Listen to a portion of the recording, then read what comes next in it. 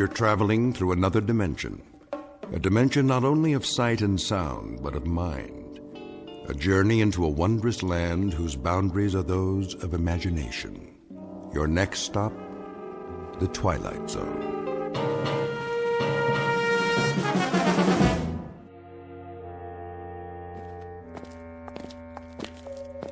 God, you haven't answered my question. No questions.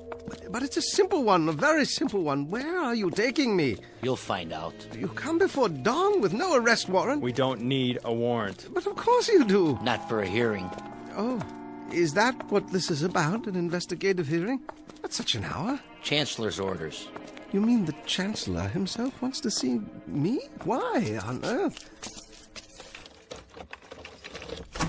Inside. Is this the Chancellor's office? Inside.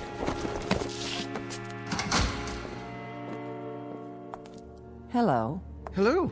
Oh, you'll forgive me, but it's so dark in here, my eyes. There's a bench along the wall. Why don't you sit down? And you are? Mary Lampert. Wordsworth. Lampert. You work in the Central Registry? I don't work anywhere at all now, but it wasn't in the registry. I was an English teacher. Oh, yes. Yes, you requested some books from me last semester.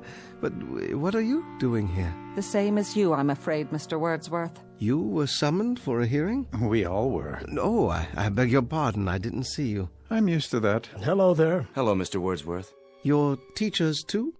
Something even less useful. A poet. A published poet? A few small press volumes. Oh, we have a lot of those in the stacks. Quite a number, actually. Your name? John Brodsky. Yes, let me see. The Fire Inside and Other Poems?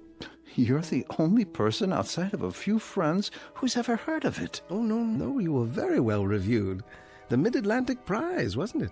It was, but they don't exist anymore. And the rest of you, I don't mean to be rude.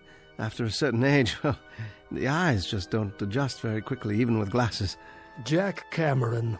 I taught philosophy at the university. How do you do? John Alpert, from the Theology Department. Another lost cause. Oh, no, don't say that. Vital subjects all in a liberal arts education. I'm sure you're here for some sort of a reassignment. Put out to pasture is more like it. They're closing the humanities wing. Are you sure? It's already done. The Chancellor signed it into law yesterday. To be replaced by what? Business law, medicine, computer sciences, perhaps. Something more practical. The word is they're not going to use human teachers at all anymore. I see. And what of books? They'll be obsolete too, what with the standardized software. In other words, will all be obsolete? That's the handwriting on the wall. But that's absurd. Well, what will they do with us? Pay us not to work? I think they have in mind something a bit more efficient. Such as? Lampert, Yes? this way. Yes, of course, I'm ready. I'll go first. Please, that's not necessary. Lampert, Mary, now. Now, wait a minute. Where are you taking her? Goodbye, Mr. Brodsky, Mr. Cameron, Mr. Alpert, and you, Mr. Wordsworth. I've enjoyed meeting you, however briefly. Well, we'll talk more later. When will I see you? Why, on television, perhaps. I'll hold a good thought for you. For all of you.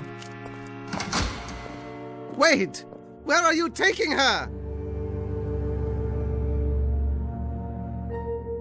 You walk out of this room and into the next at your own risk, because it leads to the future.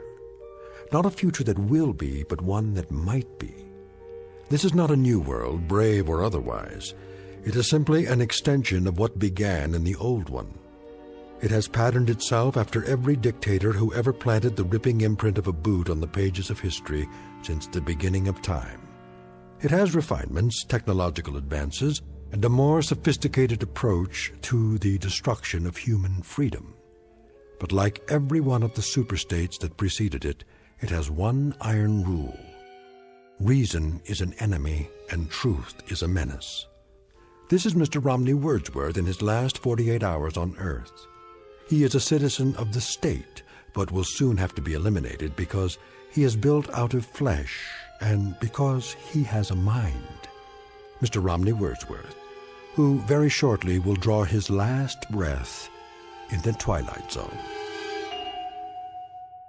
And now, The Twilight Zone, and our story, The Obsolete Man, starring Jason Alexander, with Stacy Keach as your narrator. Who's next? Wordsworth, Romney. Wordsworth. Ah, yes. You should have the file on your desk, Chancellor. Field investigation finding. Obsolescence. Yes. Agreed. Correct. Send him in. Yes, sir. Guards! This way. Thank you. You may approach the desk. If you like. You know why you're here, Mr. Wordsworth? Not entirely, no. Ask him to speak up. I'd ask you to speak up, if you will. In general terms, yes, sir. But I do have a few questions. Your questions will be answered in due course. Now then, you've been under investigation, Mr. Wordsworth. I have? For the mandatory period of 1 year and 11 months. I was never notified of any investigation. Notification is not required under the new edicts. Really? I have the results before me. The determination is that you're obsolete. That's an interesting word you use. Therefore, the purpose of this hearing is to make a finding in the matter and sentence you accordingly. You understand that? Yes, sir. I suppose I do. Your occupation, Mr. Wordsworth? Librarian. They even have those anymore? A what? A librarian, sir. Has this man had counsel? Yes, sir, he has. Are you sure he knows his rights? He's been given orientation, sir. I'm told that you've had counsel and been given orientation, Mr. Wordsworth. Well, in a manner of speaking.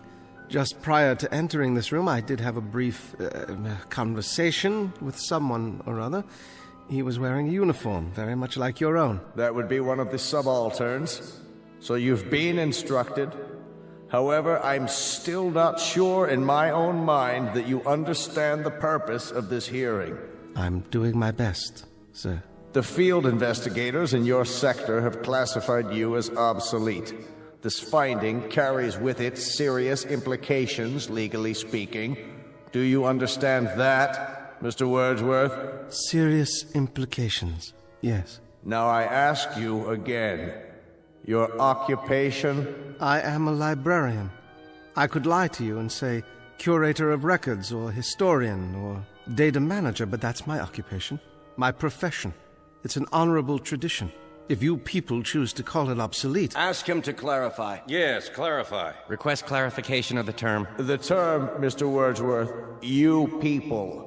You make reference to the state? I make reference to the state. And you persist in declaring your occupation as being that of a librarian? That is correct, sir. A librarian having to do with books? Yes, sir. Books of all types and description. Since there are no more books, Mr. Wordsworth, there is scant need for libraries. Oh, but there are books. Some going back decades, even centuries. The older ones are in constant need of repair. Even the newer ones require preservation. Well, do you know that books printed on paper containing wood pulp are in danger of deterioration? A kind of oxidation or slow burning, you might say, if they're so much as stored on wooden shelves. Not to mention the effects of light and moisture. Please, Mr. Wordsworth. No, the only safe method is to keep them in metal cabinets, in absolute darkness, if possible, in a temperature-controlled environment. Of course, rag or hemp paper doesn't deteriorate at the same rate. That's why some ancient volumes are unyellowed and still quite usable. What sort of books are you talking about? Oh, anything printed before the 19th century. The older, the better. The Gutenberg Bible is a famous example. To close the subject, with no further need of libraries, it follows that there is little call for the services of a librarian. Now, I must ask for clarification. Did you say no further need? Case in point. A priest or minister, he would claim that his function is preaching the word of God. But of course, since the state has proven that there is no God, that would make the function of such a person somewhat academic as well. Academic? Meaning theoretical, without practical function. But there is a God. You're in error, Mr. Wordsworth. There is no God. You know that? The state has established it. Established it? How? By scientific proof, or the lack thereof. You cannot erase God with an edict. This is not a debate. It's not a matter of laws and proclamations. You are obsolete, Mr. Wordsworth. A lie. No man is obsolete. You have no function. You are an anachronism, a ghost from another time. I'm nothing more than a reminder to you that the state can't destroy words and the concepts they represent by burning pages. You're a bug, Mr. Wordsworth, a crawling insect, a bookworm, an ugly, misshapen little creature that has no purpose here. No meaning. I am a human being, as are you. A human being? Is that what you lay claim to? You're a librarian, Mr. Wordsworth. You're a dealer in books that no one reads, and 2-cent fines and pamphlets, and closed stacks in the musty insides of a language factory that spews out meaningless words on an obscure assembly line called the printing press, whose time has long passed. Words, Mr. Wordsworth, that have no substance and no dimension. Like air, like the wind, like a vacuum that you make believe has an existence by scribbling index numbers on little cards. I don't care what you say. Don't approach the bench until you're told to. And I tell you I don't care. I'm a human being. I exist. And if I speak one thought aloud or in writing, that thought lives even after I'm shoveled into a grave. This I know beyond the shadow of a doubt. Delusions, Mr. Wordsworth. Delusions that you inject into your veins using a needle filled with printer's ink. The narcotic you call literature. The Bible, poetry, essays, all of it. Just an opiate to make you think you have strength when you have no strength at all. You're unfit. You have nothing but spindly limbs and a dream, and the state has no use for your kind. You waste our time, Mr. Wordsworth, and you're not worth the waste. I agree. Let's end this. Now then. You've made your point. Instruct him. Romney Wordsworth, you will return to detention. Is that where I was? What a polite euphemism. Cell is more like it. To await the finding of this board. Very well. This way. One more question. What happened to Miss Lampert? Who? The school teacher. Her case has been decided. The result will be on this evening's telecast. I'm sure it will be, but I'm asking you, what was your decision? Take him away. Heretic. Obsolete. No function. No function at all.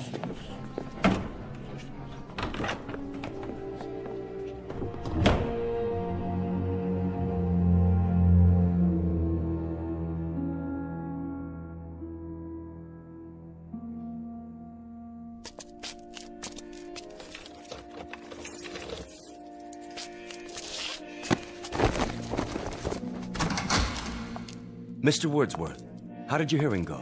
Well, I'm not honestly sure, but I have a pretty good idea. At least it hasn't been decided yet. Oh, no, not yet, but I don't think it will take them very long. Ambiguity, the devil's playground, and my stock in trade. Miss Lampert hasn't come back yet. That means her case has already been decided. That's what they said. Where would they take her in that case? Back to her living quarters, I imagine, to await the carrying out of the sentence. As for myself, I'd rather carry it out alone. Not thinking about hemlock, are you? Don't tell me you are. That's not what they use nowadays. Too hard to measure the dosage. Get me a bottle of good scotch. I'd like to go out on a bender. Just give me a pen and paper. But they'd only burn it. Not if it's televised. I can recite to the camera. A public reading at last. Some of it has to get through before they cut off the sound. They can't cut it off. It's an official edict. The equivalent of the condemned man's last words. No matter what those words are? Oh, they'll denounce the statement as soon as it hits the airwaves. But until then, for one shining, glorious moment, I'll have an audience. And someone somewhere may hear my words and understand. Gentlemen, you're dooming yourselves. As if you believe in the superiority of the system, in its right to exist at all. But it does. with or without moral justification. Do not go gentle into that good night, Dylan Thomas? but rage. Rage against the dying of the light. We can rage all we like. No one's going to hear it. No? Think about it. What are you driving at? I wonder if they've reached a decision yet.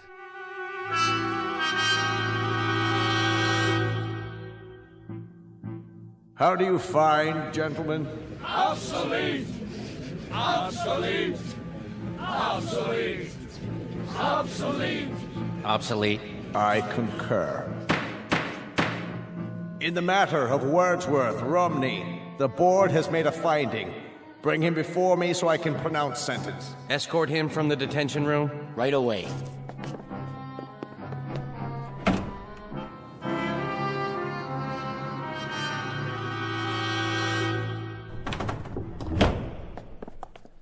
Approach the desk, Citizen Wordsworth. Yes, sir? In the matter of your finding, the board declares you obsolete. Your rights are as follows. A comment, Chancellor. The lights, it's my eyes. Can some of the lights be directed at the desk so that I can see who I'm addressing? Your rights are as follows, Mr. Wordsworth. You are to be liquidated within a period of 48 hours. They still use that word? Liquidated? But you have an option as to method and precise time. Could you be more specific? There are several prescribed methods, Mr. Wordsworth, including pills, gas, electrocution, lethal injection. It can be done immediately, or an hour from now, or any other time that you request. Are there any other options? The most popular, Mr. Wordsworth, assassination, at a time unknown. This way, the subject is not aware of either the method or the time. Psychologically, it is somewhat easier. In terms of one's mental state, it's the most humane. Then I'd have to say, I'm a very rich man. Louder, please, and step into the light. I was merely saying I'm a rich man. I have such a luxury of choices. A few lines come to mind, perhaps you'll indulge me. Cowards die many times before their deaths. The valiant never taste of death but once. Of all the wonders that I have yet heard, it seems to me most strange that men should fear, seeing that death, a necessary end, will come when it will come. That's from Shakespeare, Julius Caesar. So, since you've given me the luxury of choice, I choose the following. To be given an assassin whom I will tell the method of execution. I don't understand. What does he mean? He will tell? Surely he can't be saying. Mr. Wordsworth, please clarify the nature of the request. You will assign me an assassin, Chancellor, just as you stipulated. But only he and I will know the way in which I'm to die. I take it that's acceptable? That will be acceptable, Mr. Wordsworth, so long as your sentence is accomplished within the 48-hour period required by law. And one final request, Chancellor. What's that? I should like to die with an audience. I would like my death to be televised. That, too, can be arranged, Mr. Wordsworth. Thank you. It's not infrequently that we televise executions. It has an educative effect on the population. I have no doubt. Now, as to the time of the liquidation, Mr. Wordsworth? Midnight, tomorrow. And the place? In my room. Gentlemen? Agreed, Mr. Wordsworth. We will choose your liquidator and send him over to you, and he will be duty-bound, just as you prescribed, not to divulge the method you've decided upon. Done. Thank you, Chancellor. Whoever said the state doesn't have a heart?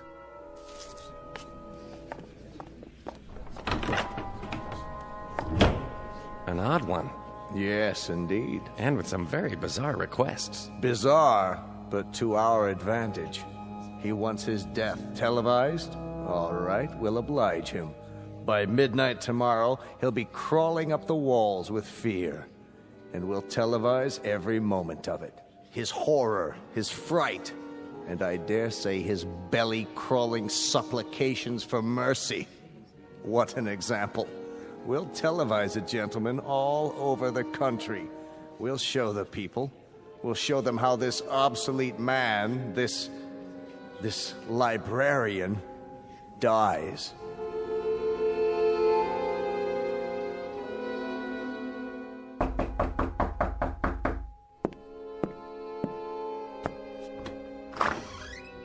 Yes? Wordsworth Romney? I am. I'm here to install a television camera. Oh, yes. Come in. Come in. Bring the equipment in, please, guard. Then wait outside. Yes, sir. I'll call you when I'm finished. Very good, sir. I'll be in the hall. Forgive the close quarters. A librarian can't afford more than a studio apartment these days. Librarian, sir? Never mind. Would you care for some tea? No, thanks. I'm on a schedule. Oh, of course, yes. Other installations. Alpert, is that one? How about Cameron? And the other, what was his name? Brodsky, the poet. I don't know. The guard has the manifest. Oh, yes, I see. Is this all the equipment you need? It's not very much. It doesn't need to be. It's miniaturized. See, all I do is mount this lens on the wall in the corner, and that's it. As long as it gets a wide angle of the whole room. Impressive, I must say. And what about sound? Sir? There'll be a microphone, won't there? Built right in. Full frequency. Broadcast quality. Splendid. Well, don't let me get in your way. Do whatever you have to do. Good idea. Not a lot of time left. Oh, a couple of hours more? I mean, you probably want some time to yourself for whatever. Yes. I'll be out of here in 20 minutes. Wonderful. I mean, very professional of you. Do you happen to know what happened to the school teacher? School teacher? A friend of yours? Not really. I hardly knew her. Not on my list. Oh. You ought to turn on the TV. That'll tell you. Why didn't I think of that? You know, I spend every evening reading. These things are your books, huh? You mean you haven't seen any before? I remember when I was a kid. They had pictures in them. Oh, they have much more than that. And with my collection grown so large, there hasn't been time for television in years. Even the state broadcasts? The state broadcast? Oh, you mean the chancellor's speeches and so forth. And on the domestic front, the economy is on an upswing. With unemployment virtually nil, corporations are tightening their belts in preparation for higher productivity next quarter when the trade deficit reaches zero. The government is purging thousands of obsolete personnel with tens of thousands to go before year's end. Did he say tens of thousands? One example is Miss Mary Lamport, who was terminated early this evening. For those who missed the live broadcast, here is her final statement. I'd like to quote Saint Exupery. What is essential is invisible to the eye. And it was a Welshman named Dylan Thomas who wrote of the force that through the green fuse drives.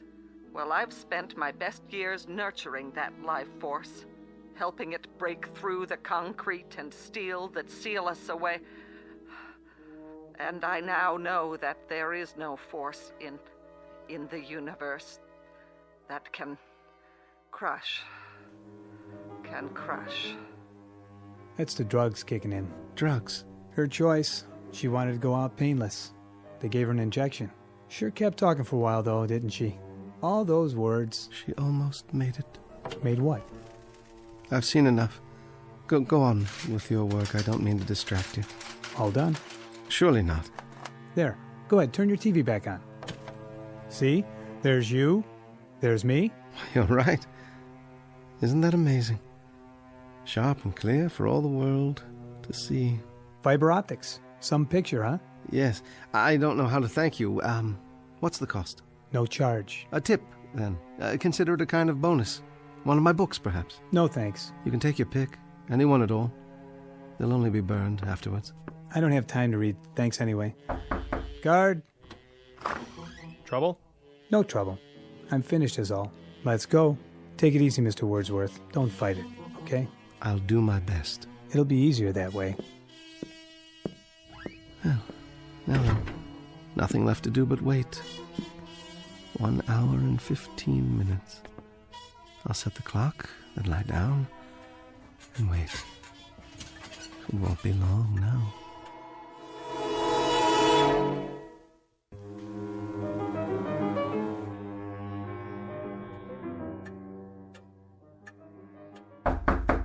Mr. Wordsworth?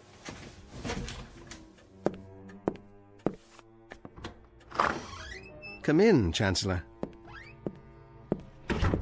So, this is how a librarian lives. Have a seat, please. I'm sorry there's only the one chair, but with so many books.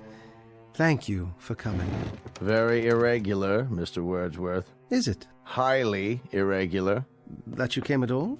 Do you know why I came? Do you? I invited you. By all means, you invited me. But why would I honor such an invitation?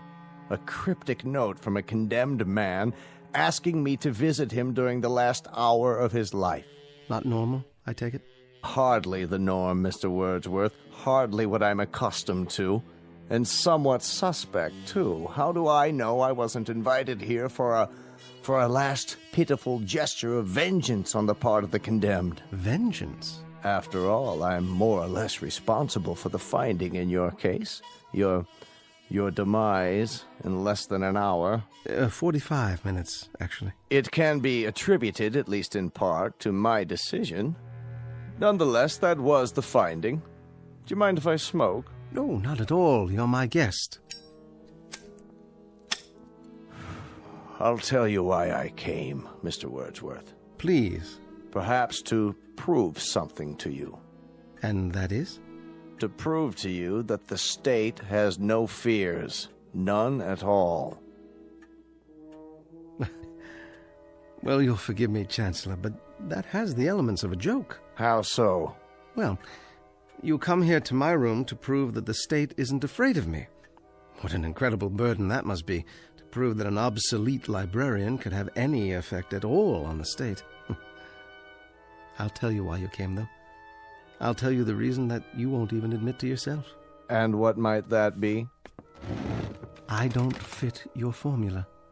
Somewhere along the line, there's been a deviation from the norm. Your state has everything categorized, filed, and tagged. You are strength. People like me represent weakness. You control and order and dictate. My kind merely follows and obeys. But something's gone wrong. I don't fit, do I? Oh, you fit, Mr. Wordsworth. In a few moments, you'll be cringing and pleading just like they all do. Yes, indeed, you fit. You've got a miserable, worthless little life, but you've also got an instinct for survival. And very soon now, when you know that life is slipping away, when your survival is just a question of minutes, we'll see which is stronger, the state or the librarian. All the country will see. Yes, they will. I take it you've had a discussion with whoever is assigned to your liquidation. Whomever. What? Whom, object of the preposition. Midnight, isn't it? A mere 40 minutes from now. That's the camera lens up there on the wall. See it? They brought that in earlier this evening. Very efficient. One man set it up in less than 10 minutes. We're being televised now. That's not unusual. In the mass executions last year, we televised around the clock. 1,300 people were put to death in 6 hours. You never learn, do you? History teaches you nothing. Quite the contrary. It teaches us a great deal. Our predecessors, Mr. Wordsworth, had the beginnings of the right idea. Hitler. Of course, Hitler. Stalin. Him too. But in contrast with popular opinion, their error was not of excess. It was simply that they did not go far enough. Too many undesirables were left around, and undesirables eventually form a core of resistance. Old people, for example, clutch at the past and won't accept the new. The sick, the maimed and deformed, they fasten themselves on the healthy body and damage it. So, we eliminate them. Just like that. Or people like yourself. They can perform no function for the state, so we do away with them. Only makes sense. What a charming room, Mr. Wordsworth. Small, but functional. Lived here long. For over 20 years. I built the bookcases myself. So I understand. That, incidentally, has kept you alive, that particular talent. carpentry is a skill, and the state provides considerable leeway for workers who possess certain skills. This chair, for example. You made it. I would have made more furniture, but there wasn't enough space with the books. Unfortunately, you went as far as you could go, which was insufficient. So in a little while, it will be the end of a rather fruitless life as Mr. Romney Wordsworth goes to his own private nirvana. That's what they call it in your books, isn't it? In some books. You're not facing the camera, Mr. Wordsworth. You're cheating the audience. They'll want to see how you die. Sorry? Please, Mr. Wordsworth, show the lens your best side. And don't stifle your emotions. If you feel like crying, go ahead and cry. Or if you want to plead, why don't you do so? Let it all out. Perhaps a high state official might take pity on you. You'd appreciate that, wouldn't you? A little chest-thumping, hand-wringing, some moaning, sobbing histrionics. Suit yourself. Unfortunately, I don't have the time to be enthralled when they do come. I have another appointment this evening. Chancellor. Make it brief, Mr. Wordsworth. You have plenty of time. Smoke as many more of your cigarettes as time allows. How's that? I haven't been entirely fair with you, Chancellor. I invited you here for a very special reason. Would you like to know the method I've chosen for my liquidation? I've had a bomb placed in this room. It has a time fuse set to go off at midnight, a few minutes from now. Thoughtful, Mr. Wordsworth. A relatively quick and painless death. Isn't it, though? And yet, knowing that you're going to be blown to smithereens is not the happiest of thoughts, is it?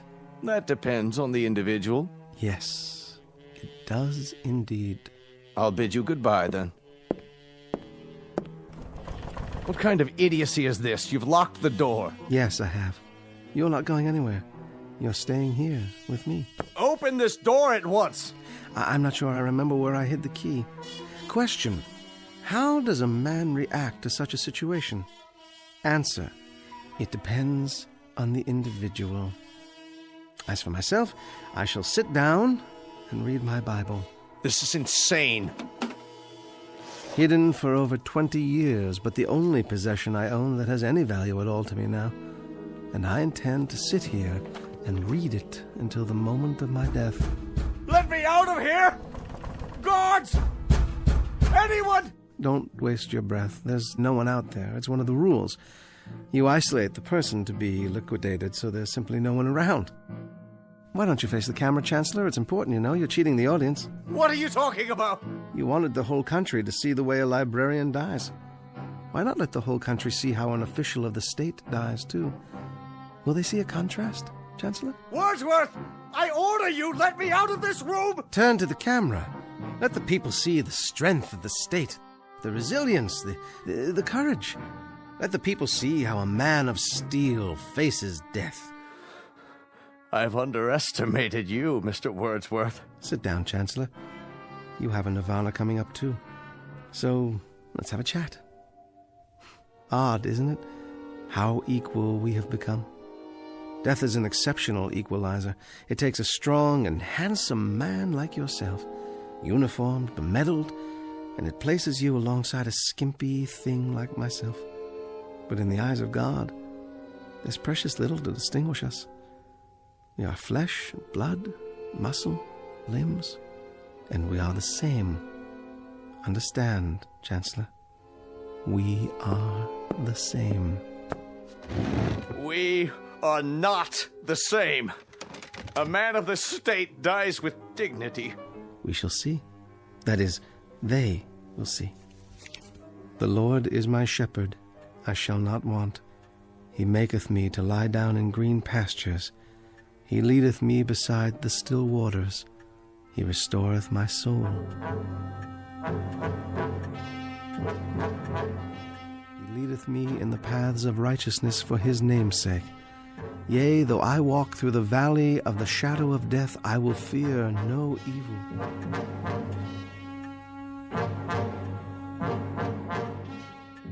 Thou art with me. Thy rod and thy staff, they comfort me. Thou preparest a table for me in the presence of mine enemies. Thou anointest my head with oil. My cup runneth over. Surely goodness and mercy shall follow me all the days of my life, and I will dwell in the house of the Lord forever. Please! Please! There's only 1 minute left! Let me out! In the name of God, let me out! Yes, Chancellor. In the name of God, I will let you out. Here's the key. Goodbye, Chancellor.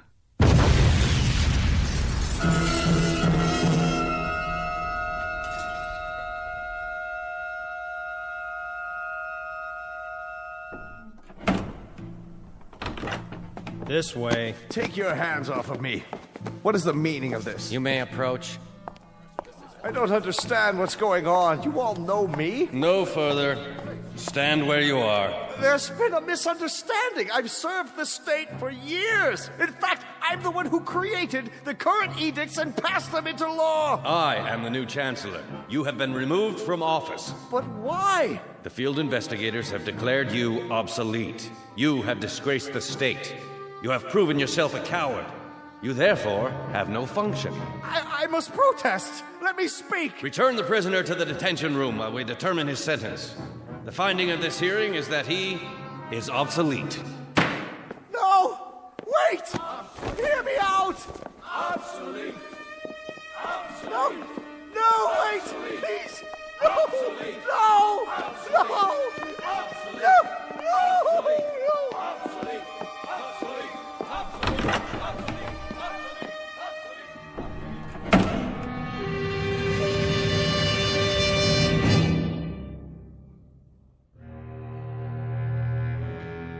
The time is the future. Not a future that will be, but one that might be. Not just this story's lesson, but a lesson for all time. So long as men would speak their mind, and so long as tyranny would seek to muzzle them. File this case under M for mankind in the Twilight Zone.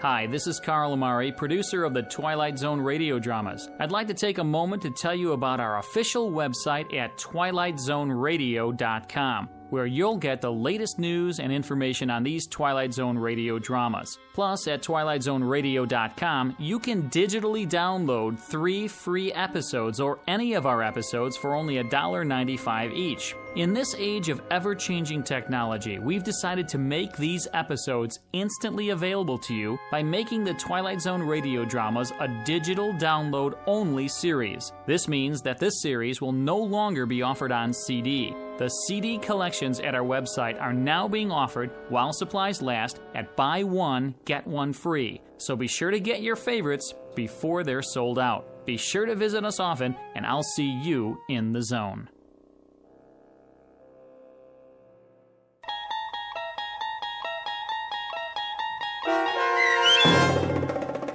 The Obsolete Man, starring Jason Alexander, with Stacy Keach as your narrator, was adapted for radio by Dennis Etchison and based on a script by Rod Serling.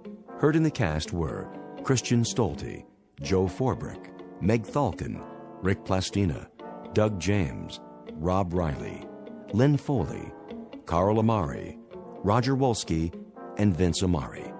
To learn more about the Twilight Zone radio dramas and to obtain audio cassettes and CDs of these programs, visit our website at twilightzoneradio.com. This copyrighted radio series is produced and directed by Carl Amari and Roger Wolski for Falcon Picture Group. Doug James speaking.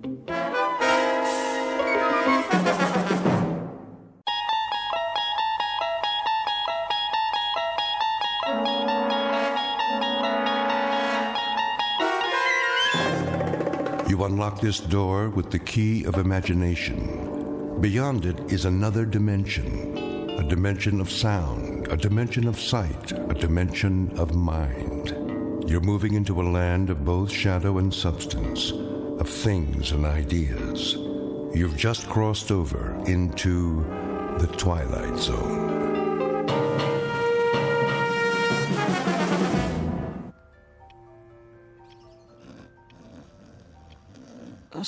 I'm trying to sleep.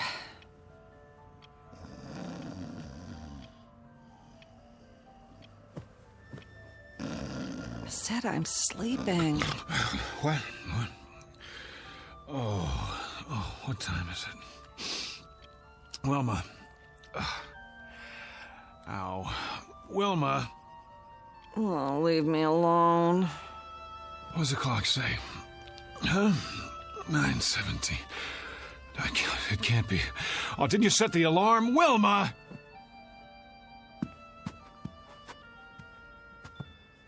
I've got to be at the bank. Do you know how late I am? Oh, great. Just great. I even take my clothes off. No more parties. Never again. Oh, be quiet about it. Sure, go on. Get your beauty sleep. You feel lousy. Never mind how I feel. So I'm late for work. So what? No skin off your nose, right?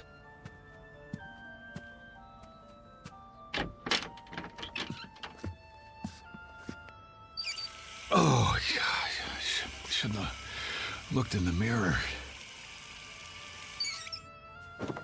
You know, I didn't want to go to that stupid party in the first place. It wasn't my idea. I wanted to stay home and read, but no, can't do that. Can't hurt old Petey's feelings, can we? Wouldn't be nice. So I go to work an hour late today. You sack out till noon. That's fair, yeah, makes sense to me. Oh, my aching feet. Could have at least taken my shoes off, but that would have been too much to ask before you passed out.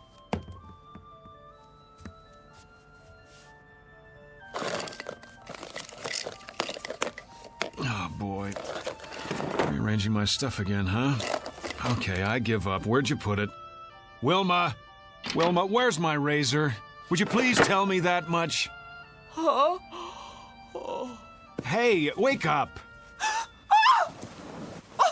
Leave me alone! Snap out of it. I'm late, I said. Come on! Get away from me! Never mind the dramatics. Just tell me what you've done with my razor and I'll clean up and get out of here. Then you can go back to sleep for as long... Don't do that!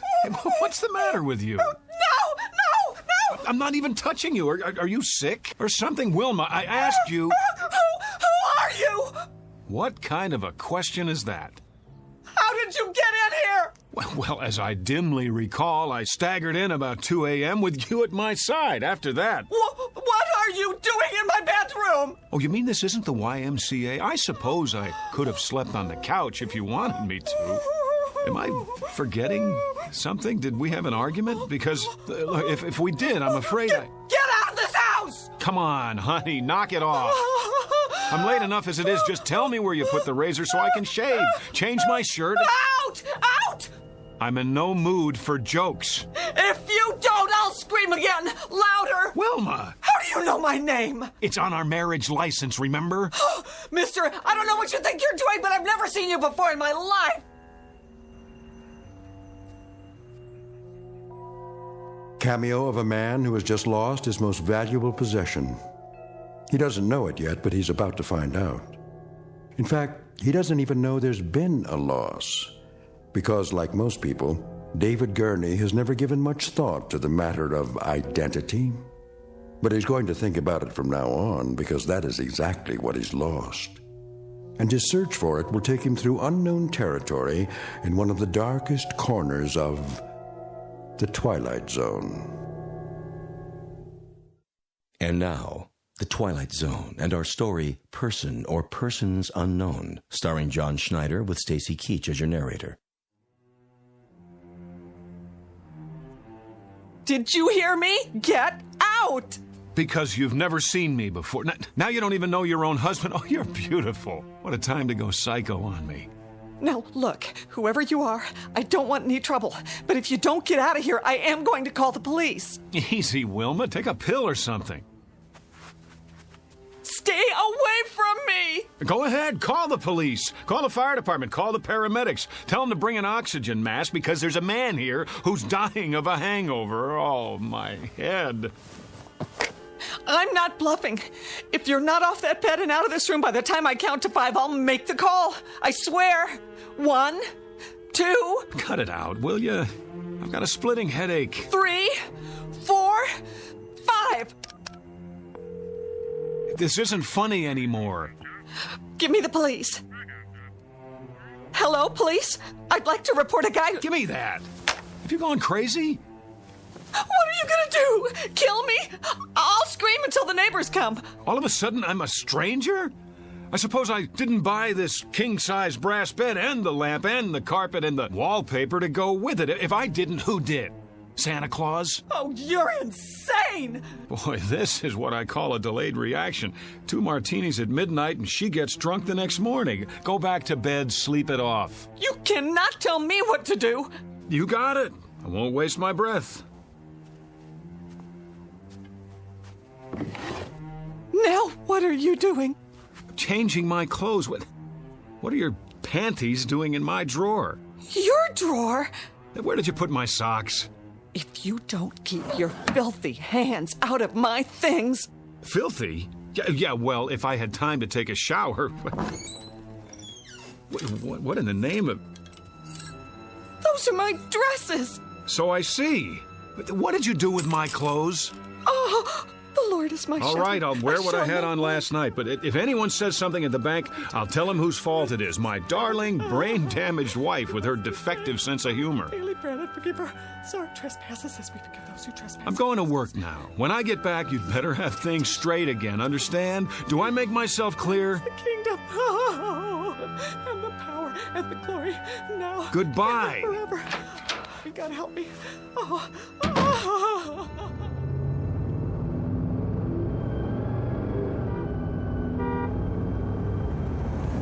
Oh, great. No gas, which means I get to work even later. Mr. Miller's gonna love that.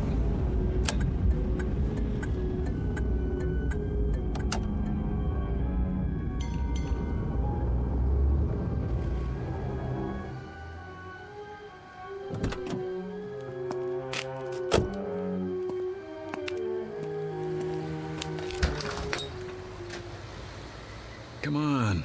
Here's your change. Thank you, sir. Fill it up on number 3. Cash or charge? Put it on the card. Here.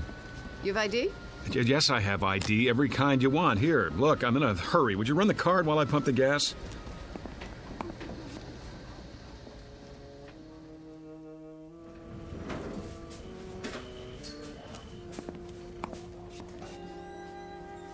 Morning, Jim. Morning, sir. Welcome to Federalist Savings and Loan.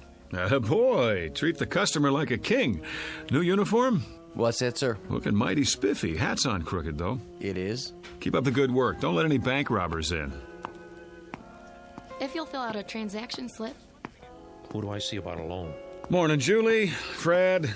Bring back this loan application and I'll begin the procedure. Well, how long's it gonna take? Oh, no, not long. We can usually give you a decision in 72 hours. What in the... Well, see, I sort of need the money right away. I'll do my best, Mr. Klein. May I help you? George? I am Mr. Hurtubise, Assistant Vice President. Of course you are. Who's that? Sir? At the desk by the window. Why, that's Mr. Cooper, our Vice President. Well, would you mind telling me what Mr. Cooper is doing at my desk? Beg pardon? What is he, some trainee of all the... If you'll wait your turn, sir, Mr. Cooper's busy. Yeah, sure he is. What is this, George? April Fool's Day? I don't see why I have to fill this out. I already gave you all the information. I'm sorry, Mr. Klein, but without verifying your collateral, I'm afraid there's nothing we can do. You know how long I've had an account here? And you giving me the runaround? Well, maybe I'll just take my business somewhere else. What do you think of that?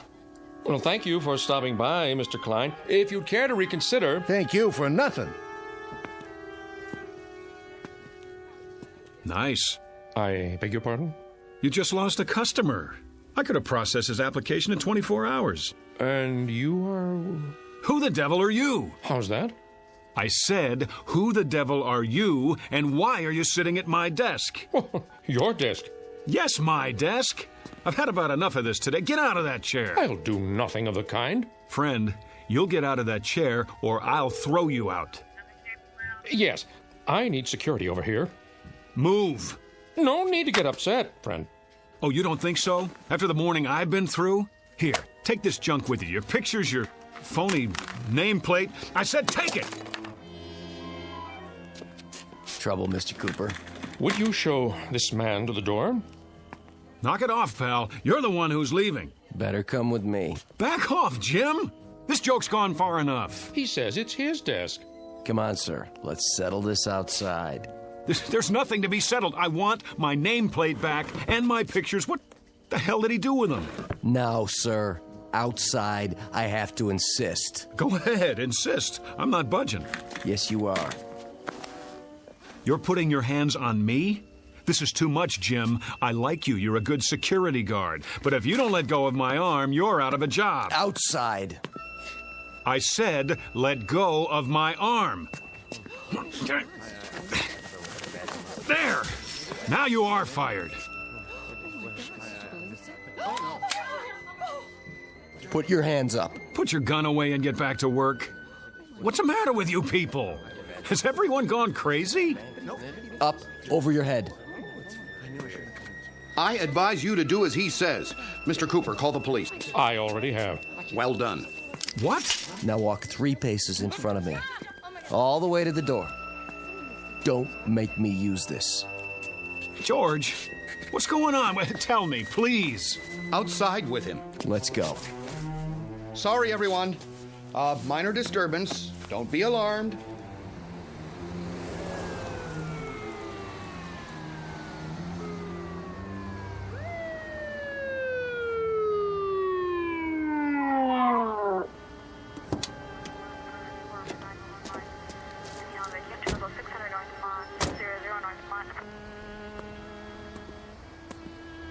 This the man? That's him. Hands behind your back. Oh, for God's sake. Hold still, fella. Ah, get in the car, nice and easy. Wilma, is that you? That the same guy? Yes. What's your name? Why don't you ask her? We did. She doesn't know. Doesn't know? After 11 years of marriage, she doesn't know. He's a complete stranger to me, officer. I can't tell you how frightened I was. Let's go. Wait, Mrs. Gurney, let me introduce myself. I'm David Gurney, your husband. Well, what's everybody staring at me for? That's who I am. Tell him, Jim. I've worked with this man for 4 years. Tell him. Never saw him before. He just walked in and started a ruckus. Slide in the back seat. Come on. Wait, you don't believe I'm David Gurney? I can prove it. Look in my wallet. Go ahead. Take it out of my back pocket. Then we'll see. No wallet? Sure there is. Check the other pocket. Nope. Nothing. But I had it. Oh, hold on. The gas station. I must have left it on the counter. Everything. Driver's license, credit cards. Watch your head.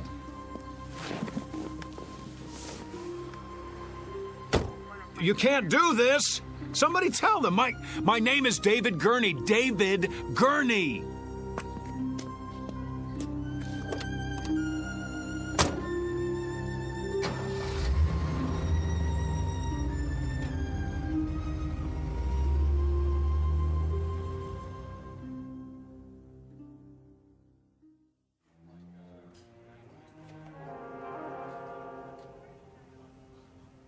On your feet. Where's the doctor? Right here, my boy. Sorry to keep you waiting. Thank God. You don't know what it's like sitting here listening to those lunatics. Well, I think I do. If you'd like to come with me? Let's move it. I see you people have finally come to your senses. Now you can sign the papers and I can go home. You're not going anywhere. Not just yet. What is this, a jail? No. I thought you understood that. It's not part of the penal system. What would you call it then? An isolation wing at the state hospital. I thought that was explained when you were brought here. Then if it's not a jail, I'm leaving. Very probable, eventually. But for now, there's a 72-hour hold. I thought we'd talk a bit first, Mr. Gurney. David Andrew Gurney. So you've said. Well, let's go down the hall, shall we? We'll be more comfortable in my office. You heard him. You don't have to manhandle me. It's all right. He's not dangerous. If you say so. Please, follow me. Got a regular loony bin in here. Oh, let's say a few people who are confused. I think of it as a kind of hotel for the weary mind. Yeah, only they can't check out. Actually, most of them will be released. A few are violent, but you're not like those, are you? Well, I should hope not. Come in, Mr. I suppose I must call you Mr. X for now. I told the officers who I am. I've told everyone. Please have a seat. Where's the couch? I'm afraid you've seen too many movies. Of course, if the chair is not comfortable. It'll do. I just want to get this over with and go home. And where is that? I've been through this before. You still insist that you live in Miss Berenson's condominium and that you are her husband. Yet she's unmarried. We've checked. How do you account for that? I don't care what she says. I know who I am. No need to get upset. Everybody's telling me I'm not who I think I am. But what do you expect me to do? Relax? It must be a challenge to your belief system. But if I'm to help you, then you've got to come to terms with the facts. And what are the facts? Couldn't say just yet. The police are running your fingerprints, and then we'll have something to work with. But for now, this person you think you are, we know that he doesn't exist, except in your mind. Oh, we know that, do we? It seems that you've invented him. Whether out of whole cloth or people you've known. You're lying. And why would I do that? I don't know, but you are. You've got to be. A man can't live for 40 years and all of a sudden... Is that how old you are, 40? Yes. And then, just because he loses his driver's license...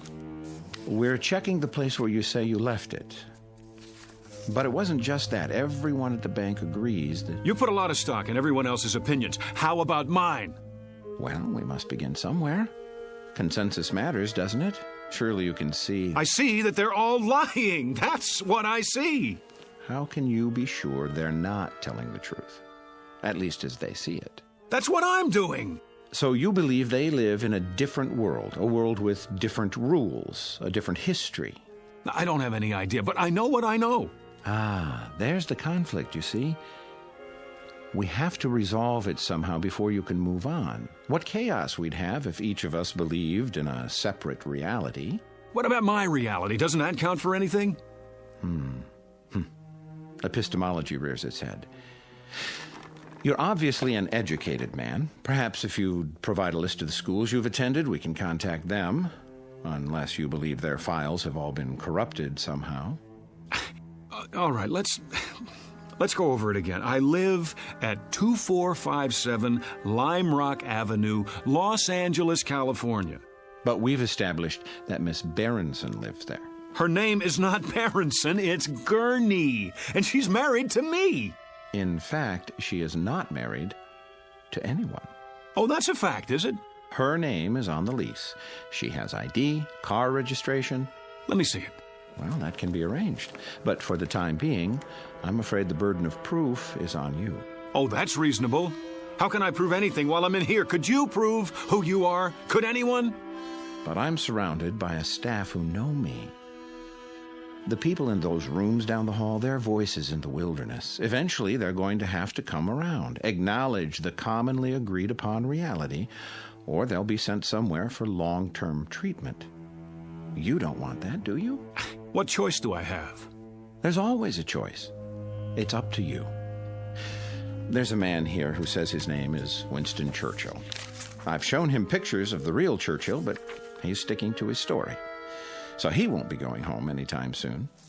The same with his neighbor, Florence Nightingale, and her buddy, Jack the Ripper. He thought he was Jesus of Nazareth yesterday. Maybe he'll come around. I hope so, because the sanitariums are full of Jesus Christs.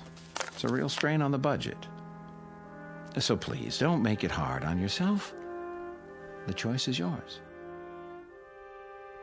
Pretty cut and dried. Either I prove who I am, or I give up my identity in order to get out of here. You don't have an identity at the moment. That's the issue in a nutshell. Let me use the phone. All right. It's about time. I'll turn on the speakerphone so we can both hear. Agreed? Agreed.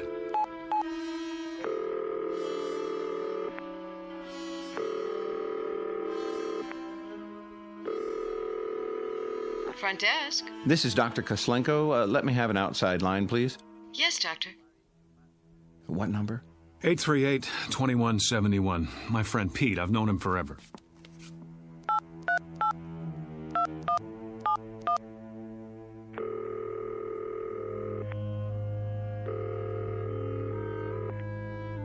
Hello? Hello, Pete. Yeah? Who's this? It's Dave. Look, you don't know how glad I am to hear your voice. Listen. Dave who? Pete, for God's sake, Dave Gurney. Wilma and I were at your place last night. Don't kid around. I think you have the wrong number, fella. But we went to school together. He's my best friend. Care to try someone else? Let's just cut through all this. Call 272-3478. Ask for Mrs. Gurney. Very well.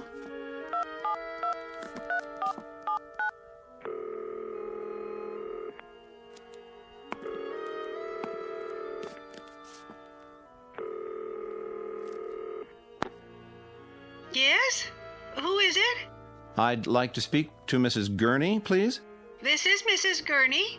Really? Hello, Mom. Hello? I'm so glad I got you. Hello? Who is this? Who's on the line? It's David.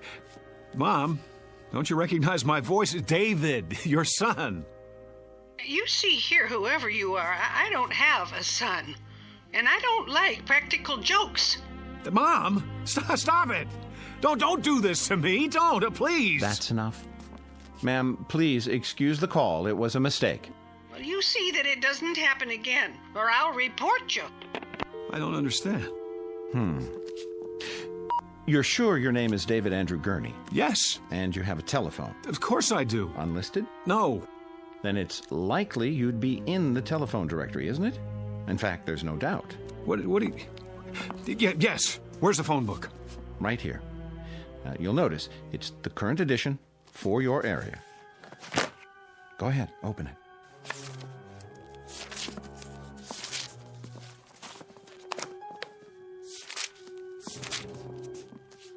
Gurney, Bertram J, 26837 Broadview, no.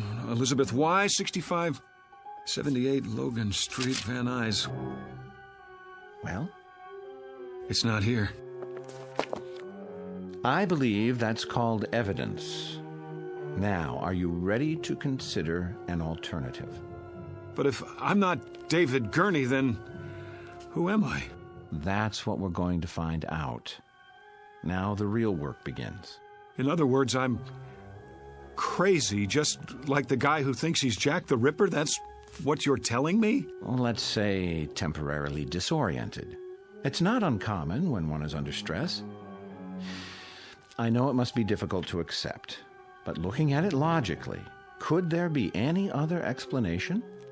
Sometime last night, you suffered a break, became confused, entered Miss Berenson's apartment. No, for some reason that's what you want me to believe, but it isn't true. Because in spite of everything, I know who I am. If I don't know that, I don't know anything. Oh, I was afraid of that. You know, I've been through this a great many times. Too many.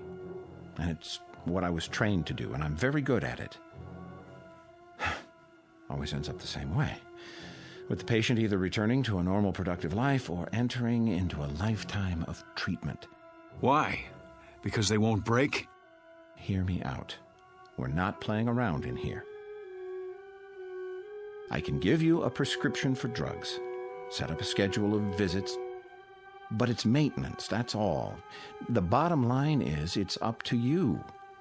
If you behave that way, you become that sort of animal. My name is David Gurney. I live at 2457 Lime Rock Avenue. Look out the window. You see all those people on the grounds walking back and forth?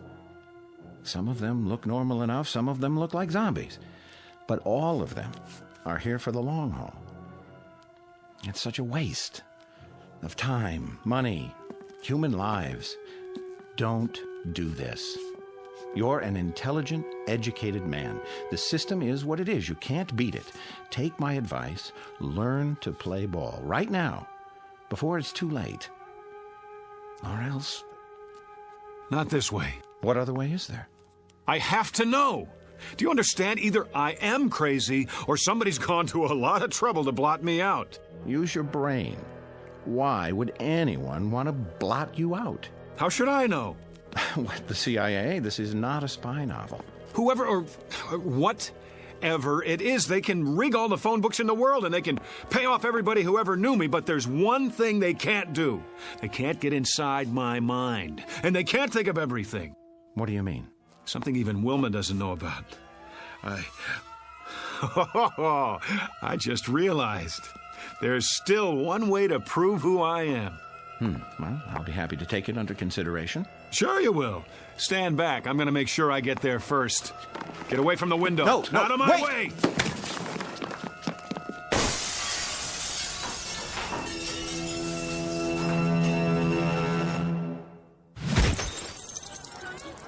All right, everybody, line up.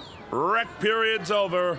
Back inside. We better stop him. He's getting away. Oh, he's already outside. Get the keys to the gate. I don't have them. Man, oh man, look at him run. Sure is in a hurry. I couldn't have done that. Must not have taken his meds today. Call the cops. This is Braywood General. We have a patient over the wall. Put out an APB.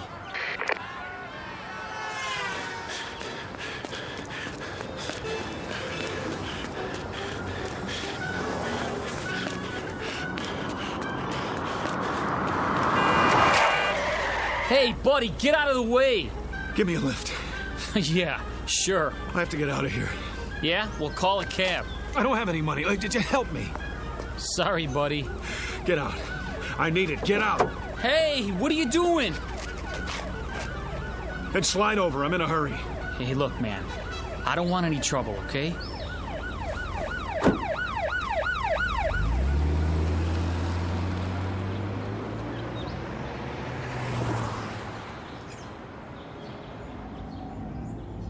Just keep your mouth shut. I won't hurt you. Hey, who's after you? The cops? Huh? What'd you do? Nothing. That's just it. Nothing. And what are they chasing you for? Because I don't believe their lies. Oh, I get it. You're on the run, right? Is that it? Something like that. It's okay, man. I'll play ball. Just stay calm, okay? Turn right there. There's an alley. Oh, thanks, kid. Look, where do you want to go? Downtown L.A. You know how to get there from here? Sure, but don't take the freeway. Go the back streets. I'll show you.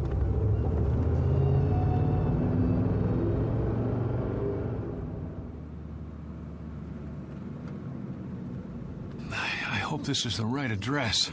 So, can I go now? Now, go on. I can handle it from here.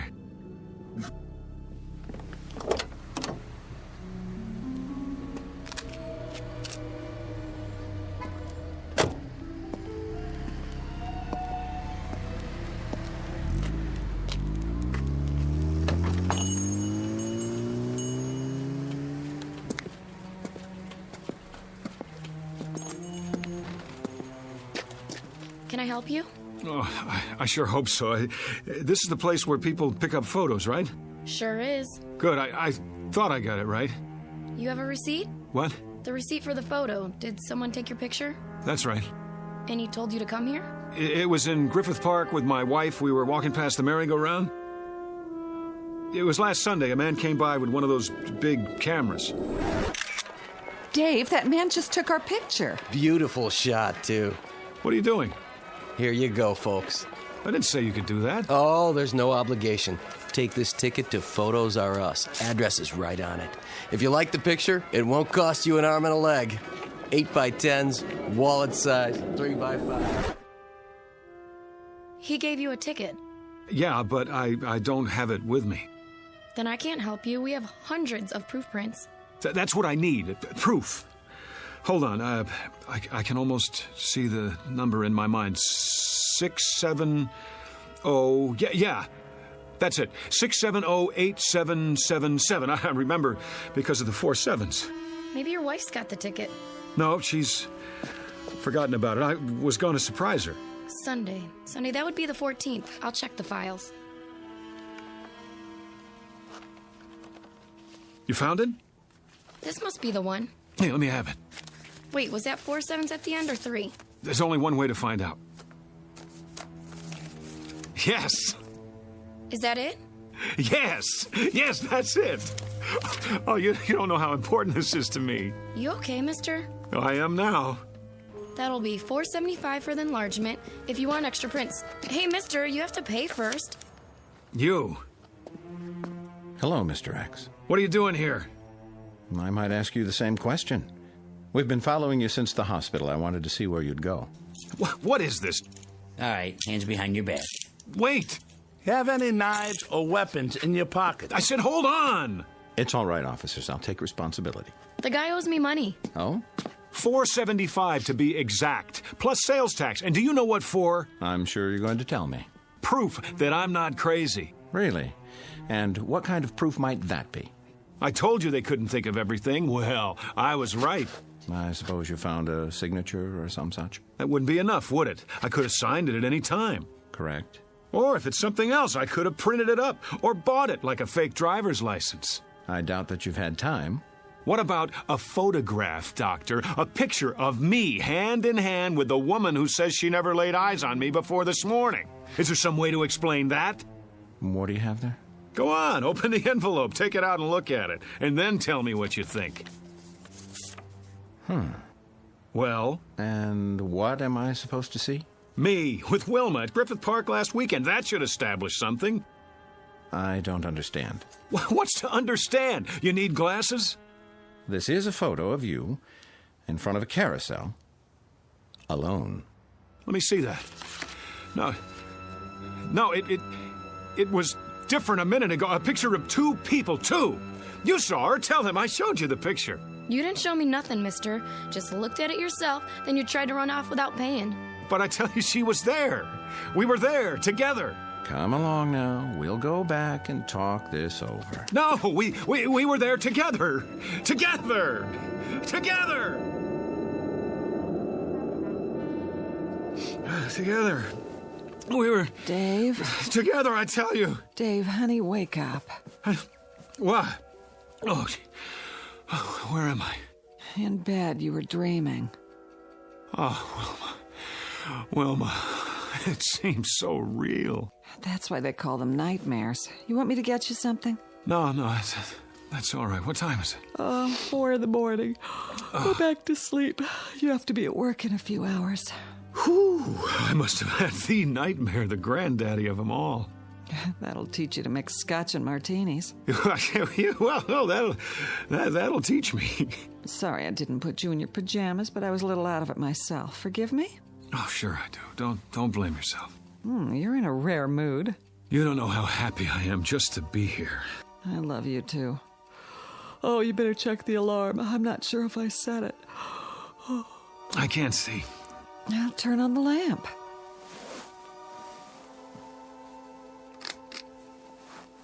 Oh, it was the worst dream I've ever had. I couldn't prove who I was, and you weren't yourself either. You were someone else, or you thought I was. No matter how hard I tried, I couldn't convince you. It was so... Well, you're okay now, aren't you?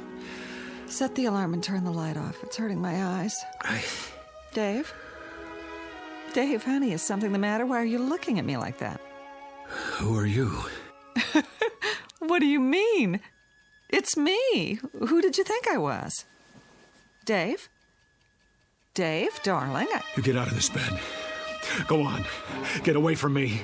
Whoever you are, I swear, I've never seen you before in my life. Dave? Dave, don't act like this. You're scaring me.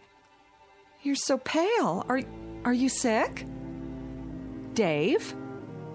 Dave? Dave! A case of mistaken identity? Or a nightmare turned inside out?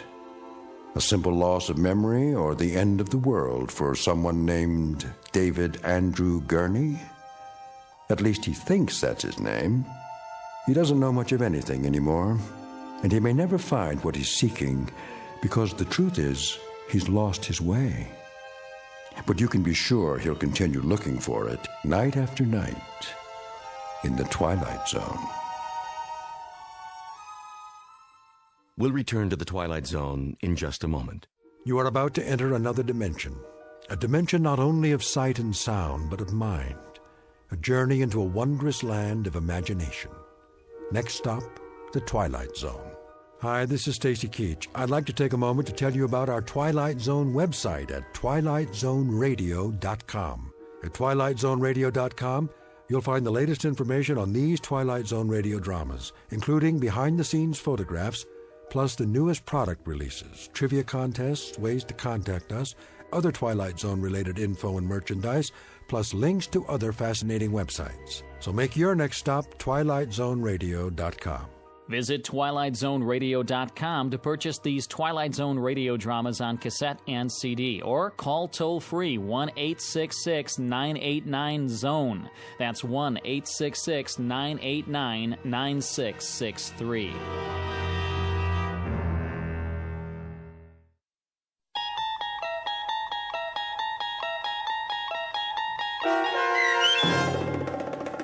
Person or Persons Unknown, starring John Schneider, with Stacy Keach as your narrator, was adapted for radio by Dennis Etchison and written for The Twilight Zone by Charles Beaumont. Heard in the cast were Meg Falcon, Tom McElroy, Roger Mueller, Richard Hensel, Roderick Peoples, Kurt Nabig, Carl Amari, Fernette Lebo, Doug James, Ann Whitney, and Jen Patterson. The producers of The Twilight Zone wish to thank CBS Enterprises and the Rod Serling Estate for making this series possible. This copyrighted radio series is produced and directed by Carl Amari for Falcon Picture Group. Sound design and custom Foley effects for The Twilight Zone by Cerny American Creatives Bob Benson, Craig Lee, Michael Slaybach, and Matt Sorrow. To learn more about the Twilight Zone radio dramas and to contact us, visit our official website at twilightzoneradio.com. Doug James speaking.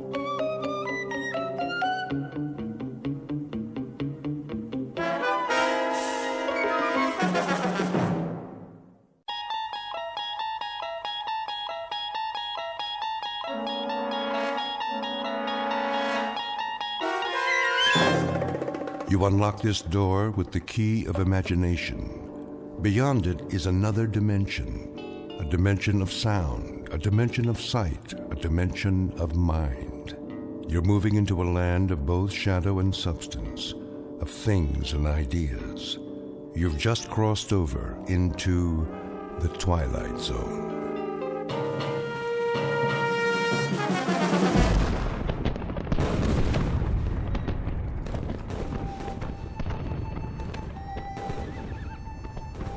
The date is Tuesday, September 11th, 1864. We are encamped outside Atlanta, and the destruction goes on. I know not what history will make of this conflagration, but I have witnessed it at close range. I feel it my duty to set down these observations before the prism of time colors them in a different light. As to the present battle, then my words may seem harsh, but I assure you, this is how it was. We charged the enemy's works and carried them with the bayonet. The earth ran red. The air was filled with the screams of the wounded and dying. But we were many, and they were few. And so we triumphed. Nonetheless, and despite urgings to the contrary, the battle raged on. The city was ours. There was no need to destroy save that which could be of use in the fight against us, but Sherman was drunk with victory. He himself started the fires, the flames which annihilated that great citadel of grace and beauty. One of us should have sent a ball into Sherman's brain. It would have been so easy. But somehow we couldn't, and that devil knew it. He knew it, and he mocked us for our cowardice. The good die young, I've heard him remark. If you're evil enough, you'll live forever. And with that, the entry from Major Skelton's diary ends. So it was that the Union soldiers burned Atlanta. Questions? Professor Jameson? Yes. The books I've read don't describe the Battle of Atlanta that way. Oh, I know. Confusing, isn't it? But as someone once said, history is bunk. Who was it now? I should know that. Henry Ford. Yes, of course. That's it. Mr. Ford. Thank you, Professor Kittredge. Helps when a Nobel Prize winner sits in on your class. You should drop by more often, Sam. You seem to do quite well without me.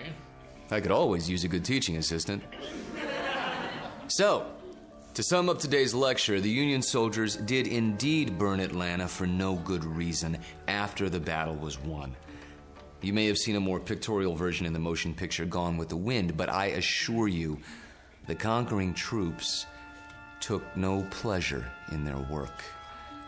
They were forced to it by a man they hated more than they could ever hate the rebels. An ugly, sullen, appallingly brutal general named William Tecumseh Sherman. The history books have glorified this monster, attributing to him qualities of courage and integrity. Trust me, he had no such qualities. He was just a small, evil man with tiny red eyes and a dirty beard and a way of talking that made you quietly want to slit his throat. What a great lecture. I really like this class. Professor Jameson makes it so real. I forgot to take notes. Oh, you can borrow mine. When's the test? I don't know. I think it's next Tuesday.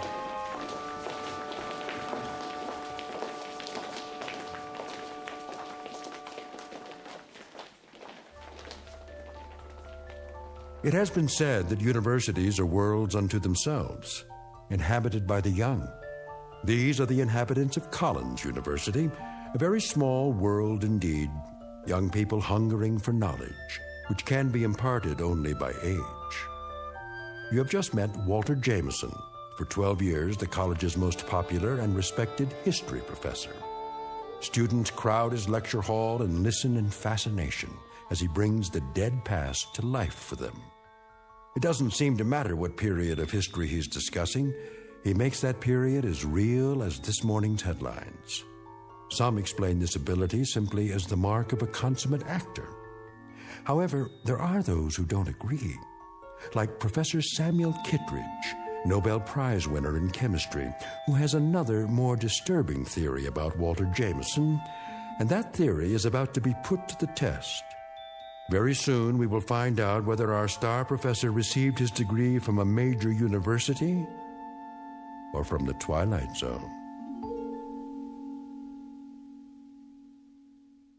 And now, The Twilight Zone and our story, Long Live Walter Jameson, starring Lou Diamond Phillips, with Stacy Keach as your narrator.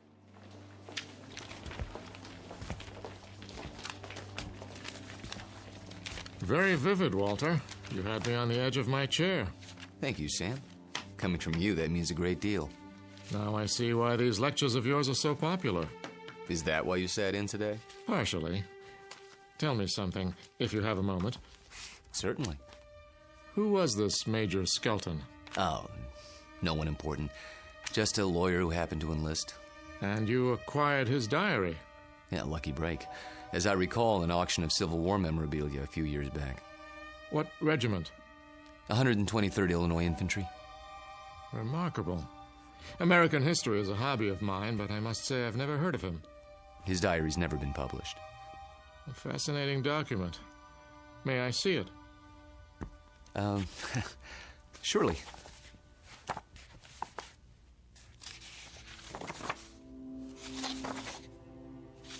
Well preserved. It was stored in someone's attic for 100 years.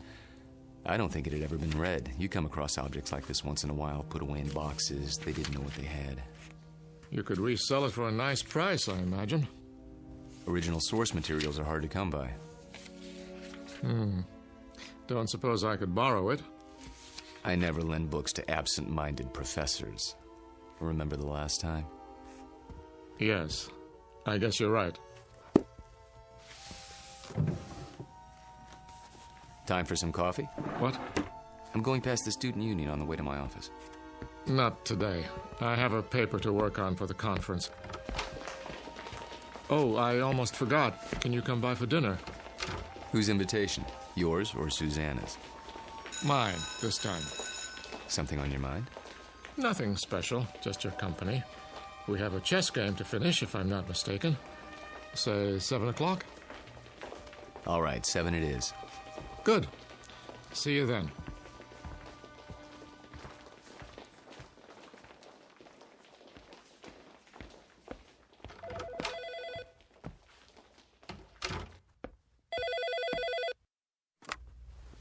Hello? There you are.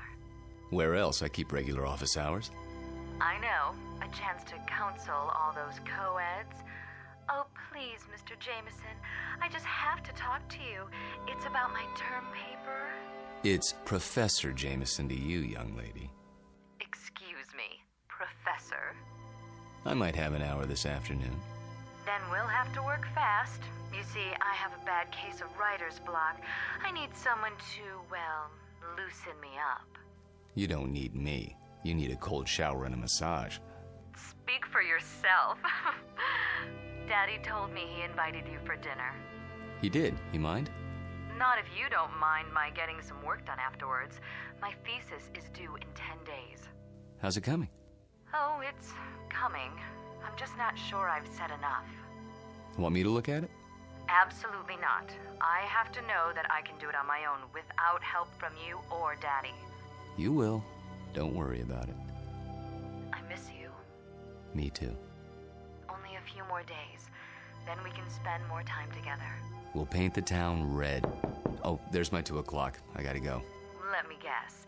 Female, age 19, about 5'2", with eyes for her handsome professor. Be right there. Actually, this one's a little old lady. Wants to finish her degree before she kicks the bucket. I'll bet. See you in a few hours, darling. It's a date.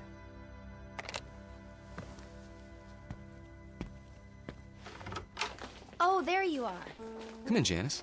I was afraid I was late. Someone else is waiting for you. You're my only appointment this afternoon. She asked if this was your office. A student? No, I don't think so. She's sort of elderly. She acted like she knew you. Hello? Hello? She'll probably come back. Oh, I'm sure you're right. Now then, Janice, how can I help you? I'm sorry to bother you, Professor, but I'm having trouble with the assignment. Can't find all the books? The research library isn't supposed to check out certain materials, but sometimes... It's not that. I've got everything I need, but the authors on the list, they don't agree with your version. So my question is, which version should I use, yours or theirs? Remember what Ford said. What? Never mind. Start with the basic events. Everyone's in agreement there. As to interpretation, that's up to you. Just tell me what you think happened and why, based on all the accounts. Original thought is what counts. But how can I be sure if I wasn't there? That's always the problem, isn't it? There's an old adage. Those who were there know more than those who weren't. The problem is getting people to believe you. Nonetheless, you know what you know, so you learn to keep some things to yourself. But that doesn't affect you, Janice. We deal with truth in my class. Nothing but the truth, for better or worse. They say it can set you free.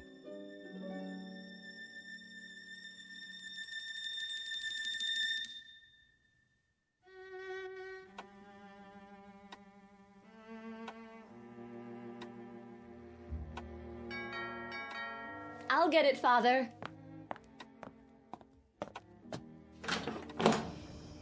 Hello there, miss. I've got a great deal on a set of encyclopedias. Sorry, we don't want any. Just let me get my foot in the door. Oh, really? You know what's wrong with you, Professor? What? You're always on time. Sort of takes the mystery out of things. Oh, so I'm not mysterious enough for you. That's just it. You're too mysterious. Except when it comes to keeping dates. Get in here. Mwah. What's that for? Because. Like my new dress? Awful. Get rid of it right away. You mean here and now? Watch it. You're a PhD, not some sorority girl. And not yet, I'm not. There's a little matter of a thesis, remember? A mere technicality. Anyway, it doesn't matter. You're about to give it all up and become a housewife. The devil she is. Hello, Sam. I didn't see you there. I'm giving you my daughter's hand, not her brain. Which I inherited from you. She'll get that PhD if I have to... Spank her. I know. Well, I like that. Spare the rod and spoil the child. Pour yourself a drink, Walter. Dinner's almost ready. Don't tell me you're the cook again tonight. Indeed. And why not? Don't you think it's about time Susanna learned for herself? He won't let me. Force of habit, after her mother died. Let's go into the dining room, shall we? I'll serve. You sure there's not something on your mind, Sam? Nothing that a good meal won't cure.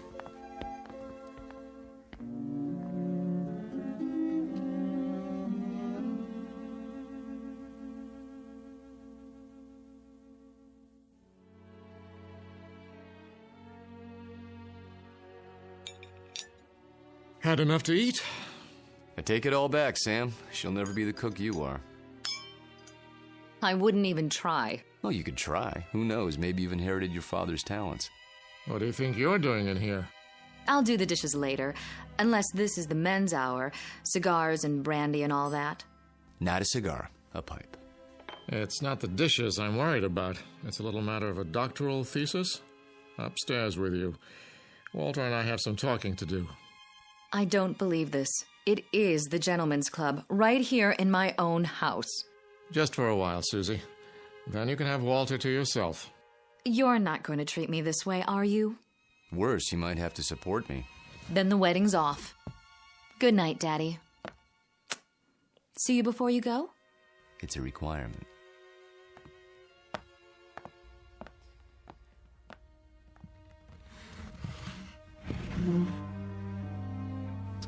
Brandy? By all means. You know, you don't have to worry about her. She'll accomplish anything she sets her mind to, with or without us. Oh, I know that. But she's wasted a lot of time. She's almost 30, and I'm almost 70. You're talking about chronological age. You're both still very young. I don't feel young lately. Aches and pains. Let's sit down. The chessboard is exactly as we left it.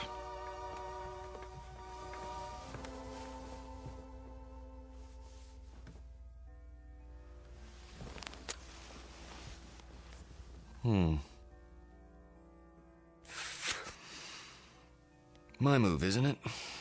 Do your worst.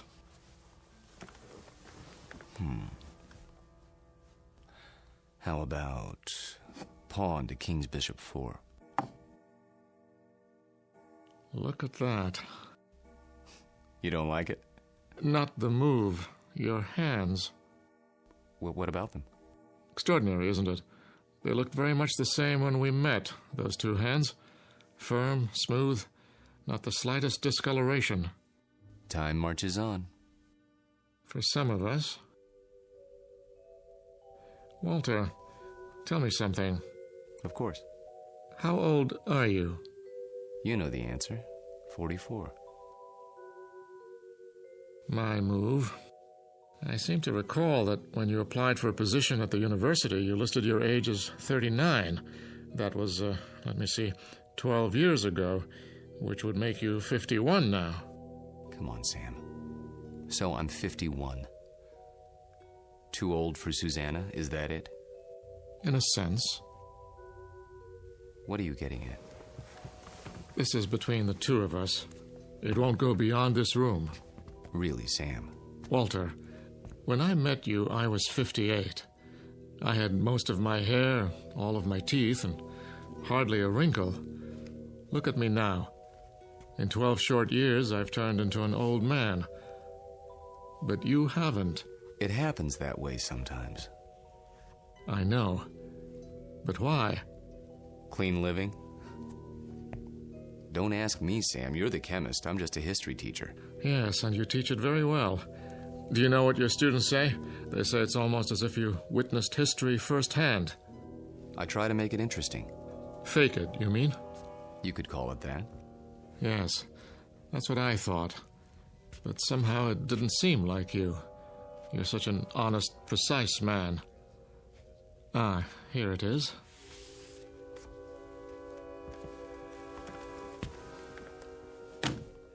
What have you got there? A book, a first edition. Photographs, mostly. Taken by a fellow named Matthew Brady during the time of the Civil War.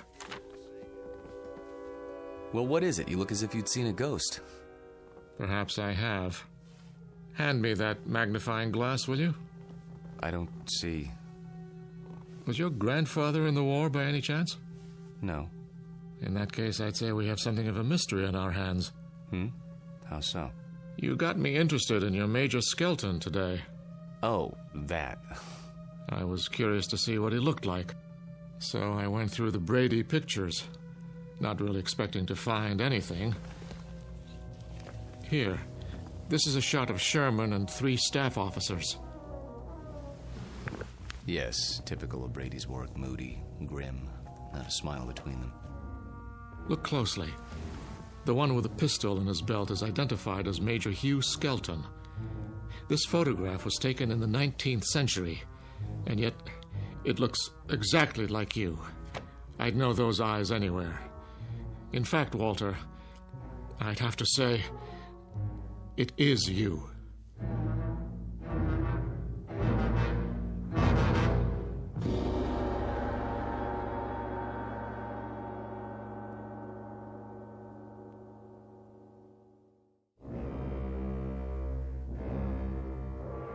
It is you, Walter, isn't it?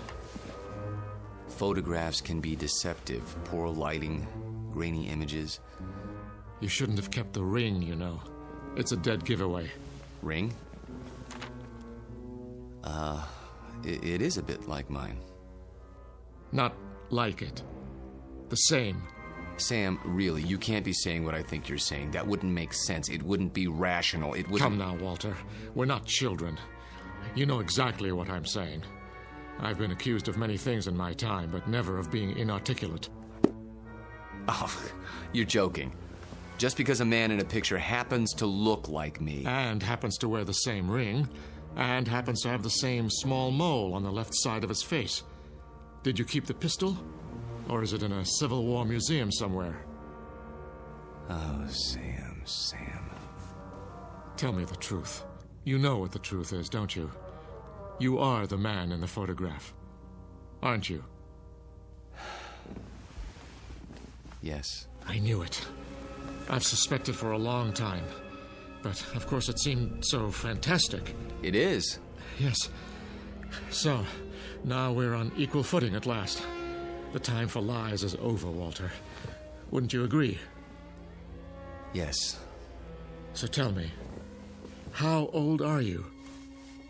You won't believe me. I can believe anything now.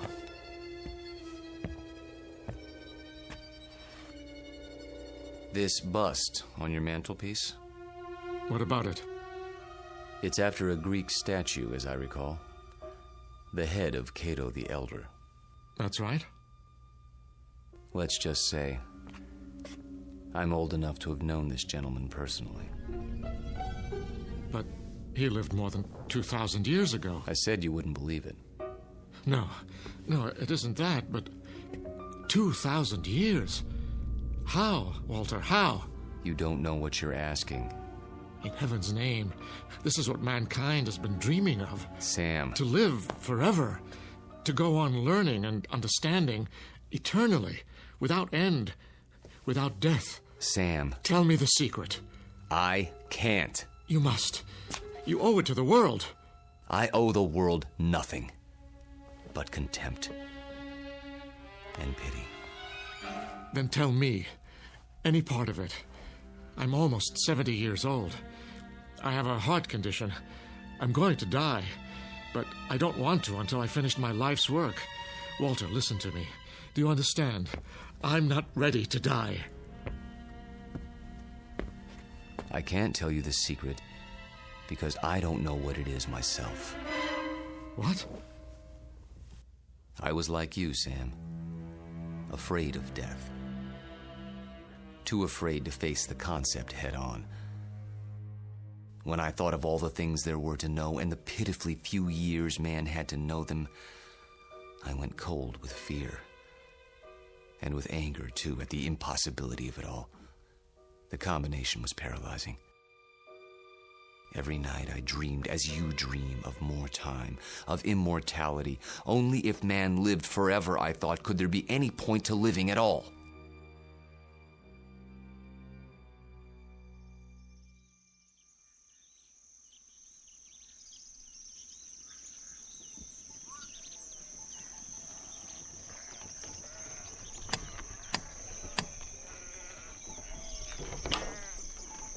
I'm thirsty. You have water? Come in, traveler. Thank you. You're very kind.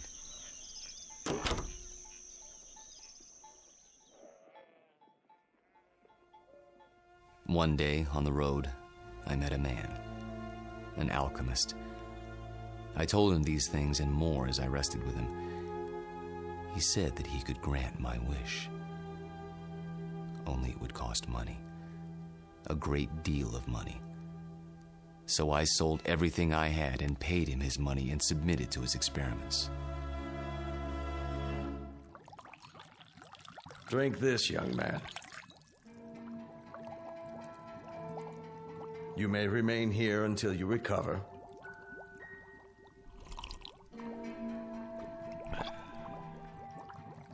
I feel strange.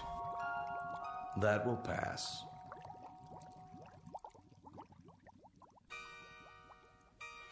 I remember very little of what followed, except that I was in a coma for many weeks. When I revived, I learned that the alchemist had been burned for blasphemy. You're not serious? An alchemist? The only legitimate one that I've ever known. You're asking me to believe something that goes against everything I know. Not without proof. But an alchemist? I'm a man of science. They knew nothing of chemistry. Lead into gold. Just as I thought. You won't believe it. Smoke and mirrors. Their methods were based on superstition, magic. What did he use? Bat's blood and eye of toad? And once upon a time, germs were unknown, and blood cells, and pasteurization, and human growth hormone, and... Sam, all those things and more would have been called magic once. It's a matter of knowing what to measure and how.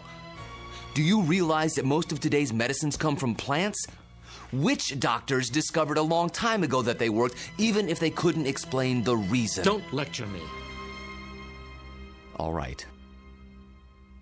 But you'll grant that certain phenomena exist before we know why. Science is like history in that respect. A detective story, working backwards from known facts until we understand the cause. And I'm the most undeniable of facts. Unless you can come up with another explanation. Go on. There isn't much more to tell, really. I thought the experiment had failed, of course, because I didn't feel any different. But then, when I saw my wife and my children and my friends aging and growing old, this was a problem I hadn't considered, you see.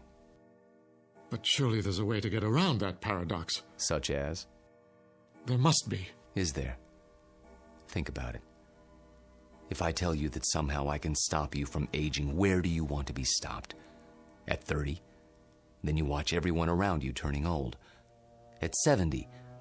Would you want to live forever the way you are now? Sick and weak? It's better than dying. No, Sam. You're wrong.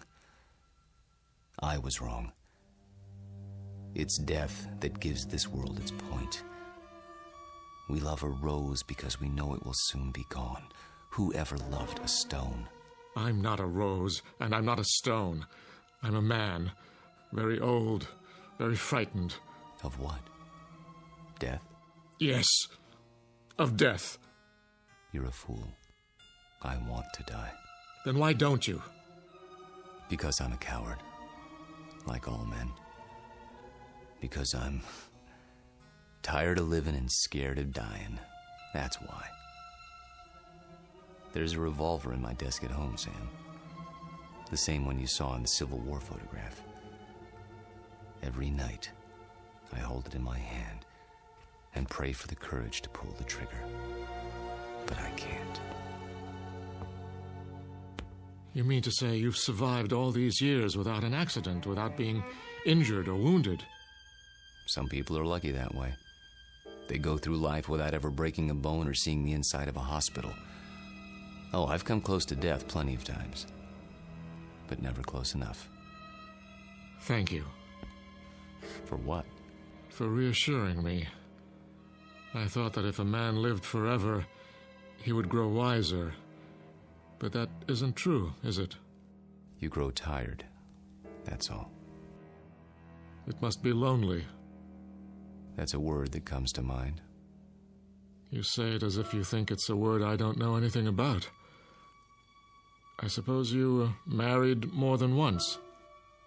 Yes. How long with each woman, Walter? 10 years? 15? I take your point. Now you know why I attended your lecture. Why I asked you here tonight. It wasn't idle curiosity. I suspected as much. Sam, this isn't a situation of my choosing, not any longer. I tried to resign 6 months ago, but you talked me out of it. Do you remember? Yes. Do you know why? I knew that Susanna was falling in love with me. And I knew what would happen, because it had happened before. A few years of happiness, and then... I warned her. I did everything I could to discourage her. Except tell her the truth. How could I do that? She'd have thought I was mad. Then why didn't you leave? Because it was too late. I was in love with her. Everything was against it, all my reason and experience. But that didn't matter. And God help me, it doesn't matter now. It does to me. Walter, I can't let you marry my daughter. And why not? Susie. Well, go ahead. I asked a question, Father. We were just having a conversation. So I gather. How long were you standing at the top of the stairs? Long enough to hear that there's some sort of disagreement over me. Don't you think it would have been considerate to include me in the negotiation? It's not a negotiation. Please, don't misunderstand. Your father seems to think I'm too old for you, darling. Susanna, let me explain. That's the silliest thing I've ever heard. Good.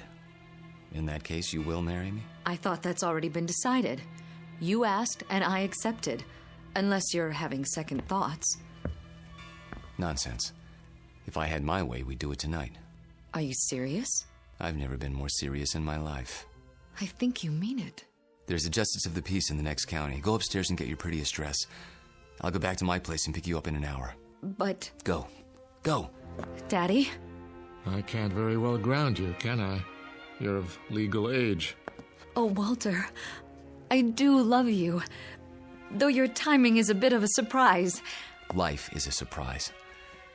If we're not ready now, when will we be? Next week? Next year? We have to seize happiness when it comes, and it's here now. 1 hour, darling.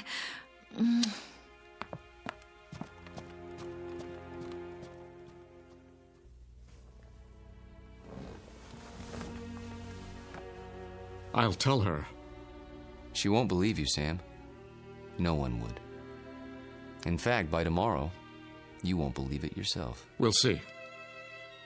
Yes, we will.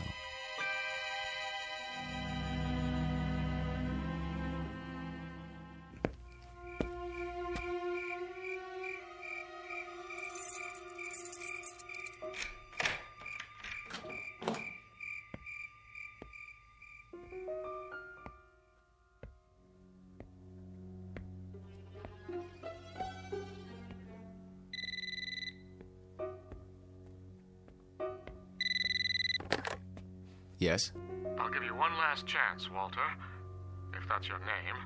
Sam, please. The irony is, I truly like you. We've been fine friends. But when it comes to my daughter... You deny her happiness? Is that what you call it? People who love each other don't have secrets. They share their lives. They grow old together.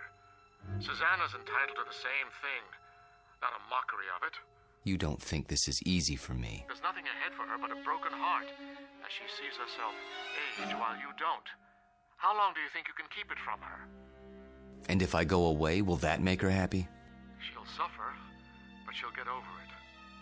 You don't belong here, any more than that antique pistol in the photograph. It's still here, in my desk drawer. And so am I. That's reality, Sam. For better or worse. She's upstairs now, packing. If you come back, I'll expose you. Not just to her, but to the university and the world. Starting tonight. You mean it. don't you? You don't leave me much choice. Give me a few minutes. I need to think it through. Good. If you love her, you know what to do. Yes. I know what to do. Only, I don't know if I have the courage.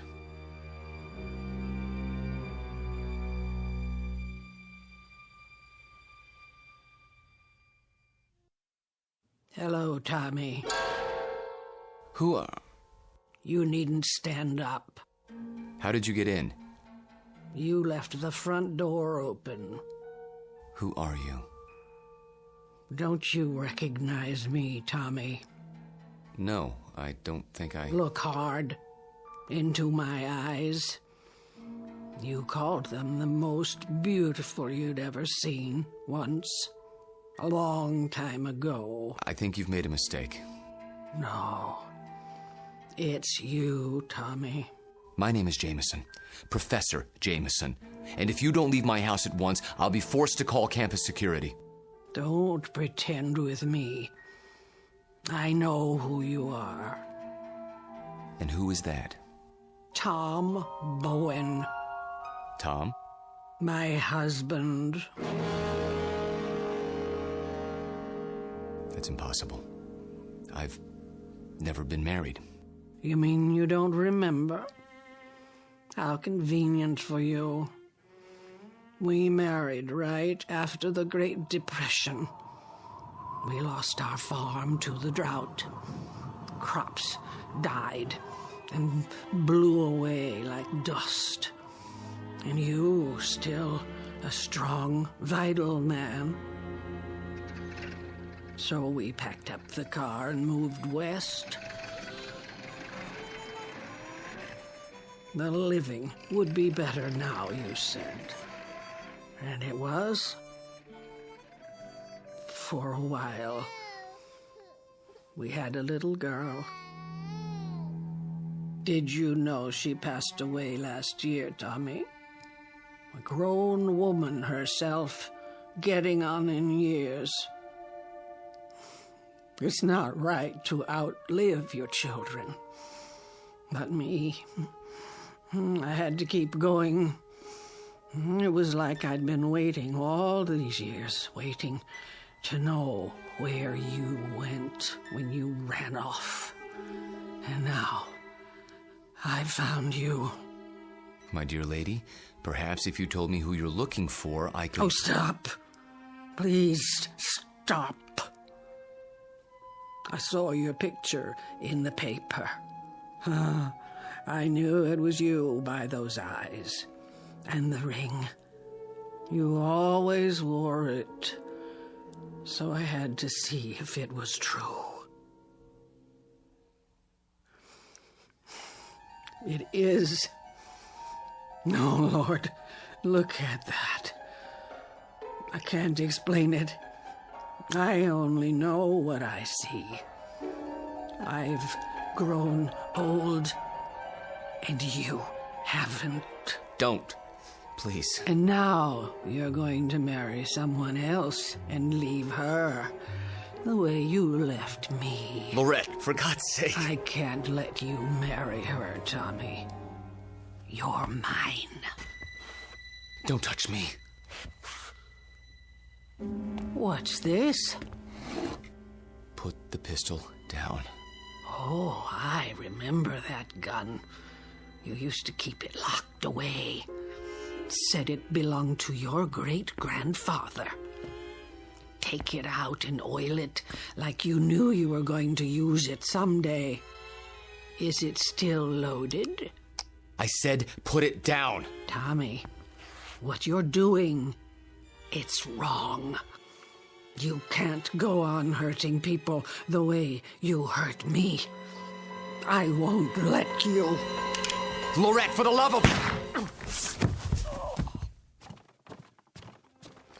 What was that? I didn't hear anything. Are you sure? I thought... Thought what? I don't know. Susanna, dear, please wait. Don't try to stop me. I've made up my mind. I know. It's not like I'm going away. Walter and I will be married, and then we'll come back and I'll move my things into his house. It's only down the block. I'll still see you every day and... Shh. I did have some things to say to you. Very important things. But now, I don't know where to start. Please don't. I'm nervous enough as it is. Can't you be happy for me? I know it's a change, a big change, but surely you're not surprised. You must have seen it coming. I know we haven't talked much about it, but... Do one thing for me, sweetheart. What? Bring me my reading glasses. I shan't be able to sleep while you're off eloping. At least I can get some reading done. Oh, Daddy, thank you. Where did you leave them? Upstairs in my bedroom, as I recall. Would you mind getting them for me? Of course I will. If Walter comes to the door, tell him... I know what to tell him. Don't expect him just yet. There's still time. Wait right here. I'll find them.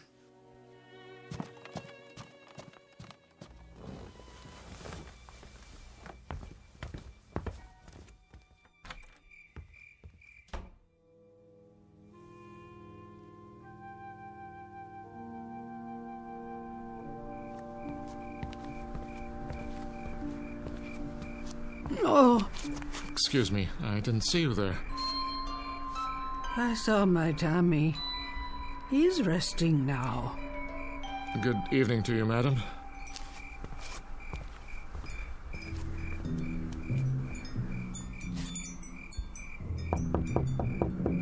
Walter.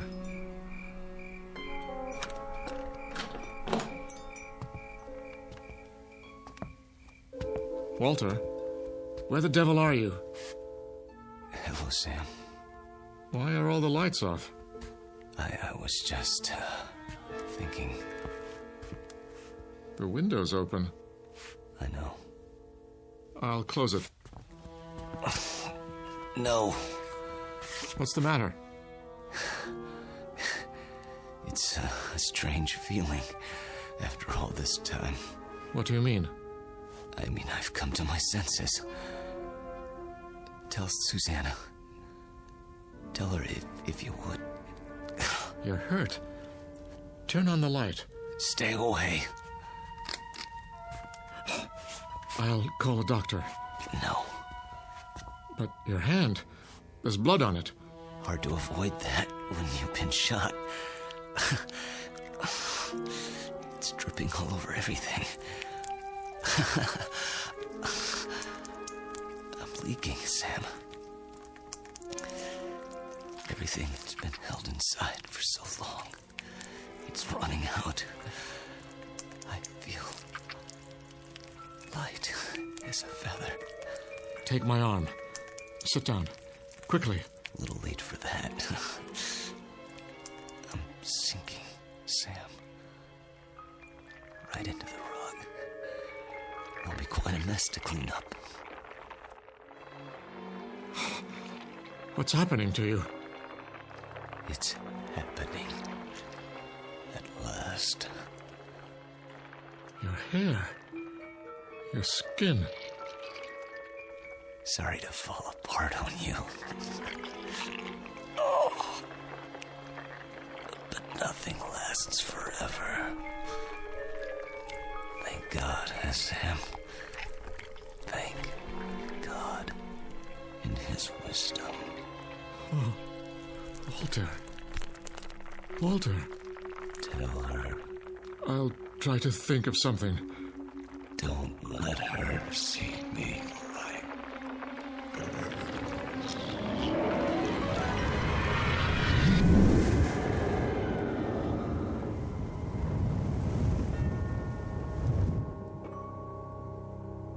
Dad?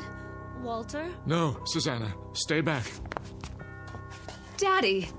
Go home. Where's Walter? Susanna, please, go home, now. Walter? He's gone. Gone where? I wish I could tell you. But there are his clothes, his shoes. Daddy! Daddy, what else is on the floor? dust, my dear. Only dust.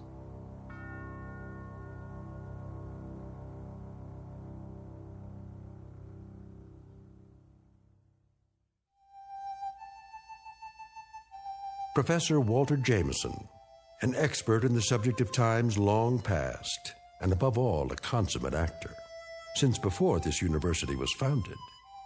He's finally completed his life's work, a history of the world that begins in the cradle of civilization and ends in our time, because the future was not his specialty.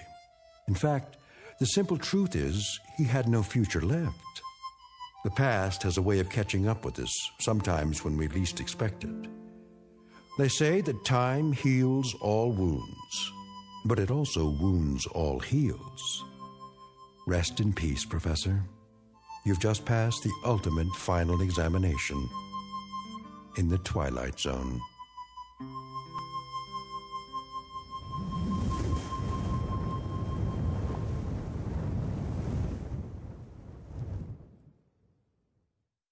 More from the Twilight Zone after this. You are about to enter another dimension, a dimension not only of sight and sound, but of mind, a journey into a wondrous land of imagination. Next stop, the Twilight Zone. Hi, this is Stacy Keach. I'd like to take a moment to tell you about our Twilight Zone website at twilightzoneradio.com. At twilightzoneradio.com, you'll find the latest information on these Twilight Zone radio dramas, including behind-the-scenes photographs, plus the newest product releases, trivia contests, ways to contact us, other Twilight Zone-related info and merchandise, plus links to other fascinating websites. So make your next stop twilightzoneradio.com. Visit twilightzoneradio.com to purchase these Twilight Zone radio dramas on cassette and CD, or call toll-free 1-866-989-ZONE. That's 1-866-989-9663.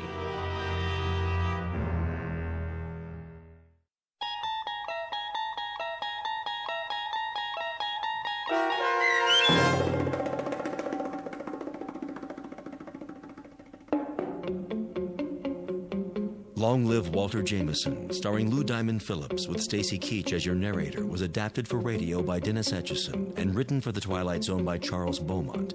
Heard in the cast were David Darlow, Alyssa Fraden, Elizabeth Lido, Ann Whitney, Jeff Lupetin, and Christian Stolte. To learn more about the Twilight Zone radio dramas and to obtain audio cassettes and CDs of these programs, visit our website at twilightzoneradio.com. The producers of The Twilight Zone wish to thank CBS Enterprises, Carol Serling, Dennis Etchison, Dick Brescia Associates, Claire Simon Casting, Terry Jennings, XM Satellite Radio, Sirius Satellite Radio, our sponsors and our radio affiliates for helping make this series possible. This copyrighted radio series is produced and directed by Carl Amari for Falcon Picture Group. Audio editing, sound design, Foley effects, and mix for the Twilight Zone radio dramas are by Cerny American creatives Craig Lee, Michael Slaybach, Bob Benson, and Jason Rizzo. To learn more about the Twilight Zone radio dramas and to contact us, visit our official website at twilightzoneradio.com. Doug James speaking.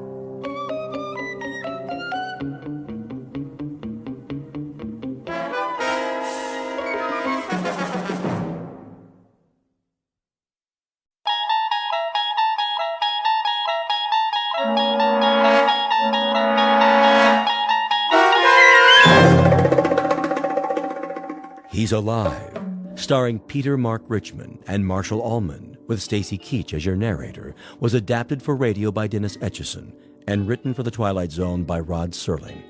Heard in the cast were Roger Mueller, Jason Bradley, Christian Stolte, Doug James, Jeff Lupetin, Amanda Amari, Elizabeth Lido, Vince Amari, Alex Sopner, Frenette Lebo, Carl Amari, Kurt Nabig, Peggy Roeder, and Jason Mallow. This copyrighted radio series is produced and directed by Carl Amari and Jason Mallow for Falcon Picture Group. Doug James speaking.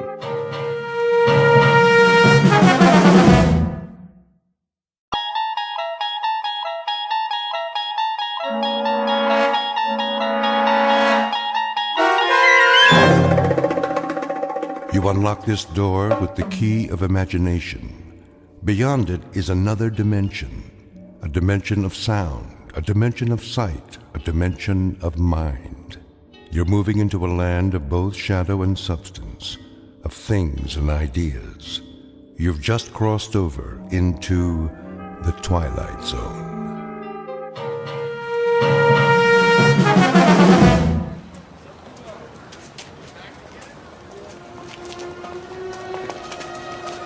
That looks like a good spot.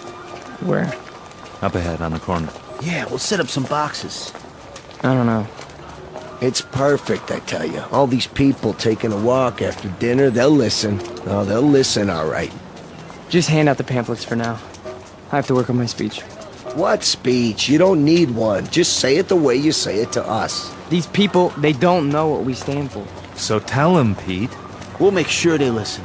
Put the flag up against the building. Which one? Both of them. Ours and Old Glory. The big two. There's some boxes. You can stand on them. I'll go set them up. Man, oh man, this is gonna be the night, huh, Pete? Well, I guess it's now or never. Got that right. How's my uniform look? Here, straighten your tie. The cap, the boots, perfect. You look like a leader. Big time. Go, Pete. Give him a dose of the truth. Hey, mister. Excuse me, little girl. Are you in the army?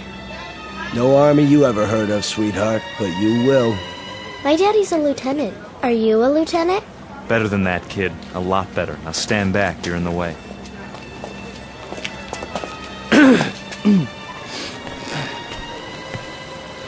Good evening. Good evening, neighbors. I have something of great importance to tell you. If you'll all gather round. Neighbors? Who's neighbors? Yeah, we're not your neighbors. I never saw him around here. Yeah, me neither. Look at those crazy outfits they're wearing. Yeah, they look like real idiots. I bring you a message that you'll all want to hear. What are you selling? Vegetable choppers? Because I already bought one. It's... Well, hear me out, folks. Hey, what's with the goopy flag? Yeah, it's got lightning bolts on it. Well, maybe they're looking for a few good men. For Halloween. I want to talk to you about international communism and the secret masters of the World Bank. I'm not joking, neighbors. Do you know who's really behind it? Look at our economy. It's falling apart. It's because of the bankers. That's right. The economics of the world, now, then, and forever, have always been the breeding ground for a certain type. An insidious type. The worshippers of the golden calf, whose religion is gold, whose loyalty, first and foremost, is to money, and only money. And we know who loves money more than anyone else, don't we? We know what tribe. He's just getting warmed up. Yep, in a minute he'll have him in the palm of his hand. The tribe of traitors. And they're here, in our homeland. They're in Washington. Those swine have captured the reins of government.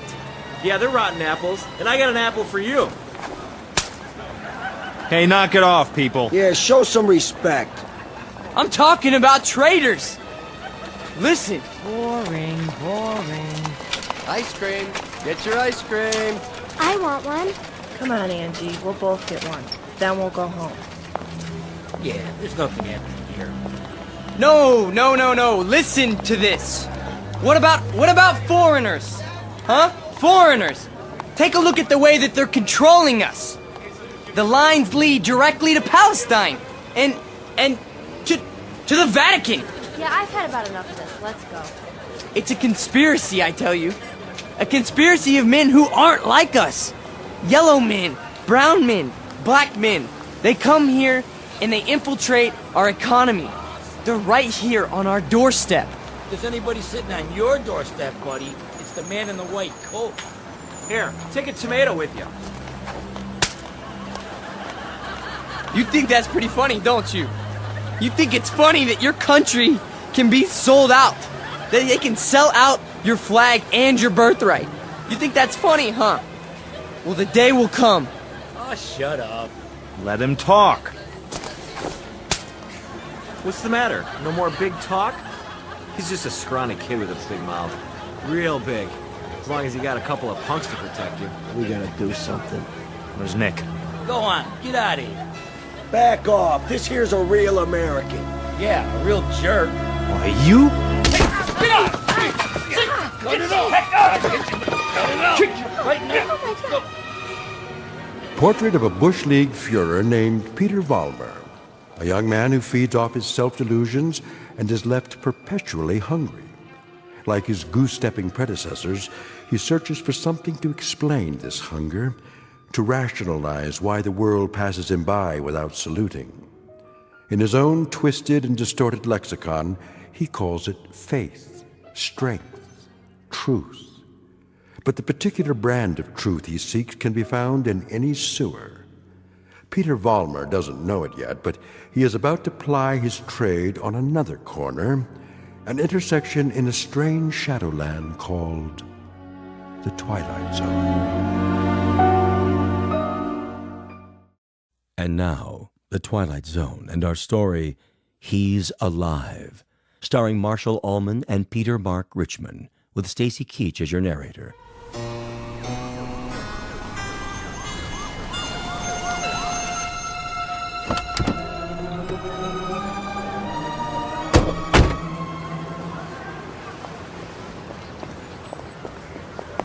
All right, folks, break it up. Party's over. Yeah, what's happening here? Looks like the boys in the brown shirts took a licking. No, we got him. We got him good. Then what are you lying on the ground for? Problem, fellas? It was the communists. The communists did this. What? Which ones are those, Jack? All of them. They ran away like cowards. We want to press charges. What about names? We need names if we're going to charge anybody. Look, forget about it. We can take care of ourselves. Sure you can. You need some medical attention? No, we don't need your help.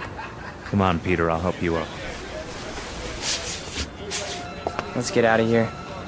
Hey, Jack, you forgot your flag. Yeah, your mama made it for you. Give it to me. Sure. There'll come a day when guys like you will crawl on your belly to salute this. There'll come a day. Yeah, well, let me know the date, Jack, so I can stay home sick.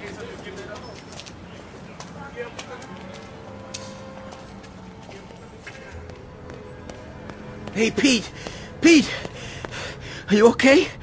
Yeah, we're fine. What are you doing in the alley? They cornered me.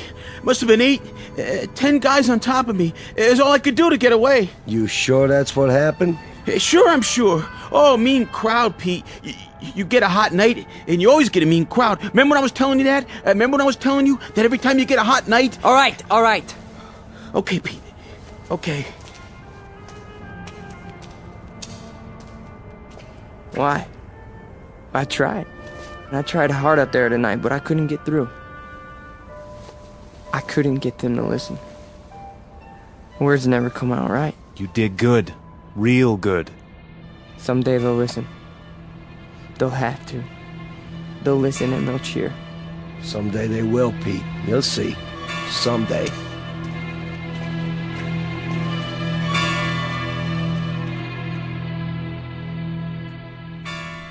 Now, hold still. It's only a cut, not a mortal wound. Wash your face when you get home and put some iodine on it. I think you will survive. Now, do you want a cup of coffee? I'd rather have a drink. A drink, is it? May I have a drink, Ernst? I have some wine. Will that do? Yes, please. Very well. You are a man now.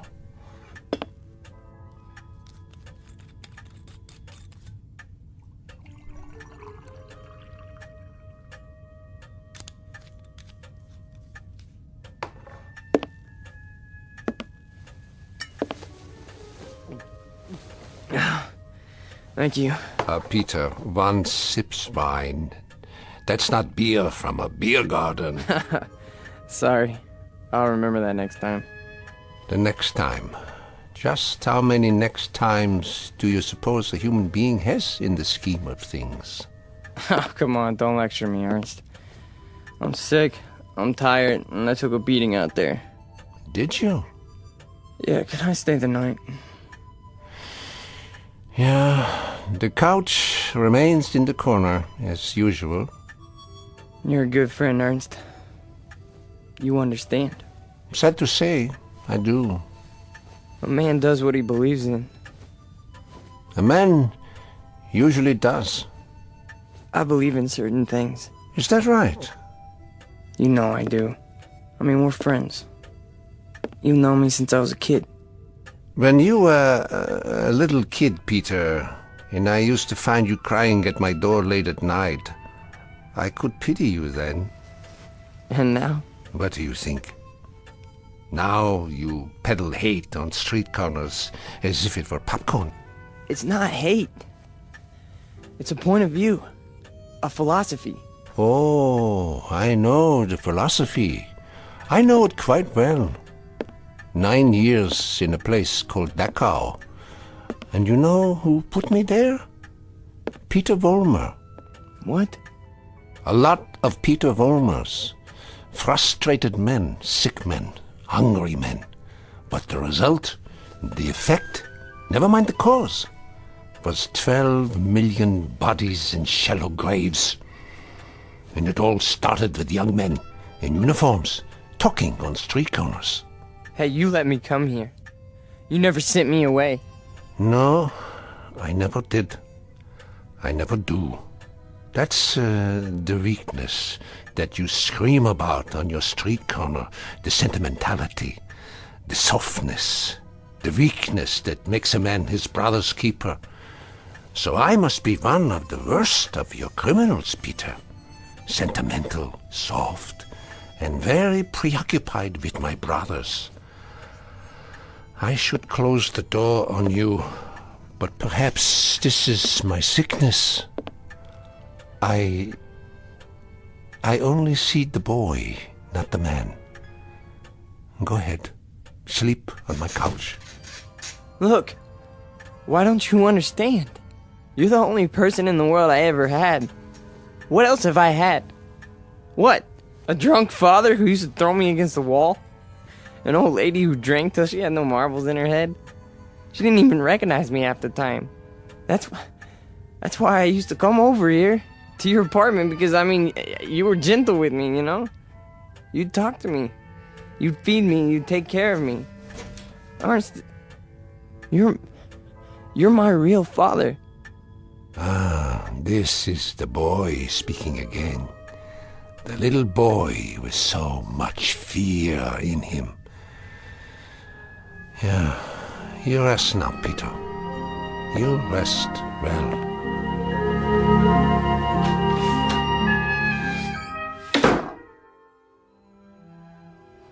No. No.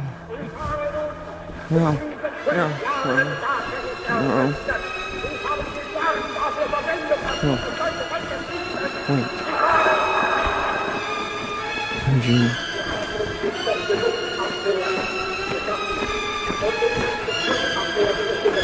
What? What? Peter! Who's that? Peter?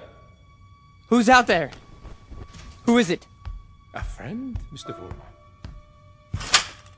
A friend? You have need of friends, yeah. Allies. Yeah, come downstairs, Mr. Vollmer. Come down and we'll talk, you and I.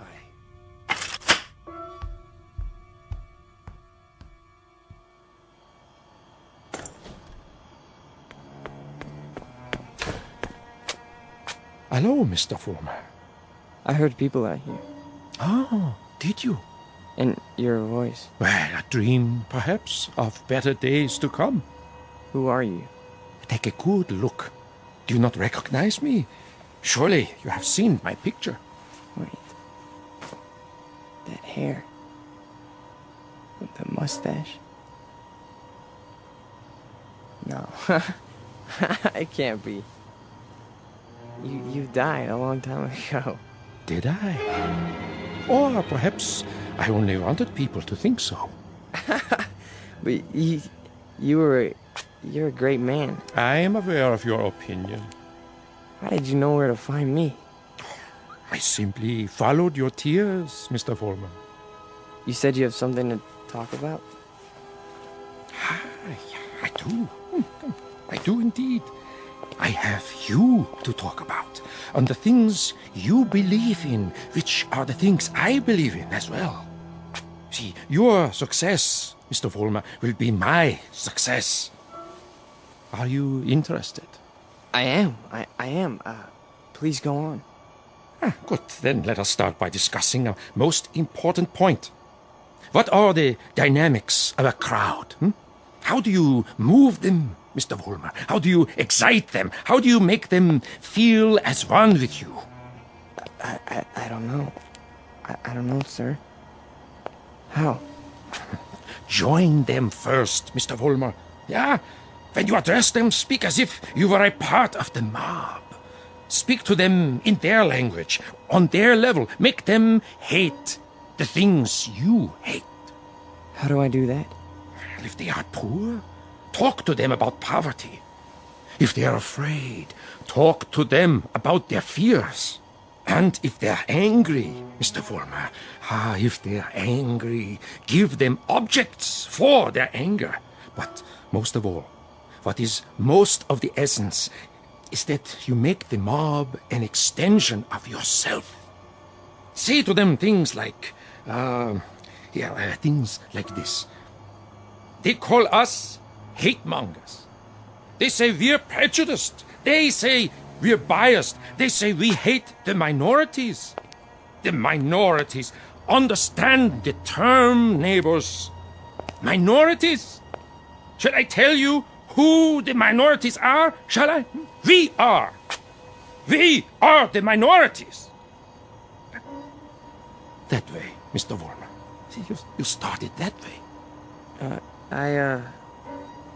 I think I understand. That's right.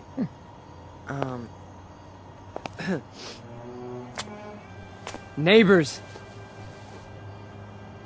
Neighbors. They call us hate mongers. That's it. More.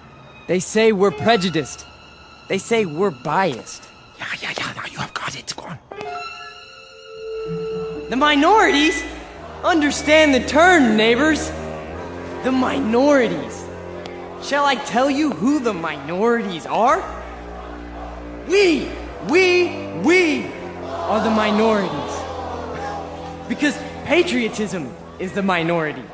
Because love of country is the minority. Because to live in a free white America seems to be a minority opinion. Let me tell you something, neighbors. I want you to dwell on this. Just dwell on it. Once we had an atom bomb, and suddenly the Russians had it. We wanted to send men into space, but it was the Russians who got there first. We had a hydrogen bomb. It was the Russians who exploded theirs. Who gave them the bombs? Who sold us out? Who stabbed us in the back? Well, if it's the minority opinion that we must survive, then we are the minority. And this minority will not stop until it's the majority. This minority will not give up the fight. No, this is the promise, and this is the legacy.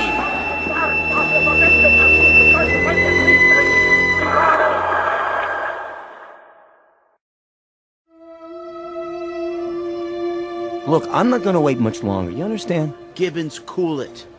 Pretty good crowd tonight, huh? Great crowd, and you were great, Pete. I mean it. Thanks, Stanley. They're finally responding. Responding? You had them right where you want them. Yeah. This here is my hall. You've been renting it all this time, but I ain't got the money yet. Hey, can't you see we're busy? Okay, boys. I'll put it to you this way. If I don't get paid right now, you don't have the hall tomorrow night. You got that? I'll go count the donations. What's the problem? Oh, this is a hungry man here, Pete. He's got to have his shekels. You know the type. I told you guys you're 3 weeks behind on the rent. You said you'd give it to me a week ago, and all I got was a cigarette butts on the floor. After tonight, that's it. Excuse me. Am I to understand that you're going to lock us out of this meeting hall because of a couple weeks' lousy rent? Oh, you understand right. $600 due. $600 that ain't been received. We happen to be a young movement. We're still struggling. We need time to grow. I don't rent time. I just rent the hall. It's the money. Or you put up a soapbox in the street. A soapbox in the street? What do we do, Pete? We gotta do something. I don't see why we have to tiptoe around this guy. Why don't I just educate him? Look, Frank, I don't know. Why don't you just hold on a second? I can do it, guaranteed. Well, I know you can, Frank. Somebody left this for you, Pete. Who? Nobody saw him. Just left this envelope at the back door. Your name's on it.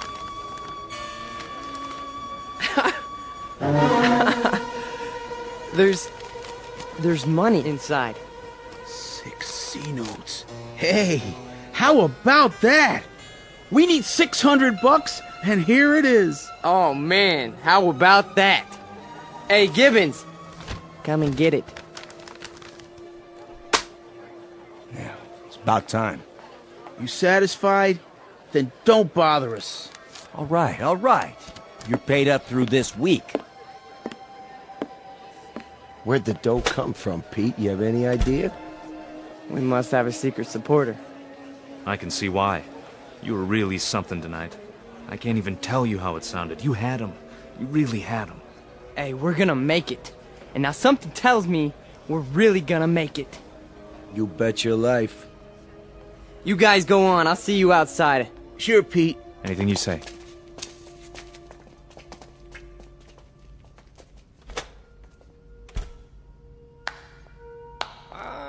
Excellent performance, Mr. Vollmer.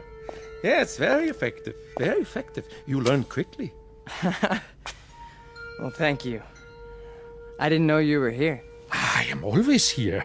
Pleased to be of help. You learned the style very well. You delivered it precisely as I told you. I'm very obliged. And the money? Oh, it was the least I could do. We couldn't have you thrown out into the streets, yeah? I happen to feel that your work is very important. You're with us? With you? Oh, Mr. Vollmer, you might say I am you. Now, I have some suggestions. I'll continue to give you speeches, but there's a matter of importance that must be taken care of. What is it? An expedient, Mr. Vollmer. Oh, you might call it a cause célèbre. Something to cement the organization together. I don't understand. The organization needs a martyr. A martyr? How do we find a martyr? You don't find one, Mr. Vollmer. You choose one. You pick out the one of least value, and you make him a symbol. You wrap him in a flag, and you make his death work for you. Find a man, Mr. Vollmer, who has no worth while he's alive, but who can serve you when he's dead. Like who? Oh, surely there is such a one. Pete, they're waiting. Be right there, Nick. Okay. Thought I heard voices. You talking to somebody? No. I'm just practicing my next speech. Look, hey, tell Frank to come in here, would you? Right away. Alone. Sure thing, Pete.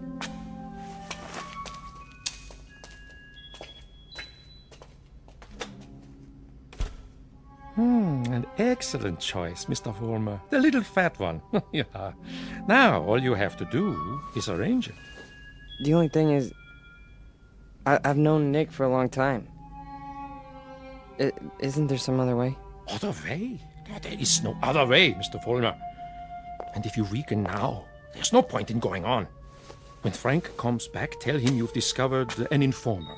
Tell him the informer has done you irreparable damage. The informer must be put out of the way, but cleverly, subtly, so that there is some question as to who is responsible. But Nick's been with us from the beginning. The beginning? No, Mr. Fulmer. None of you were at the beginning. None of you. Nick's my friend.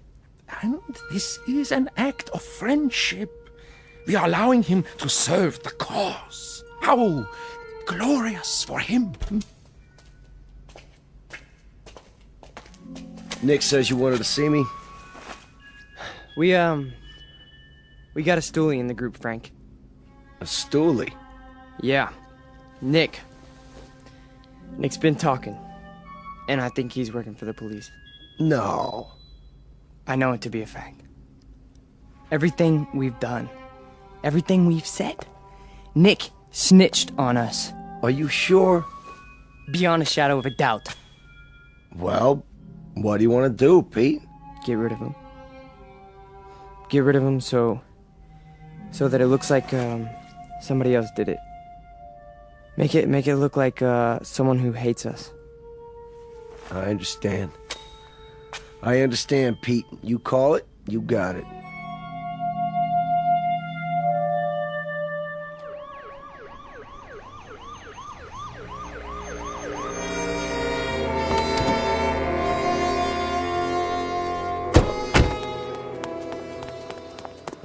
There you are, officers. Thank God.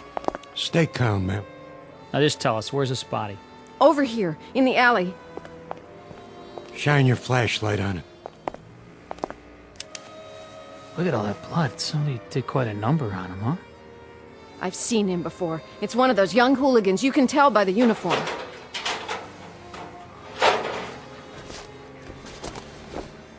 He's dead, all right. Call a meat wagon. What was this one's name? Wait a minute. There's a note pinned to his chest. What does it say? A good fascist. What do you suppose that means? One of their enemies must have put it there after he beat him to death. Yeah, but which enemy? There's a lot of them around here. Fewer and fewer every day.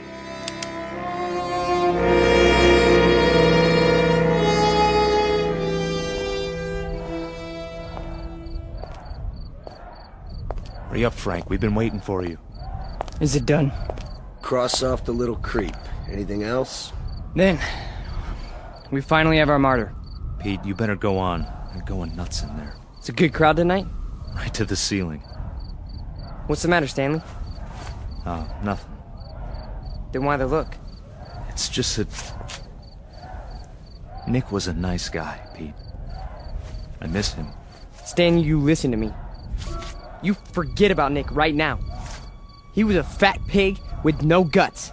He was a greasy big mouth who copped out every time he took a breath. A nickel and dime Judas who got exactly what he deserved. So don't mourn for Nick. He doesn't rate mourning. Not that pig. You got that, Stanley? Look at me, Stanley. You got that? Yeah. You have his poster ready? Blown up bigger in life. Just like you said. Good. When I give the signal, unveil it behind the podium.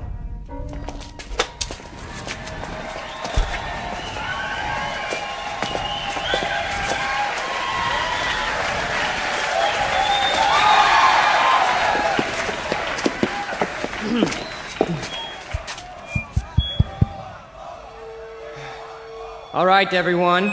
I have something very important to say. A man of honor has died tonight. A decent, courageous fighter for the cause of freedom. He gave his life. He gave his life for us. Some skulking assassin murdered him. But friends and neighbors and co-fighters, Nick Bloss did not die in vain. They stilled his great heart, but they could not stifle his memory. They could not obliterate his courage. They could not wipe away his honor. He lives, my friends. He lives in you, and he lives in me. He lives deep in the gut of any human being who believes that the United States of America should be free, should be untainted, should be free from the mongrels who try to enslave it. Now, Stanley, look at this portrait of Nick Bloss in his uniform. He wore it proudly, He died for it! And you and I, neighbors, we will live for it!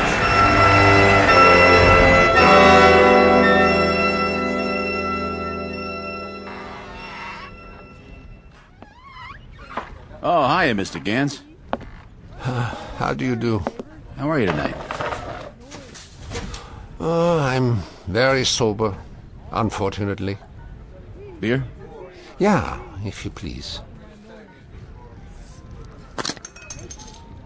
Boy, listen to him across the street. Guy's got a voice on him. And I knew it when it was only a whimper. That's a wild kid, that one. Used to be people would laugh at him, but lately he gets the crowd. Not many people laugh now. Say, you know him, don't you? Yeah, since he was a child. A silent little boy with very little to say. But now, I've been here before. Oh yes, I've seen and heard it all before. That was another time, Mr. Gans. Another place. Another kind of people. That stuff doesn't go here. That's what we said, too. They were brown-shirt scum. Temporary insanity. Part of the passing scene. Too monstrous to be real. So we ignored them. Or laughed at them. Because we couldn't believe that there were enough insane people to march for their cause. And then, one morning, the country woke up from an uneasy sleep, and there was no more laughter. The Peter Volmers had taken over. The wild animals had changed places with the zookeepers. Another one, Mr. Gans? No, thank you. I have had my fill. You take it easy now. You're not going to do anything foolish, are you? Me? Not this time. It mustn't happen again. We can't let it. We simply can't let it happen again. All the anguish, all the horror, all the nightmare. No. Not this time. Mr. Gans? Mr. Gans!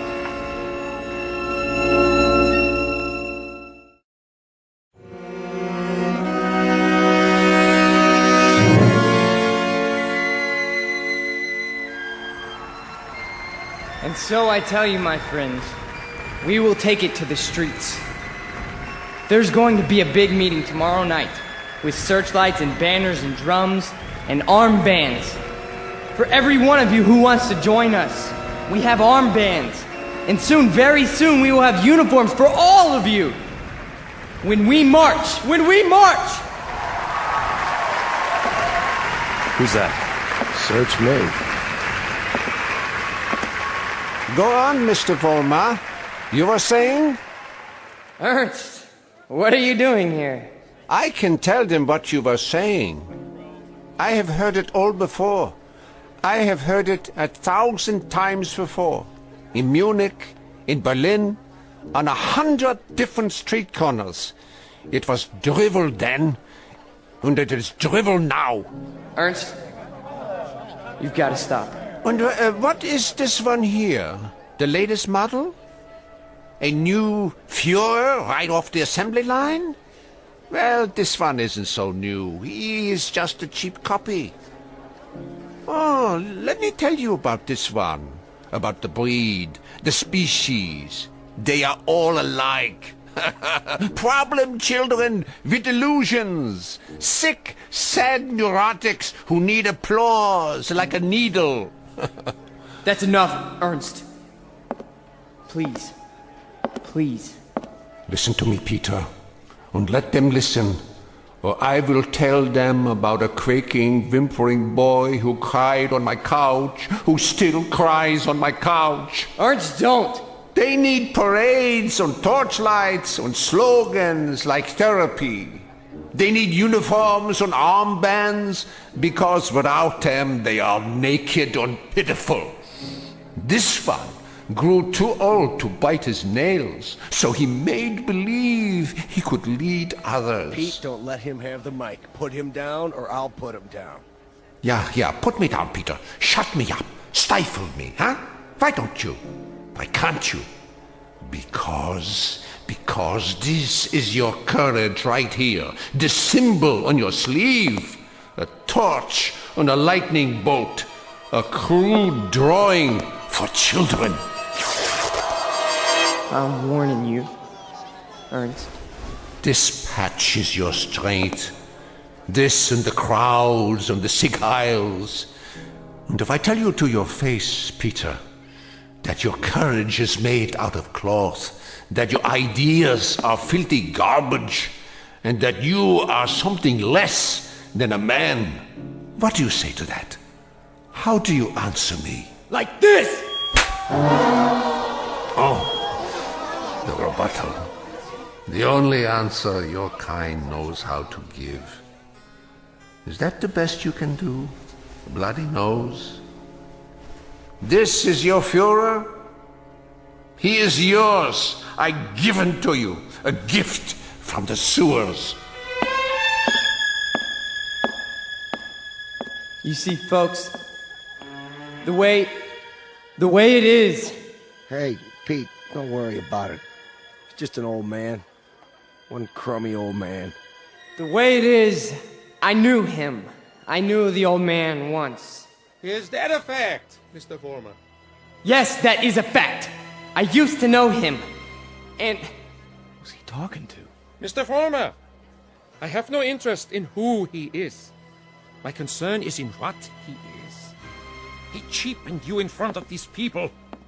You barely had the strength to strike him a slap, like a woman. Your voice is like a lion, but your instincts are rabbits. And you? Instincts like a rabbit. Slap like a woman. You stand in the darkness and plan the battles. But you're never there when they're fought. No. Why don't you come up here alongside me, huh? Why don't you let them see who you really are? Why don't you make a speech? Mr. Foreman, I was making speeches before you knew how to read them. I was fighting battles when you were struggling to get out of a womb. I was taking over the world when your universe was a crib. And as for my standing in the darkness, Mr. Foreman, I invented darkness. Then you take the stick. Go on. It's all yours. Pete, who were you talking to? Where are you going? You can't run out.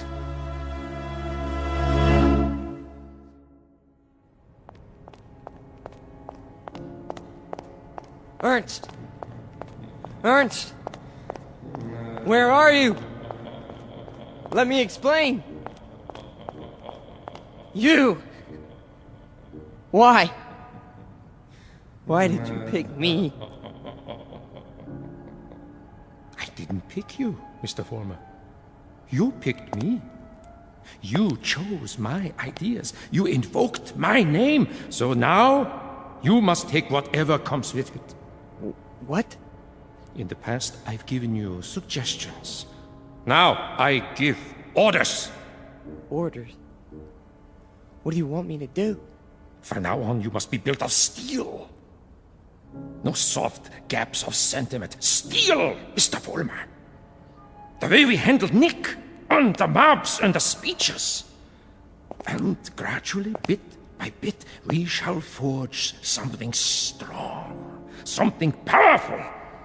Just as I did before, with my own hands.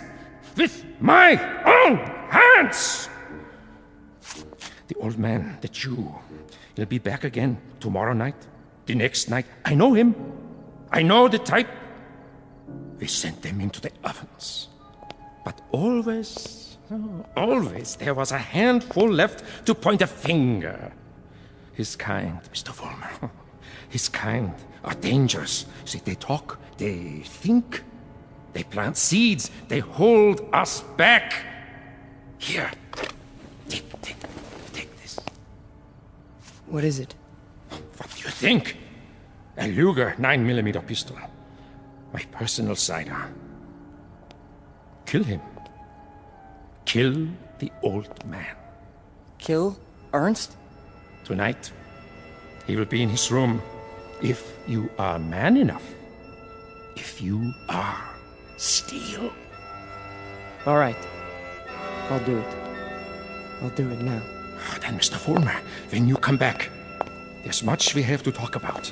Plans, campaigns, ideas, the next steps. This is only the beginning, the dawn. It will be a long, long day.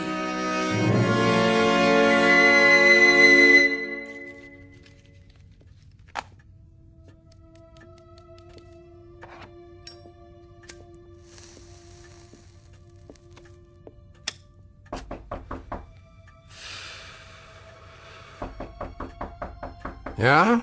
Oh, come in. Ah, I thought it was you. You wouldn't listen to me, Ernst. On the contrary, I listened to all that I was able to stand. You should pay attention now. I can't even begin to tell you what's happened. It's too incredible. It's too unbelievable. I can tell you this much. We're on the march. From now on, we only go forward. There's no stopping us. No stopping you, Peter? An old man stopped you tonight with a few words. He stopped you with the truth. You're wrong, Ernst. It's not just me anymore. There's someone else. Someone behind us. Someone even you tremble at. He'd have to be a very imposing figure, Peter. Much more imposing than you. Oh, he is. He gave me this. See? More imposing even than a gun. That's only because you don't think I'll use it. Which only goes to show that you don't know me. I know you, Peter, I know you. From a ravaged little boy wanting love to a torn man looking for respect, identity. I don't fear you. So you may do what you have in mind at any time you wish. With this one last reminder. You can never kill an idea with a bullet. Never. No. I'm all steel now. Ernst, I'm made out of steel. No more sentiment. No more softness. Just purpose. Just will. Then shoot. Kill. Destroy me, if you can. Am I close enough to you? You're frightened. Admit it. Not at all. Impatient and a little bored. With living? With having to live in a time that produces people like you. Once, years ago, you made death inviting. You still do. So do me the goodness, Peter. Get it over with as quickly as possible. I'm waiting, Peter. Kill him, Vollmer. Kill the old man. Kill the Jew. Use strength. Use will. Be made of steel, Vollmer. Kill him! Kill him now! You see, Ernst? I told you! I'm made of steel! All steel. All strength. But at the expense of things that most other men have. Some fragments of decency that tell them right from wrong. That make them love. Yes, Peter, you have steel, but now you have no heart.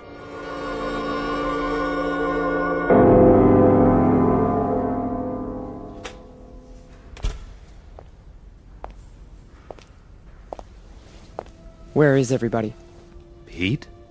We were just cleaning up. What happened to you? Nothing. Nothing happened to me. You tell them. You go out there and you tell them. But they've all gone home. Tell them I'm still in charge. I'm number one. You serve, I lead. Understand? You serve, I lead. Come on, Pete. Let's go.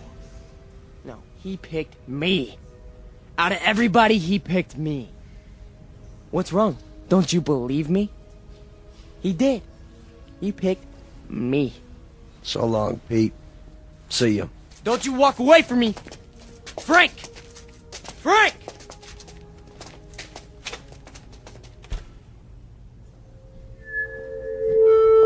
Who's there? Who is that? Vollmer? You.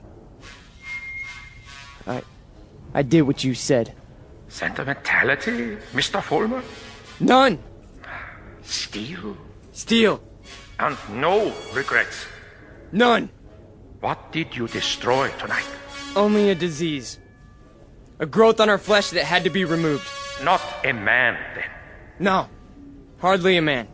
How did it feel? It felt like I was immortal. Mr. Vollmer, we are immortal. Yes. Yes.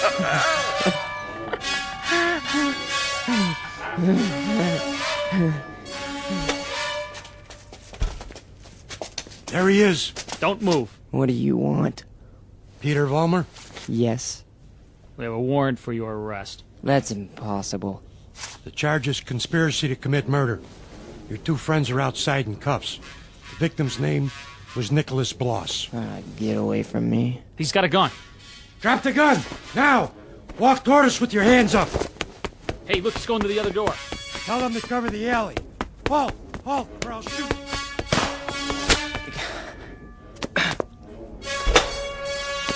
Hold it right there.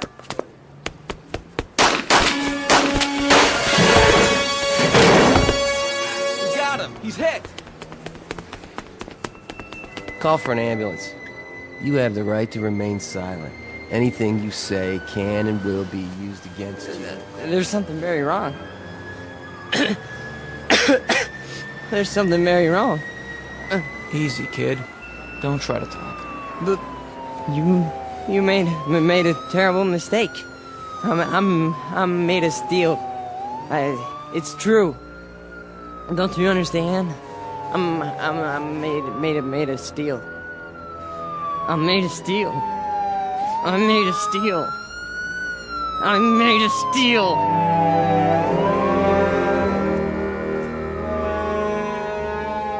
Where will he appear next? This phantom from another time, this resurrected ghost of an old nightmare. Chicago? Los Angeles? Miami, Florida, perhaps. Vincennes, Indiana. Syracuse, New York. Any place, every place where there's hate, where there's prejudice, where there's bigotry. Because he's alive. He's alive so long as these evils exist. Remember that when he comes to your town. Remember it when you hear his voice speaking through the mouths of others, no matter who they may be. Remember it when you hear a name called a minority slandered. Any blind, unreasoning attack on a people or any human being. He's alive. Because through these things, we keep him alive.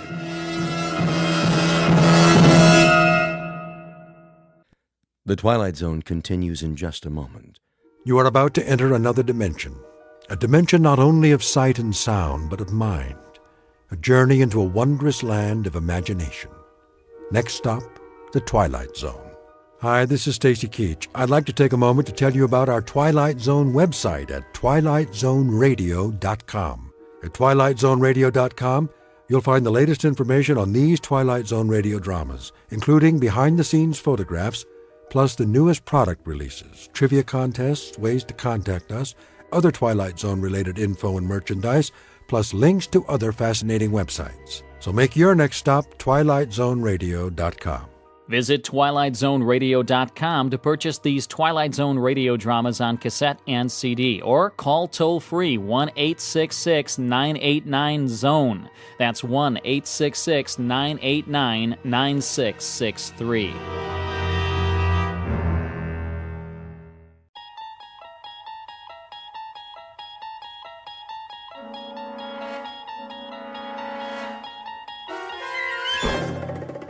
There is a fifth dimension beyond that which is known to man. It is a dimension as vast as space and as timeless as infinity. It is the middle ground between light and shadow, and it lies between the pit of man's fears and the summit of his knowledge. This is the dimension of imagination. It is an area which we call the Twilight Zone.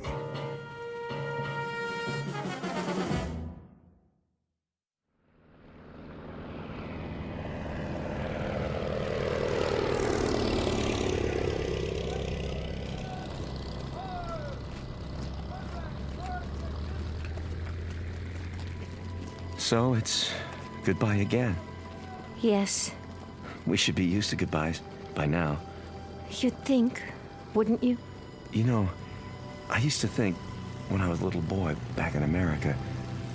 You used to think what, Tony? Oh, it doesn't matter. Of course it does. I love to hear you talk about when you were a little boy. But you know something funny? I'm jealous. Jealous? Jealous of what? I'm jealous of those years. I'm jealous that you grew up and I didn't get to know you because we hadn't met. So many years. And I think now, what a waste that we didn't know one another then. We had time once, didn't we? All the time we needed. But not now. Now there is no time, Tony. Now there is only time for goodbyes. Now people fly by so fast, you want to call out to them. And then it's too late. They've gone. They've disappeared. It's time to take off, Lieutenant. The Luftwaffe is coming. I'm on my way. But, sir, the troops are moving out. Thank you, Private. Oh, my darling. Tony, sweetheart. Now, you must go. You must go. I know. Don't cry. Shh. No time for tears. Memory I have a memory of you for my eyes, and a thought of you to hold in my mind. for my mind, As do I. And and I a touch of you. for all of me. Oh, my darling. I won't forget you. Not forever and a day. and a day.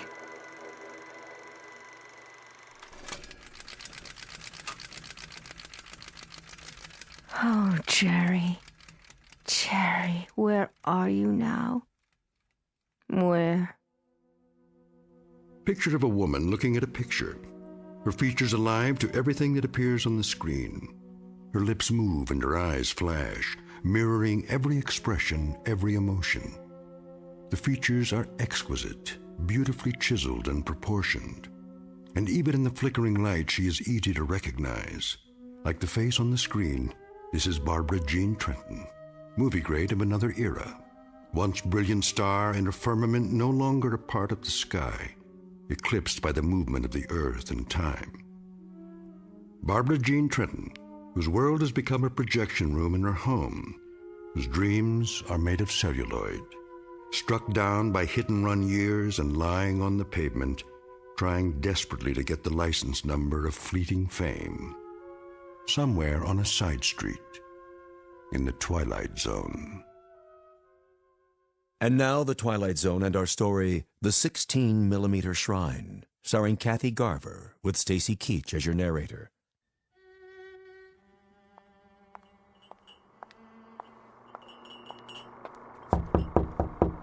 Miss Trenton?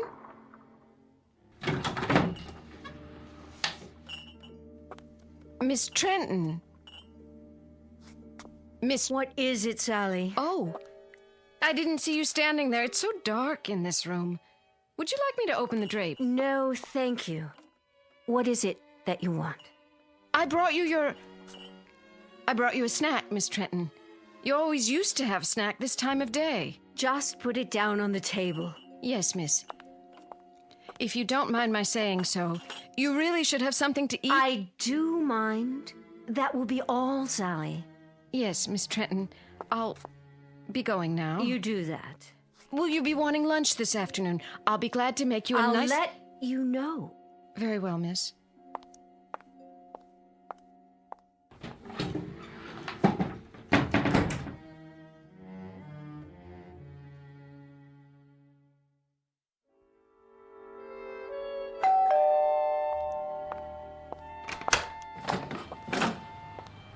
Oh, Mr. Weiss.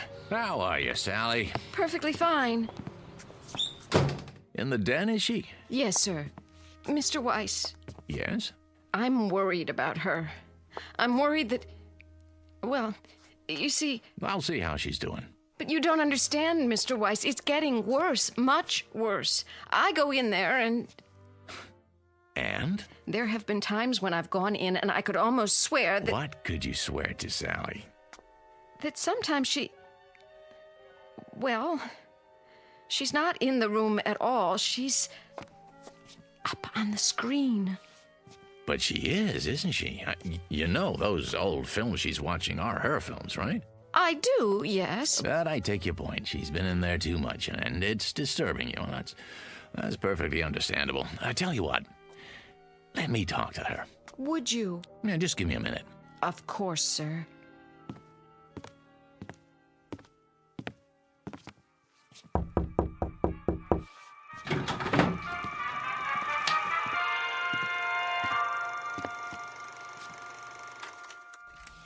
Barb?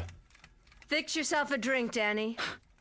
It's 11 o'clock in the morning. So, it's 11 o'clock in the morning. What about it? It's 11 in the morning and the sun is out, see? Oh, why did you have to do that? It's a beautiful day in Beverly Hills. There's no smog, it's 84 degrees, and it's lovely out there. What would I do without your daily meteorological reports? And the question is, what do you do with them? You sit here in this air-conditioned cave, showing one picture after another. Why? Haven't you seen them enough times? Let's skip that. Barbie. No good, honey. What isn't? None of this is any good. If you won't fix yourself a drink, then sit down and be quiet. You have a habit of looking poised, ready to spring. What was the picture? 2 of them. Farewell without tears. Now, let's see. 26 years ago, co-starring Jerry Herndon. Of course, co-starring Jerry. He was my favorite leading man. And then, A Night in Paris. 25 years ago. I know it was 25 years. Are you Father Time now? Barbie. Danny, should I have failed to make mention of this before? I hate clinical tiptoeing. If you don't like what I do, don't knock it. I have to knock what you do, and I have to get clinical when I see you enclose yourself in this room and stop the clock. You said things back 15, 20, 25 years. You turn your back on today, and you do this every day. Let me tell you something, honey. That's sick. That's real sick. Is that all? No, it isn't all. I got some news to deliver. What now? I set up an appointment for you over at International. You did? At International? Mm-hmm. When? Today. Part? Sounds like a good one. Is Marty Saul still running the studio? Sure is. Too bad. I never got along with Marty. Yeah, I remember. But he's older now. I think you'll find he's mellowed. He said I was the most temperamental star he'd ever worked with. Now, why would he say a thing like that? Danny, you know something. You're a nice guy. A very nice guy. A loyal friend and a good agent after all. And I guess in my own devious, selfish way, I happen to be very much in love with you. Wait.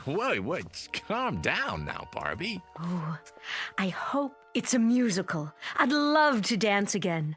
Or a juicy romantic role, like the scenes I watched this morning with Jerry Herndon. See his photograph here? Yes, I see it. I did 3 pictures with him. I know. Ah, mon capitaine, tell me about your country of America.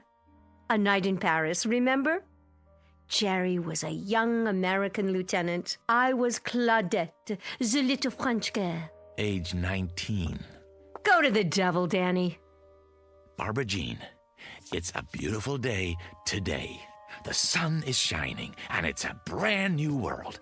A new world, get it? It's 25 years away from A Night in Paris, and 26 years away from A Farewell Without Tears. This room is dark and cold and full of cobwebs. Get up and go outside, honey. You'll be surprised at what you see. Huh? Pleasantly surprised, I promise.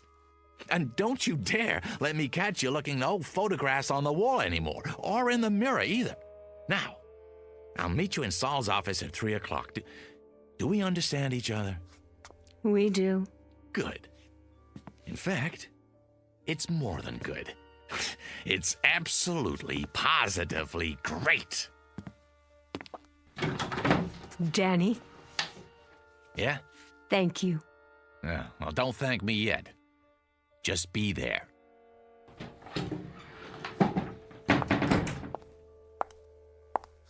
Mirror, mirror on the wall, am I still the fairest of them all?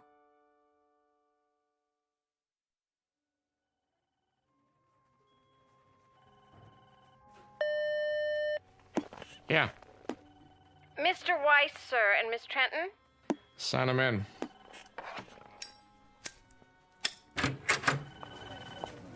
Marty, there you are. Good to see you, Barbara.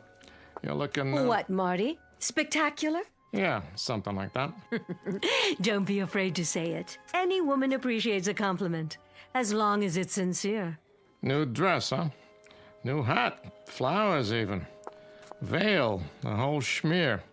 You going somewhere? Why, no, Marty. It's all for you.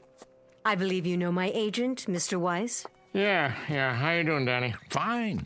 And yourself? Sit down, please. My, you've redone your office. Did he tell you about the part? Not exactly.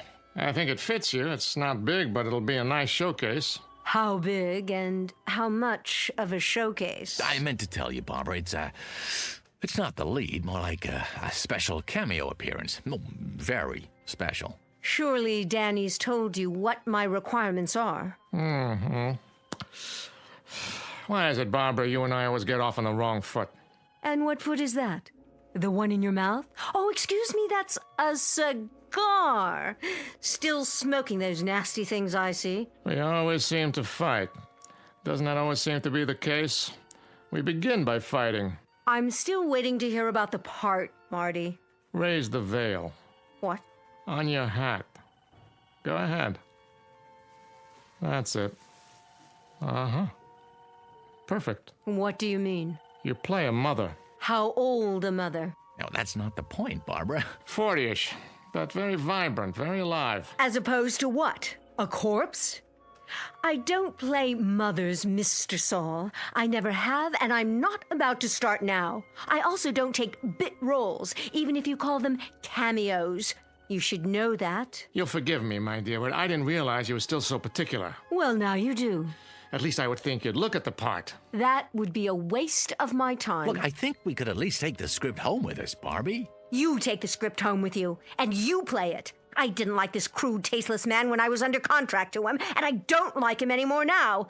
And especially when he offers me a fast walk-on. And you, Miss Prima Donna, I got news for you. You may think you're still the #1 lady on top of the heap, but you got it wrong. You're just an aging broad with a scrapbook. And any part you get at this studio won't have to go through an agent. You can set it up with a community chest, because it'll be charity. Barbara, wait. Remind me someday, Saul. Remind me when you've gone over the hill and you're down on your hands and knees. Remind me to give you a swift kick, just so you'll know how it feels.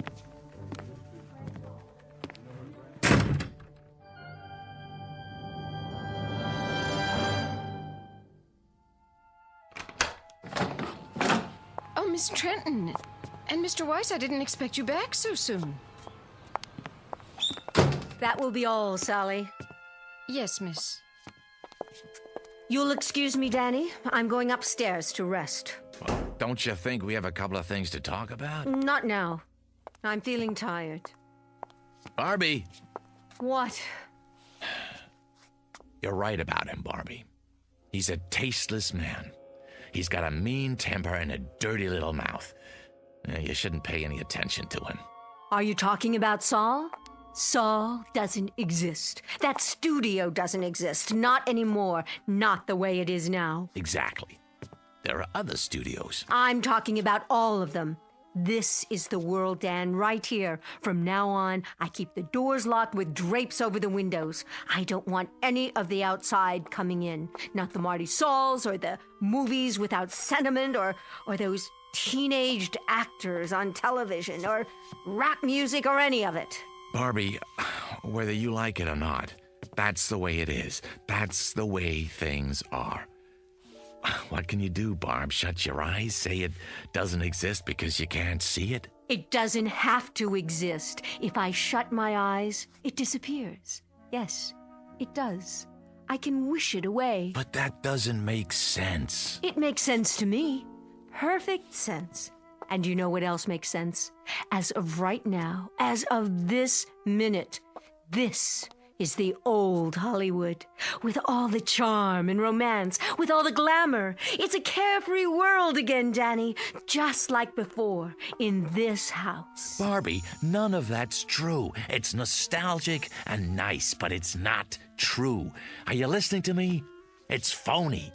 Well, if I wish hard enough, it won't be phony.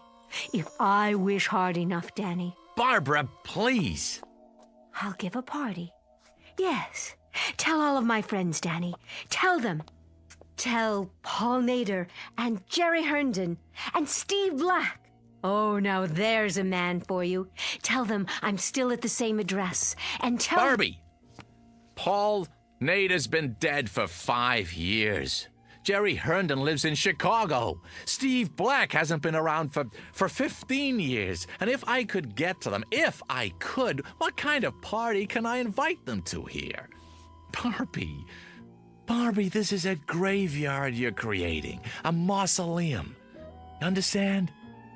You're wishing for things that are dead. We'll see about that.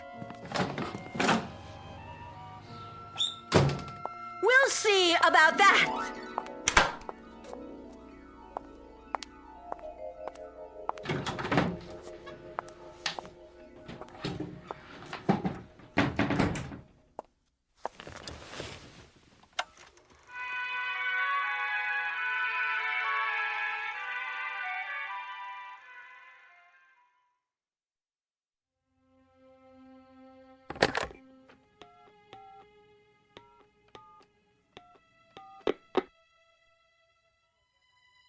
Mr. Mosa, please. Tell him it's Danny Weiss. Hey, Walt. Long time, huh? No. I didn't go to the awards. Congratulations, by the way. Heck of a picture. Yeah. Say, listen, Walt. I got an idea, and I wanted to run it by you first, before I shop it around. Yeah, that's right. Yeah, nobody yet. Well, you know the actor who just won for Best Supporting? Uh-huh. Well, About Time is right. Yeah, he's all over the talk shows, giving interviews left and right. No, I don't represent him. But he's been in this business a long time, started as a teenager. I know, at your studio. That's why I'm calling. See, here's what I think's gonna happen. A brand new interest in the greats of our industry who made it what it is today. I can see it coming. Not nostalgia exactly, but a wave of appreciation, reevaluation. So I was thinking, why not put together a special project just for them? The ones who've been out of the limelight a few years. Stars who never got an Oscar but deserve to. Yeah, I tell you, the media will lap it up. Yeah, no, I don't have a script yet. Uh-huh. Yeah, I suppose so. I'm a sci-fi fan, too. Sure I am. Yeah, so it makes... So make it like Star Wars meets, I don't know, On Golden Pond or something. I'm just riffing now, but... Really? You never saw it? Oh, great flick. Hepburn Fonda. No, Henry. Yeah. Yeah, a whole generation that... Well, they would if you set it up right. The what? Oh, a series of pictures, huh? Uh-huh, based on video games. Yeah, I see. Well, of course they have to be young. Still, when you think what a great name could bring to the package, well, Barbara Jean Trenton, for one. No, she's not dead. No, I assure you. A highlights reel.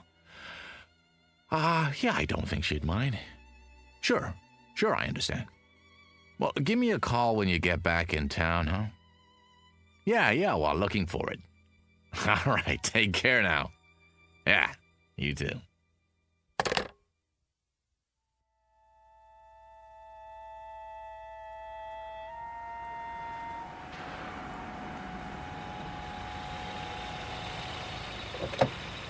Hello, Mr. Weiss. Hello, Billy. Once again, huh? Park it nearby, would you? Won't be long. Yes, sir.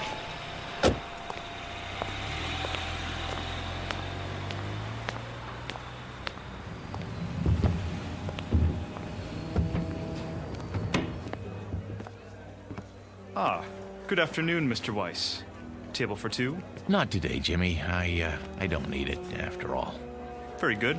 I'll get your waiter. I don't have much of an appetite, just the bar. Of course.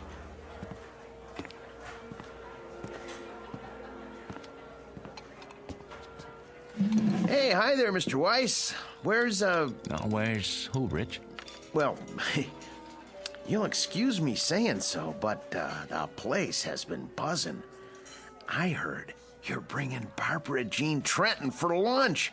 Some kind of celebration. Well, there's been a change of plans. Oh, well, the reason I mention it is I was going to ask her for an autograph. You think she'd have minded? I'll bring you an autographed 8x10. How's that? Would ya? Oh, that'd be great. Just a scotch and water for now, Rich. Coming up. Make it a double, will you? Sure, no problem. Mr. Herndon, telephone call for Mr. Herndon. Mr. Herndon? Telephone call from Mr. Herndon. Oh, hold on. Did you say Herndon? Why, yes, sir. Well, that wouldn't be... No, forget it. Pardon? Why, it's not for a Jerry Herndon, by any chance. I wouldn't know, sir. No, I was just wondering. Jerry Herndon. Sounds familiar. Didn't he used to be in the movies, too? Sure did. A long time ago. Telephone for Mr. Herndon. Right here, son. Jerry? You can take it at the bar, sir. Thanks. Oh, and this is for your trouble. Thank you. I'd know that voice anyway. I don't believe I've... Danny? Danny Weiss? What in the world are you... I just stopped in for a drink. Oh, same here. I couldn't forget this place, like old times. Old times is right. What are you up to these days? Oh, still in the business. What else do I know how to do? Listen, can I buy you a drink? I'll buy you one. Come on, sit down. Talk about a coincidence. I was just mentioning you to someone. Pull up a chair. You'd better take that call. Forget it. They'll call back.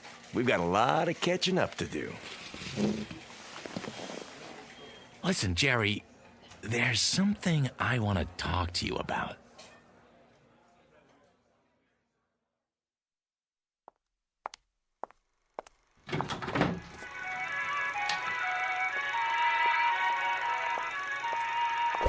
Oh, who's there? Only me, miss. What have you done? Very sorry, miss. I didn't see you sitting there. I must have tripped on the electrical cord. Shall I plug it back in? Thank you, no. I'll take care of it, Sally. And Sally. Yes, miss. I'm locking the door to this room. I don't want to see anyone. I understand, miss. Sorry.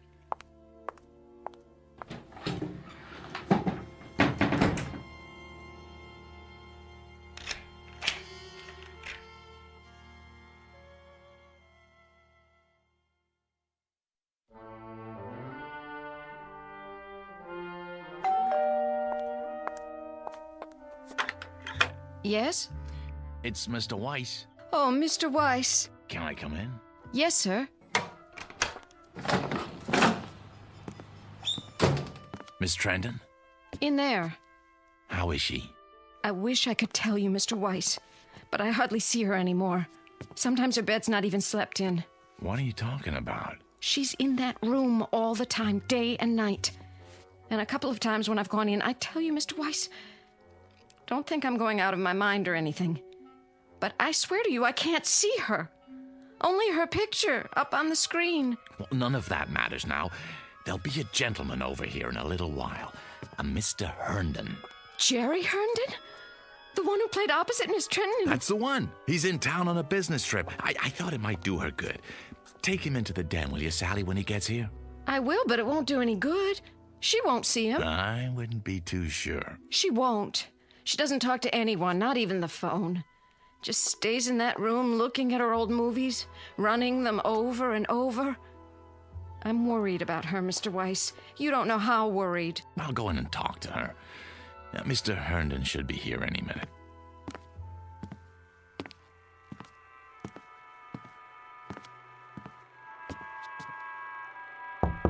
Go away, Sally. I said go away. I don't want anything, and I don't want to see anyone. Barbie, it's me, Danny. Now, please let me in. Why should I? Please, Barbie, I got something to tell you.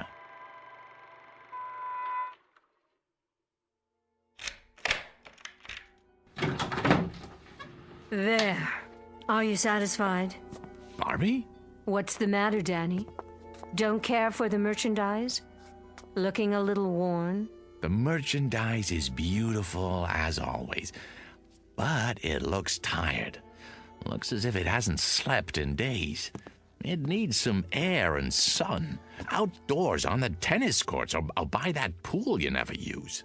I have everything I need in here. I'm quite satisfied, thank you. Hail and farewell, Daniel. The door's the one you used when you came in? I have some good news. Oh, do you? What is it? Has my house been declared an historic monument? A friend's coming to see you. A friend? All my friends are dead, retired, or forgotten.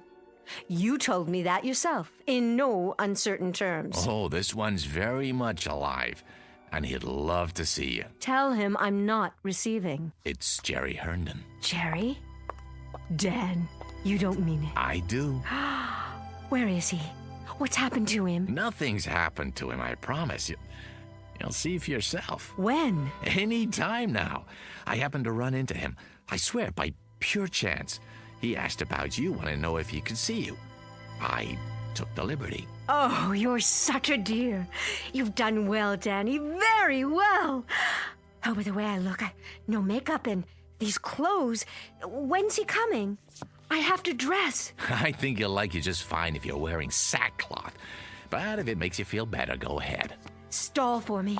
I need at least a few minutes. Oh, show him to the living room. Oh, Jerry.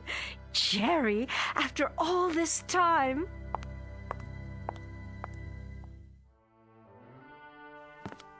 How is she? Really?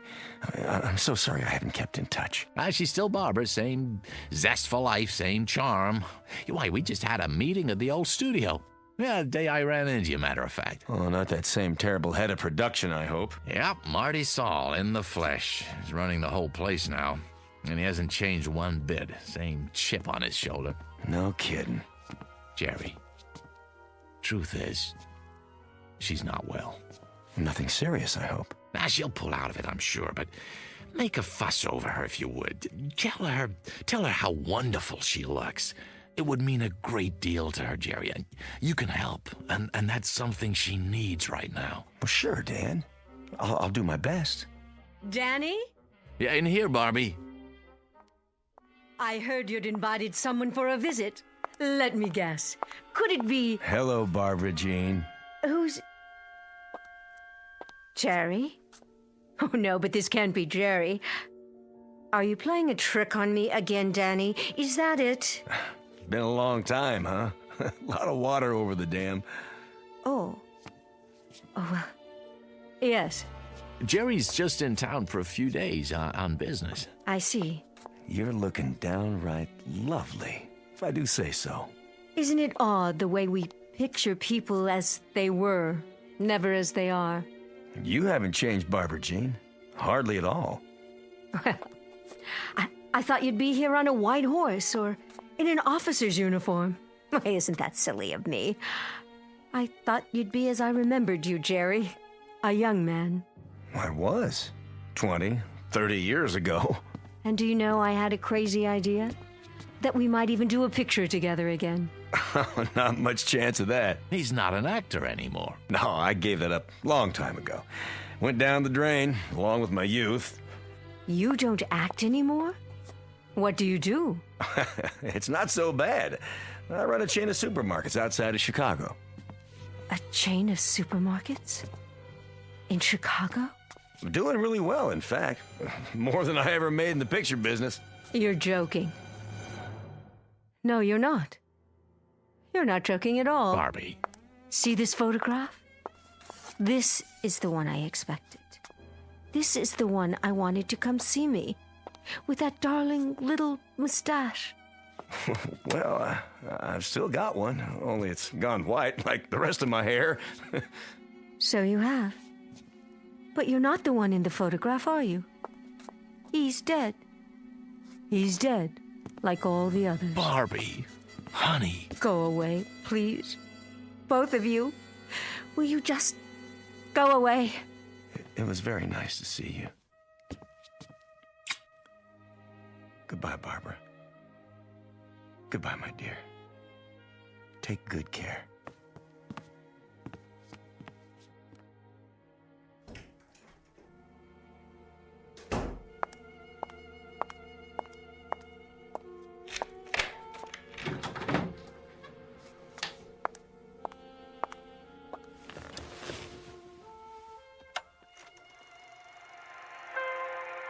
Jerry. There you are, Jerry. How well you look. How young. How wonderfully young. There was an old man here a while ago. A tired, worn-out old man. And he said he was you. Can you believe it? Oh, Jerry. Jerry, I wish I could be where you are. I so wish I could, Jerry. Oh, how I wish.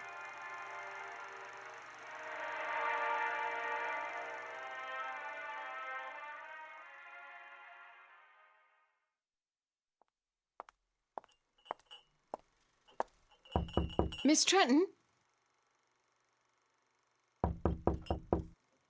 I brought you a little snack, Miss Trenton. Coffee and sandwiches. Wouldn't you like some?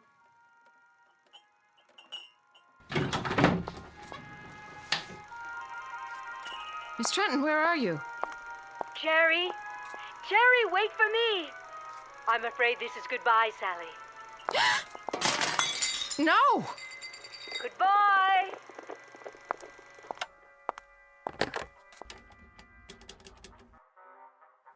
Mr. Weiss, sir, I think you'd better come over here right away.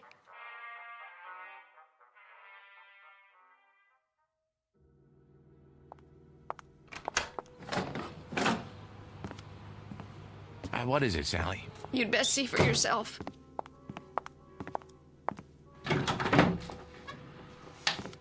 Sally, I don't see anything. What's the big mystery? That's just it, Mr. Weiss. I don't see anything either. She's not here anymore. Was the projector running? It was. When was that? About an hour ago. Who shut it off? I did. Then I called you. Well, have you looked in her room? Maybe she's taking a nap. That's the first place I looked. Then I went to every room in the house, even the pool in the yard. She's not here. At least not in the way you'd mean. You know how to work this thing? It's just that little switch there. Are you going to run it, Mr. Weiss? Yes, Sally.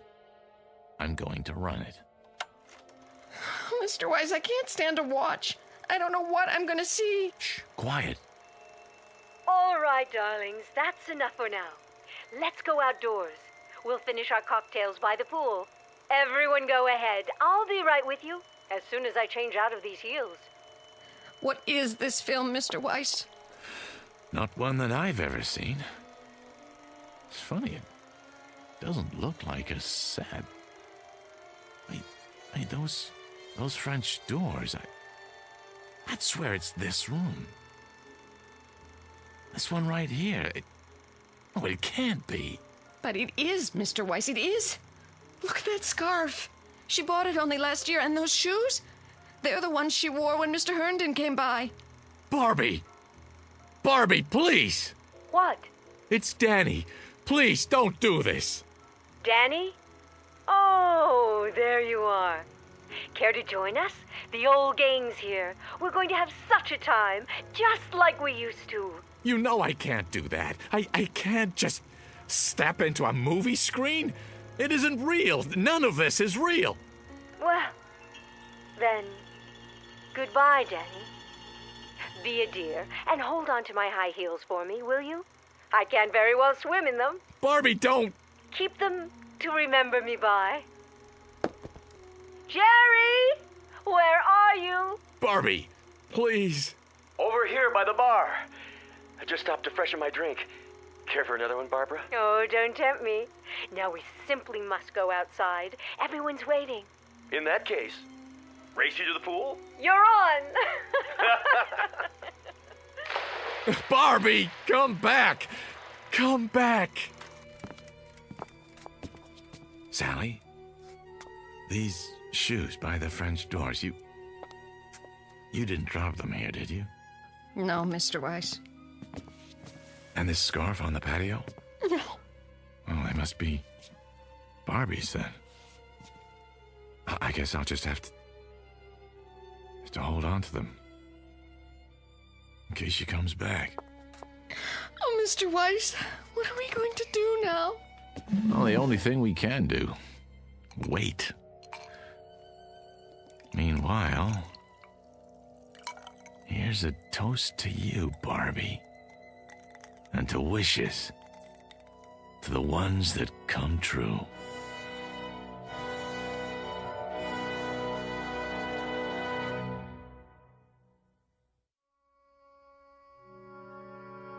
To the wishes that come true, to the strange mystic strength of the human animal, who walks that thin line between reality and the shadows and can sometimes make one merge with the other.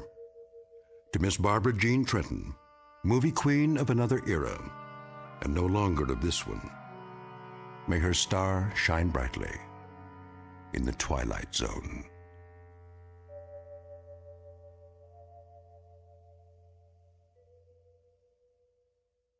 More from the Twilight Zone after this.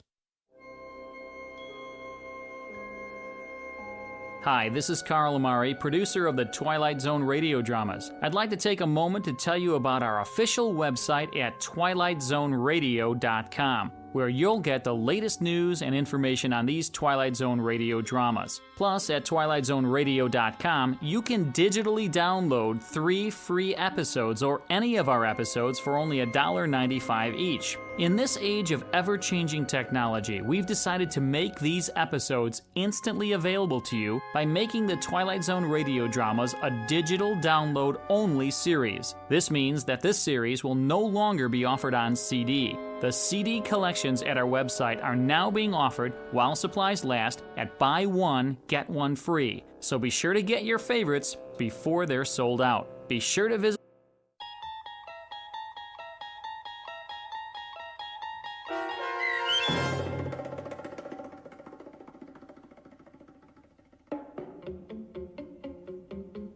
The 16mm Shrine starring Kathy Garver with Stacy Keach as your narrator was adapted for radio by Dennis Etchison and written for The Twilight Zone by Rod Serling.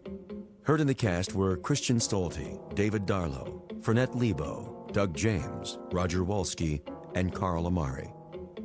This copyrighted radio series is produced and directed by Carl Amari for Falcon Picture Group and Westwood One. Sound design and custom Foley effects for The Twilight Zone by Cerny American creatives Bob Benson, Craig Lee, Matt Sorrow, Tim Cerny, and Todd Beyer. To learn more about The Twilight Zone radio dramas and to contact us, visit our official website at twilightzoneradio.com. Doug James speaking.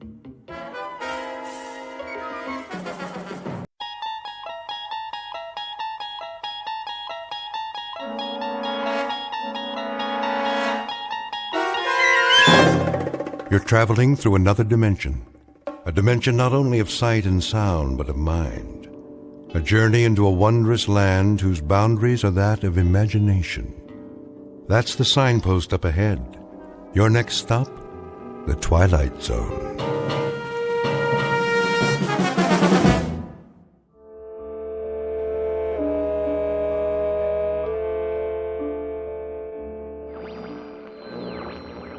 Radio station WNYG. We will continue to stay on the air for traffic advisories and other essential news, including weather updates. That's the spirit. First, a bulletin from the Office of Civil Defense. Traffic is slow moving north and east out of New York City. The Garden State Parkway, the Merritt Parkway, and the New York State Thruway are reportedly bumper to bumper.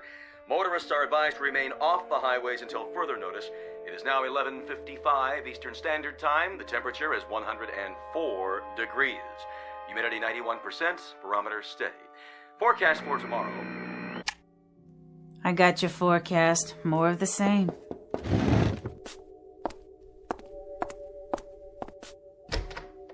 Oh, hey, Miss Bronson. I hope you don't mind, Norma. Not in the least. Come on in. I can't stay. Of course you can. I always like it in your apartment. It's so much cooler. All I have is an old air conditioner and one little fan. That's more than I can say. Well, they don't do much, believe me. Go ahead and leave the door open. We need the circulation. You're painting another picture. Just something to pass the time. Oh, no, you're a real artist. I love the colors. Have you sold any lately? Nobody needs art these days, Miss Bronson. Not with all that's happening. Would you like a drink of water? I couldn't. There's a bottle in the fridge. But you need that for yourself. Nonsense. The repairman's trying to fix my refrigerator. You found a repairman? How'd you do that? It wasn't easy. Betty Ayers has a friend in the appliance business. She gave me his home number. It took him hours to get here. Well, at least he made it. It shouldn't take long to fix. If he can do anything with my old machine. I've heard there's a run on spare parts. I can understand why. In any event, I don't want to get in his way. Then you wait here with me. You sure you don't mind? I'll get the glasses and we'll both have some water. Ice water? Well, almost. At least it's cool. You must be parched. You're very kind. Don't be silly.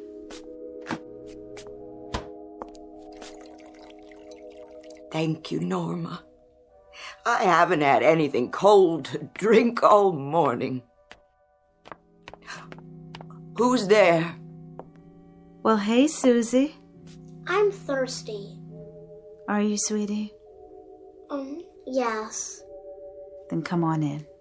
Why, that's the first word I've heard the child say in ages. She just stands and watches. I think she's not right. Who is these days? Come here, Susie. Don't be afraid. Would you like some too? Sure you would.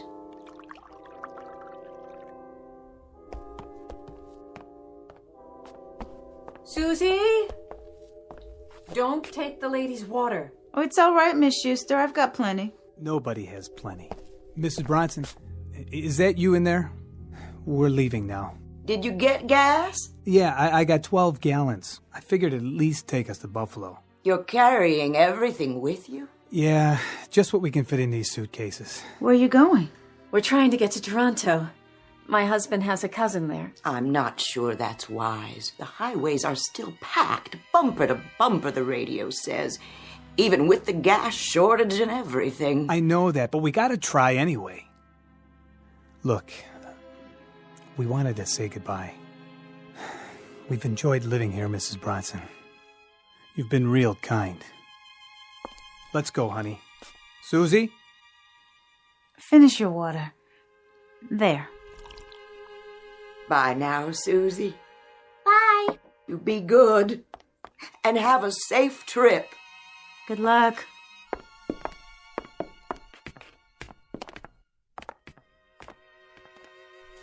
And now we are two.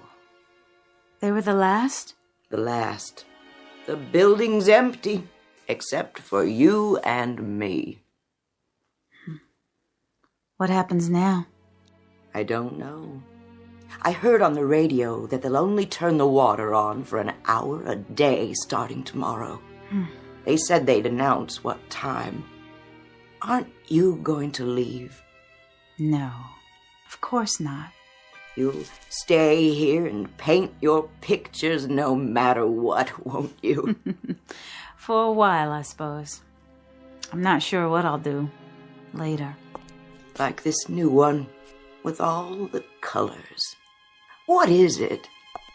Can't you tell? Well, it does look like... It's the sun, Miss Bronson, the sun. Oh, my dear. Why do you keep painting that? I can't help it. But I keep getting this crazy thought, Miss Bronson. This crazy thought that I'll wake up and none of this will have happened. I'll wake up in a cool bed and it'll be night outside. Wouldn't that be lovely? And there'll be a wind. Yes. And branches rustling. Shadows on the sidewalk. A moon. Oh, Norma. Traffic noises outside instead of all this nothing. Automobiles, garbage cans, milk bottles, voices, anything.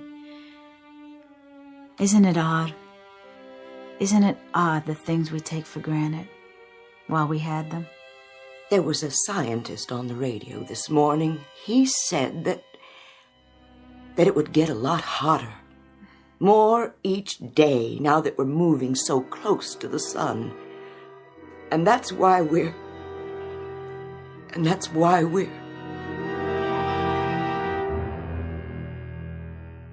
The word that Mrs. Bronson is unable to put into the hot, still, sodden air is doomed, because all the people you've met have been handed a death sentence.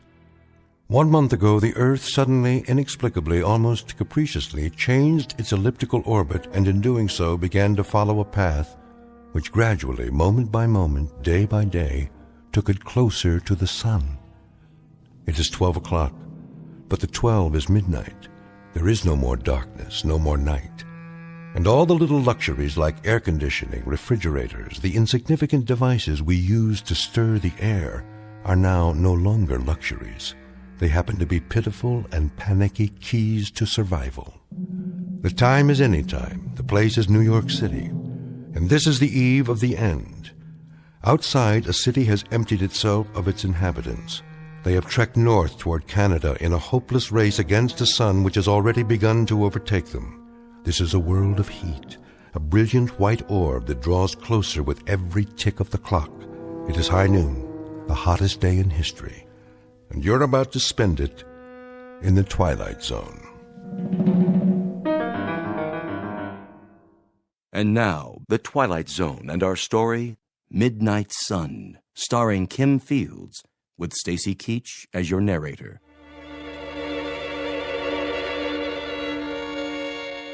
Would you care for another drink of water, Miss Bronson? I've taken more than my share.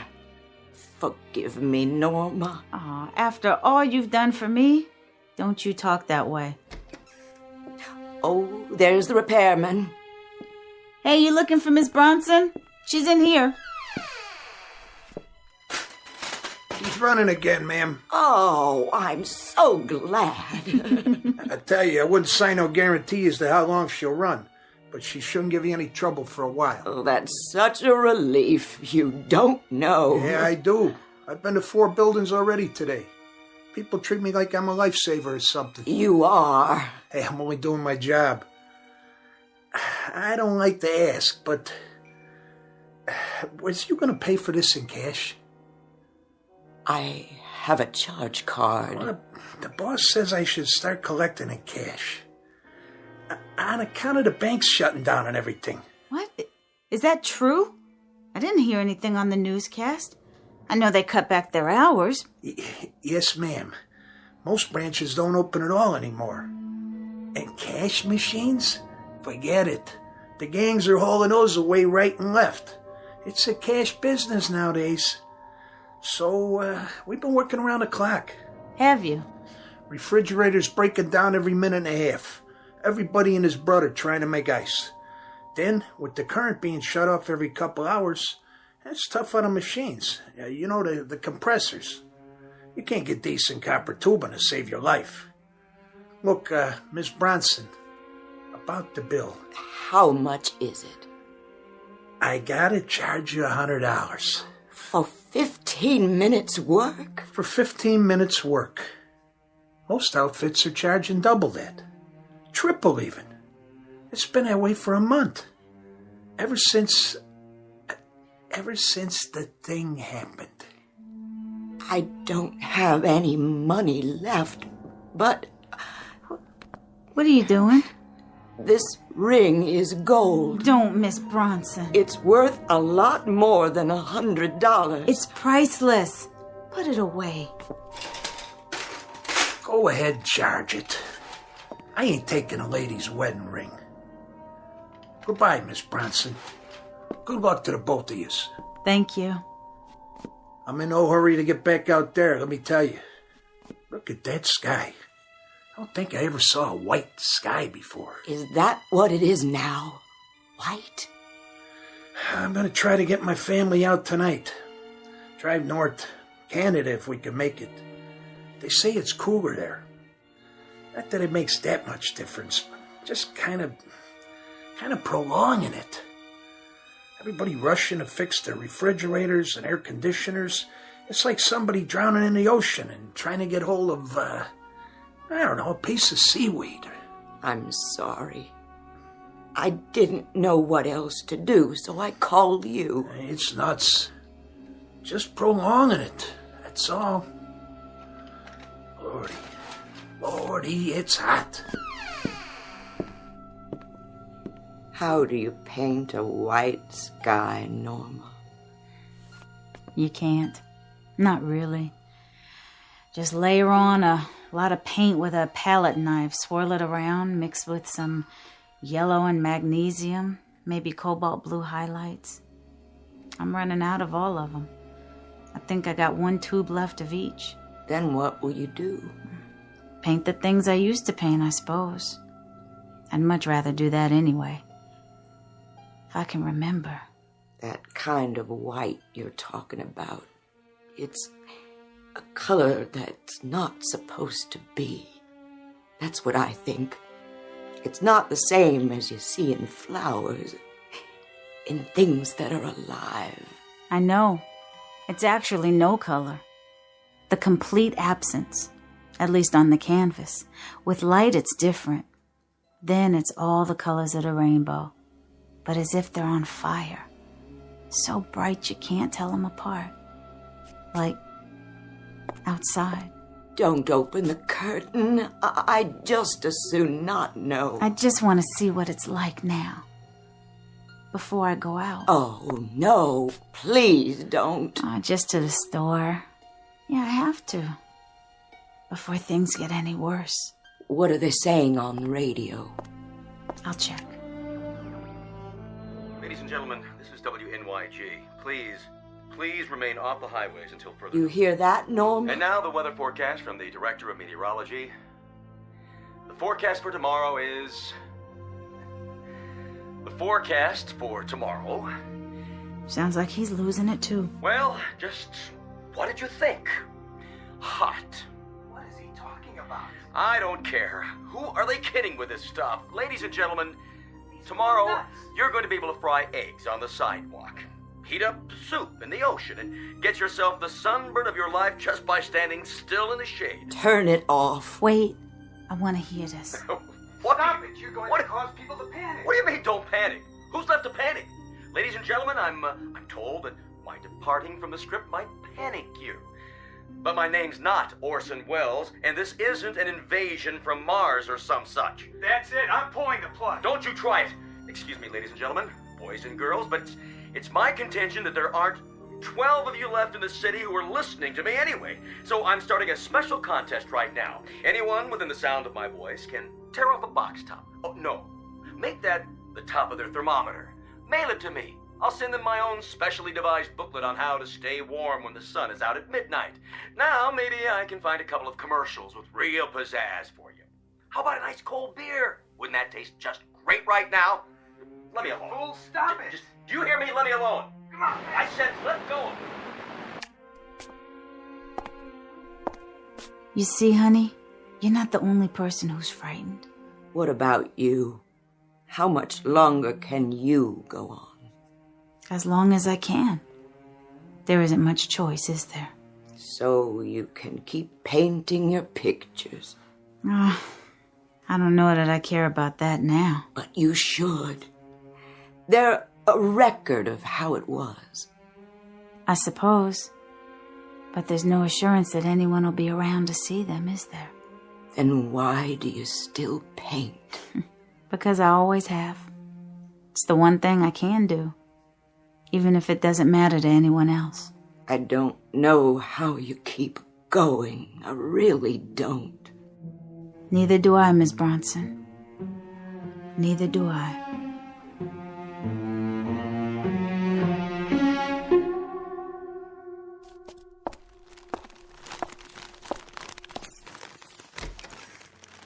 Norma, is that you, honey? Yes, Miss Bronson. Why, just look at all those groceries. The store was open. Ooh, wide open. I think that's the first time in my life I was sorry I'd been born a woman. This was all I was strong enough to carry. There weren't any clerks, Miss Bronson. Just a handful of people taking all they could grab. At least we won't starve. And there are 3 cans of fruit juice in the bottom of the bag. We'll try one as soon as I turn the fan on.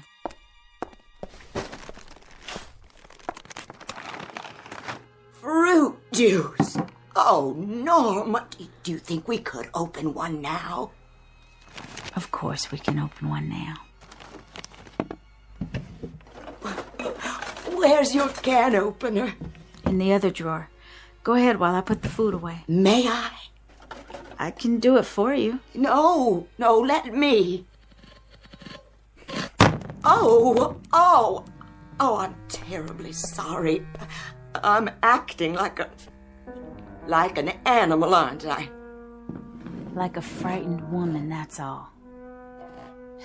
You should have seen me in the store, Miss Bronson, running down the aisles. I mean running.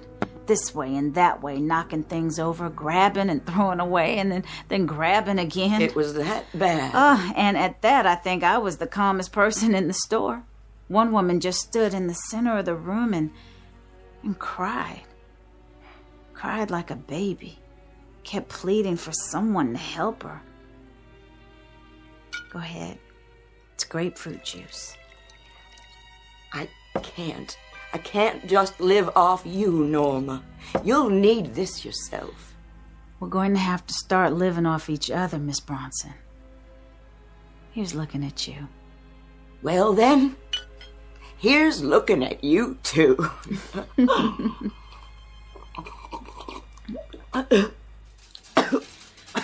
Oh no, the current's off again. Every day it stays on for a shorter time. What if it shuts off and doesn't come back on again? It would be like an oven in here. As hot as it is now, as unbearable. It would be so much worse. Norma, it would be so much worse. You mustn't think that way. Norma. Yeah. Paint something different today. All right. Paint something like a pastoral scene with a waterfall and trees bending in the wind. Paint something cool. Not like this. Please, don't paint the sun anymore. I'll try. I'm working on a new one for you. How about that waterfall? Oh, Norma. I'm sorry. My dear child. I'm so sorry. It would be so much better if... If what? If I were to die. So much better for you. Please don't ever say that again. We need each other now. We need each other desperately.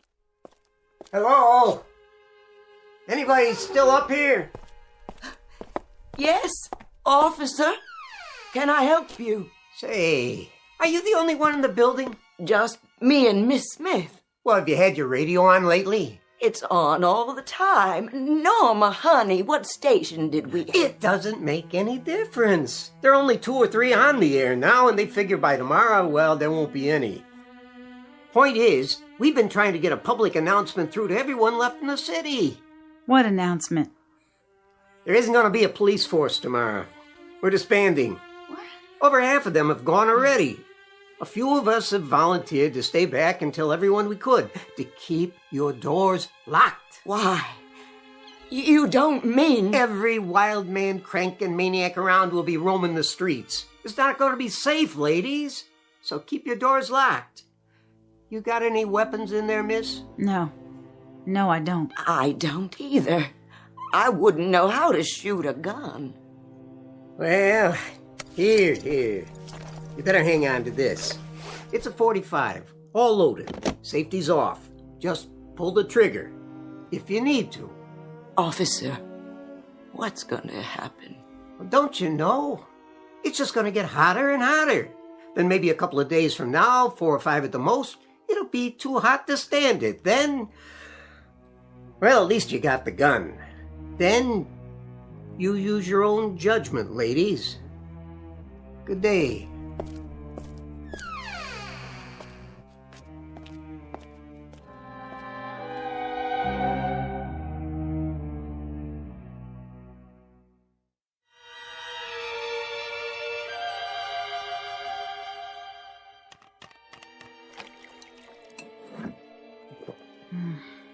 Warm.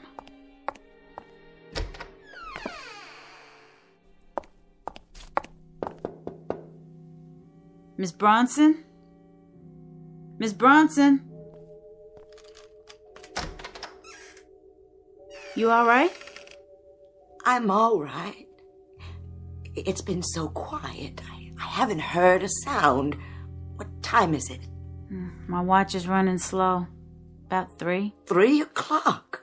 Yeah. In the afternoon. Were you able to sleep? I laid down for a while. Good for you. I tried shutting the curtains to keep the light out. You had them open? I couldn't fight it anymore. It gets so stifling when they're closed.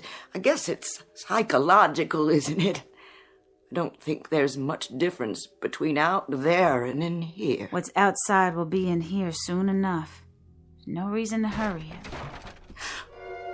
What was that? Something fell. Oh, no. No, it was someone. Didn't you lock the roof door? Yes. No. I don't know. I can't remember. I thought I did. Come with me. Where are we going? To my apartment. They might not bother with this floor. They might see all the empty apartments and think everyone has moved out already. Now, Miss Bronson. Norma. Shh. What are we going to do? Hey, Who's in there? Somebody in there? What should we do? Don't make a sound. Come on out, Tootsie. I know you're in there. Come out and be friendly. Hurry it up, I ain't got all day. You come out, or I'm coming in. Did you hear that? I heard something. That was a gun. A big one. Yeah? What else you got in there? You got a bottle in there by any chance? A real bottle? Vodka, whiskey, rum, anything. I'm not particular. How about a little drink? It's a 45. I'm pointing it at the door right now. Hey, I ain't so bad once you get to know me. Get out. Just get out. Leave us alone. Go downstairs to the front door, walk outside, and keep going. Don't look up at this window, and I'll forget about it. Okay, honey. I never argue with a lady who has a gun. He's gone. Of course he is. I'm so glad. I'm gonna put the gun away. Miss Bronson, don't open the door yet. Wait a minute. You can't come in here. I said I have a gun right here. Back off.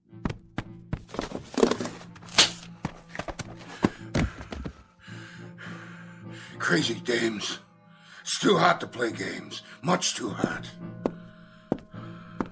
You got that drink now? No. Sure you do. I got the gun, see? So I'm asking you one more time, real polite like. You can make it easy on yourself or not. Don't make no difference to me.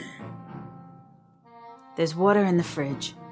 You might have just said the magic word. It ain't cold. It's all I got. It's all she has. It'll do.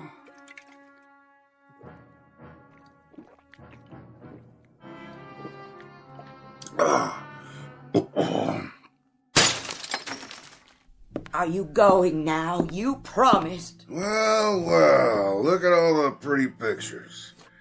You do these? You got what you wanted. Get out. Picture of an empty street. I know where that is. Right outside. And a big sun in the sky in every one. But you're good. You paint real good.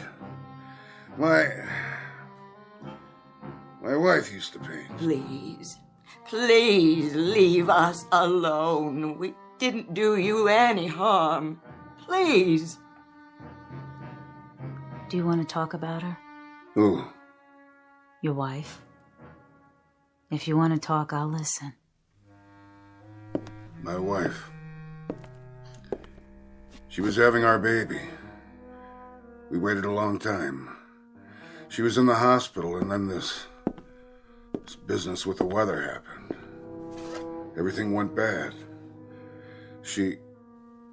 Would you mind putting the gun down? She was so fragile. The baby. Just a little thing. She had the tiniest little fingernails you ever saw. And her ears reminded me of seashells. I bet she was beautiful. She was. She couldn't take the heat, though. They tried to keep her cool, but then the air went out in the hospital and she couldn't take the heat. Baby didn't live more than an hour, and then she followed her. I'm terribly sorry. I don't know what I'm telling you this for. We all need someone to talk to. It makes it easier. And the way things are now, people don't see their friends anymore. Because it's so hard. So we stay inside and wait. You got that right. That's why I hit the street. I'm not just gonna sit there and wait for it to happen. But you gotta remember one thing. What's that? We don't know what's next. We can't be sure, none of us can. And maybe, just maybe, is something better. Some things we're not supposed to know. Otherwise, there'd be no point in being alive, now would there? What made you so smart anyway? You seem like a decent man. I am. I'm not a housebreaker, I swear to you. I'm a decent guy. It's just the heat. That terrible heat out there, no matter where you go. And all morning long I've been walking around the streets trying to find some water.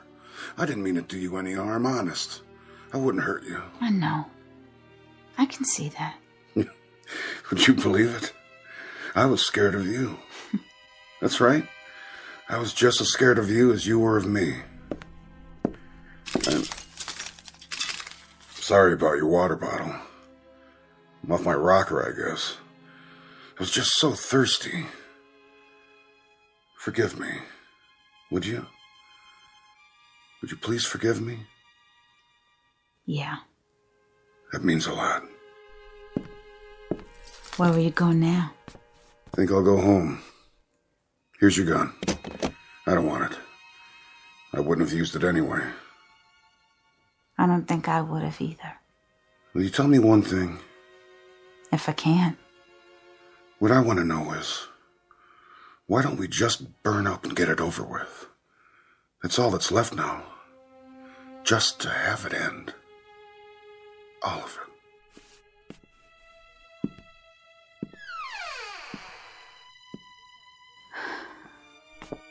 You okay, Miss Bronson? He's right, you know. About what? About everything.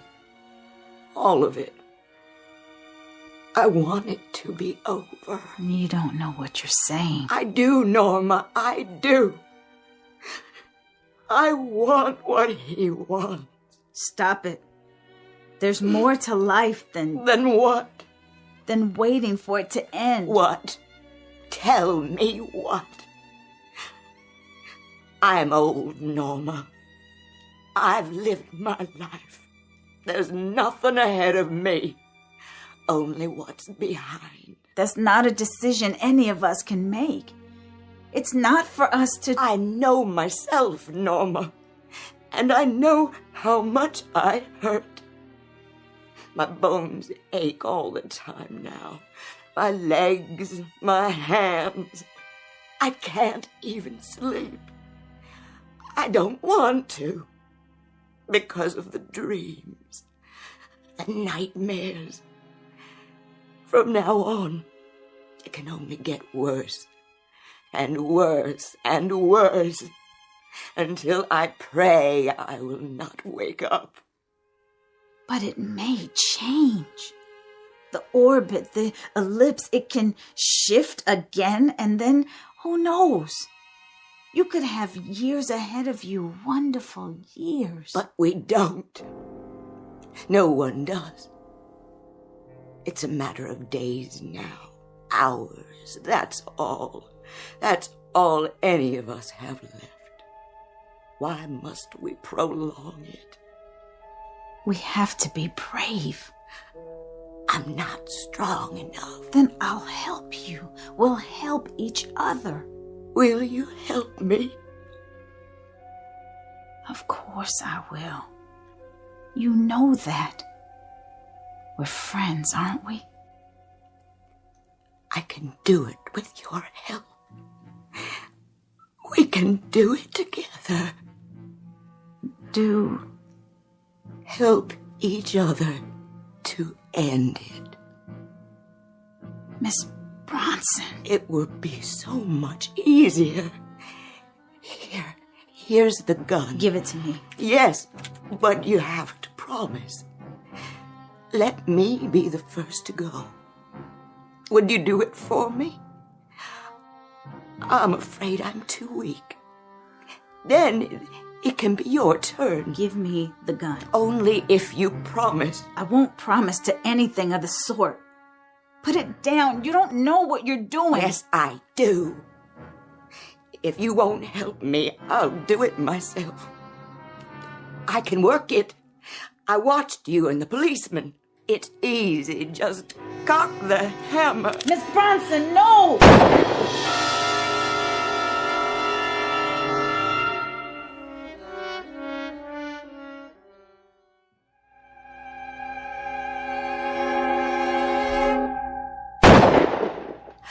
I said, give it to me.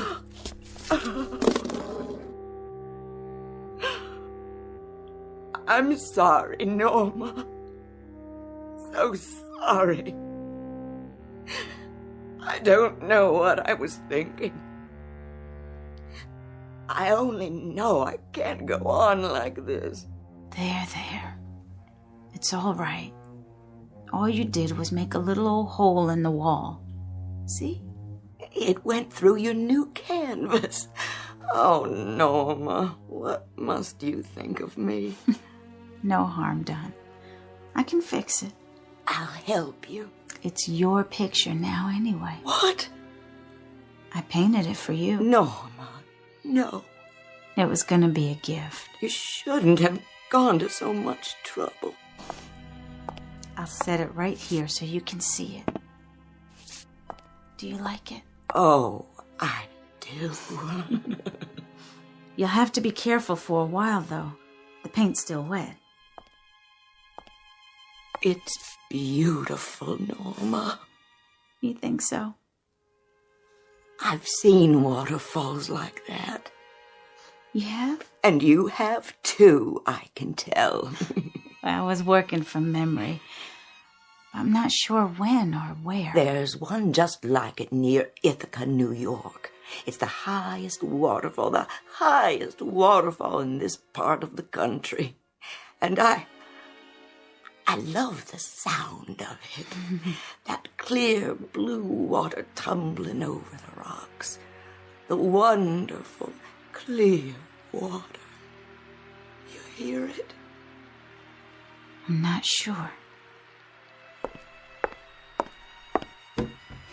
Oh, Norma. It's lovely. Just lovely. Why, do you know something? Why don't you tell me? We could take a swim. Now.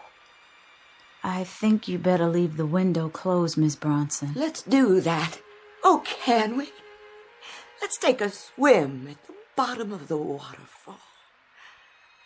I used to do that when I was a girl. Just sit there and let the water come down on you. Miss Bronson! Miss Bronson! Miss Bronson! Take them! All the pictures, I want you to have them. Please! Please, take them! They're all wet. That can't be. They should have dried in this heat, but the paint is sticky. I don't believe it. It's melting. Gotta close the window and keep the heat out. The glass is so hot. Even the curtains. Help! Help! Fire! Help! Someone, anybody, please! Fire!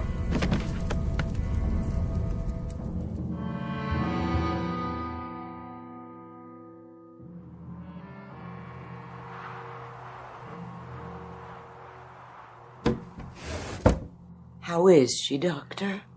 She's coming out of it now. Should I leave the blankets on her bed? For a while longer. We don't want her to get a chill. I'll turn the heat up as soon as it comes on again. Miss Smith? Miss Smith? Yes? You've been running a very high fever, but I think it's finally broken. Fever? You gave us a start, child. You've been so ill. But you're going to be all right now. Of course. Look in on her every few minutes. Give her something hot to drink if you can. I'll do that. I hope she'll be all right. Just let her sleep as much as she can. I will. I wish I had something left to give her, but the medicine's pretty much all gone now. You've done so much already, just stopping by. I know how hard it was for you to get here. Don't thank me, Miss Bronson. I've hardly done anything. Do you have to leave right away? It's snowing so badly. I'm afraid so. When will you be back to check on her? I'm sorry, but I don't think I'll be back this way again. Oh? I'm going to try to move my family south tomorrow. Oh, dear, is that wise? Well, a friend of mine has a private plane. Otherwise, I wouldn't risk it. Of course, it's still risky with ice on the wings and all. But we've got enough fuel. If we keep it in the hangar till morning, it should start. They say on the radio when they're broadcasting that Miami is a little warmer. So they say. Sometimes I think we're just prolonging it. That's all we're doing. Everybody's running like scared rabbits as far south as they can get. And they say that within a week, everything will be covered with snow down there, too. I only hope the heat comes back on. I can tell it's going to get worse, even here. Especially here. How many are left in the building? Well, the Schusters say they're going to move out if they can get their car running and find some gas. And then we'll be two. Just me and Norma. Radio station WNYG. We will continue to stay on the air for traffic advisories and other essential news, including weather updates. They're back on the air. Turn it up. This is a traffic advisory from the Office of Civil Defense. Motorists are advised to stay off the highways on all routes leading south and west out of New York City. We repeat this advisory: remain off the highways. Also, please conserve heating oil as government reserves are almost depleted. There was a scientist on this morning. He was trying to explain what happened. How the Earth changed its orbit and started to move away from the sun. He said that within a week or two, 3 at the most, there wouldn't be any sun in the sky. That we'd all freeze. Just like that. I know. That's what they say. I'll be going now. Don't forget your coat. And your muffler. God be with you. You too, ma'am. Both of you.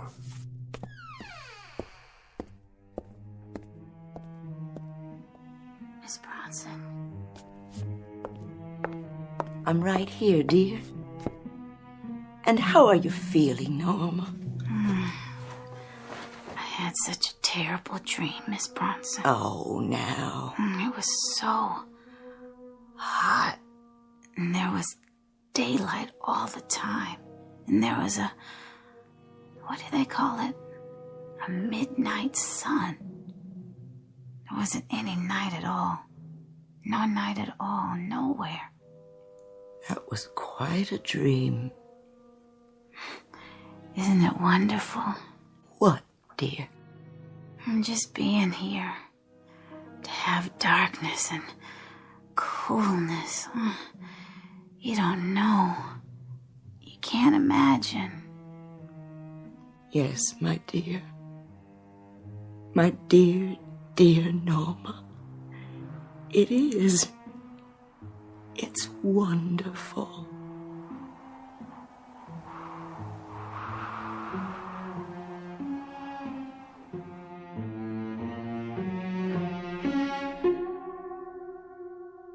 The poles of fear, the extremes of how the earth might conceivably be doomed. Some say by fire, some say ice. No one knows which, if either, it will be. But the mind remains restless, awake in the night, imagining how it will come. The truth, however, may not be ours to know except in dreams when imagination whispers warnings to us all.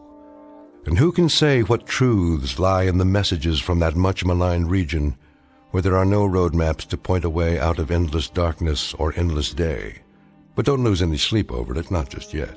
It's all a trick of the mind, that vast, uncharted continent explored only by the bravest and most reckless among us, the ones we call seers and artists.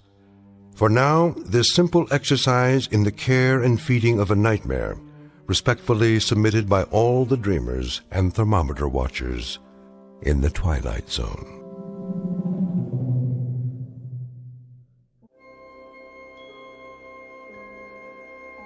Hi, this is Carl Amari, producer of the Twilight Zone radio dramas. I'd like to take a moment to tell you about our official website at twilightzoneradio.com, where you'll get the latest news and information on these Twilight Zone radio dramas. Plus, at twilightzoneradio.com, you can digitally download 3 free episodes or any of our episodes for only $1.95 each. In this age of ever-changing technology, we've decided to make these episodes instantly available to you by making the Twilight Zone radio dramas a digital download-only series. This means that this series will no longer be offered on CD. The CD collections at our website are now being offered while supplies last at buy one, get one free. So be sure to get your favorites before they're sold out. Be sure to visit us often, and I'll see you in the zone.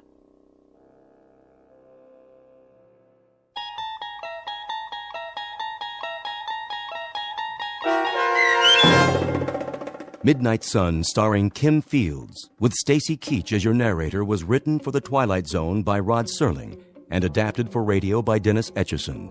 Heard in the cast were Taylor Miller, Doug James, Linda Ryder, Lauren Patton, Rich Kominick, Turk Muller, Lynn Foley, and Guy Burrell.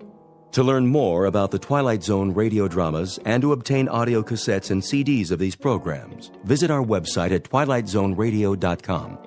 The producers of The Twilight Zone wish to thank CBS Enterprises, Carol Serling, Dennis Etchison, Dick Brescia Associates, Claire Simon Casting, Don Longo, Terry Jennings, the American Forces Radio and Television Service, our sponsors, and our radio affiliates for helping make this series possible. This copyrighted radio series is produced and directed by Carl Amari and Roger Wolski for Falcon Picture Group. Doug James speaking.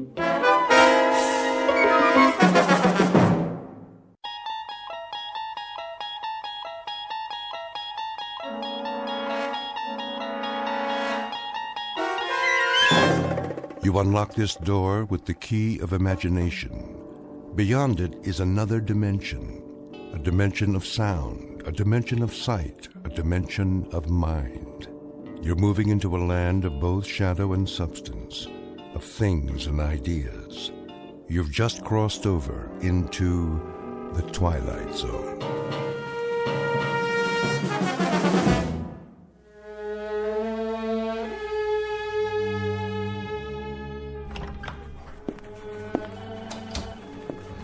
Mr. Sperry, Director of Development.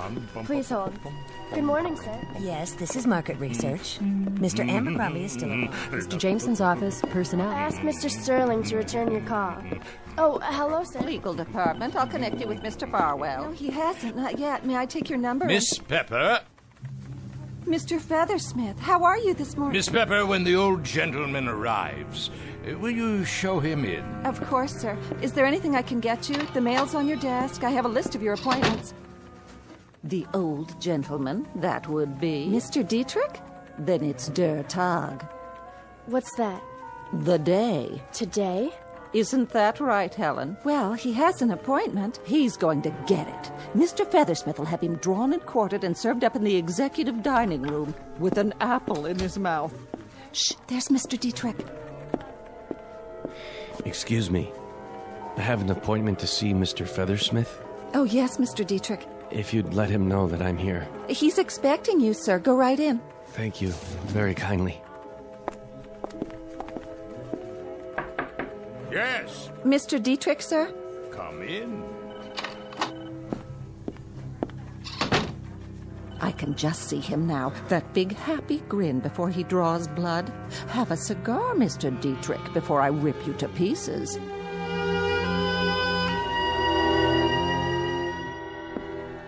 A cigar, Mr. Dietrich?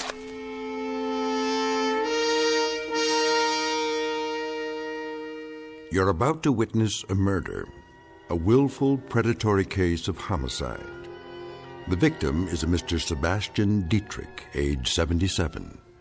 The killer is a Mr. William Feathersmith, a robber baron whose body composition consists of refrigeration coils covered by thick skin.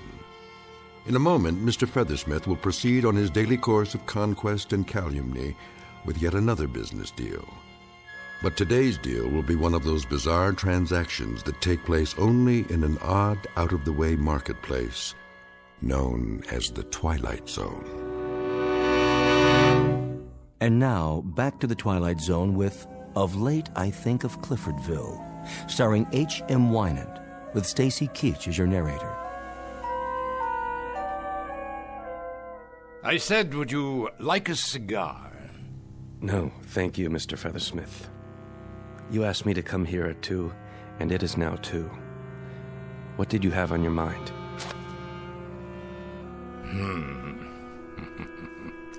You've never cared much for my personal habits, have you, Diedrich?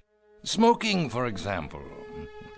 Whether I do or don't is really not at issue, Mr. Feathersmith, but the extent of time that you keep me here is, on the other hand, of considerable import. I'm a busy man. I'd like to get on with it. Oh, by all means. We've gone a pretty far route, the two of us. Have we? I owe you a great deal, Mr. Diedrich. I remember vividly the afternoon many, many years ago, back in Cliffordville.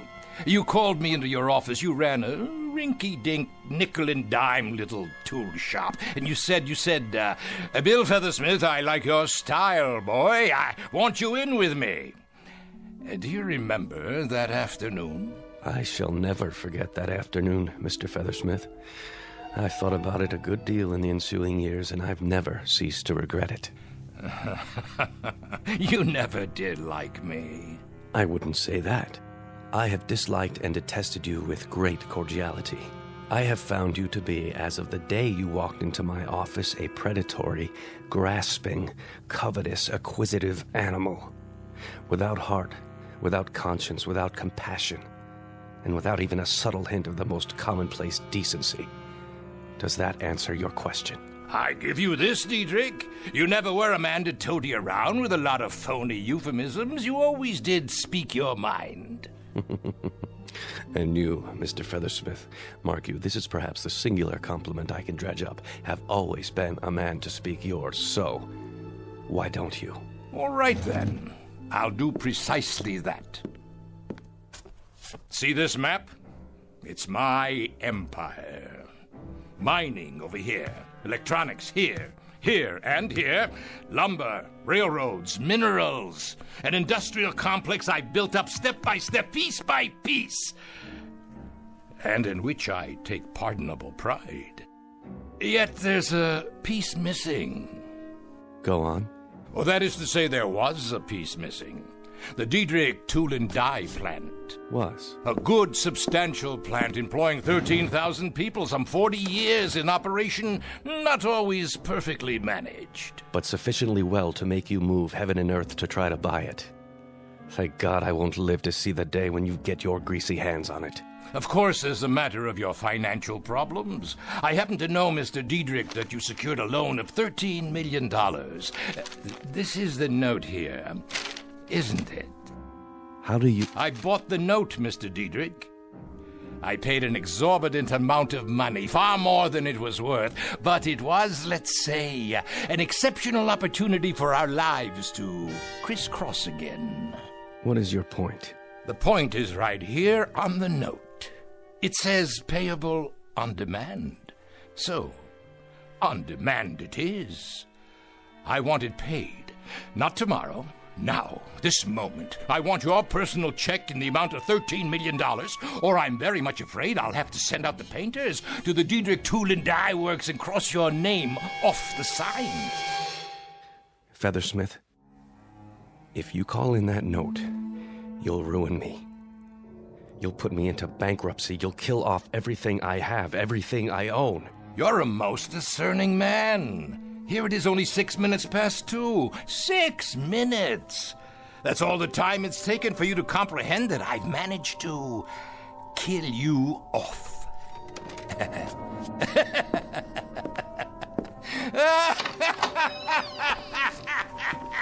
Mr. Dietrich, are you all right? Sir, is everything... Would you like to sit down? You look so pale.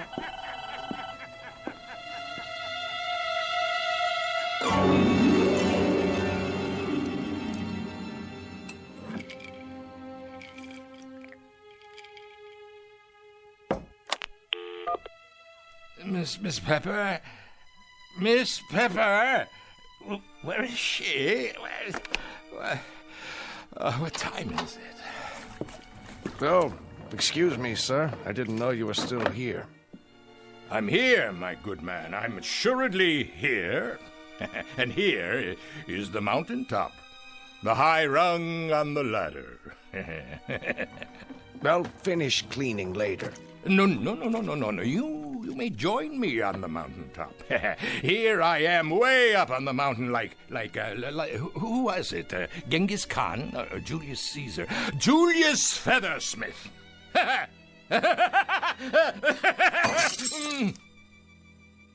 Don't worry, sir. I'll clean it up. Who are you, anyway? I'm Hackett, sir. The custodian, top 3 floors. Well, how would you like a drink, Mr. Custodian of the top 3 floors? Yes, I have another bottle somewhere. Thank you, no, but I appreciate it. How long have you been performing this illustrious task? 34 years, sir. I've been 34 years in the building. I got a gold watch last year. A gold watch? After 34 years.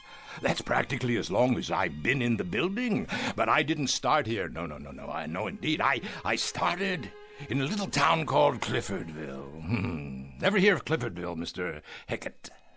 That's a coincidence, Mr. Feathersmith. I was born in Cliffordville. Grew up there. Well, then we have something in common. We're both from Cliffordville, and we both put on our pants, one leg at a time. But there, the similarity ends. Come here, I want to show you something. Yes, sir? See this picture on the wall? Know who it is? Why, I'm not sure. That's William Feathersmith. Me. Taken in front of our old home in Cliffordville. Now that was a town, wasn't it? That was a real place. Stately trees, gracious homes, beautiful sprawling park, and real people who knew the value of a buck, people who worked hard to get it. There was none of this crazy stuff about unions, retirement benefits, or antitrust suits, or any of that claptrap. Those were the real times, when a man could go up to the stars if he had a mind to, and the legs to carry him, and the fingers to reach out and grasp. Not like now. Nah, not like now at all. I reckon so. I'm going home now, Mr. Hackett.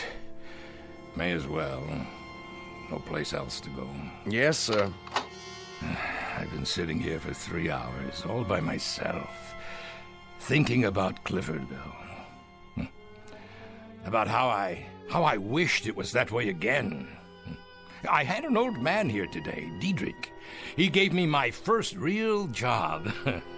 Well, I fixed his wagon. He never liked me, I never liked him. We both used each other, and I got the most use out of it. I broke him to pieces today, just like he would have done to me if he could. And he's tried, Mr. Hackett, let me tell you. He's tried. Good night, then, Mr. Feathersmith. William Feathersmith, what a crock. Alexander Feathersmith is more like it. Alexander the Great Feathersmith. I've got everything there is to get. But I'm still hungry. Understand? I'm hungry. A 20-course meal. I've got a tapeworm inside me that's taken every bit of it. He cried. What? What did you say? Alexander the Great. He cried because he had no more worlds to conquer. I guess maybe he was kind of like you, Mr. Feathersmith. You know what I wish? I wish I could go back to Cliffordville. Back 50 years ago and start all over.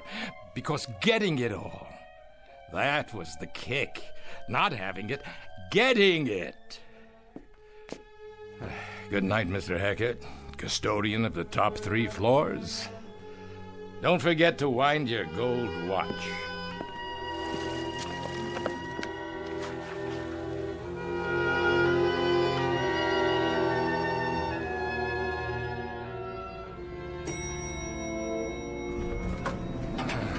Oh, at last. Hold on. This isn't the lobby. Hey, wait! I said wait! Where? 13th floor. Oh, great. But well, this building doesn't have a 13th floor. Hello? Who's there? Hello? Hello? I'm glad you're still here. The elevator let me off at the wrong floor. Oh, how do you do, sir? I was just about to close up. Who are you? Devlin. Just Devlin? The first name's not important. No.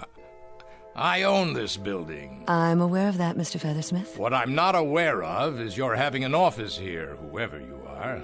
Oh, I've just opened it, Mr. Feathersmith. Devlin's Travel Service. As a matter of fact, I opened it for your convenience. Mine? Would you care to come in? Why? Why, because, Mr. Feathersmith, we've got some business to transact, you and I. Please, have a seat. There's no reason why we shouldn't be comfortable, is there? I must have missed something. We have business? What sort of business? Travel, of course. I've been expecting you. You have? Sit, please. Now, isn't there anywhere you'd like to go? Your heart's desire? Well, there was this town. Of course there was. The name of the town was Cliffordville. Ah, yes, Cliffordville. And it was a pleasant town? It was better than pleasant. And there were the local girls. Oh, beautiful, just beautiful. They always are. Go on. You were saying? I remember old Doc Wagner, too. Treated me when I broke my arm.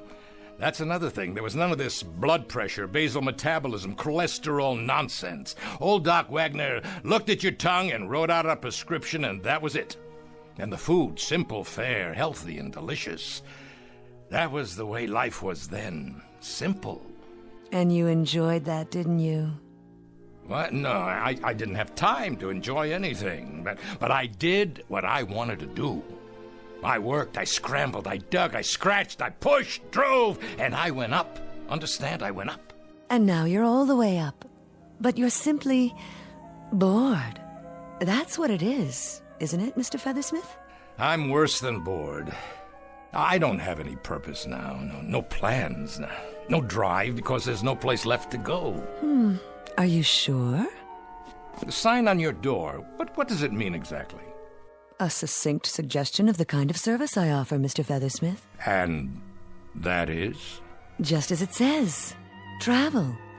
Or more to the point, if you don't mind the rather melodramatic terminology, one might call it time travel. Miss Devlin, I think we may have something to talk about after all. Indeed, Mr. Feathersmith. You've got everything you want.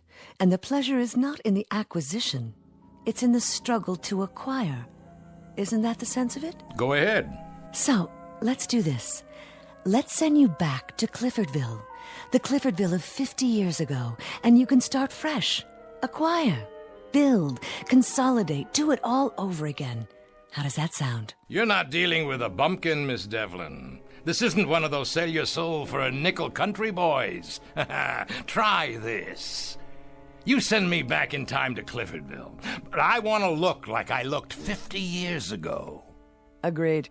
Number 2, I want to keep my memory, everything that's happened since, not impaired one bit. Check again.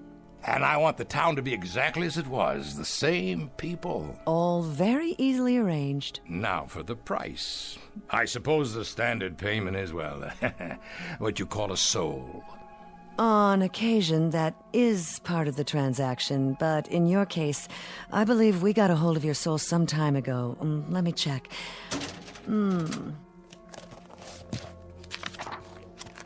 Oh, yes, here it is. There was the crash of the Trans-Mississippi debentures, the company you bought and manipulated. You ruined several hundred people with that bit of chicanery.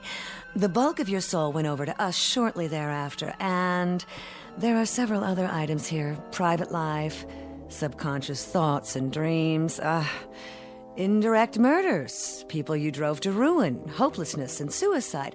No, I'm afraid your soul is not yours to negotiate. Then what do you charge? Cash, Mr. Feathersmith. the old Missoula. I have your current assets tabulated here. Were you to liquidate as of this moment, you'd be worth precisely $136,891,412.14. You're very thorough. We have to be. Now, the cost for what you ask is nominal. The entire bill, and this covers transportation, clothing, the retaining of your memory, the maintenance of the town in its historically accurate form, including its citizenry, is $136,888,006, leaving you a balance of $2,812.14. Highway robbery! Quite a little nest egg, considering. Considering that I know where the oil is, just outside of town. 1,400 acres not discovered until they brought in the first well. And of course I know the stock market in advance and every important invention over the years. Before it happens, I can get in on the ground floor. The absolute basement. All things considered, Mr. Feathersmith, it's a fortune. You just send me back there with my bankroll and watch my smoke. How soon can I go? I'll handle the liquidation for you. Just sign this power of attorney, and there's no reason why you can't leave, say, tomorrow morning. Done. Exemplary, Mr. Feathersmith. You're one of the few remaining rugged individualists.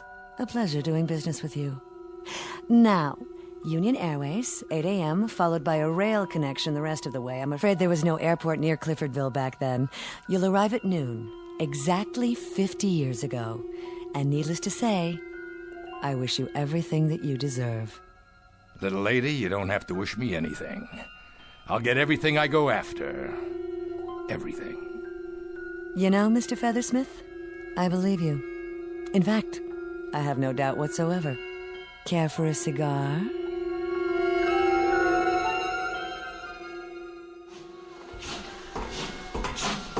Here's your stop, sir. Are you sure?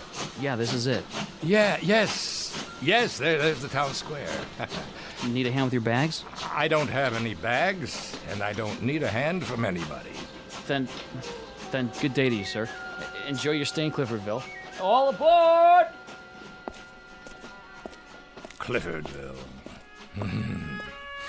The devil, you say?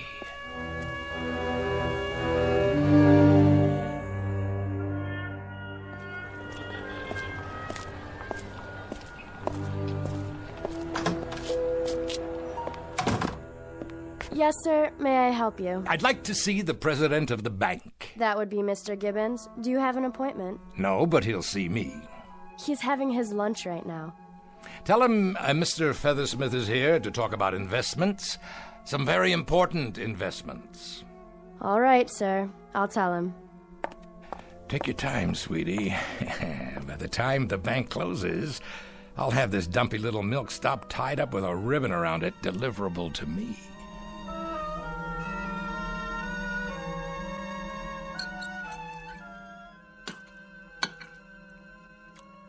I'll only be a moment, sir. I don't normally let business interfere with pleasure. I never allow pleasure to interfere with business. The name is Feathersmith. I'm not a peddler, a drummer, or door-to-door salesman. I'm here to make myself rich, and in the process, you'll pick up a few crumbs of your own. I beg your pardon? The Widow Turner's land.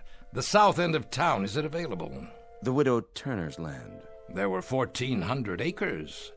Mr. Gibbons, is there an echo in here? No, indeed. It's just that... Well, sir, you're talking about a valuable piece of property. A beautiful spot.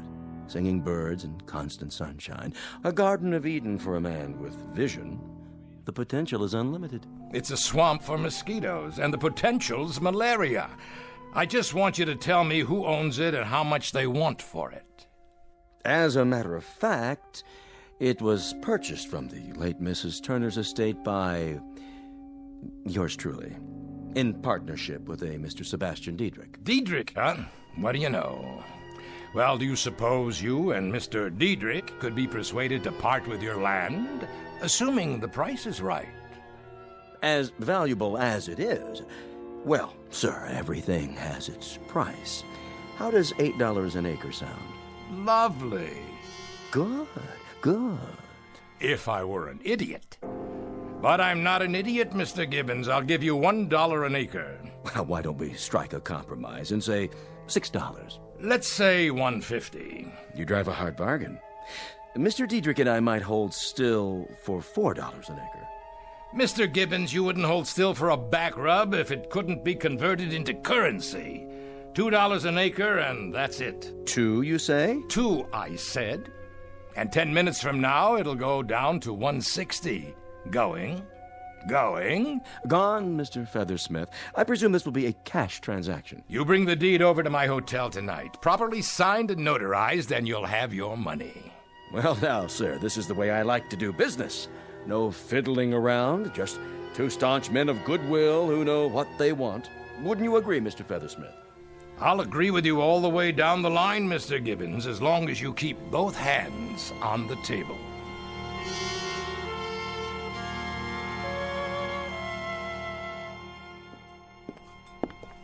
Ah, Mr. Feathersmith. Right on time. I don't believe you two gentlemen have met. This is my associate, Mr. Diedrich. How do you do? Yes, I recognize you, Mr. Diedrich. So very, very much younger, though. You have me at a disadvantage, sir. Never mind. Sit down. Please. I presume you have the cash? 1,403 acres, $2,806. You like to put all your eggs in one basket, don't you, Mr. Feathersmith? Don't concern yourself, Mr. Diedrich. I happen to have an exclusive contract with the hen. Waiter, beer's all around. Right away, sir. All right, gentlemen, let's get down to cases, shall we? When it comes to a fast shuffle, I don't mind telling you I'm a very knowledgeable dealer.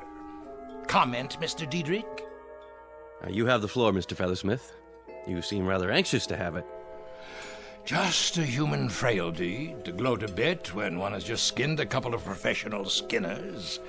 I suppose you're thinking that when this pigeon flew into town, you plucked him bald. Well, I sent a telegram to a geologist this morning.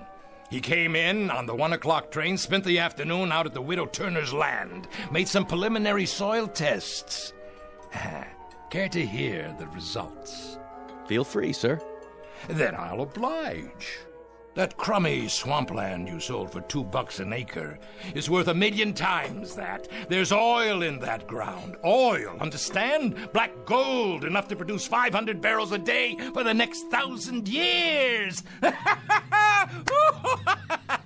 Oh, I swear I could almost feel sorry for you. Maybe you didn't hear me. Oh, we heard you. Oil. How's that for a shocker? Well, at the time, it did make us gulp. At the time? 4 years ago, when the first geological tests were done. There was no doubt then that the land had oil under it, 6,000 feet under it. Which means that it might just as well be on the moon. There's no way that oil can be taken out.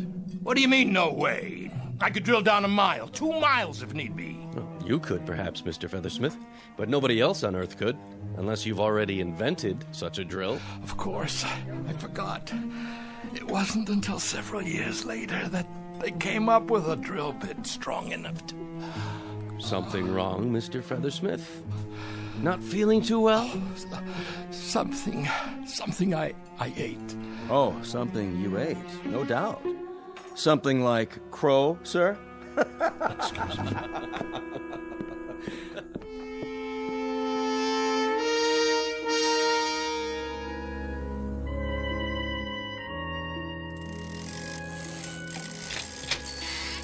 Mr. Kronk, this here is Mr. Feathersmith. Yeah, he says he wants to talk to us about inventions.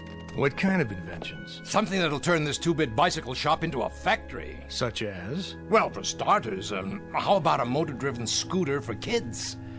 You want to enlarge upon that, Mr. Feathersmith? What do you mean enlarge upon it? It's a gadget that gets kids around town. Teenagers, too, even businessmen. What's it used for? It's used to make about $200 million. That's what it's used for. Lightweight aluminum with wheels and an electric motor. What's wrong with foot power? Everyone's gonna want these. Kids will be begging Santa Claus for them. Look, I'm handing you the whole thing on a platter. All you have to do is build it. Well, I'll tell you what. You draw me a blueprint and some specifications, and Mr. Clark and I will give it a try. I'm no crummy draftsman. I've given you the principle. All you have to do is manufacture it. Not without a blueprint and specs, and some backing. You have any money? I can get it. Anyone with a little imagination could see. Well, only place that makes loans around here is the bank. That'd be Mr. Gibbons. You better talk to him first, with your blueprints, of course. I don't need you. What other machine shops are there in this hick town? Well, you might try Otis over at the gas station. He's got all kinds of tools. Of course, he's pretty busy re-grooving people's tires. See you in the funny papers, boys. You'll live to regret this, mark my words. What was his name again? Featherhead?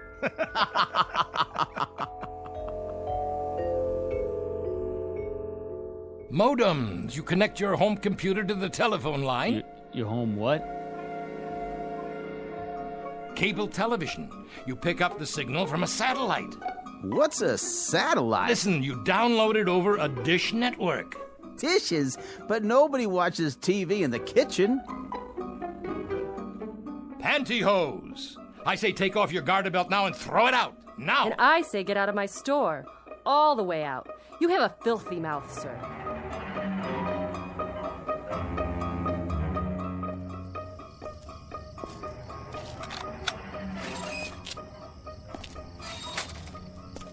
Dietrich! I know this is your house. Come out here. Who's out there? It's me, Feathersmith. Do you know what time it is? It's 50 years too early. That's what time it is. Listen, I played it all wrong. I should have had it done the way it happened in the first place. I'll start in the morning, just like I did before. What are you talking about? You said I had get up and go. You said I had drive. Then I went to work for you and I moved up from there. You want to do what again? I want to go to work for you. I wouldn't hire you if you were the last man on Earth. You're a loudmouth clod born to get suckered out of his last quarter. Now let me have my sleep. I got to rest. Oh, this pain in my chest. Are you all right, sir? You look pale. Why don't you sit down on this bench? Doc Wagner? Is that you? Now, you must be the new fella in town. Nothing but idiots in this place. Now, take it easy. That's not a very good pulse. Not good at all. Never mind that. How do I get through to these village idiots here? They're peddling their lives away on bicycles, and I'm trying to give them the space age. I don't know much about that. But I can tell a bad pulse when I feel one, and yours feels like the heart of a 75-year-old man. You sure don't take care of yourself. What did you say? The pulse of a what? A man in his 70s. If I've said it before, I've said it 100 times. Modern man drives himself to an early grave just trying to keep up with the pace of life nowadays. Why, that dirty, cheap little thief. She didn't change me inside. That's why I'm so tired. That's why I can't make it here, because inside I'm old, the way I was. Swallow 2 of these pills. You horse doctor. I remember when you were diagnosing acute appendicitis as cramp colic. Go on, get out of here. You couldn't diagnose anything. Well, I can diagnose insanity when I see it. And that's what my diagnosis is in your case. Insanity. Plain and simple. I don't need you. I don't need this jerkwater town. If I were you, I'd check myself in for observation. At a mental hospital. Well, you're not me. It was that Devlin dame. That dirty, two-timing little hustler. Why, Mr. Feathersmith, everything all right? You look a bit queasy. You miserable! Now, let's be fair. Nothing was said about changing your chronological age. You wanted to look 30. And you do. We said nothing about your insides. Your heart, veins, kidneys. What about this town? You wanted it as it was. The contract was very specific. It's really not my fault that your memory is so imperfect. And as to the possibility of investments, your problem was that you leapt before you looked. But everything else is wrong, too. I mean, the deals, the inventions. They've never heard of space shuttles or microchips or... Of course they haven't. And you, Mr. Feathersmith, because you're a wheeler-dealer, a raider, because you're a taker instead of a bringer, you are now what is commonly referred to as behind the old 8-ball. Look, I don't want much. I swear to you. Make it the way it was, that's all. Get me back with Dietrich. Let me start out there, that's all I ask. I think we might be able to arrange that. Mind you, purely as a gesture of sympathy, though it hurts me to mouth the word. Frankly, you are so unhappy, so totally abject a creature that I cannot find it in my... well, in the place where you'd normally find a heart, to leave you here. There's a train out at midnight. A special train. Bless you, Miss Devlin. Please. I won't forget this. There is a small surcharge for the service. How much? $40. Things do cost, Mr. Feathersmith. I don't have $40. I don't have 10. I don't have... What's this in your pocket? Well, how about that? This is your night. You have one negotiable item left. The deed. All you need to do is liquidate it. But who'd buy it? That I wouldn't know. What do I do? You've got a few seconds. Find yourself a customer. It's as simple as that. But where? There's a young fellow over there on his way home. You could ask him. It's bargain night, right here. Huh? 1,400 acres of singing birds, constant sunshine, all for $40. Here, please. Well, for $40, I might be able to... All aboard! Please hurry. There. You won't be sorry. You'll be rich. Hey, what's your name, young fella? Hackett, sir. Bill Hackett.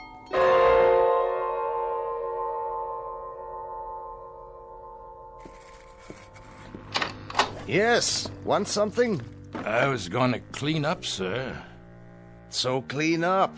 Who are you? Feathersmith, sir. Great old town. What is, sir? I was just thinking about Cliffordville. That's where I grew up, got my start. That's a coincidence. I grew up in Cliffordville, too. Well, now, how similar we are, Mr. Feathersmith. We both came from Cliffordville, and we both put our pants on one leg at a time. And here we both wind up in the same building, each with his own particular function, eh? Yes, sir, our own particular function. They gave me a gold watch 4 years ago. My 40th year as a custodian. Well, now, maybe for your next 40 years, if you really apply yourself, Featherstone, I'll get you a box of these imported Cuban cigars. What do you think of that?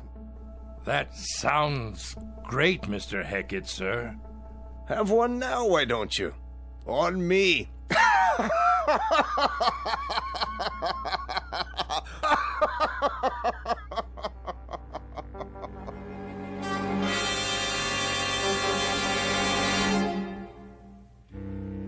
Mr. William J. Feathersmith, tycoon, who tried the track one more time and found it muddier than he remembered it, proving with at least some degree of conclusiveness that nice guys don't always finish last, and some people should quit when they're ahead. Our tale of Iron Men and irony, delivered FOB from the Twilight Zone.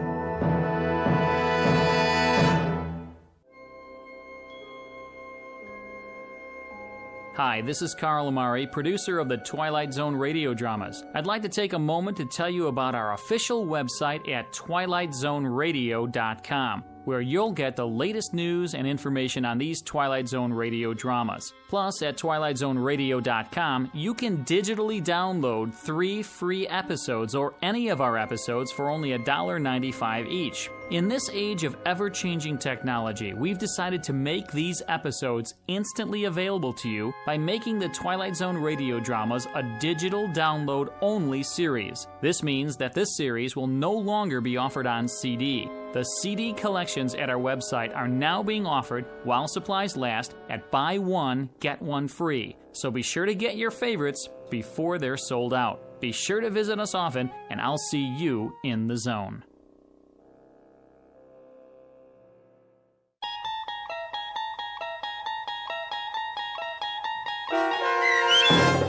Of late, I Think of Cliffordville, starring H.M. Wynant, with Stacy Keach as your narrator, was adapted for radio by Dennis Etchison and based on a script by Rod Serling from a story by Malcolm Jameson.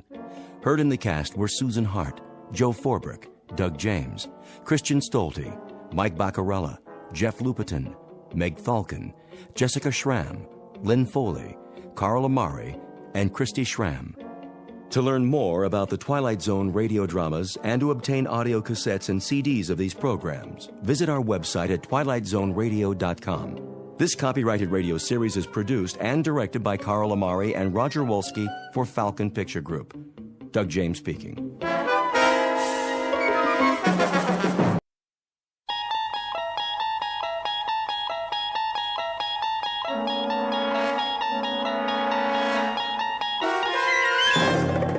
You unlock this door with the key of imagination. Beyond it is another dimension, a dimension of sound, a dimension of sight, a dimension of mind.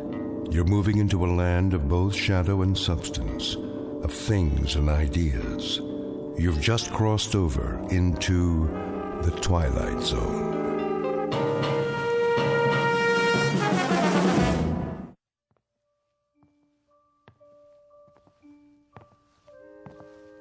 Come on, Mac. Let's go.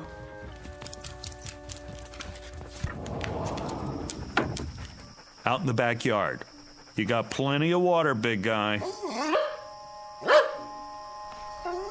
What's the matter? Something out there? Hey, maybe it's a squirrel. Nothing you can't handle. See you in the morning, big guy.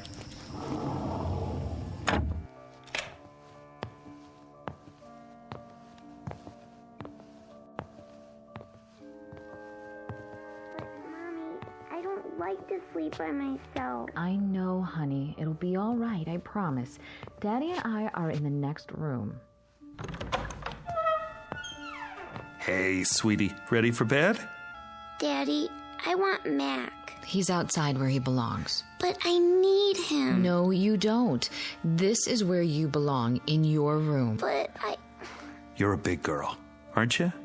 Yes. A very big girl. And big girls have their own rooms. In the morning, I'll make your favorite breakfast. Waffles? Waffles. For all three of us. But it's scary in here. Tina, honey, stop it. Will you leave the door open? Sure, sweetie. Plus, you have your nightlight. Come on, Ruth. But, Mommy... If anything frightens you, call for me. I'll come right away. Nothing's going to frighten her. The house is locked up tight as a drum. But what if the bad man comes? Oh, Tina, really? Hey, then Mac'll get him. He's a good dog, isn't he? Yes. Go to sleep now. Can I have a drink of water? Of course. Night-night, sweetheart. Night. Don't let the bed bugs bite.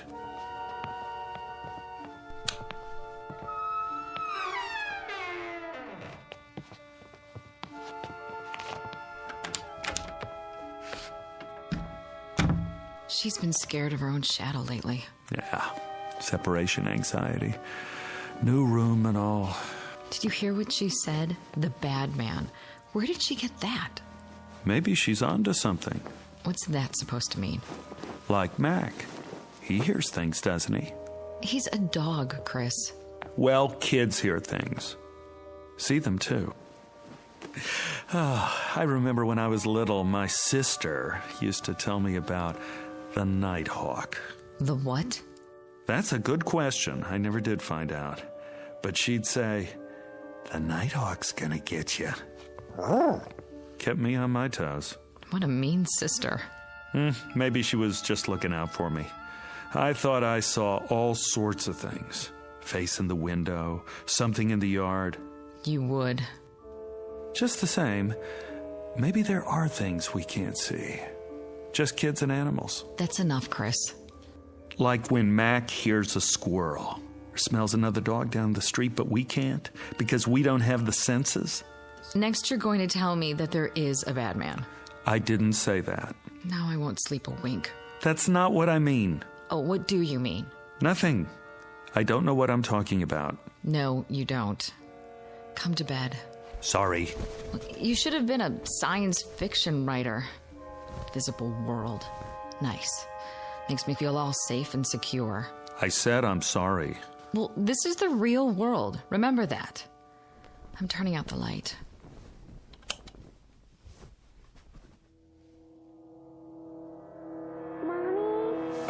Now what? Oh, I forgot to get her a drink of water. If you get up every time, she'll never go to sleep. But I promised. One time. That's it. Agreed? Agreed.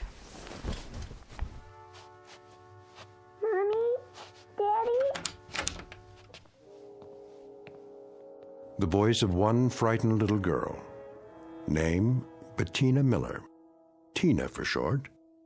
Description, 6 years of age, average height and build. Blonde, quite pretty. Last seen being tucked into bed by her mother only a few minutes ago. Last heard, there's the rub as Hamlet puts it, for she can still be heard quite clearly, despite the curious fact that very soon she won't be seen at all. Not by her father or mother or anybody else. Present location? In the next bedroom, or so it seems. At this moment, it might be more accurate to say that she's just become a resident of an unseen world called the Twilight Zone.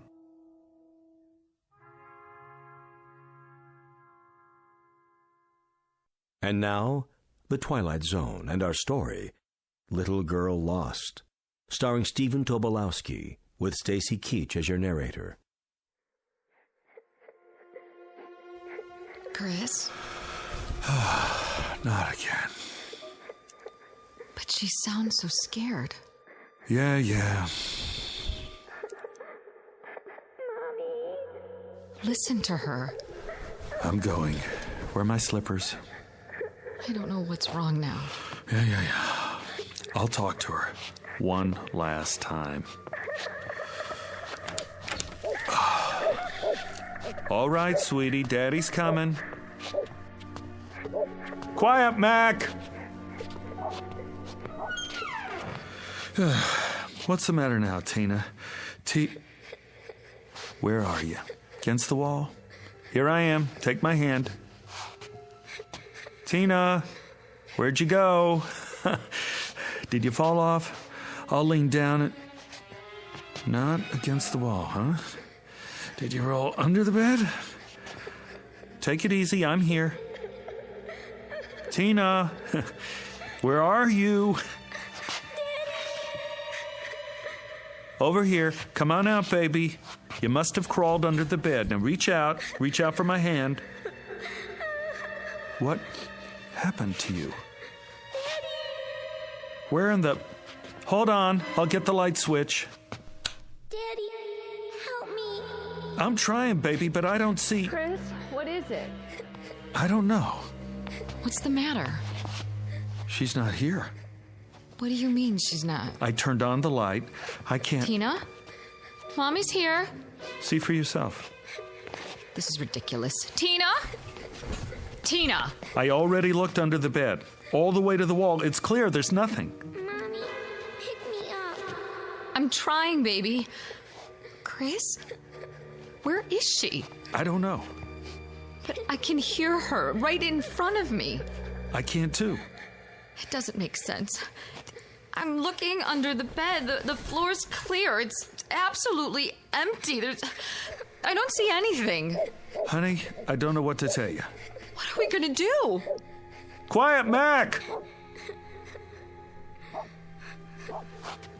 Listen, what's happening to her? Where is she?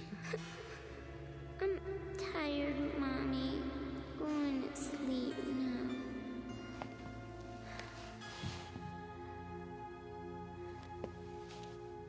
Tina? Tina.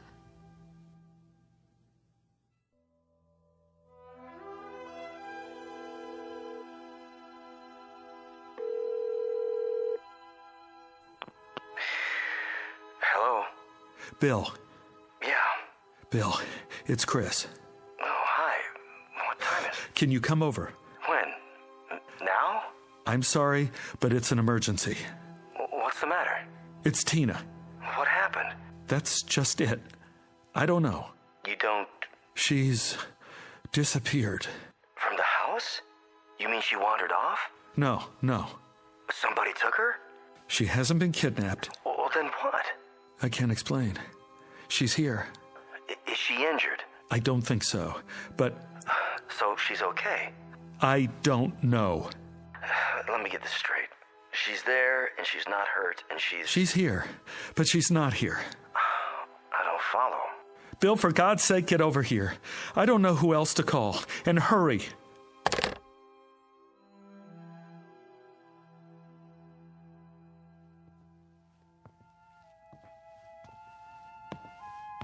She's still asleep. That's what it sounds like. Ruth, stand up. Shouldn't we wake her? I called Bill. Bill? He's coming over. He's a physicist. Maybe he can... What do we need a physicist for? It's all I could think of. Shouldn't we call 911? And tell them what? That our daughter rolled off the bed and now we can hear her, but we can't see her. Oh, God. Where is she, Chris? Where is she? I'm going to look under the house. Under the house? Why? There's no hole in the floor, is there? Not that I could see. Oh, I better let Mac in. He's going to wake up the whole neighborhood. Sit on the edge of the bed. Wait here for me. Get the flashlight. It's in the kitchen. Right.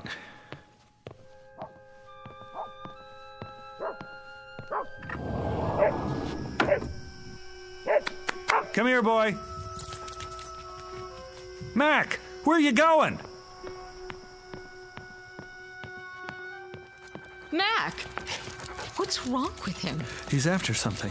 Like he's got a scent. He's trying to get under the bed. Grab him! I can't! Where did he go? I don't know. Step back. He's got to be under there. Mac! Come on out, boy. Here, Mac! He's not, is he? Now, don't jump to conclusions. He's with Tina.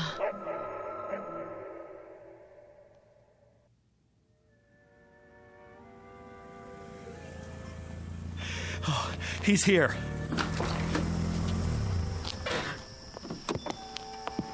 Bill. I got here as fast as I could. Thanks. What's up? I'd tell you if I could, but you wouldn't believe it. Try me. I wouldn't know where to start. You better see for yourself. See what? They're in the bedroom. You remember Bill, honey? From work? Ruth? She's still asleep. Listen. Where's your daughter? Under there? Take a look. I don't see anything. Neither do we. Do you have a flashlight? Here. You were right. About what? Don't believe it. Let's move the bed.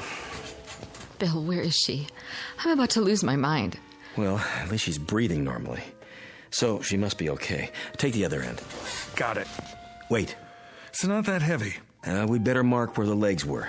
Why? Do what he says. Anything will work. You know, those books in the corner. Put one on the floor here and here. I don't see. Thanks. Now, from the front, lift. Right.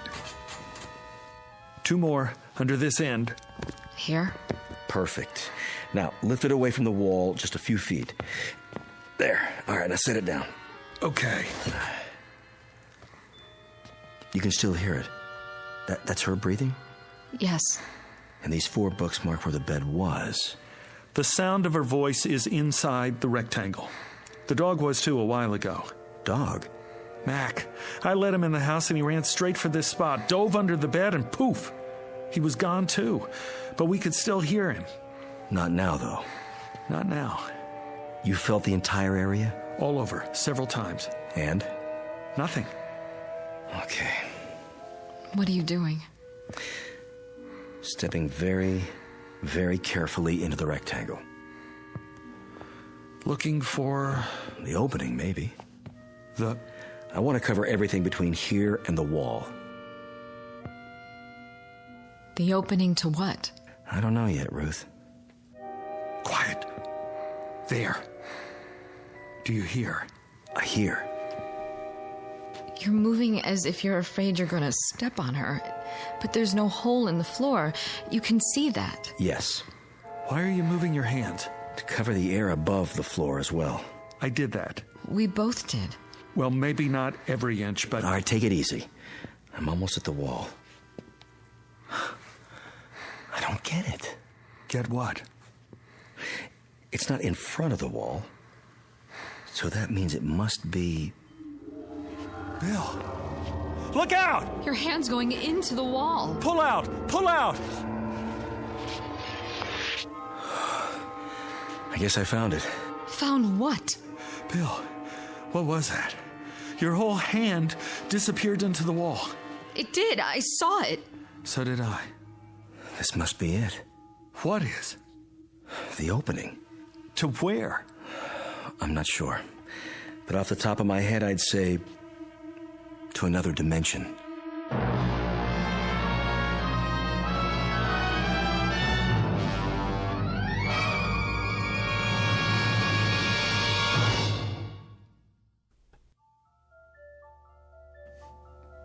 Another what?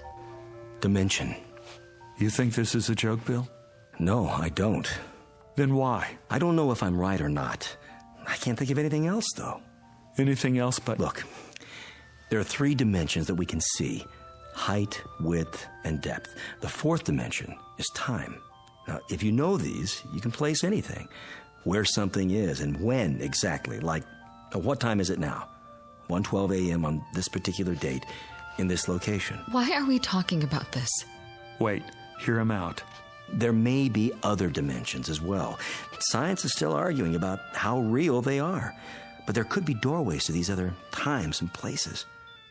Other realms. And some of those doorways have been verified. Have you heard of wormholes? I don't see what all this has to do with my little girl. Wait, I think I'm getting it. Tina must have fallen out of bed, accidentally rolled under it, and gone through. Like my hand. Did that actually happen? I couldn't believe my eyes. One way to find out.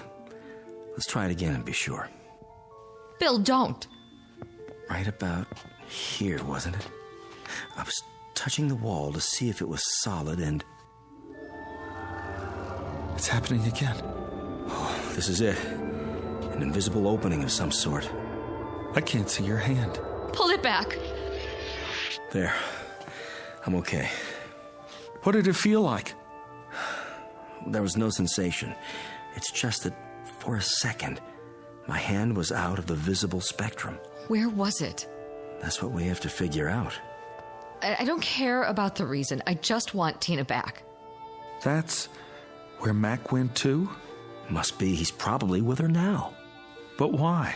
He could have sensed it. Animals are sharper about that sort of thing than we are. He must have known she was in there and gone after her. But we have eyes too. Why can't we see them? Because some things may be right in front of us, but we have a blind spot. Such as? Do you have any change on you? What? Wait a minute, I do. Here's a quarter. Now, hold it out at arm's length, between your thumb and your finger. Yeah, that's it. Now, I want you to stare straight ahead at the ceiling light and move the quarter just off-center a few degrees to the right, approximately the 3 o'clock position. But don't move your eyes. Go ahead, try. Wait a minute. What do you see? Nothing. I can't see the quarter anymore. Exactly. But if you move it an inch or 2 right or left, or up or down. There it is again. It always was there, right in front of you, but you couldn't see it. Do you know why? Because you have a blind spot on your retina. It's a very small area where the optic nerves tie together. You'd never know it. How can you be aware of what you can't see? But whatever's there is still there, isn't it? I mean, whether you see it or not. I never noticed that before. You could go your whole life and never notice it, unless there was some reason to. But it's been there all along, invisible, like the quarter. Well, now that I know where she is, I'm going after her. No. Don't try to stop me. She's my little girl. We don't know what else is in there or how far it leads. My daughter is in there. I know that, Ruth, but we can't just... Why not? You put your hand in and you pulled it out twice. We don't have enough information yet. Tina is right in front of us, on the other side of this dimensional opening or whatever it is. All we have to do is reach in and... If it's that simple, why hasn't Mac found her yet? If I'm right, and this is a kind of gap or blind spot, an opening to another dimension, it wouldn't be laid out the same as our world, would it, Chris? There must be something we can do. Listen to the man, honey. You got a pencil? Anything to write with? Check Tina's drawer. Only crayons. That'll do. A black one. Here. Now, let's see just how big this thing is. I'll have to mark up your wall. Go ahead. This is solid. And this. And this. Ooh, but not here. The same spot I touched before. All right, I'll mark it with a dot. Take your hand out first. Right. And all around the edges where it's still solid.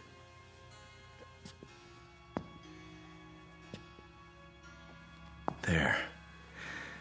These marks form a rough outline of the opening. And you're saying it's always been there? Oh, my God. That's why she didn't want to sleep in here. She knew somehow. She could have fallen through at any time. Oh, I doubt it. Why not? Because locations are in space and time. The fourth dimension, remember? Lord knows, I'm no expert on this, but... Well, it's still pretty theoretical. But for now, I can connect the dots in at least 2 of those dimensions. So you're establishing the perimeter? As best as I can. I suspect that junctures like this are anomalies. Freaks of nature, or of the space-time continuum, if you prefer. Occurring, well, who knows how often. Rarely, though, I'd say. I hope. Now, if I take these points and extend them geometrically, and then draw lines to connect the limits, we should see the projected boundaries of our so-called doorway. That's it? The outline?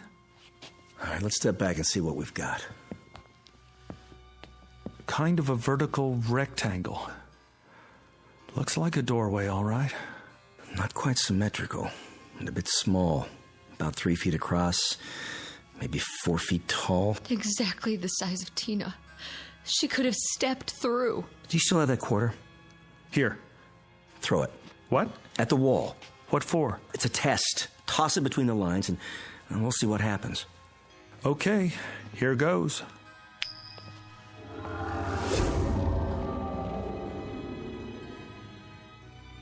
Where is it? It went through. The quarter's in. The other place. Wherever that is. Now what? Well... What are you doing? Shh. This is where I heard her. Where the bed was. The sound was the loudest just off the floor, but now... I can't hear her anymore. Chris! Let me try. Put your head down as low as you can. She's right. I can't even hear Tina's breathing. No. Tina? Answer me, sweetheart. Where are you? Tina? What's happened? The temporal dimension may be shifting. In that case, she could be anywhere. Tina! Tina! Hold it down. You hear anything at all? No. She's gone. Get up, Ruth. Move around, both of you, and keep listening. What's the point? It's a chance. Do it.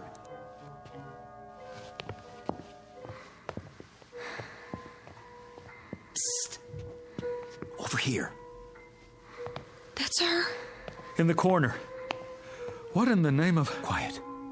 It's getting weaker. Where's she going now? Tina, come back! Keep looking for her. But how? Come on. Where? Anywhere. Try the whole house. I'll take the living room. Tina! What is it? She's gone. Gone and never coming back. We don't know that. We don't know anything. Come on, babe. You gotta be strong. For Tina. In here. Bill?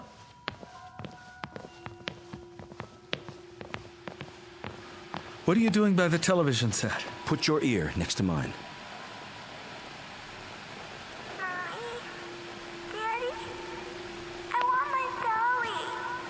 Tina? I'm here. Mommy, I can't see you. What is this? First, she was in the bedroom, now she's in here. I've told you what I think, Chris. But she went into this other dimension in the bedroom. What's she doing here? If I could tell you, I would. You've got to think rationally. How can we think rationally about an irrational situation? One step at a time. We try every possibility. Cross off the ones that don't work. I'm not going to wait. Neither am I. We can't get ahead of ourselves. My daughter needs me. I've got to go to her somehow, some way. Mommy? Daddy, help me. Help me now.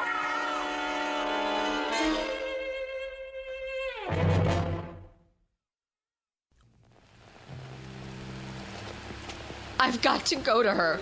I'm afraid it's not that simple. Get out of my way. Slow down. Let's think it through first. We have to do something. I know, but what? She could be somewhere else entirely now. Are you saying it's hopeless? Chris, if she's beyond our world, everything's different where she is. The normal rules don't apply.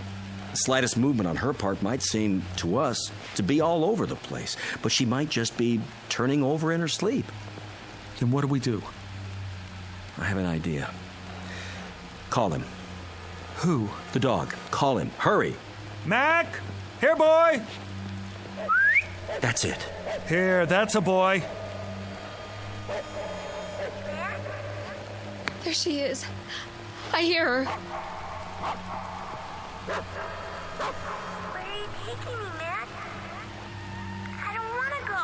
Stop it. Tell her to go with him. Tina! She hears you. She hears you. Go with Mac, baby. Please, go with him. Where are you? Here, baby. I'm here. Just tell her to go with the dog. Sweetie, go with Mac. Right now, baby. Where is he taking me? Where we are. You want to be with Mommy and Daddy, don't you? Yes. Then go. Will he take me to you? Yes, baby. He will. All right, Mommy. Hurry, Mac. Let's go.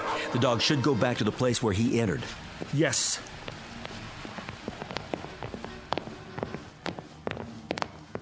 Now, get down on the floor in front of the wall. I don't hear anything. Call the dog again. Mac! Here, boy! Here! Nothing. Bill, can't we help her? It'll have to be the dog, Ruth. We can't take a chance going through ourselves. Why not? If Mac could do it. Mac has a better sense of smell and hearing. He might be able to find his way. Mac! Come here! Right here! Come on! I hear him. He's doing it! Man! What a mutt! They're not getting any closer. This way, Mac! Come! Tina? Mommy. I can hear him. But they're not coming through the wall. They can't see the opening where they are. Come to me, Mac! To me! Daddy? Bring her out, Mac! Now! Daddy, where are you? Here, baby. Right here. Just a little bit farther. Follow Mac. I can't see you. Mac, you better come. Right now. Why doesn't he do it? Maybe he can't. He's confused. If you can't see him, he can't see you. No, I won't have it. What are you doing? Reaching in. Stop! Pull your arm back. Tina! Take my hand. No, Chris, it's too dangerous. Let go of me. My hand, Tina. Take hold of it. I can't see it, Daddy. I'll lean a little further. See it now? No. Chris, Here! Here! Chris! Chris!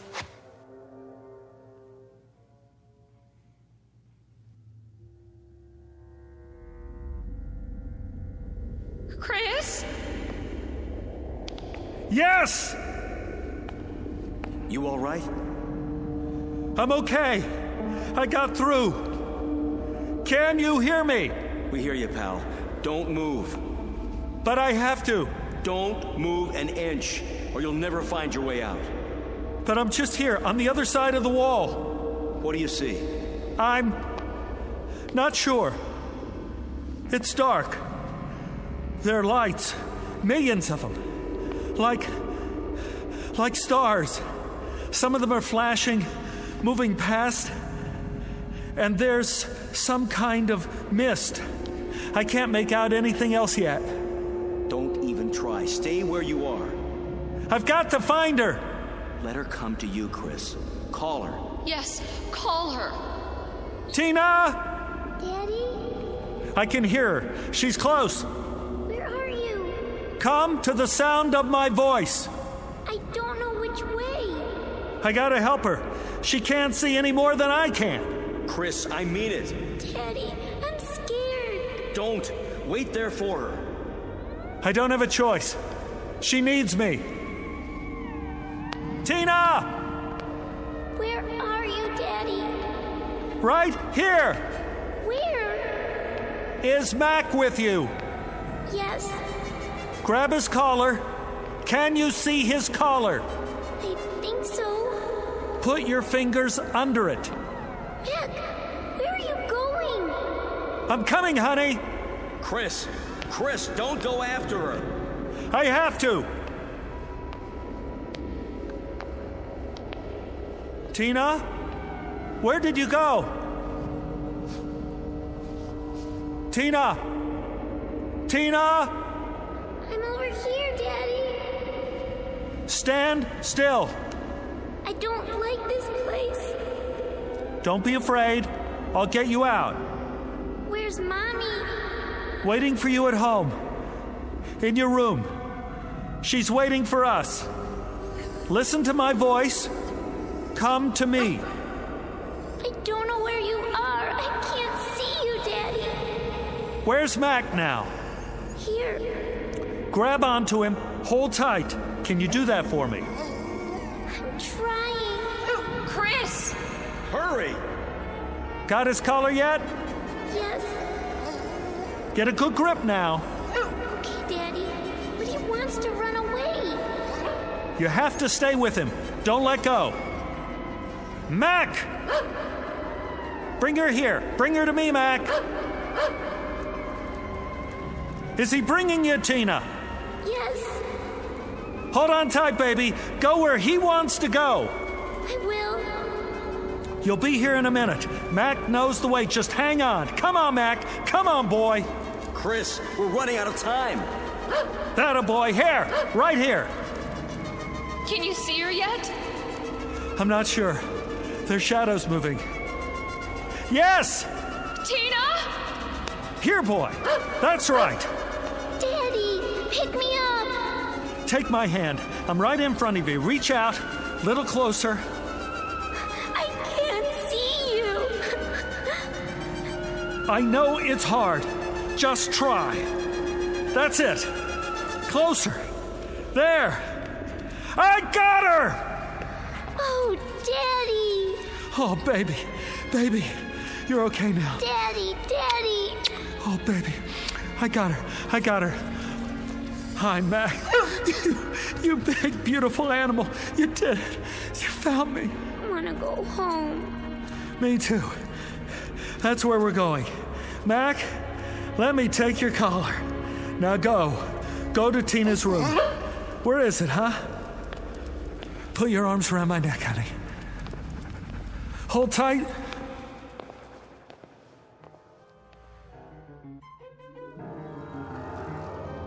Here they are.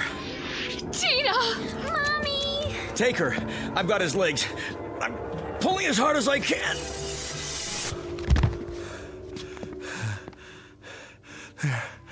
There. I told you you'd make it. Oh, Chris. How does she look? Fine. She looks beautiful. Mommy. Come on, honey. Let's get you out of this room. I better go with him. Sit down on the bed. Get your bearings first. Oh, man. What happened anyway? I pulled you out. Feet first? How did you do that? Half of you was still here. But I was walking around. You only thought you were. I was holding on to you the whole time. I didn't feel it.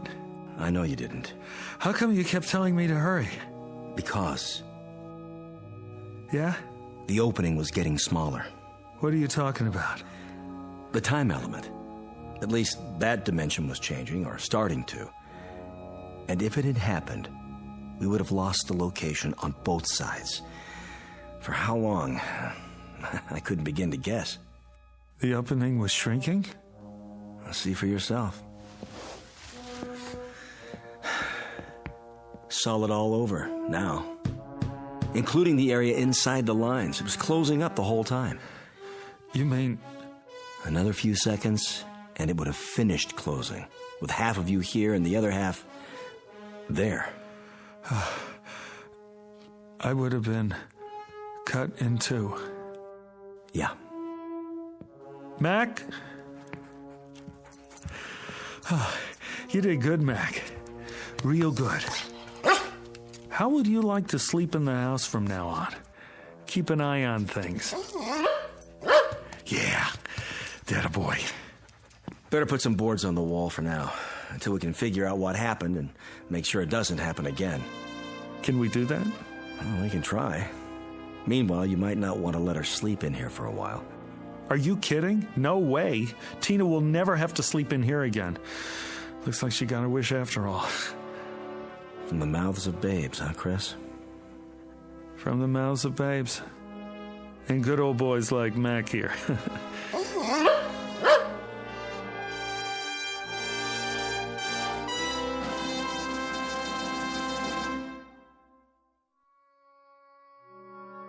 A brief journey into another dimension, perhaps. But which? The fourth? The fifth? Or one not yet charted by theoretical physics? They never came up with an answer, despite a battery of research scientists equipped with every instrument known to man. No explanation was ever found, only a little more respect and uncertainty about what can happen in the Twilight Zone.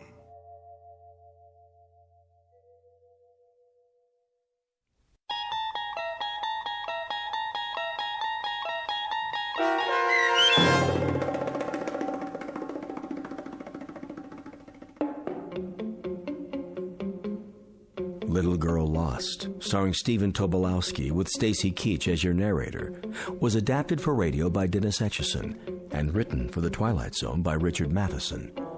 Heard in the cast were Alyssa Frayden, Dana Bokor, and Doug James. The producers of The Twilight Zone wish to thank CBS Enterprises and the Rod Serling Estate for making this series possible.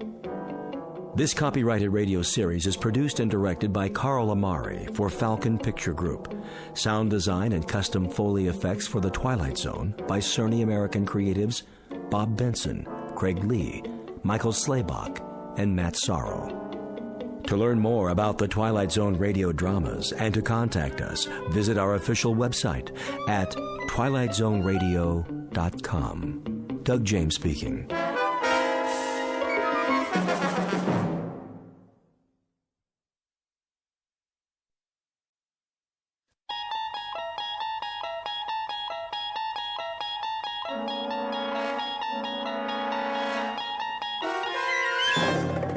You unlock this door with the key of imagination. Beyond it is another dimension, a dimension of sound, a dimension of sight, a dimension of mind. You're moving into a land of both shadow and substance, of things and ideas. You've just crossed over into the Twilight Zone.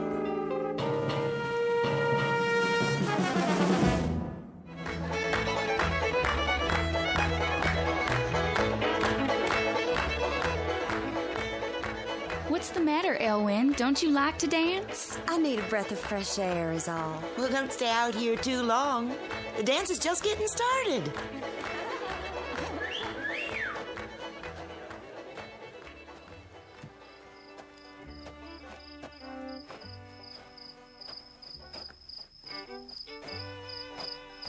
Billy Ben, that you? Who were you expecting? You're late. Sure, I'm late, pretty thing. I've been to town today. Why didn't you take me with you? I did the next best thing. Thought of you every step of the way.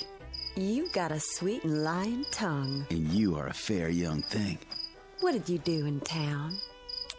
Stop trying to kiss me. What will folks say? There's nobody here. Just you and me and the man in the moon. You're a right high-spirited man to have walked to town and back. I was there for a right high-spirited reason. Looking at all the pretty girls, I'll bet, in their fancy clothes and high-heeled shoes. None as pretty as you. Close your eyes. What are you putting on my finger? You can open them now. Why, that's the prettiest ring I ever did see. It sparkles even in the light of the moon. It's a genuine zircon. Oh, Billy, I'm proud enough to cry. I love you with all my enduring life. And I the same for you. Can I show it to everybody? If that would pleasure you. Oh, how the girls will envy me. Come on, let's go in the barn.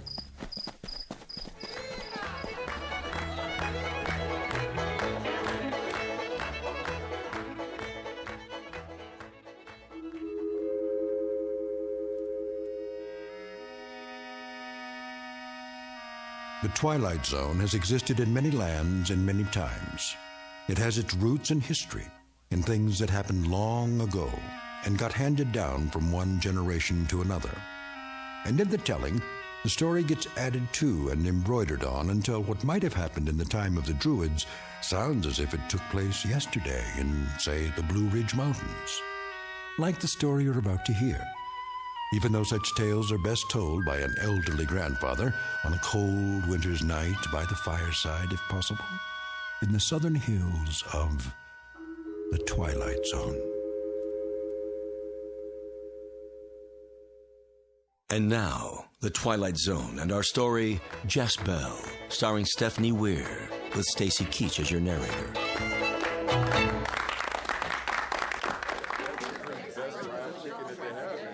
Friends, now that everybody's here, I am proud to bid you welcome. I want everybody to dance till you wear out the fiddler and eat till you let your belt out to the last notch. My land was good to me this year. The good Lord blessed it with rain when rain was needed and a kindly sun to follow. And this barn is heavy with the yield of it. But that's just one reason to celebrate here tonight. A decent, good, and true man came to me and asked for the hand of my daughter, Elwyn. She has my enduring love. And now I've given her my blessing to marry Billy Ben Turner.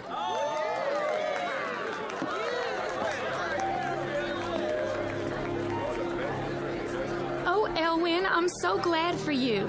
Thank you. You must be so proud. I am. Excuse me for a minute.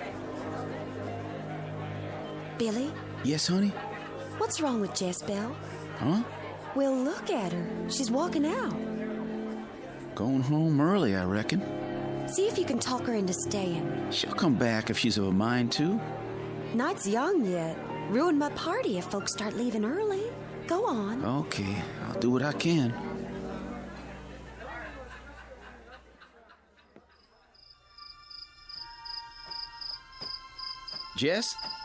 Jess-Belle? Don't you come near me. I was hoping you'd wish us well.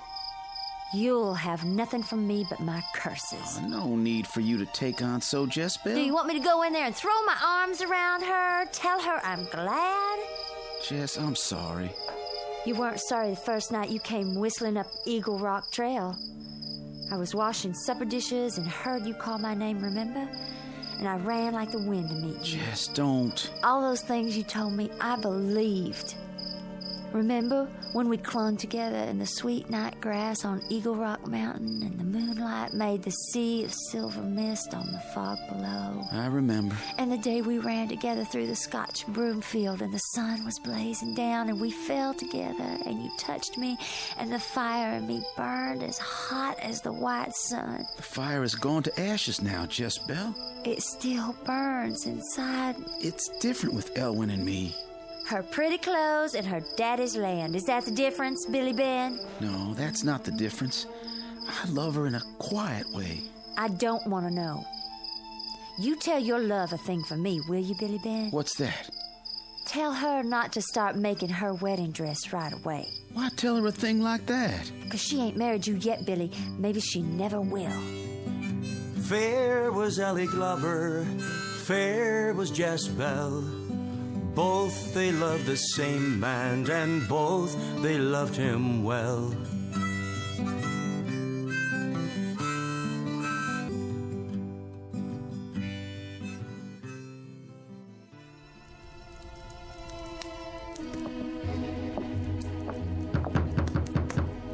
Go away. I've got to see you. If you come to my house, just walk right in. I don't ask nobody here.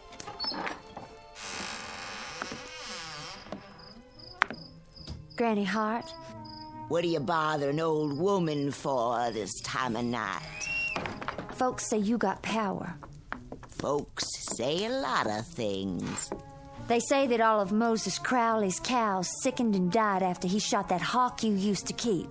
That hawk was my pet. He used to roost at the black pine tree outside the door. And when Molly Younger's baby was dying of fever, Molly went somewhere and got a potion for him. Folks said she came here. She did. And that baby lived, too, didn't he? Lived, but he's cursed with fits. His mama don't let him out of the house. What else do they say of me? They say you're a witch. Sugar, if I was a witch, I'd be flying around on my broom instead of sitting here at home minding my own business. Whatever you are, will you help me? Depends, sugar. I want to win a man's love. Womankind's got her own kind of witchcraft for that. He was mine for a while. Came sneaking off at night and kept it quiet what went on between him and me. Never took me any place for the world to know. He made me promises. Made them when his face was hot as blood and forgot them just as soon as he was 10 feet from my door. Don't know much about men, do you, sugar? Only him.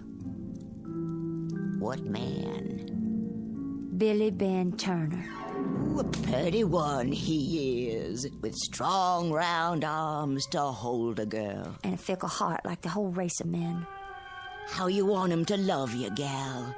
There's lots of ways of loving. Tell me some kinds. As many as there are people.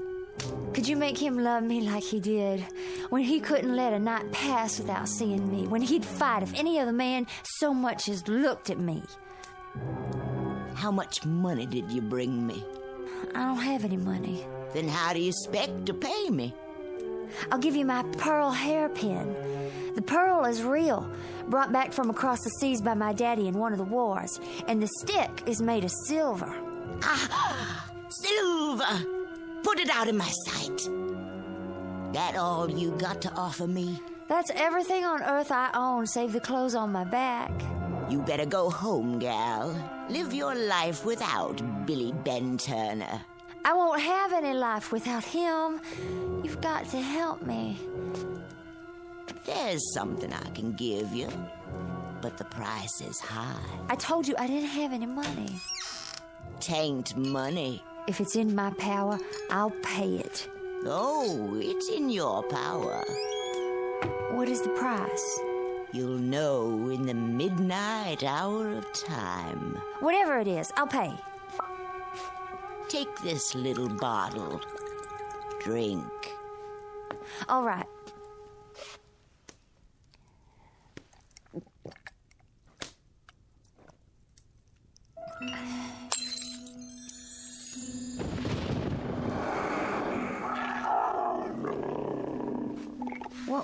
that? The first sign of your new self. Does he love me now? After his eyes fall next on your face, they'll never look at another woman as long as they can look on you.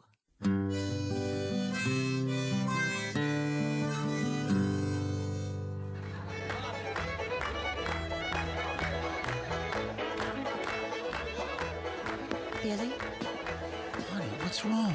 I feel faint. Well, let's go in the corner. You're trembling. The night's turned cold. Seemed cold to me. I felt a cold wind, and something on the wind, like my own voice crying far, far away. I wish our wedding were already done. And me. Give me a kiss. Is kissing all you think about? Everybody, choose your partners. I'm a fool for dancing, too. Then let's not keep the fiddler waiting.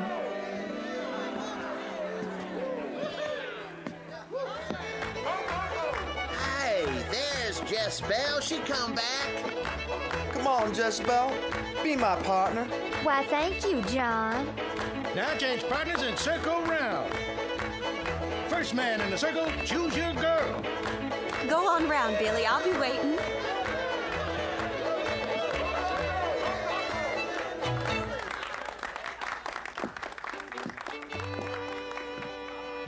Hello, Billy Ben. Jess, you look different. Dance with me. Just us two. Well, all of a sudden I don't feel much like dancing. Let's go someplace. Billy, are you going to dance with me or not? In a little while, Elwyn. I gotta go outside. Come on, Jess-Belle. Where's he going? Come along, Elwyn. You sit with Mother for a while. Maddie? Oh, Daddy. I never in my life. What come over the boy? Whatever it was, he better get over it, or he'll answer to me. It's a shame and a disgrace. If Billy Ben expects you to marry him after this, he'll have to think again. He won't be marrying me. I'm glad you got spirit, child. I'd still have him if I could. If this very minute he would come back in that door and call my name, I'd go running to him. I'd not let you shame yourself so. But he'll not be back. I won't even get the chance. Jess-Belle bewitched him. Just before she took him away, he turned and looked at me. It was like he'd never seen my face before.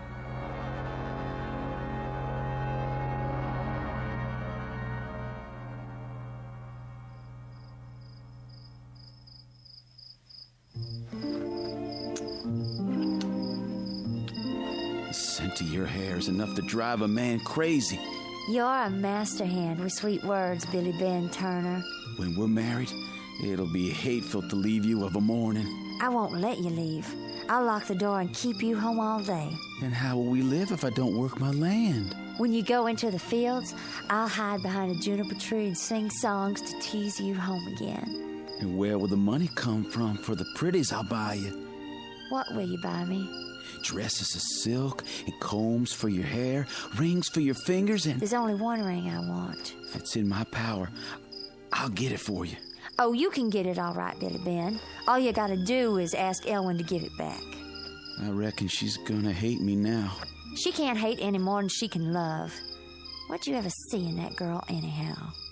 I forget. You're a right fickle man, Billy Ben. Maybe you'll forget me, too, one day. Hang me for a fool if I ever leave your side. Looks like the moon is going down. I better go. I won't let you.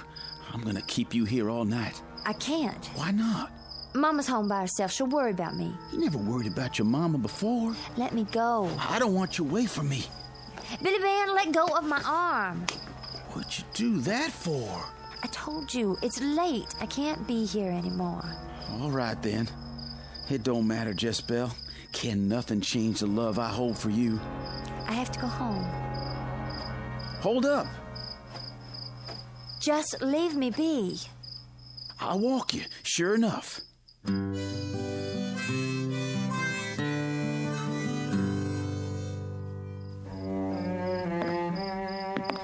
said good night. Just one more kiss. No!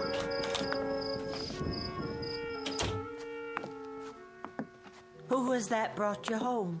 Nobody, Mother. Go back to bed. Honey, don't go right to bed. Come sit a spell and tell me about the dance. In the morning. Good night. Jess-Belle, what you locking yourself in your room for?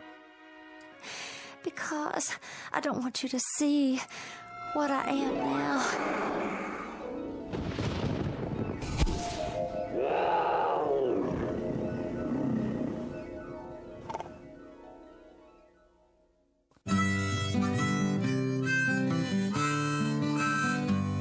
By day she knew a woman's form, by night a witch's spell. For love of Billy Turner, accursed was Jess-Belle.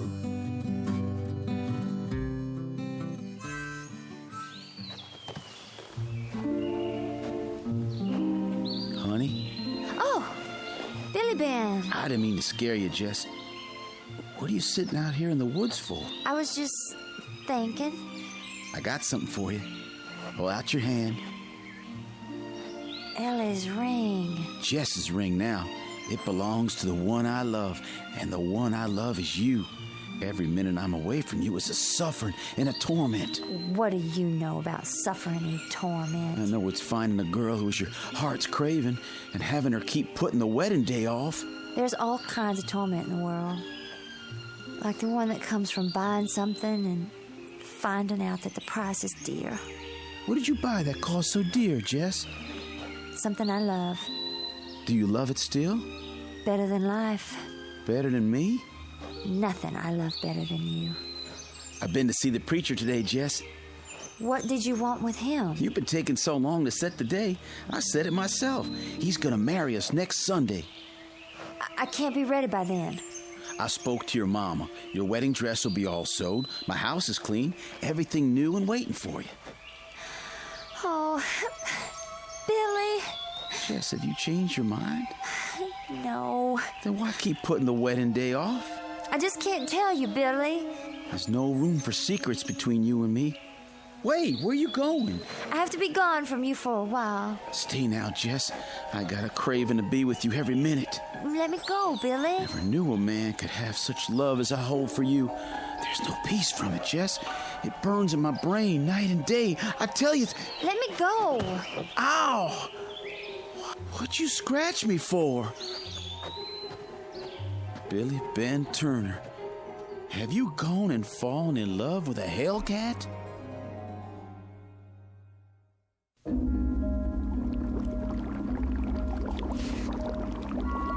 Womb of frog and heart of bat, tongue of sparrow, blood of cat, grasshopper's eyes and lizard skin, yolk of egg from a strangled hen, cud of cow and poppy seed, snout of swine and adder's weed, graveyard dust and breast of dove, bubble, bubble, wine of love.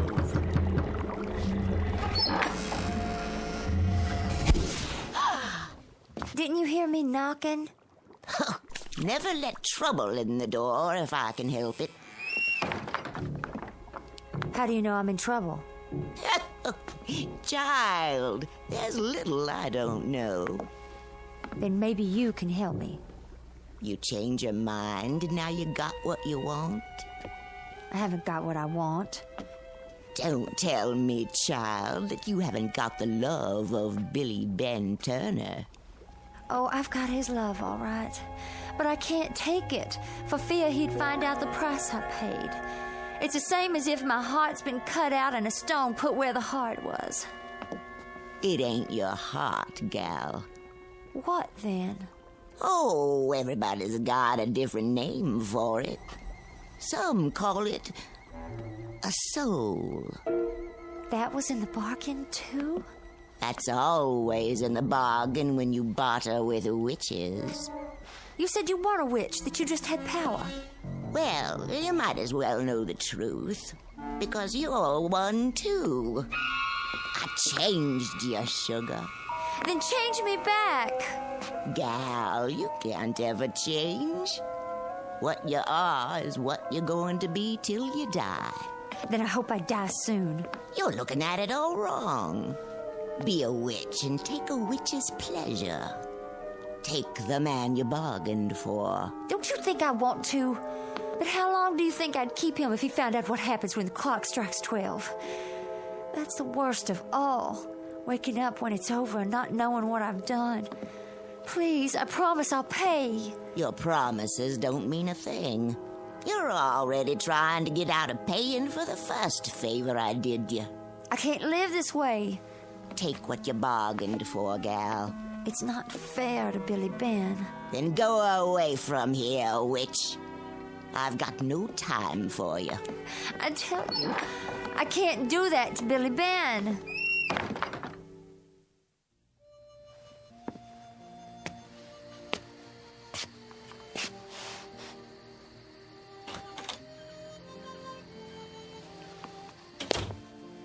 Billy Ben? Jess, I've been out of my mind. I've searched the county over for you, cursing myself every step of the way. Jess, where you been? I went off by myself. Did you think about me? You were all I thought about. And did you think about me with love? Yes, Billy. I won't try to talk you into a quick wedding anymore. Whatever it is that's on your mind, you don't even have to tell me. You set your own day for the wedding. There will be no wedding, Billy Ben. Oh, don't say a thing like that. Not between you and me. I'd as soon hear my death bell is what you're saying. I'd as soon hear my own death bell as say it. To forget it was said. I love you, Jess-Belle. I want you for my wife. You wouldn't want me long. One night and you'd turn away from me. Curse me for a fool if ever that day should come. Your flesh would crawl and you would hide your face from me. I set you free, Billy. Take this ring back. It belongs here, on your finger. Hear that? A night bird calling his mate. But his mate won't come. I saw her on the trail tonight, winging up against the sky, but then a nighthawk swooped up out of the pines and tore her breast open. She fell at my feet and ran off into the bushes to die. A night bird calling to a mate that's dead is the lonesomest sound in the world. It would grieve me too much to do that to you. Jess, it wasn't an omen. It don't mean you're gonna die.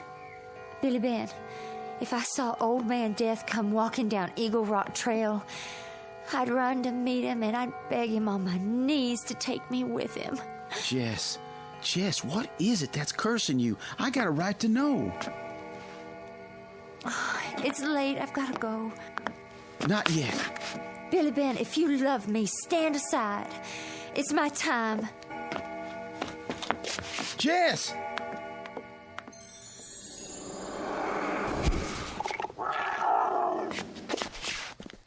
Jess-Belle! An awful night was spent by all. On Eagle Rock did dwell. Strange things were seen by moonlight's fall, but none saw Jess-Belle.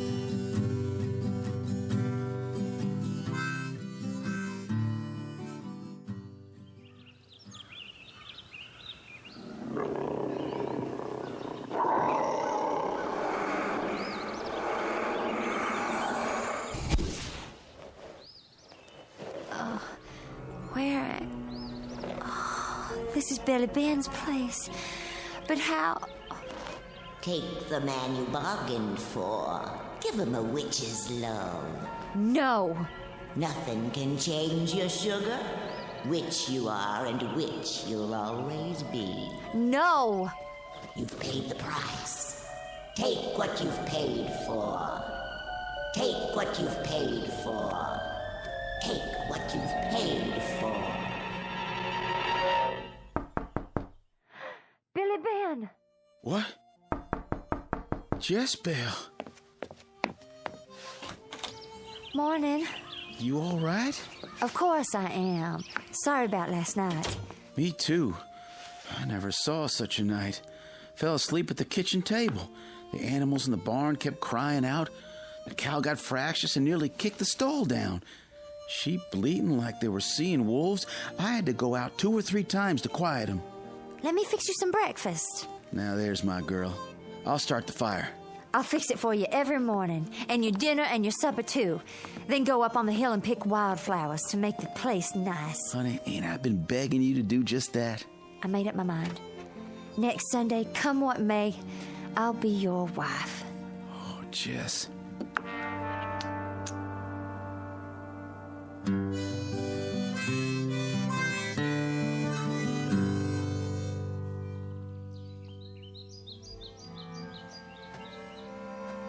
You're a long way from home, Ellie Glover. Oh, hello, Jess. What are you doing up here on Eagle Rock? I came to pick some flowers. Same as me. Lots of wild ones around. There's a patch of old maid's fern farther up the mountain. I notice a lot of vixenwort around myself. I just come from seeing Billy Ben. Fixed his breakfast for him. I reckon that's no concern of mine. He's going to marry me when the circuit preacher comes next Sunday. I wish you happiness for his sake. You still love him, Ellie? Still dream about his strong arms and his sweet talk? I'll love no other man. How come you never tried to get him back? The last time I saw his face, he was under a magic spell. Even the love I hold for him couldn't break it. Oh, there's ways, but such ways end bad. What ways you talking about? I think you know. Jealous, ain't you? No. Heartsick. To see wrong done to a good man. I hear there's a wildcat loose in the county. Ain't you scared to be out here? I'll be home by dark. It won't venture out till nightfall. No telling what a wildcat'll do. I reckon we don't have much to fear. My daddy says that killer cat will be dead by morning. Since when can your daddy look in the future and tell what's gonna be? He's going hunting for that cat tonight. Him and Obed Miller and Billy Ben. All the men in the county. Billy Ben didn't say nothing to me. My daddy's gone over to ask him right now. If that cat's smart, it'll stay home tonight. Maybe.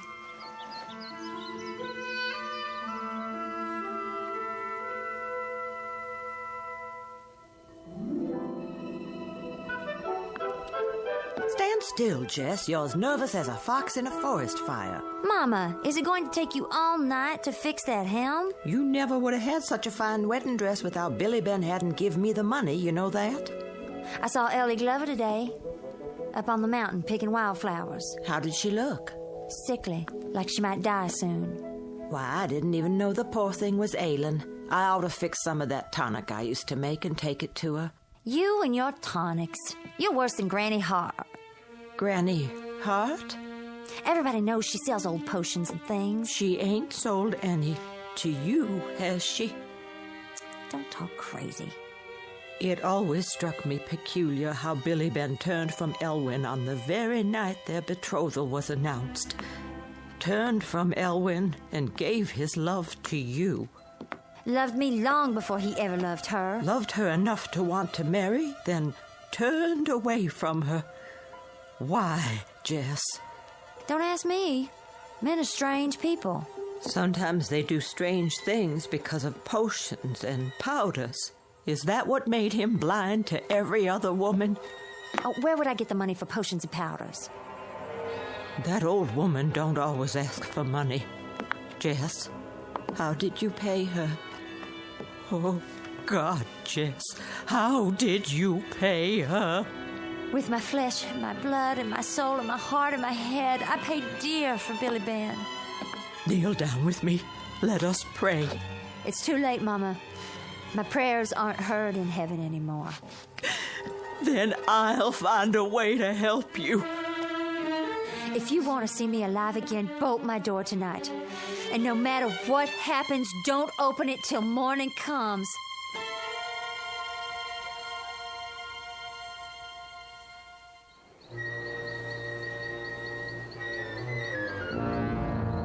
Okay, men, you know what to do.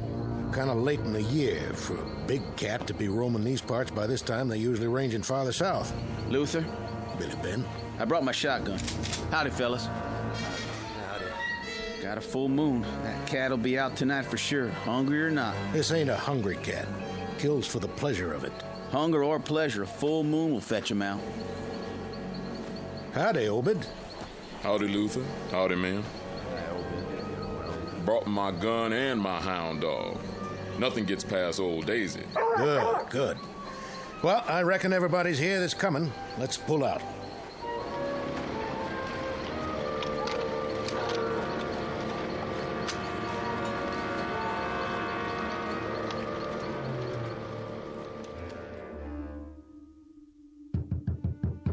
You okay in here, Jess-Belle? It's late, Mama. Go to sleep and let me be. But it's almost 12 o'clock.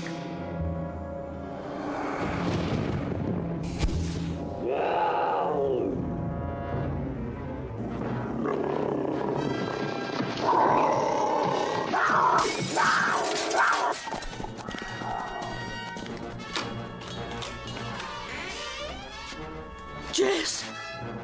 How'd you break the window? Where have you run off to?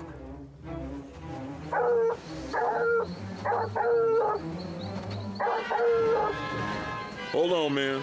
I think old Daisy found something. Which way? Over there, through the trees. She struck a trail. That's my land. We come full circle.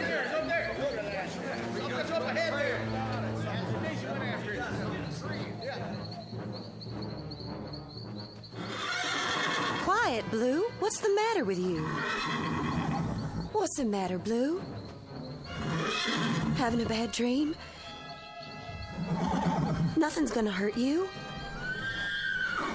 What are you looking at? Something up in the loft? What is it? An owl? Why are you scared of it? Ellie! Ellie! Up there! Look out, Daddy! Daisy, come here. Raise the lantern. Never seen no cat like that. Black as night, it is. Shoot, men!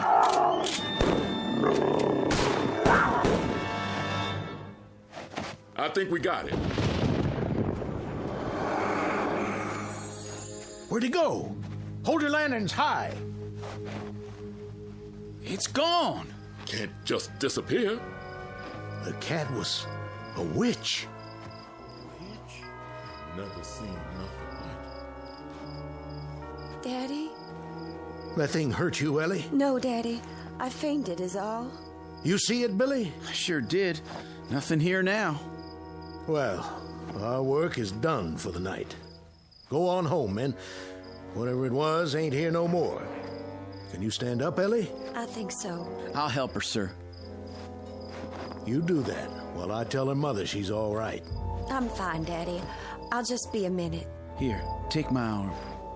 Did it hurt you, Billy Ben? No, I'm all right. I'm enduring glad to see Ellie. Pretty as always. It's good to see you, Billy. It's been a long spell. Yes, it has. What's that shiny thing in your hand? It was right next to you where you fell, like it dropped down from the loft. Looks like the ring. It sure is. The same one I gave to you once. Only how did it get here? Maybe it's an omen. Elwyn, I'd appreciate it if I could come and sit up with you again some night. That would pleasure me right fine, Billy. Come whenever you feel like it, and make it soon.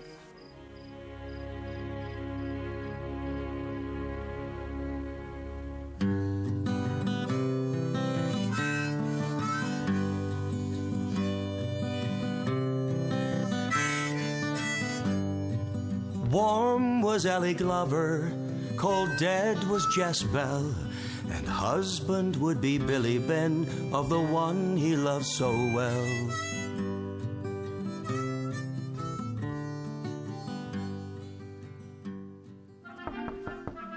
Come on in.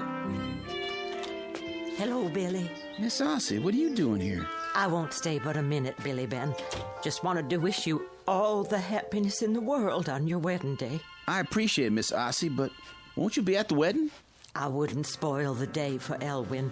She'd see me and think of Jess-Belle. There's no shadow of Jess-Belle between Ellie and me. God grant there never will be. A full year now Jess-Belle's been dead. How do you know she's dead, Billy? I saw her die. Billy, I brought you something. This pearl and silver stick pin. It used to belong to Jess-Belle. Poor Jess. I appreciate it, Miss Ossie. It's made of silver, and silver is one thing a witch is scared of. What witch could want to harm Ellie?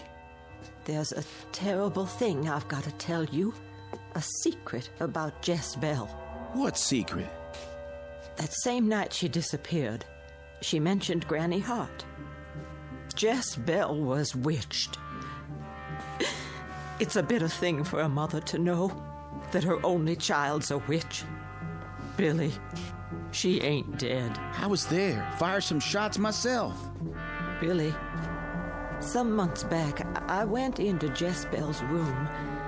Sitting on her pillow was a wart toad. I grabbed a broom and brought it down with all my might. That toad disappeared in a puff of smoke. It could have been a cloud of dust. It was the spirit of Jess-Belle. Another night, a bat flew in the house. I tried to kill it, but it turned to smoke too. Miss Ossie, I saw her die. Don't you know you can't kill a witch? They just change into something else. If a person is good and strong, then a witch can't harm them. Ellie will have nothing to fear from Jess-Belle. And now, Miss Ossie, I'm going to be late for my wedding if I don't hurry. I hope and pray, Billy, there'll be no one there who wasn't invited.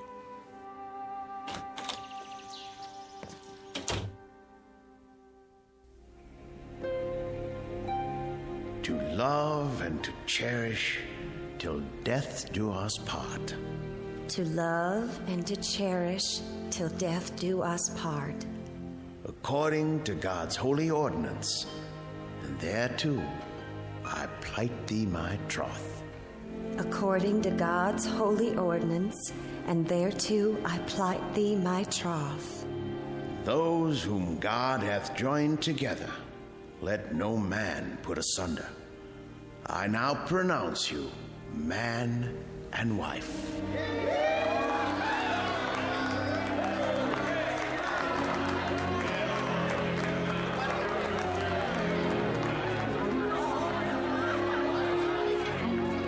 Come on, honey, let's get on home. Yes. Billy Ben looked a mite nervous, like he was going to pass out. Well, I remember feeling the same way when I married you. Oh, you get along now.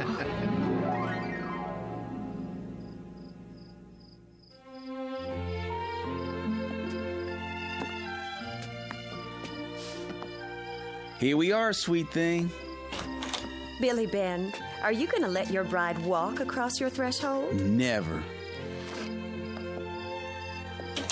Now put me down if I'm going to get changed out of this pretty dress. Billy! What's the matter? Something has hold of my arm. It ain't me. But I can feel it. What are you doing? I don't know. What'd you do that for? It wasn't me. It sure was your hand. Oh, Billy, I drew blood. I never did that of my own will.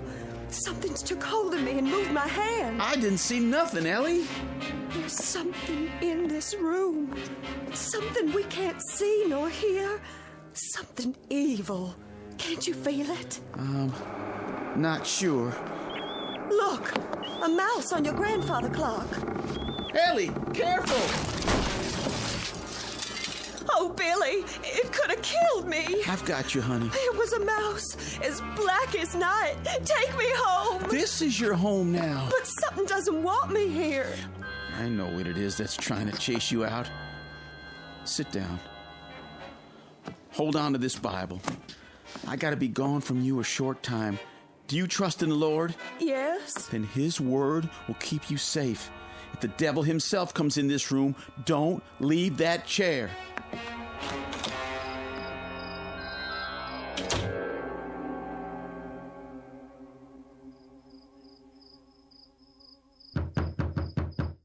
Doors open. Granny Hart, I'm short on time. You need a new sweetheart? I got one, and I just made her my wife. Ellie Glover with the golden hair. Ah, she's a beauty. I'll not have her beauty long unless you tell me how to rid myself of a witch. Jess-Belle don't like you being married. I'm the one who witched that gal, so she could win your love, Billy Ben. I never wanted no witch's love. Witch's love is wild and sweet. Humans don't know nothing about it. I know enough that if anything happens to Ellie, I couldn't live without her. Jess-Belle won't hurt your little wife. She's just pleasuring herself a little, teasing and having a good time. Granny, my wife's alone. I gotta get back to her. Then go, boy. Nothing holding you here. How can I rid myself of Jess-Belle? You could kill her. There's nothing to kill. She just turns to smoke and then comes back again. There's ways. What you gonna pay me? I brought money. Not enough to kill a witch. This is all I got. Take it or leave it. I'll take it. Now go home. Get a dress that Jess-Belle has worn. Hang it up so it looks like she's standing there. And then, if you're man enough, stab it through the heart with silver. I'll do it.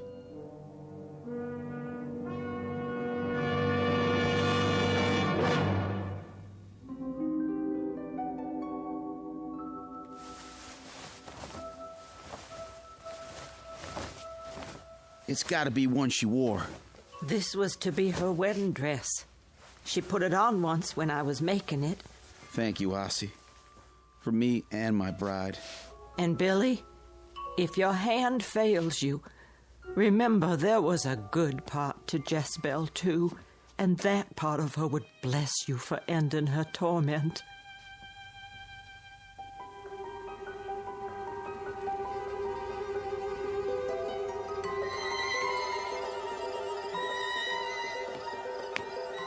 I told you not to leave the house. I wanted to wait for you out here. What's that package? Stay outside a minute longer. That thing you felt was the spirit of Jess-Belle. She was a witch, Ellie, but I know how to get rid of witches. All right, but... You'll never be rid of me. Jess-Belle. Come on, Billy Ben. Dance with me in the moonlight. No, get away!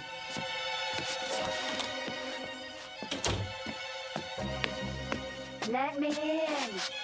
Take the dress. Hang it up like she's standing here, okay?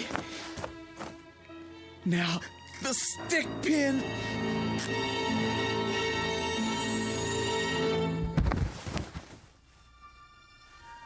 Oh, Billy. Oh, what have you done? Stabbed you through the heart, just like Granny Hart said. Oh. Now I'm giving you your eternal rest. Oh, Billy. Goodbye, Jess-Belle. I loved you, Billy Ben. Billy Ben.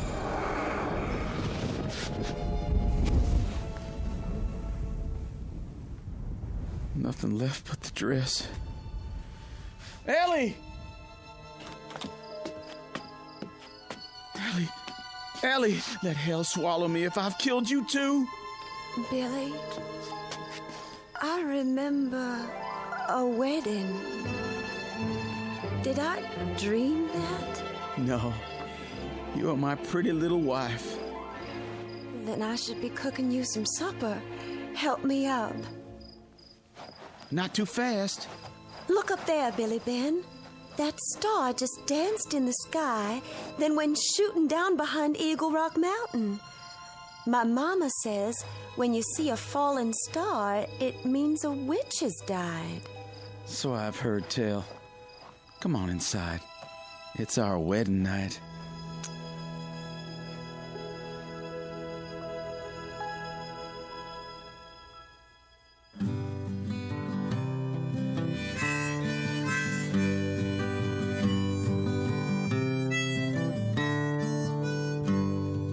Fair was Ellie Glover, dark was Jess-Belle. Both they loved the same man, and both they loved him well.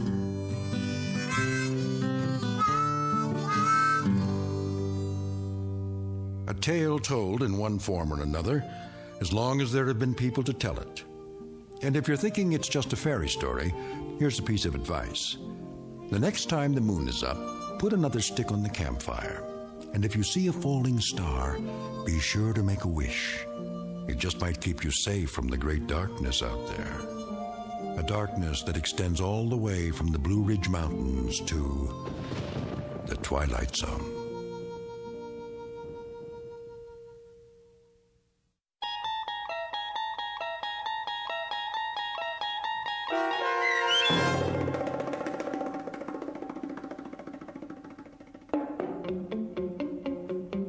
Jess-Belle, starring Stephanie Weir, with Stacy Keach as your narrator, was adapted for radio by Dennis Etchison and written for The Twilight Zone by Earl Hamner, Jr. Heard in the cast were Jeff Lupetin, Michelle Graff, Linda Ryder, Roderick Peoples, Meg Falcon, Peggy Roeder, Doug James, Craig Harris, Jennifer Laterio, Chobi Cerny, Carl Amari, and Roy Melanzi. Musical bridges for this Twilight Zone radio drama sung by Doug James with guitarist Roy Melanzi and harmonica by Jeff Lupetin. The producers of The Twilight Zone wish to thank CBS Enterprises and the Rod Serling Estate for making this series possible. This copyrighted radio series is produced and directed by Carl Amari for Falcon Picture Group. Sound design and custom Foley effects for The Twilight Zone by Cerny American Creatives Bob Benson, Craig Lee, Michael Slaybach, and Matt Sorrow. To learn more about the Twilight Zone radio dramas and to contact us, visit our official website at twilightzoneradio.com. Doug James speaking.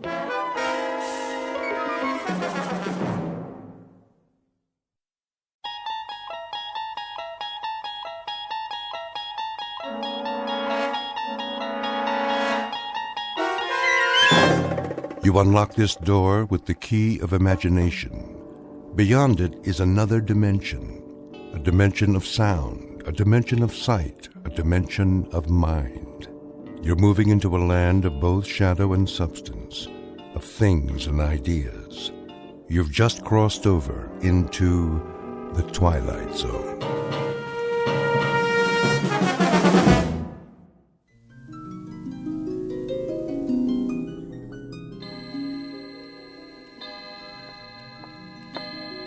Uncle Simon? Uncle Simon? Do you want your hot chocolate upstairs? Uncle Simon, I have your tray. Can you hear me? I said, do you want your hot chocolate upstairs? Garbage head. I'm right here. You don't have to yell. Oh, I scared the life out of me. Oh, did I? Where were you? In the basement, of course. Where else would I be? You told me you were going to take your afternoon nap. And I shall, after I finish my work, as usual. Well, my wilted blossom, what's on your mind? Anything? Your hot chocolate's ready. So I gather. I'll take it in the study. That's fine, Uncle. But you know, you might try extending yourself sometime. Just sufficiently to let me know where you are. Well, I can narrow it down for you, Barbara, my love. If I'm not upstairs in my bedroom, I'm downstairs in my laboratory. In either case, you simply bring the hot chocolate to one place or the other. Clear? Utterly. And if I'm in neither place, that means I drop dead en route. And you can just bring me a bottle of formaldehyde and a rose. You have such a sense of humor, Uncle. You should have tried stand-up comedy. No, wait. They didn't have comedy clubs in your day, did they? Burlesque, then. You could have gone into burlesque. A regular George Burns. That's an idea. I dare say I should have been a bit more comfortable than you in such a setting. Do you even know how to dance, Barbara? Uncle Simon. Not necessarily as a headliner like, say, Gypsy Rose Lee. In the chorus, perhaps. That might be more your style. Ever let yourself loose Oh, for a fast Charleston? Uncle Simon, I am very busy. No, I didn't think so. Most unlikely. You're the only woman I know who looks as if underneath her clothes she wears more clothes. You have all the grace and femininity of a high-button shoe. And you, Uncle Simon, what about... Yes? Never mind. Go on, my dear, speak it out. Let's see if you can compensate for the fact that you're a passionless vegetable by at least speaking your mind. If I'm a passionateless vegetable, it's because my gardener is an ancient relic made out of dry skin and ice water. Not bad. Not bad at all. If I prod you enough, you can scrabble up to the occasion, at least part way. What else is new with you, my angular turnip? You say you've made hot chocolate? That's a start, I suppose. To what other soul-stirring projects have you applied your talents today? I noticed you tried to open up the drapes in the bedrooms and the hall. And I noticed you closed them. What are you afraid of? Afraid, my dear? What do you think could happen to you if you ever got hit by fresh air and sunlight? Think you might shrivel up and blow away like a vampire? My, is that your fantasy? That I'm from Transylvania? Sorry to disappoint you.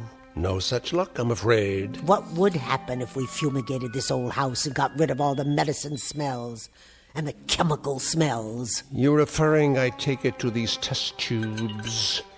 An important part of my research, as you well know. Then why keep them in the study with the Wedgwood and the Dresden china? They must be here. They indicate changes in the moisture content of the air. What changes? The only changes here is that the air turns from stale to musty to plain old mildew. Pretty soon I won't be able to breathe it at all. Why, you poor suffocating spinster.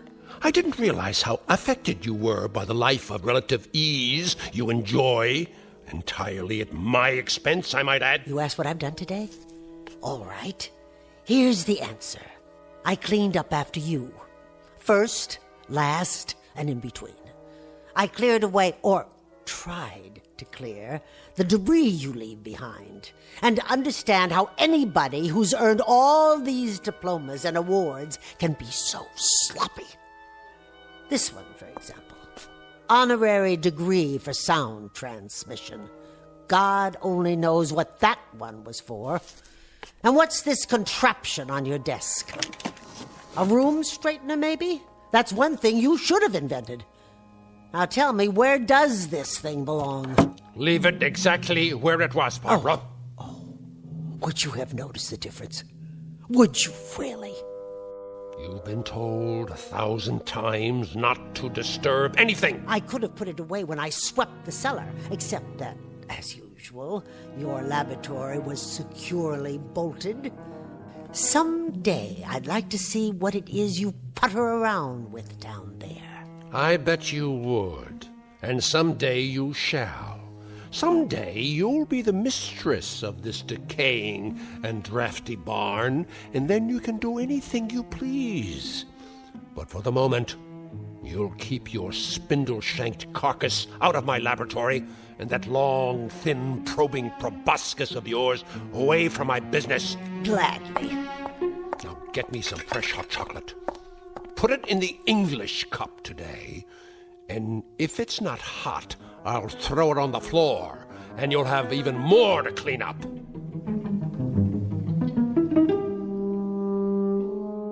Dramatis personae, Mr. Simon Polk, a gentleman who has lived out his life in gleeful rage. And the young lady who just now beat a hasty retreat is Mr. Polk's niece, Barbara. She lives each hour of her life as if perpetually late for a dentist's appointment. And there is yet a third member of the company, soon to be seen. He now resides downstairs in the laboratory, and he is, well, the kind of character you'd expect to find only in the Twilight Zone. And now, back to the Twilight Zone with Uncle Simon, starring Beverly Garland and Peter Mark Richmond, with Stacy Keach as your narrator. I'll make you some fresh chocolate. Barbara! Uncle. Question. Yes?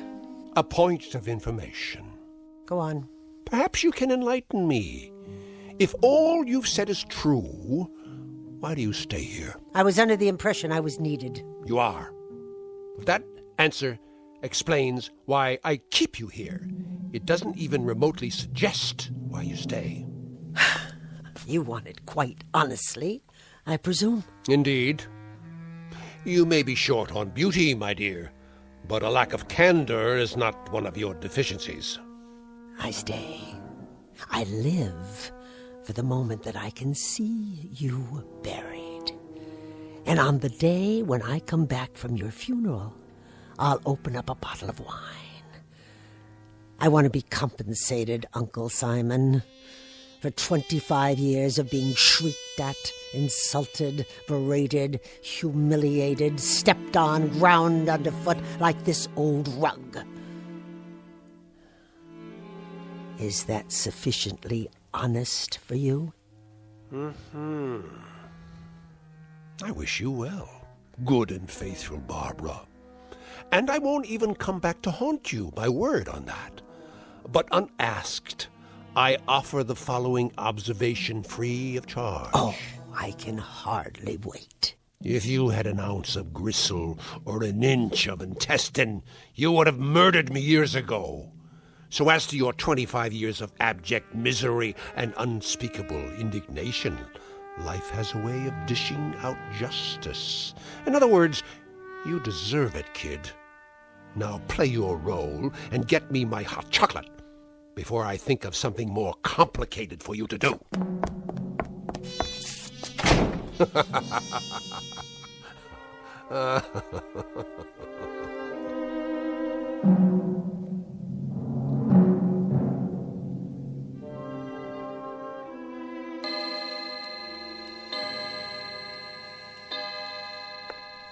Dear Uncle Simon, and where are you now, you old... Of course, downstairs in your laboratory, as you call it. Where else? And what do you do in there, dear Uncle? I mean, if I could see for myself, just a glimpse, just once, so I'll know... Did you leave the door unlocked this time? Well, now, what have we here? I was looking for... Looking for what? I thought perhaps you'd show me what you're building. Indeed. You'd love to know that, wouldn't you? Well, I'm sure it's something impressive. My curiosity got the better of me. That's the one character trait you share with normal women, curiosity. An ineffable and insatiable curiosity. Well, remember what it did for the proverbial cat. One of these days, you're going to find out what I'm building. I'm sure I will, Uncle. Whenever you're ready. But for the time being, you night-crawling imitation of the female gender, if I catch you sneaking around outside my door again, I'll break your head with a broom handle or one of these canes. Now go back upstairs and engage yourself in a nerve-wracking game of dominoes. With pleasure. Now, go on! Tell me, Uncle Simon. What? Tell me why it is that beasts like you stay alive for so long. How's that again? You heard me. Why do some men have the decency to die when their time is up, while brute animals like yourself continue on and on? Indeed, why indeed.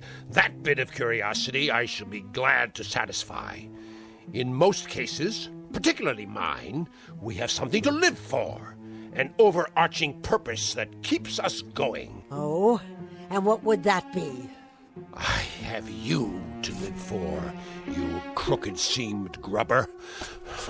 I keep this decrepit heart beating and these over-the-hill lungs breathing because I know how deeply dedicated you are to the one sight that will be your ultimate reward. And what sight is that? seeing me die. Who came here 25 years ago when you were crippled and sick and couldn't take care of yourself? Who moved in and nursed you and kept you alive? You did! That's right! Me! And no one else! You scrounging female ape. Now let's get down to cases. The question is, why did you? Why would you? Out of familial love, was it, Barbara? Out of a palpitating compassion? Out of a flagpole stiff loyalty? I'll tell you why you came, why you nursed, why you stayed, you covetous crank. Go ahead, enlighten me. There's no mystery. No mystery at all. You came because you knew that when I depart, I'll leave everything behind to you. By default, my only living relative. Everything. You stayed on day after day and year after year because every prayer that came out of your tight little mouth was a supplication that I'd be dead the next morning. A brilliant deduction. So don't go mouthing sweetness at me, you thin-lipped, toothpick-legged conover. I wouldn't think of it. Anything you did for me, you did out of greed, naked and unadorned. Don't tell me different. Stay away from me. Greed, Miss Barbara, greed. So big, so thick, so heavy. It blotted out even that delicious hate you've been carrying around inside. I said stay back. Well, let me tell you something, you money-sick crone. You'll get paid off in due time. Before that, you'll pay through every one of your pores for what I leave you. Don't you raise your cane to me. You'll pay, you ugly harpy, as God is my witness. How dare you? What are you doing? Give me that cane! Barbara! Don't! Barbara!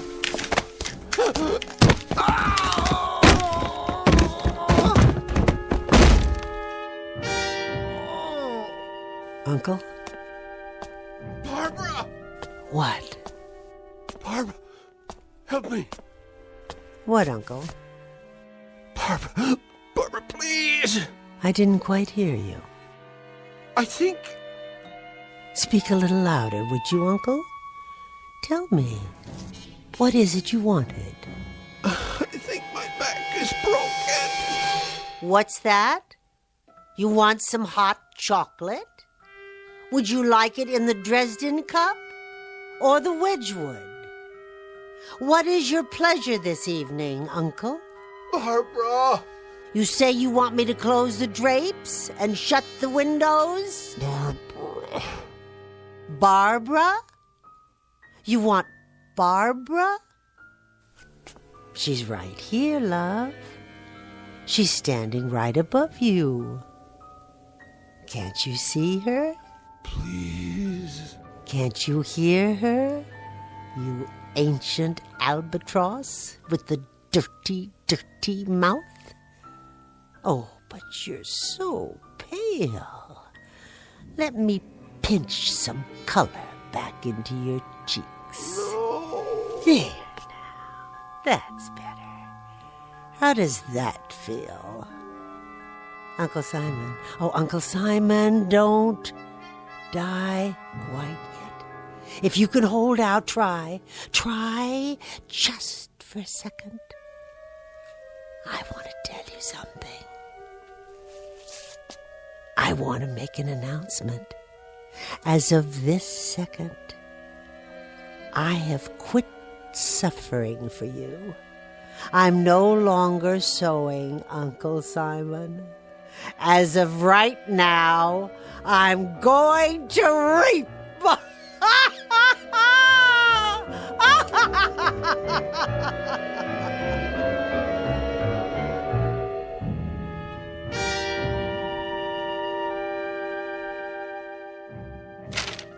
Are you comfortable, Mr. Schwimmer? What? Oh, yes. Thank you, Miss Polk. I'll just be another moment. I cleaned off my uncle's desk for you. Yes. You've kept the house in splendid condition, by the way. It looks different somehow. Oh, I've made a few changes. Marvelous taste you have, I must say. If you need pencils or pens, they're in the top drawer. No, the will is relatively simple. I only want to make sure I brought the latest amendments, signed and notarized. But I thought he drew it up years ago. It's been in the safe deposit box for as long as I can remember. The original copy, yes. Your uncle had me drafted shortly after you came to stay with him. He added a codicil or two later on, hence this revised copy. Oh. Really? I wasn't aware of that. Assets, real property. Everything seems to be in order. Oh, there's no need to read it aloud, Mr. Schwimmer. If you can just give me the sense of it so I'll know how to dispose of his things. That, my dear, won't be necessary. I beg your pardon? That is the sense of it. What do you mean? The will very explicitly requires that you throw away nothing, that you keep everything as it was, intact. I see. The house, the furnishings, everything. It all goes to you in perpetuity. With the proviso, of course, that you remain here in perpetuity, as it were.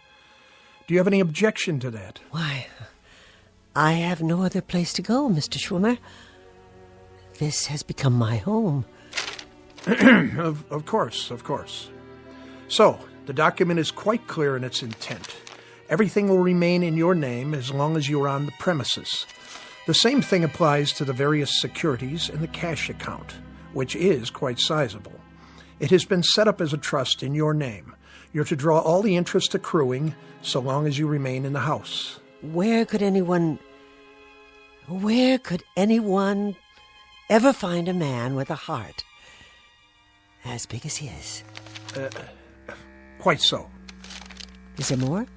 Well, the sense of this, Miss Polk, is that to qualify for your inheritance, there is one additional stipulation.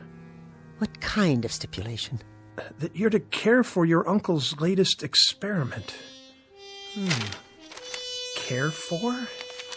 That's odd. I don't understand it, Mr. Schwimmer. Which experiment? I have no idea. But it reads as follows. My beloved niece Barbara will be responsible for the well-being of my latest experiment. She will care for it, look after it, and see to its wants and needs. What wants and needs? A member of the law firm of Schwimmer, King, Bartlett, Kaplan, and Schwimmer will visit the domicile once each week to see that this stipulation is adhered to. In the event my beloved niece Barbara fails to comply with the provisions herein, I hereby give and bequeath all my property, both real and personal, to the State University. Now, the sense of that, Miss Polk... Tell me, Mr. Schwimmer, what is the sense of that?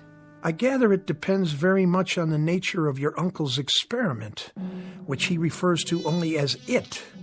I take it you have no idea what it might be? None at all, except that whatever it is, it's in the basement. Where are you going? Where do you think? To the laboratory. Oh, wait, you'll need the keys.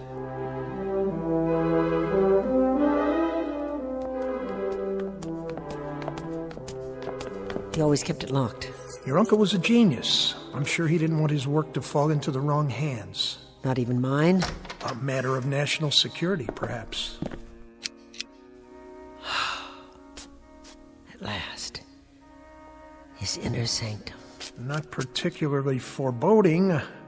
I must say it looks like any research lab at the university, with a few pieces of gear I haven't seen before. He was always ordering new parts, all the latest test equipment. And you don't know what he was testing? He chose not to share that bit of information with me. To protect you, I'm sure. But we'll know soon enough. What's behind that other door? Where? Against the wall, at the back of the room. I don't know. Do you have the other key? It must be the large one. How this relates to his will, though, I'm not at all sure. Now, this piece, this is interesting.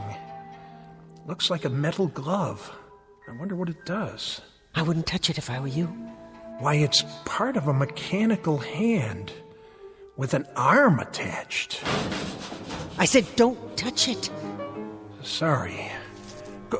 Good Lord. There's something attached to the arm. It appears to be a complete metal figure of some sort in the shape of a man. It must be 8 feet tall. I think we better go now. How do you do? What? What are you? In your lexicon, I am a robot. I was created by the great scientist Simon Polk. You have activated my selecting and operating relays. You stay away from me. I mean you no harm. Please be patient with me. My program requires several days to function at maximum capacity. I bid you greetings. Hello, Barbara. Barbara. Now what? Barbara. Is that you, Barbara? Yes, it's me. Who else would it be? Are you going out, Barbara? It happens that I am. Why are you sitting here in the study with all the lights off? I do not like the light. This is a more restful mode while I program my circuits. Where are you going? To a concert. A concert? Do you know how long it's been since I went to a concert? No, I do not have that information, but I estimate the answer to be several years. Several? Try 20. What is a concert? It's a beautiful musical experience. Inspiring. But you wouldn't know anything about that. What is music? It's when people, real human beings, use instruments handmade out of metal or wood to create sounds that are pleasing to the ear. The human ear. They should use only metal parts. Wood decays. It does not have the durability of metal alloy. It is an inferior building material. Well, here's a flash for you, young Frankenstein. They use horsehair, too. Dead organic material for the string section. And you know something? It sounds absolutely heavenly. Not like some tin can that got left out in the rain. I see. Do you? I doubt it. I'm going now. If you need anything, like a shot of oil on the rocks, you can get it yourself. You mustn't leave. Are you telling me what to do? Mr. Schwimmer is coming tonight. A week has gone by. Isn't that correct? Yes, Mr. Schwimmer is coming. He'll be here at 8 o'clock after I'm gone. So you just sit tight. Good. Good? Good for what? He will check my condition. He will see that I am functioning properly. That's right. Maybe he'll give you a lube and an oil change while he's at it. You see, Barbara, I am like an infant. I mature gradually. Soon I will have all my faculties. I will be able to perform all my faculties and functions. I will be a whole being. Oh, how nice. How perfectly grand for you. You'll be a whole being. And then what? Or can you think that far? I will take on human attributes, those that your Uncle Simon saw fit to give me. Oh, that'll be an improvement, because he certainly didn't see fit to give you any human attributes so far. You look like something out of an old science fiction movie. Or the Tin Man and the Wizard of Oz. You're a joke. Joke?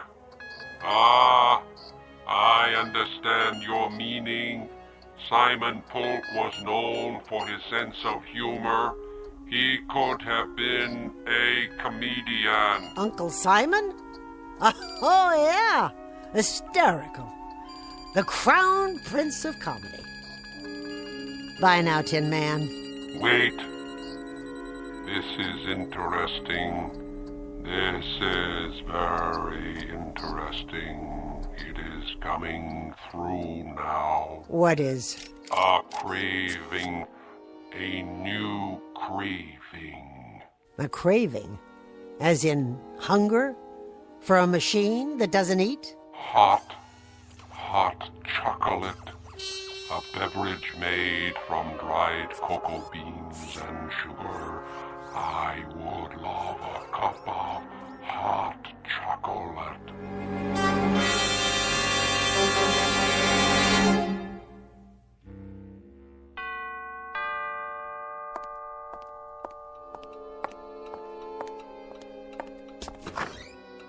How do you do, Miss Polk? I hope I'm not late. Late? My, you look outstanding in that dress. And those earrings. I've never seen you looking quite so outstanding. Were you going somewhere? No. I wasn't going anywhere. Not anywhere at all. And how, may I ask, is our young Master Polk doing this evening? Right this way. We've been waiting for you in the study.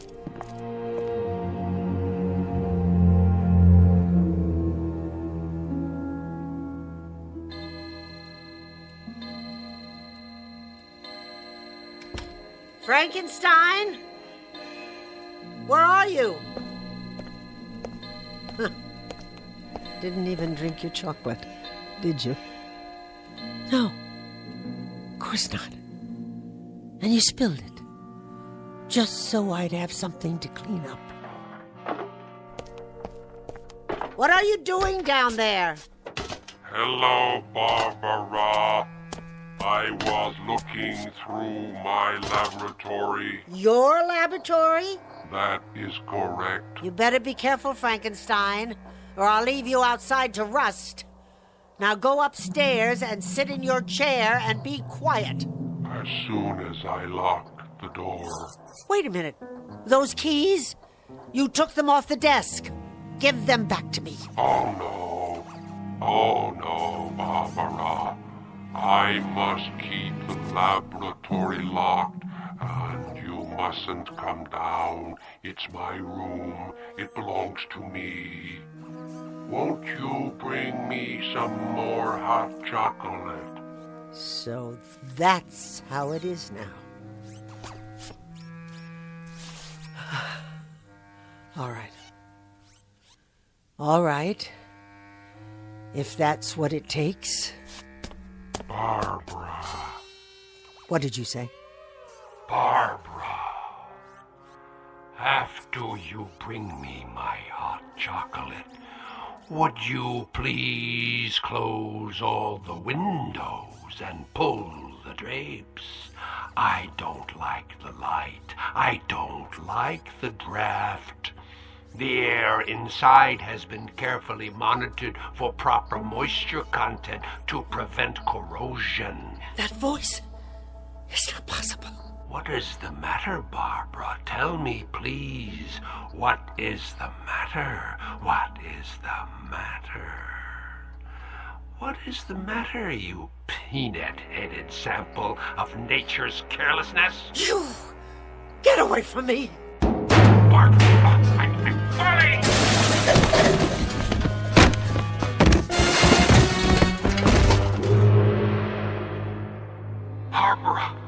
Barbara, my legs, they're bent.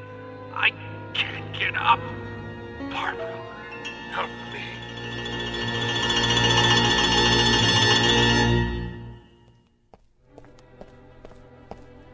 There you are. I was wondering where you'd gone to.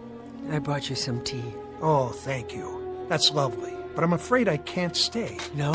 Another engagement, alas. Tell me, how are you, Miss Polk? I mean, really. Fine. Thank you, Mr. Schwimmer. Glad to hear it. It is rather quiet these days. Doesn't seem to say much, even after all these weeks. He makes his wants known. Pity about his legs. But he manages to get around, doesn't he? Indeed he does. Indeed he does. Well, I'll see you next week then. Yes, of course.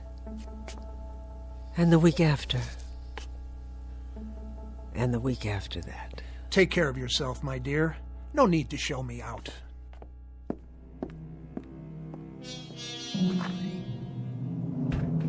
Barbara! Here, in the study. Barbara, my dear, if you can prevail upon that Raggedy Ann carcass of yours to exert yourself, I'd like a cup of hot chocolate. I would like it in a Wedgwood cup. And if it's not sufficiently hot, I'll pour it on the floor at your feet. Clear? All right. I'll make some. Speak up, you lint-headed clod. I didn't hear you. I'll make some hot chocolate. Do that, you torpid lotus eater. And be sure that it's hot. Did you hear me? Make sure it's hot. What does it take to make you move, you arthritic crab? I'll fix it for you now. You'll fix it for me now. What? I'll fix it for you now, Uncle. That's better. I'll be at my desk, working on my notes. Yes, Uncle.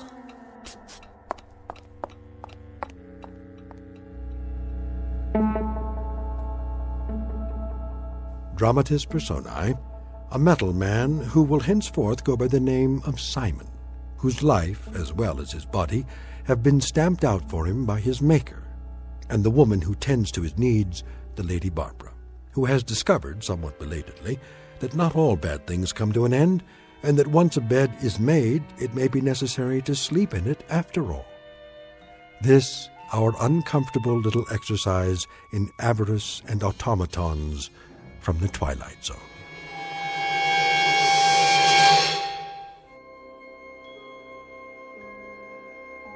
Hi, this is Carl Amari, producer of the Twilight Zone radio dramas. I'd like to take a moment to tell you about our official website at twilightzoneradio.com, where you'll get the latest news and information on these Twilight Zone radio dramas. Plus, at twilightzoneradio.com, you can digitally download 3 free episodes or any of our episodes for only $1.95 each. In this age of ever-changing technology, we've decided to make these episodes instantly available to you by making the Twilight Zone radio dramas a digital download-only series. This means that this series will no longer be offered on CD. The CD collections at our website are now being offered while supplies last at buy one, get one free. So be sure to get your favorites before they're sold out. Be sure to visit us often, and I'll see you in the zone.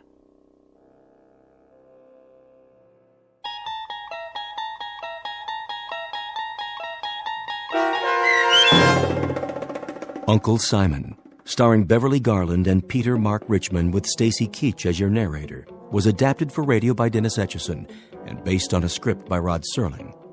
Heard in the cast were Turk Muller, Doug James, and Daniel Bryant. To learn more about the Twilight Zone radio dramas and to obtain audio cassettes and CDs of these programs, visit our website at twilightzoneradio.com. This copyrighted radio series is produced and directed by Carl Amari and Roger Wolski for Falcon Picture Group. Doug James speaking.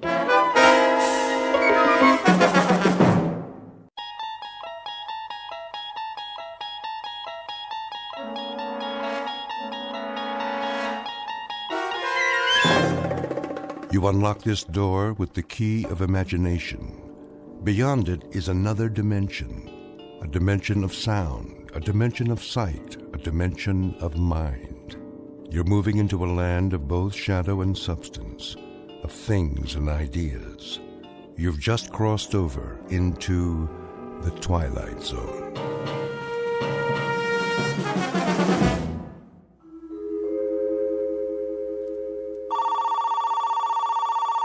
The Gerald Hugo Agency. Mr. Hugo's in a meeting. May I take a message? The Gerald Hugo Agency. No, he's still in a meeting. Yes, the same writer. Please hold. Now get this, Mr. Hugo. If this one ain't surefire, I'll cut off both my hands. You ready? Champion of the world. Robert Redford, maybe. Harrison Ford. Do you want to make him younger?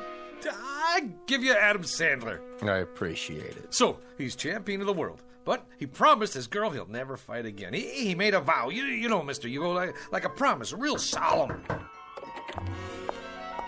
Here are the network contracts, Mr. Hugo. Thank you. But now, here comes the rub. Get this. The champion's kid brother has like this incurable disease that can't be cured, and he needs an operation like yesterday. Mm-hmm. Yeah, and the doctor comes to the fighter and he says, "Hey, man, you want like your kid brother should live or what? I mean, that's the conflict. Don't you think it's a kick right in the head?" I do feel a dull ache. Here's this prize fighter who made this vow to the girl, and the newspaper guys start in on him, see? But I mean with the needle. Spider is a cheese champion. Who's Spider? The fighter. And now, here comes the meat. He promised his girl, but when he tells her he's gonna fight, she starts palpitating, and she calls him a filthy, rotten, dirty... Line 1, Mr. Hugo. Excuse me, Julius. See, the beauty of the story is that you can dress it up any way you want. Maybe he ain't a prize fighter. Maybe he's a cowboy, and he promised his girl he'd never shoot a gun again, and it's her kid brother that's got the disease. What's the matter? Don't that grab you? Why don't you go downstairs and cross the street on a red light? How about science fiction? There's this rocket man who promises his girl he'll never go up in a spaceship. Julius, you've been here all morning. I'll give you this. I've been an agent for 23 years, and I've never heard so many variations of the same story. Now, would you mind going home? I've got a big deal cooking here. A big deal? You doll baby, you were saving it for a surprise, weren't you? It's a sale, ain't it? The zombie story. I knew the minute I wrote it, that thing was surefire. Listen to this, honey. It's fantastic. This dame marries a guy who walks around on his heels all the time. She thinks he's punchy, but it turns out he's dead. All the time they're married, she don't know it. Julius, let me put it to you this way. American Zombie didn't sell. The love story where the lady scientist falls for a robot, that didn't sell. Naked Weapons about a gang of topless ninjas, that didn't sell. They laughed me right out of the office. So I put it to you, Julius. Why do you persist? Why don't you go back to doing what you did before? Streetcar conductor, Mr. Hugo, there ain't no more streetcars. And besides, I get motion sickness. Let me put it to you another way. Number 1, you will never make a writer. Number 2, you'll starve to death if you try. And number 3, you're wasting my time, the producer's time, and everybody's time. Helen, phone up Jerry Bradshaw at Paramount. Tell him I've got a series proposal to show him. That's it, a TV series. Oh, Mr. Hugo, don't you get it? This is an absolute bolt from heaven. I got so many television series ideas, I can't sleep at night. Boy meets girl. Every week, we get a different boy and a different girl. Julius. Oh, how about a quiz show? Pick your own embalmer, we'll call it. Hey, you make this deal with the contestant that when he kicks off... Julius, what do I have to say to get you out of here?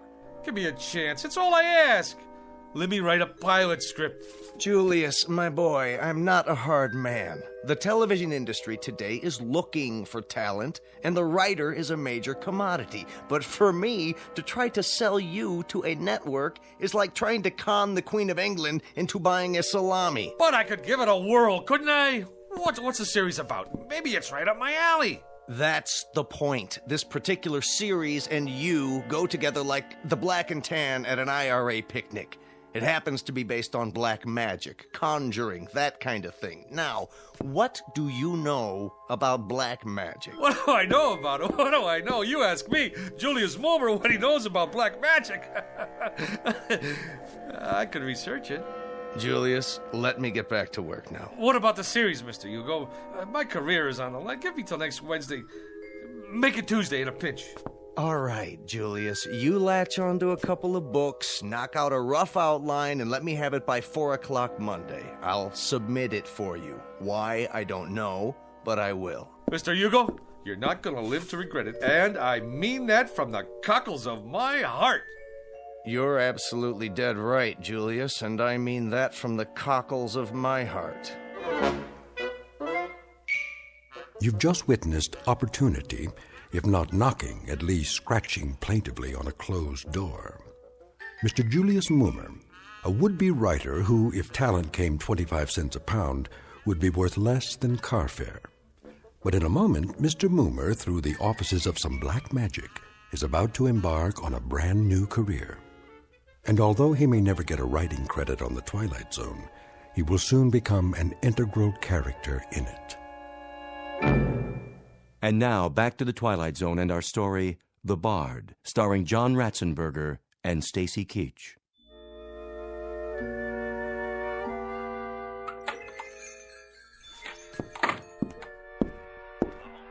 Hello? Anybody here? Yes. Hey, what are you listening to? The ball game. Oh, this is the Minor Arcana bookstore, right? Sure is. What'll it be? I have a special price on first edition Keats. Okay, show me a keep. That's a man's name, not a thing. And not a very uncommon name at that. There was a third baseman came up from Newark, played for the Yankees one year. They used to call him Beanball Keats. Yeah? Held the American record for getting beaned the most times. One time they were playing the Browns. That was when St. Louis had the Browns, and he got beaned 3 times the first 5 innings. Old Beanball Keats. You learn something new every day. Ever hear of a pitcher named String Bean Slattery? Well, Now there was a beanball artist. He could hit a batter when he was still in the dugout. As a matter of fact, he did one day. Hit a third base coach, played for the A's. Fellow named Lefty Mahoney. Old Lefty was just taking a drink when String Bean wound up and tossed one at him, right on the noggin. It seems there was a feud going on between them when they played for Binghamton in the old NYP League. Mahoney used to wipe the spit off String Bean's pitches. Mahoney was catching at the time. String Bean's father used to be an outfielder for Syracuse in the International League. I don't need no book about baseball. You don't? Oh, how sad. It's a wonderful sport, you know. Where were we? I come in about... Well, what I had in mind was... Yeah? What do you got on black magic? You have an interest in the black arts? You bet I do. See, I'm Julius Moomer from television. Oh, I'm Sadie Polodny from Newark. I'm afraid I don't have very much on black magic. I have a great deal of information on the Black Sox, however. You probably know they threw the series that year. Terrible thing. Very discrediting to the game. And they could have taken the series 4 in a row, too. That's where that expression, say it ain't so, Joe, comes from. Now, what is it you wanted? Books. Black magic. I'm afraid that one eludes me, but I'll tell you something. If I could exercise a little magic, I'd see what I could do about getting the New York Giants back. Hey, look out! Don't worry, that shelf will stand anything. I'll get it for you. Now, isn't that strange? It's one single book. That's the only thing that fell off that shelf. And it fell right in front of me. Which one is it? The Book of the Black Arts. What do you know about that? Lady, can you do that trick again? Well, this book and I have never been formally introduced. We are total strangers. Here, you want black magic? You got it. Maybe it's some kind of sign. Well, if it is, it's your problem now. It's been a real pleasure meeting you, having this chat. Mutual. You didn't happen to play third base for the Elmira Pioneers one year, did you? How much I owe you for the book? Nothing. Accept it as a gift. You're a wonderful ball player and a credit to the sport. It's been great. Now, bye.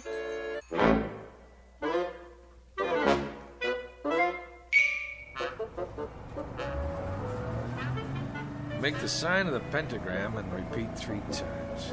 Let's see if I got this right here.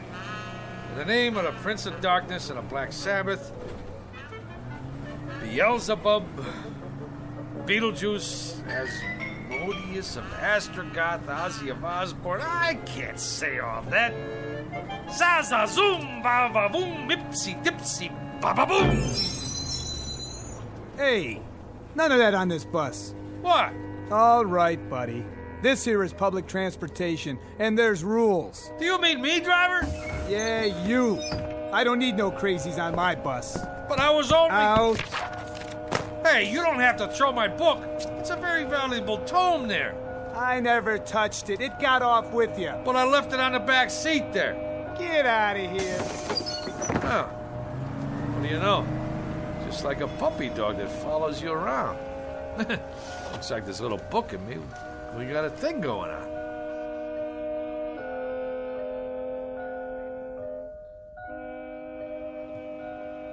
Seven times 7 be thy number, but 666 be thy fate.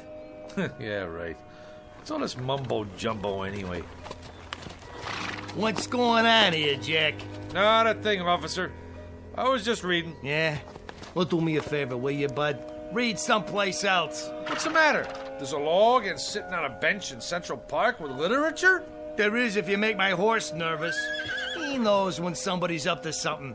He's got instincts. So whatever it is, do it someplace else. I don't get it. On account of why? Move it! Cossack. Stormtrooper.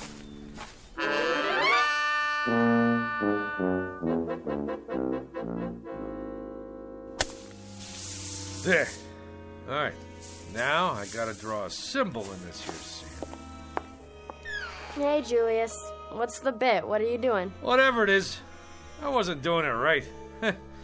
Magic schmagic. There's more here than meets the eyeballs. I've done everything it said, and nothing. Ye Book of the Black Art, being a step-by-step education in conjuring. So tell me, Faust, to what end? You don't dig? Cora, I'm standing on the threshold. I mean hovering. The only thing that stands between me and the secrets of the universe is 4 pages of Latin. Listen to this. The Black Art, consisting of necromancy, turgy, demonology, devilment, hoodoo, voodoo, conjuration, enchantment, spiritualism, manifestation, materialization, astral body and ectoplasm, mesmerizing, magnetizing, and fascinating. Like you name it, I got it. My mother isn't gonna like that sand all over the floor. You tell your mother she should pay me for the privilege of having me in this building. Yeah, you may also tell her that out of 10,000 writers in this town, they pick the absolute cream of the crop. And who's that? Who do they choose to write a big-time television series of black magic? Modesty prohibits. Not Julius Moomer. In the flesh. Big deal. Go ahead and scoff. But one of these days, you're gonna scoff on the other side of your mouth, Tootsie.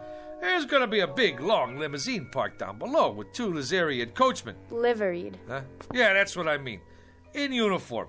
And they're gonna rap on your door and invite you and your old lady downstairs for a night on the town with their boss. And who will you find in the back seat smoking a Cuban cigar? Modesty prohibits. Just as a point of interest, Julius, what are you doing? I'm conjuring, baby. Conjuring. Conjuring who? Who knows? I just read from this here book and I got all the ingredients. Well, most of them anyhow. 3 tufts of feathers from a falcon. Yeah, I got them from a pigeon. Sand from Egypt. Yeah, I got some of my sneakers from Jones Beach. 3 legs of a spider. I found me an ant. Well, anyway, what with a few improvisations, I got a spell working here. At least I think I do. When my mother finds out what you're doing to the floor, you better conjure up the Marines. You're gonna need them. Anybody ever tell you you're a dirty, rotten teenager? Why don't you go and take a cold shower? Go ahead, get out or I'll turn you into a frog. Man, I don't know what's supposed to happen, but it better happen soon. Za-za-zoom, alikazam, va-va-voom. Nothing. Shazam, ipsy-dipsy, kakazoom. I need some help. By Monday, eh? Who do they think I am? Shakespeare? You called? Where did you come from? You summoned me, good sir. I did? Who are you? The face is sort of familiar, but hey, don't take this personal, pal. A guy should knock when he comes into a room, especially wearing tights and a collar like that. Hey, maybe down in the village, but not around here. Some folks take one look at you and have a coronary. Now me, I can handle this stuff. I'm hip, you know? Splendid. I'm pleased to hear it. Who'd you say you are? William Shakespeare of Stratford-upon-Avon in the flesh. William Shakespeare.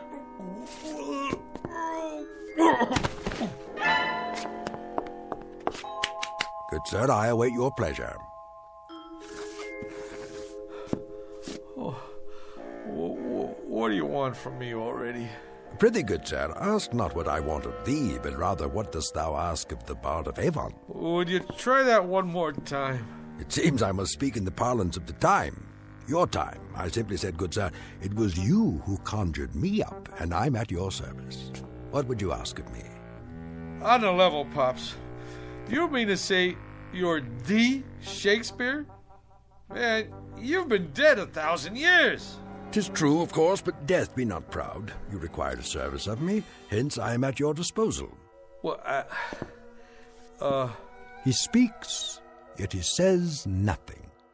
Romeo and Juliet, Act 2, Scene 2. Quaint surroundings, decidedly so, if squalid. And this, an ancient printing device, perhaps?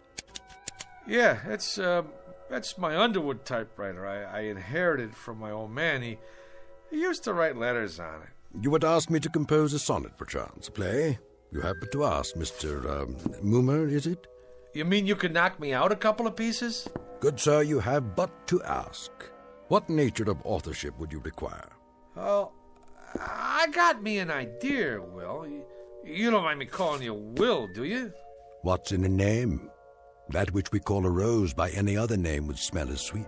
Man, what language! Hey, Will, don't let anybody knock your stuff. You got potential. But here's what we'll do. You and me will collaborate. You knock out the rough draft, and I'll do the polish. Yeah. We'll start out slow, see? Just to get the feel. Something with star power, like for Julia Roberts. Julia? Never heard of her? Where you been, pal? Never mind. Don't tell me. A comely woman, I take it. One fairer than my love. The all-seeing sun ne'er saw her match since first the world begun. Solid! I love it! Now you start writing. Anything.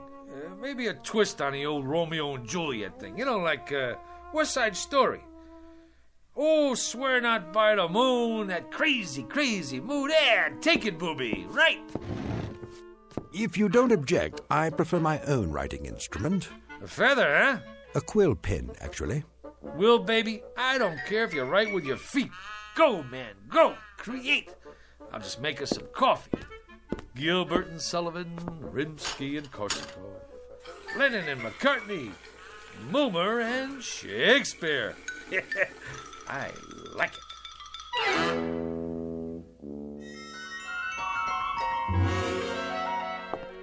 What are they saying? I presume they're talking about your script. That's the point, honey. What else is there to talk about? The stuff is poetry. I don't mean if you can keep your head when all about you kind of guff. This here is class. It's downright Shakespearean.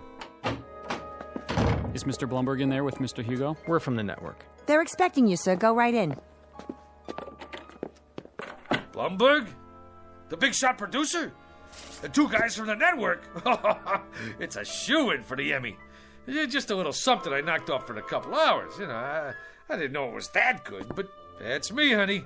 Never did know my own worth. I mean, Monday I knocked myself, Tuesday I knocked myself, Wednesday... Have you got any openings for Thursday? I'd like to make an application. I'm Mr. Dolan. This is Mr. Nolan. We're from the ad agency. Go right in, sir. They're expecting you. Come in, gentlemen. What were you saying, Mr. Bloomberg? I don't know. That's our feeling too, Mr. Blumberg. Our take, too. Sponsor-wise, the thing requires some noodling. That is, we can't afford to jump off a bridge with this one. I concur. It's so archaic. I mean, language-wise, it's... Well, it's still rough. Fresh as a bridegroom and his chin new reaped, showed like a stubble land at harvest home. He was perfumed like a milliner, and twixt his finger and his thumb he held a poncet box, which ever in and on he gave his nose and took it away again. Well, you gotta say this for it. It has imagery. Right, Mr. Blumberg. Imagery it has. I was going to comment, the thing did possess at least a modicum of imagery. Right, Nolan? I concur. What's the time slot? Yes, what about the time slot? Thursday, 10 to 11. And what's the lead-in? The Indefatiguables. Solid show. The private eye with insomnia never sleeps. Ratings-wise, it's a solid smash. May I? Please. And if the boy have not a woman's gift to rain a shower of commanded tears, an onion will do well for such a shift. Onion? Could be a sponsor conflict. I concur. Could we make it, turnip? Solid thinking. Everybody knows about turnips. You say turnip to the lady in Dubuque, she's with you. I like it. A shower of commanded tears. Shower. Suggest inclement weather. And people don't shop in inclement weather. Make it a sunshine of commanded tears. Solid. I concur. I think we could call the writer in now. A tremendous talent, prodigy of mine. What are his credits? He was a streetcar conductor, an observer of the passing scene, an incredible judge of human beings. You can see that in every line. A modern-day chronicler of human foibles. Solid. Send in Mr. Moon. How are you, Mr. Hugo?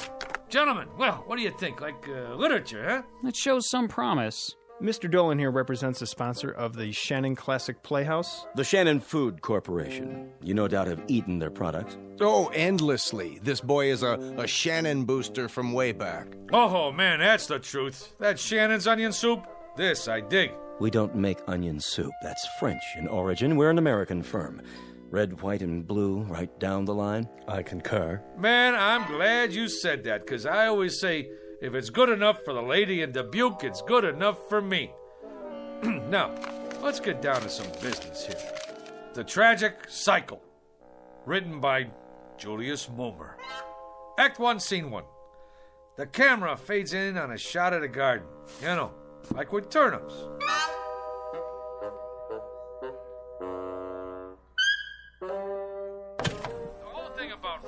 Is to stay in there and keep punching. It's like Keith said one time. All the time, keep punching, or you're done for. Hey, how about that, Will? Taped this show last night. You like it? Verily, a most impressive performance. Ain't that the truth? Ladies and gentlemen, welcome to this week's interview. Our guest tonight, Mr. Julius Moomer, that rising young author whose tragic cycle will be seen next week on this network's Shannon Classic Playhouse. Mr. Moomer, I'm told you've been writing for some time. You've come a long way. Yeah, it's like progress. Wasn't one of your early works in the horror genre a story about a zombie? Yeah, how about that? The fellow with a heart that don't even beat. Did he find love anyway? It was a little too controversial. That's why it didn't get on the air, you know. But I'm always trying to tackle controversial stuff, you know, pushing the old envelope. What about your TV pilot script, Mr. Moomer? A situation comedy involving a billionaire. Just plain Trump. Yeah. The whole thing there was, we're always seeing stuff about typical guys and their typical wives and kids, you know? Well, what about the big shots? I mean, like what they call the rubber barons. Just because you're healed, that don't make you inhuman. Some great stuff in there. The idea was, can a fellow who makes $9 million a day find happiness in a small mansion? I mean, he's entitled. Of course, a writer now, yeah, he's got to suffer. Like, I remember sitting in that cold attic night after night with hardly enough strength left to dictate, and some little voice inside me always kept saying, go, Julius, go, Julius. So, I went. Truly inspiring, Mr. Moomer. That kind of got me. Right here. I, too, felt a twinge of a sort. I believe I've finished this last sequence, Mr. Moomer. Yeah? Let me see. You know something, Will, you got a real thing with words. It comes from working in an attic, Mr. Moomer. A little voice deep inside me keeps saying, go, William, go. I like that. Anyway, can't you just see it? The Shannon Food Corporation. Ta-da! Presents The Tragic Cycle, written by, ta-da! Julius Moomer. From an original story by Julius Moomer. Additional dialogue by Julius Moomer. Lucky I'm so modest. A thing like this could go to a guy's head. They're already talking another miniseries, movie contracts even. Maybe a Broadway musical. Well, you don't look so good. Like a strutting player whose conceit lies in his hamstring. That's from Troilus and Cressida, Act 1, Scene 3. In short, Mr. Moomer, you have not been prone to extend credit where it is due. At no time, for example, have I heard the name Shakespeare, or for that matter, any suggestion of collaboration on our play. Well, baby, we gotta play this one by ear. I tell him a guy named Shakespeare helped me write this, they'd stick me in a straitjacket. Be that as it may, the point is, Mr. Moomer, I have finished my task. I will now take my leave. What, are you out of your mind? This whole thing is coming out velvet. You want to creep back in some crypt and get forgotten? Come on, man, you're big time now. I'm making you a household word all over again. With all due modesty, would the name of William Shakespeare have survived the test of time without the support of Julius Moomer? Yeah, but fame flits. Who remembers yesterday's champions? Sure, Root hit a lot of home runs, but who asked him for his autograph now? Nobody. Nijinsky, that's pretty good, but who remembers her last movie? You did something right, but out of sight, out of mind. Shakespeare's dead, long live Mickey Spillane. Get me? My good man. You can't desert the ship. Now, what are people gonna say? That Fink who didn't have no gratitude?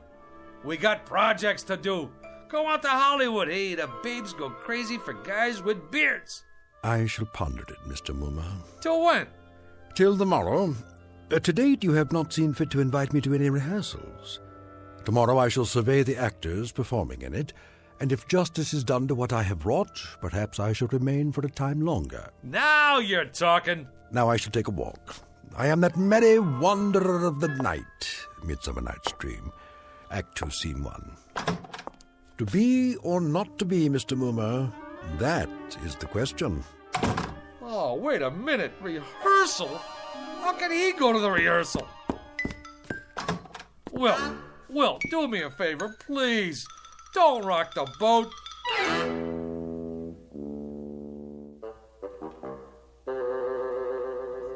Comfortable, Mr. Shannon?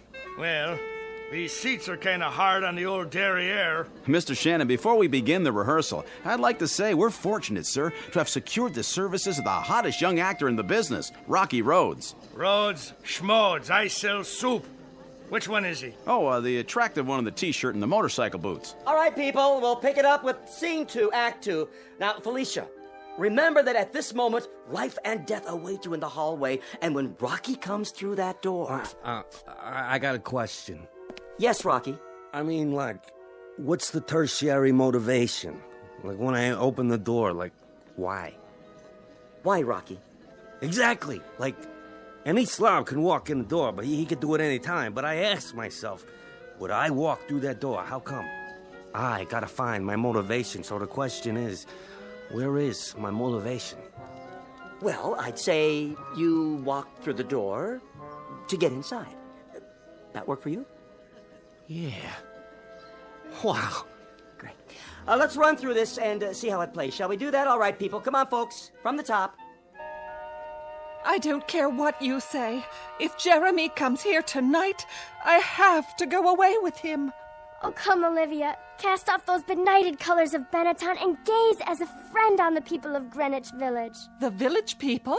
Here? She's got a point. Let not forever with your veiled eyes seek your noble boyfriend in the dust motes. I know it is common, but all that live must die. That's easy for you to say, sister. But outside this room, this tenement is a harbinger of the worst kind of fates. Is it Jeremy? Or his killer? Am I to be a correspondent of love or a recipient of hate? This is the real question, the biggie. Who awaits me out there, I ask you? Come on, cop out! I'm looking for Mr. Mumma. Shh! Quiet on the set! May we continue, people? Once more, get ready for your cue, Rocky. I don't Sit care down, what Will. you say. How does it look to you, Mr. Shannon? Only great? What about the commercial? Where does that come in? Right after the opening teaser. Are they gonna put a spotlight on the soup? Well, that comes in the first commercial. I know when that comes in, but I want to make sure you see the label. When the soup is Shannon's, I want 40 million people should know it's Shannon's. I concur. It's imperative that we see the label. Cut! Take 5. Who is that? What's he dressed up for? Oh, that's my typist. On your staff, is he, Momer? Well, actually, he's a relative. On my mother's side, he's eccentric. Eccentric? You know, he has, delusions. One week they come, one week they go. What about this week? Yeah, this week he thinks he's, Shakespeare. Hey, come on over here, Mr. S. Meet the boys. I've been telling them all about you. Would that we had this much space at the Globe. Yeah, they're just going over the second act. Ah, the balcony scene, a most delightful love sequence. On the balcony yet?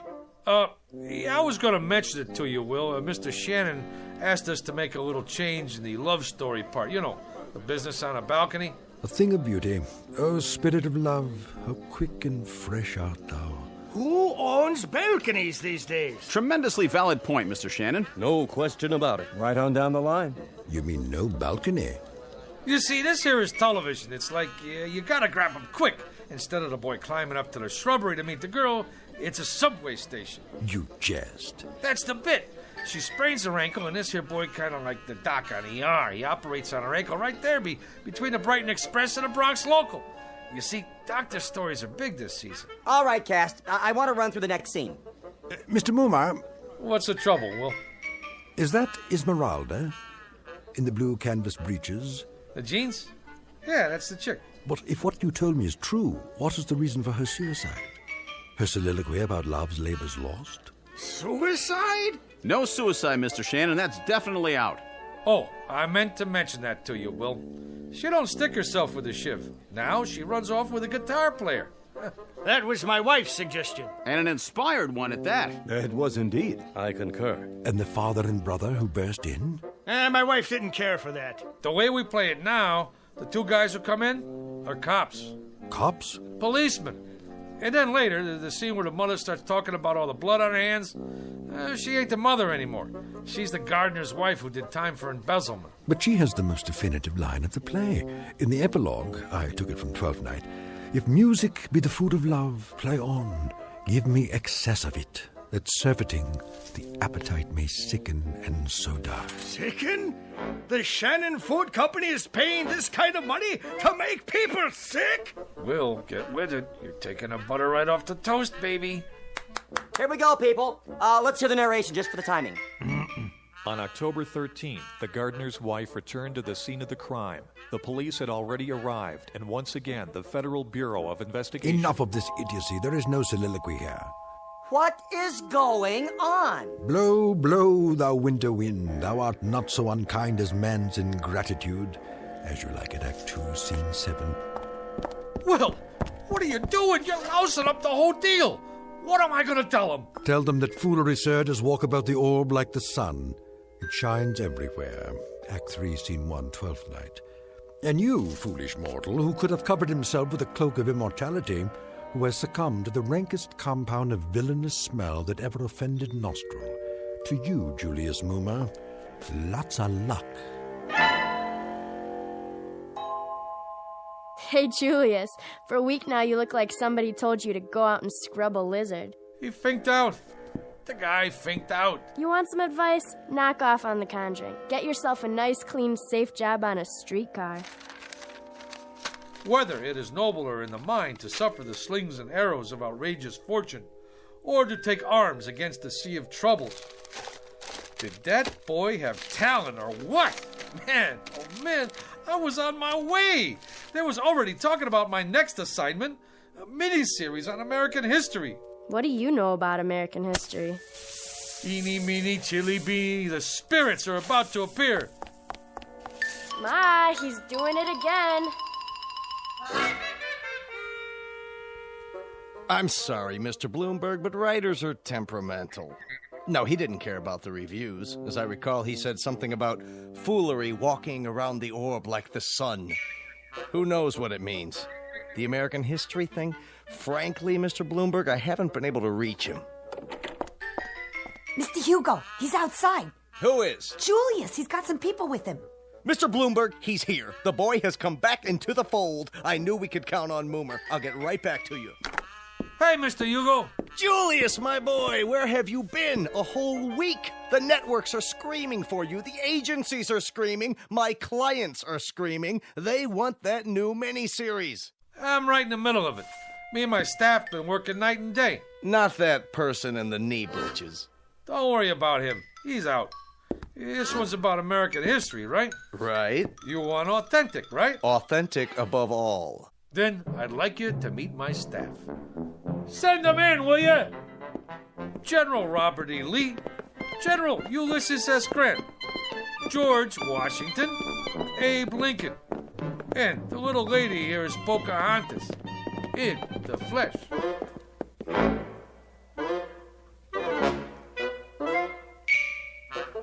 Mr. Julius Moomer, a streetcar conductor filled with desire for the special, if somewhat risky, rewards of authorship. And if the tale just told seems a bit tall, remember a thing known as poetic license in a place called the Twilight Zone.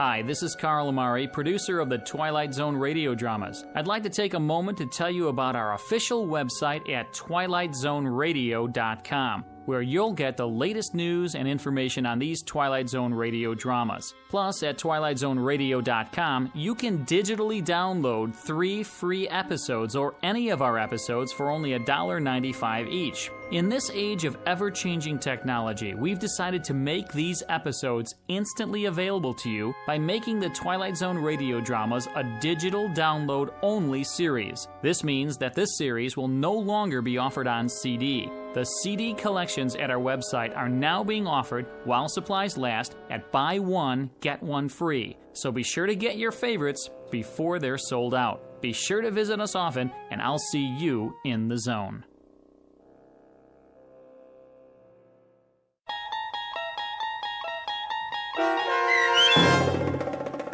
The Bard, starring John Ratzenberger with Stacy Keach as Shakespeare and your narrator, was adapted for radio by Dennis Etchison and based on a script by Rod Serling. Heard in the cast were Christian Stolte, Susan Hart, Jessica Schramm, Meg Falcon, Lynn Foley, Mike Baccarella, Doug James, Jeff Lupetin, Joe Forbrick, Carl Amari, Roger Wolski, and Paul Patch. To learn more about the Twilight Zone radio dramas and to obtain audio cassettes and CDs of these programs, visit our website at twilightzoneradio.com. This copyrighted radio series is produced and directed by Carl Amari and Roger Wolski for Falcon Picture Group. Doug James speaking.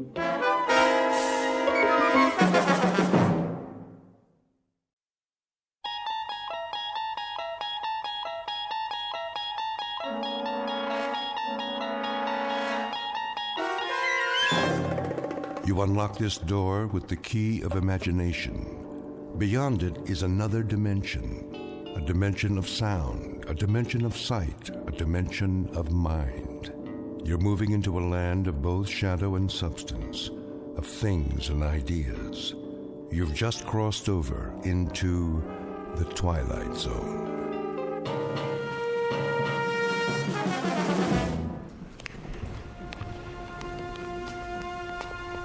Here we have the famous temptress from ancient Egypt, Cleopatra. Her beauty almost brought about the destruction of Caesar, Mark Antony, and the Roman Empire. And now, if you will follow me, the last group of figures in our little wax museum. The piece de resistance, if I may say so. The most infamous black-hearted killers of all time. This is not for the faint of heart, so if there are any who would prefer to stay behind... I don't like this place. Come on, honey. They're made out of wax. But... No? Very well, then. Feast your eyes upon... Jack the Ripper, Henri Landru, and the dreaded Burke and Hare. It's Burke who's smothering the poor lady with a pillow, while Mr. Hare assists by holding her feet to the bed. And last but not least, in the sailor's garb, Albert Hicks, about to sink his gleaming axe into the skull of his hapless victim, one Martin Senescu. Move in, please. They look so real. Closer. Closer. But not too close. Allow me to introduce Mr. Senescu, the curator of Murderer's Row. Thank you. Thank you. I'm sorry if I startled you. I thought he was one of the dummies. Oh, nothing to be afraid of. Perhaps not, young man. But who can tell what evil lurks in the heart of the man standing next to you? Go ahead, Martin. Introduce your friends. With pleasure. Albert W. Hicks, mate on the oyster smack E.A. Johnson, a gentleman. Yet one day, in 1860, off the Atlantic coast, he murdered everyone in his crew with an axe, exactly like this one. Why did he go mad? I'm afraid we'll never know. Not to mention Burke and Hare, two more monsters of their time. But do they look like monsters? What torment drove them so late in life to behave like ghouls? You see here how they suffocated their victims. A technique called burking. Think of the agonies they endured. Which one's he talking about? Search me. Both of them, sir. All of them. Surely it's dreadful to be murdered, as our victim here would tell you, if she could talk.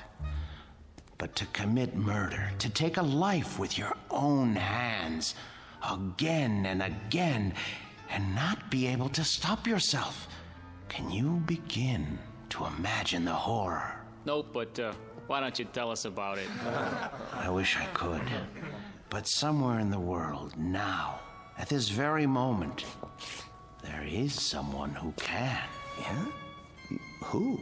Well, no one knows yet. But if his torment is great enough, and he kills as these poor creatures did, then future generations will know, for he will end up here, immortalized in wax, remembered as you and I will never be, like Henri Landru, so filled with love and hate.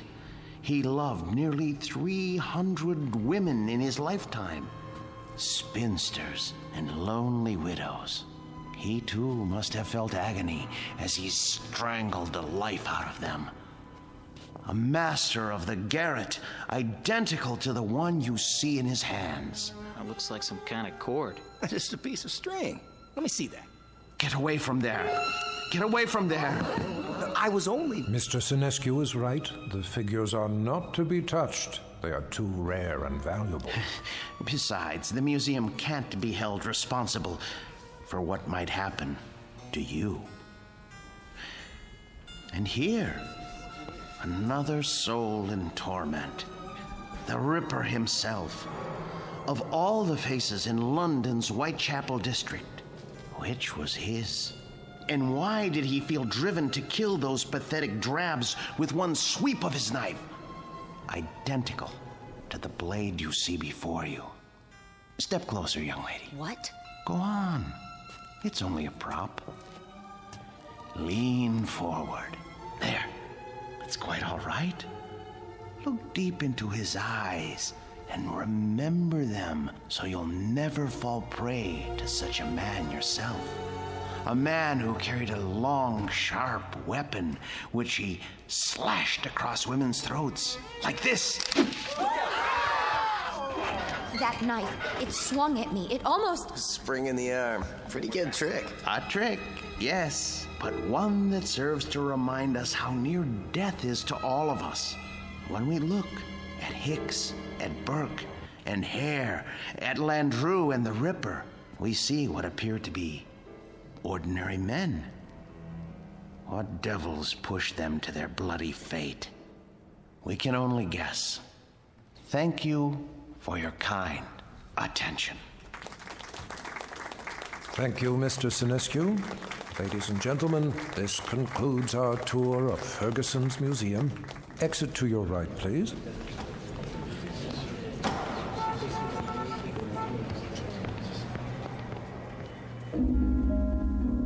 Mr. Martin Sinescu, a gentleman and the curator of Murderer's Row in Ferguson's Wax Museum. He looks after these replicas with care and dedication, and he ponders why ordinary men are driven to commit mass murder. What Mr. Sinescu does not know is that the groundwork has already been laid for a special kind of madness, a torment found only in the Twilight Zone.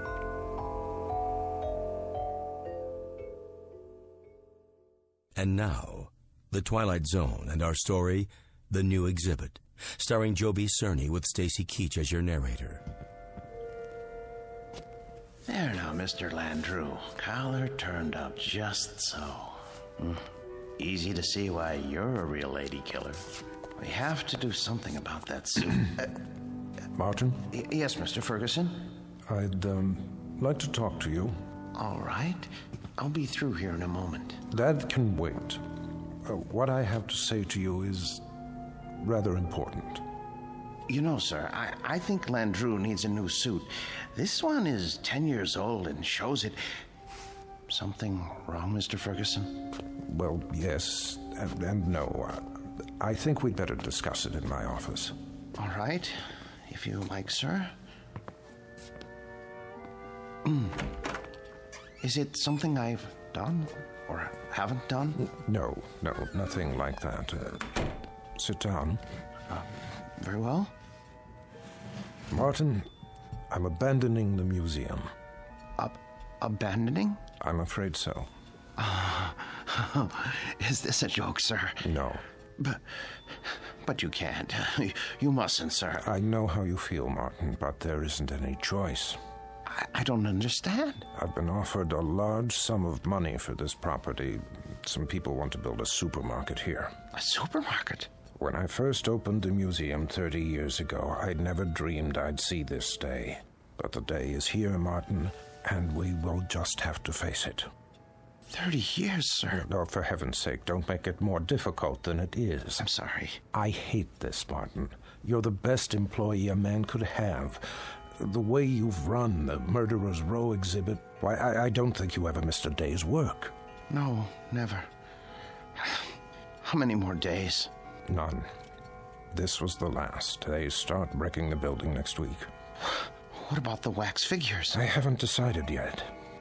Sir, we can open another museum. We'll move everything somewhere else. I'm not as young as I once was. I could use a rest. But, sir, I'll do all the work. You won't have to lift a finger. I appreciate that, Martin, but it would be foolish. Foolish? Foolish? Why? We have become passé. People aren't interested in wax museums anymore. Look at the numbers. It's all here. Our attendance figures, our profits, but mostly our losses. This year has been the poorest of all. There's even a news story about the closing of the Grand Guignol. Surely not. The handwriting's on the wall. Seriously, what do we offer? The great lovers of history? The discovery room? Scientists? That isn't why people came here. That isn't why at all. What they really came to see was your Murderer's Row. We've always known that. But they've been coming in decreasing numbers. And you know why? Because the evening news offers them fears we could never match. The wars, the atrocities, the perversions, they've all ruined our Chamber of Horrors. People are blasé. They think they've outgrown the need to be frightened. They already live in fear day in, day out. It's the world, Martin, and the world has changed. No, it would be foolish to open another museum. Maybe it's the location or the exhibits. Remember how people came after we installed the Ripper's arm with the knife and the spring mechanism? That was years ago. They're simply not interested anymore. But what's going to happen to them? Landru and Hicks and the others? If I could sell them, I would. But there is no market for wax figures. Mr. Ferguson, you're not thinking of destroying them, are you? I mean, they were meant to live forever. Martin, I tell you, I don't know what I'm going to do. You're forgetting something. Come with me. Martin... Look at Landru. His eyes. Don't you see the shy, frightened little choir boy he once was? The bookkeeper who so longed for freedom. Of course, but... Even the cheek feels real, like flesh, with pores, and the mouth. Isn't it about to say something? Oh, Landru was an elegant man, full of tenderness. It's right here, in the lips. The way... What are you trying to say? Mr. Ferguson, you seem to have forgotten that these figures are the work of the great Henry Guillemond, the only ones he created outside of Europe. I haven't forgotten. There was genius in everything he did. They're not just so much candle wax. It's as though they were alive. I'm afraid it doesn't make any difference now. I don't think I could stand it if these figures were destroyed. It would be like losing 5 close friends. I won't destroy them, Martin. I give you my word. But where would I store them? You know how vulnerable they are to changes in temperature. I could take them. You? Yes. What would you do with them? I wouldn't put them in an ugly warehouse, I'll tell you that. They need constant care. I'll put them in my basement. That's ridiculous. Think about it.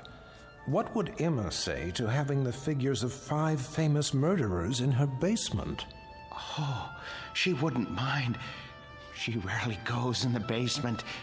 It's my space. She'll understand. I'll put air conditioning down there and a heater for colder days. Oh, you'll see. I'll take care of them, just as I always have.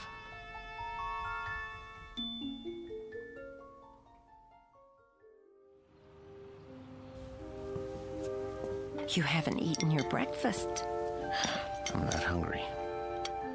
They should have arrived by now. They'll get here when they get here. Now, how long do we have to store them? Not long. What time is it? You asked me that 5 minutes ago. Oh, maybe something happened. It's not like moving furniture, you know. They should have let me ride in the truck. What if they dropped one of the crates? There they are now. Just relax. You Martin Sinescu? Yes, are they all right? The boxes? They okay. They didn't break, right? Nope. No bumps? No bumps. Where do you want them? Look, carry them to the rear of the house and down to the basement.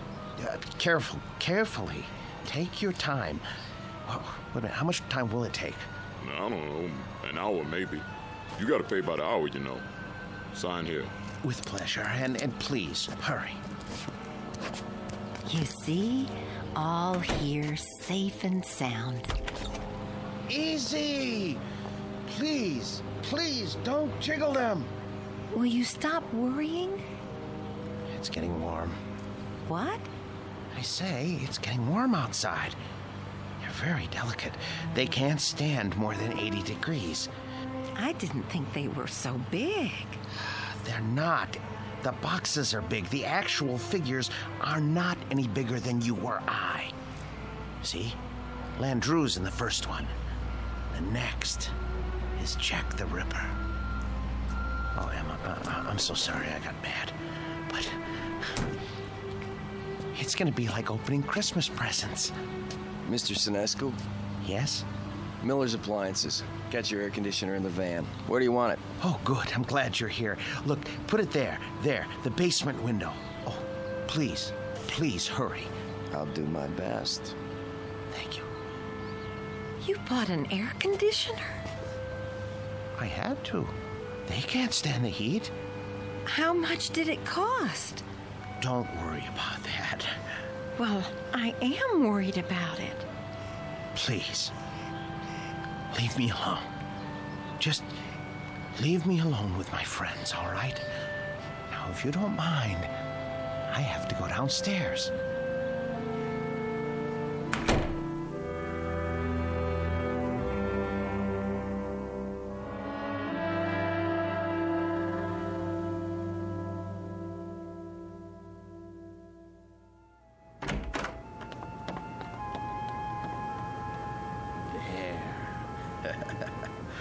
Ooh, feels cool enough. Now then, gentlemen, Bloody Jack the Ripper, how are you today? None the worse for wear, I see? Oh my. Cape's a bit shabby, though. Martin, are you down there? Yes, sir. Positively threadbare. Martin! Yes? Are you fussing with the Ripper's cape again? No. Yes. No.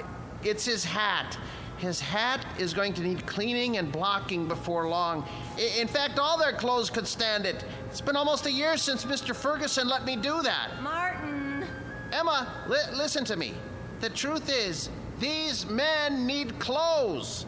But the Ripper here, his are the worst. part of his coat back's come undone, and... Martin! What is it, dear?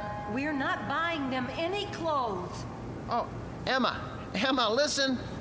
It's not just buying. It's tailoring to fit their bodies. I don't care, Martin. Oh, you don't mean that.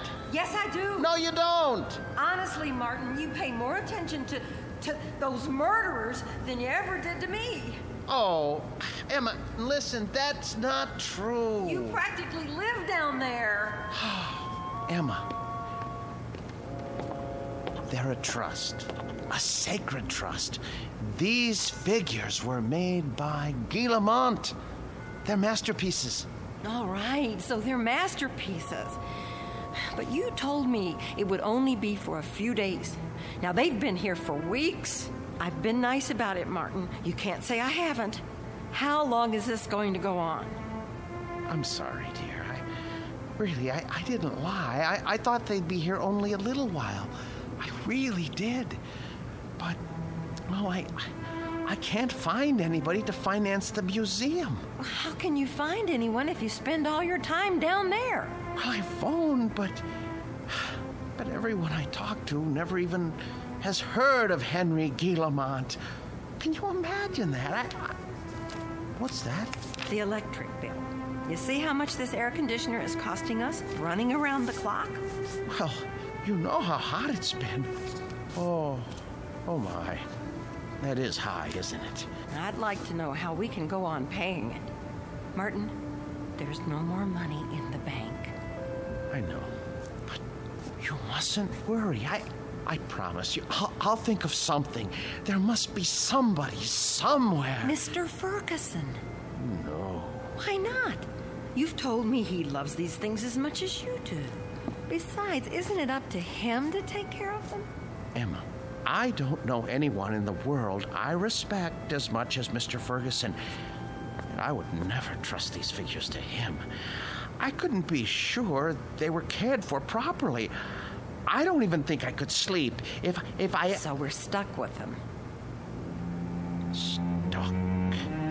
Emma, it's an honor, a privilege. For you, maybe. But how do you think I feel? I am afraid to go into the basement because of these monstrosities. I mean, I just about get a heart attack, Martin. The way they stand there and stare at me, they're frightening. They're supposed to be frightening. Live with them as long as I have, and you'll come to love them. Love them?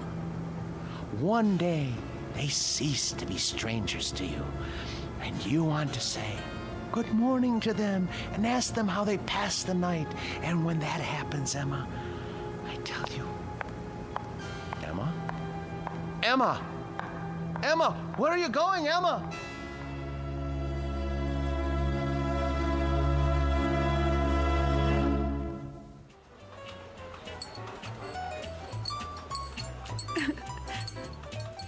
So I just don't know what to do.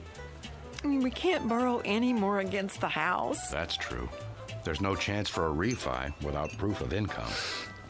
And then today, when the electric bill came, I realized we've been spending a fortune just to keep the basement cool. You should have told me about this. I know, but I didn't want to bother you. I'm also your brother, remember? Oh, Dave. If only one of those people would loan him the money to open the museum, everything would be all right. Now, Emma, listen to me. Nobody's going to put money into a crazy scheme like that.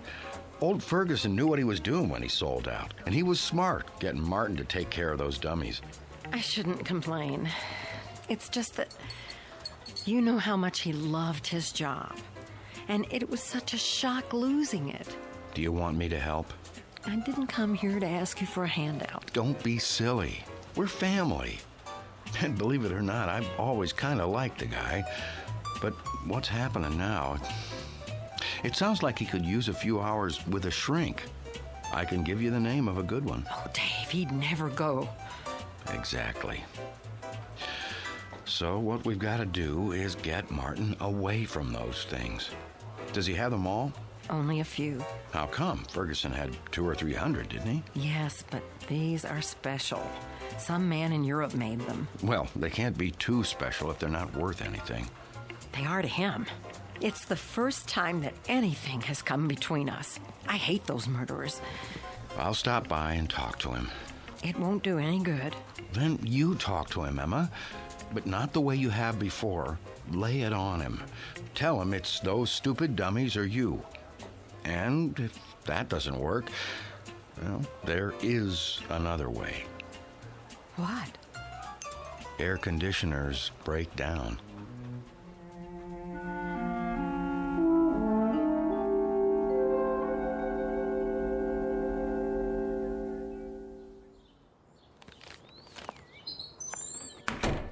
Emma? Emma? Is that you?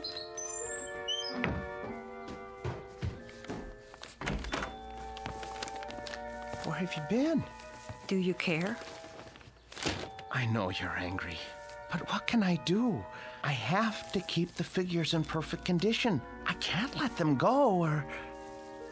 Where did you get those groceries? I thought you said we didn't have any money left. Dave gave me some cash. Oh, no. Oh, my, oh, my, oh, my. You told your brother. Martin, we can't go on living like this. I'll borrow some money from Mr. Ferguson. Borrowing isn't going to solve anything. Now, Martin, I know what those figures mean to you, but... But what, Emma? What? I simply will not have them in this house 1 minute longer. Martin, once they're away from here, you'll be a different man. You'll see. You've lived with wax dummies so long, you've forgotten how to be a human being. No, I haven't. What kind of friend do you think I am? I cannot desert them now, not after all these years. They need me. They'd be lost. Martin, they're not alive. They don't need anybody. I want you to see a doctor. What? A doctor? Yes. Just once. What do I need a doctor for? Because, Martin, there's something the matter with you. You haven't been yourself lately. Oh. Well, who have I been then? Well, I'm not sure. Somebody I've never known. But, Martin, staying down in the basement all day and talking to those things, honey, it's not natural. I know it's not natural, but it's my job. I'm not the only husband who brings his work home with him. This was your brother's idea, wasn't it? Well, you go back and tell him to mind his own business.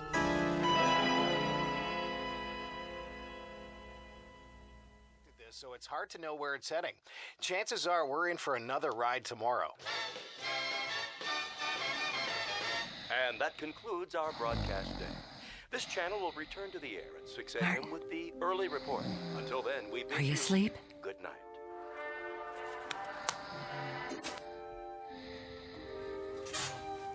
God forgive me. It's time for the air conditioner to break. Oh, it's so dark down here and cold. Well, it won't be for much longer. Oh, where's the fuse box?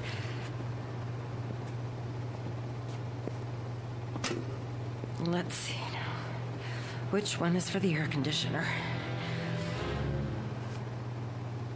I should have brought a flashlight. I can't see a thing. Here it is. Good.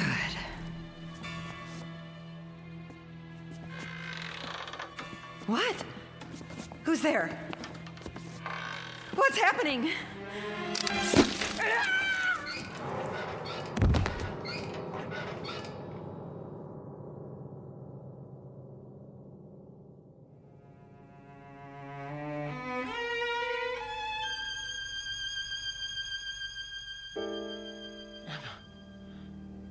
Where are you? Emma? Emma? Are you down in the basement? What are you doing? Emma? I asked you not to go down in the basement alone, Emma. I don't want you touching the figures. You leave them to me. Emma. Oh, where's the light switch? Ah, that's better. Emma! Emma! Emma! Oh, good Lord, what happened? Your throat. For the love of Emma. Who could have? Oh, you. The Ripper's knife? The blood? Oh, so no. No.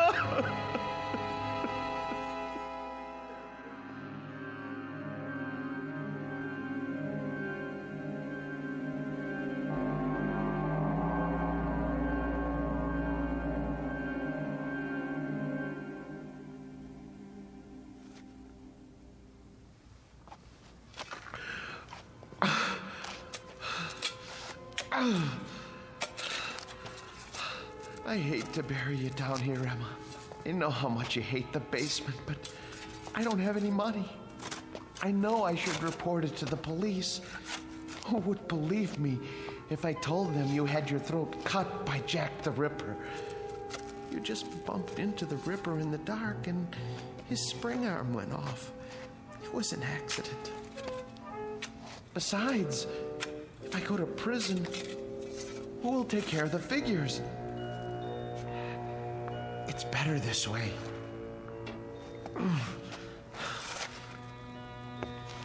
They didn't like you, you know.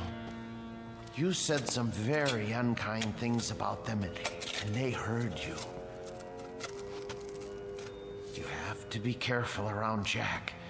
He has such a temper. I should have warned you. There. Now for the cement. Oh, poor Emma. But it's too late to tell her anything now.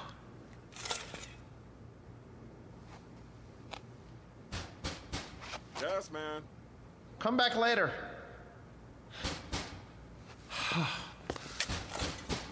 All right.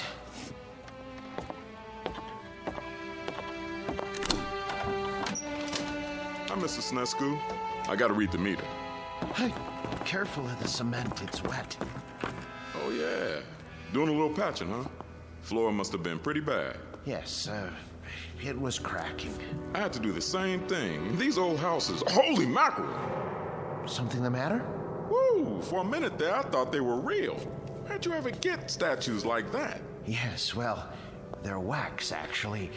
From the museum, I'm taking care of them.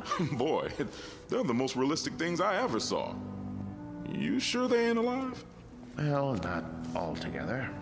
Well, you could have fooled me. Should be a fine thing come Halloween. Something like this will really throw a scare into people. Man, oh man. Even close up, they...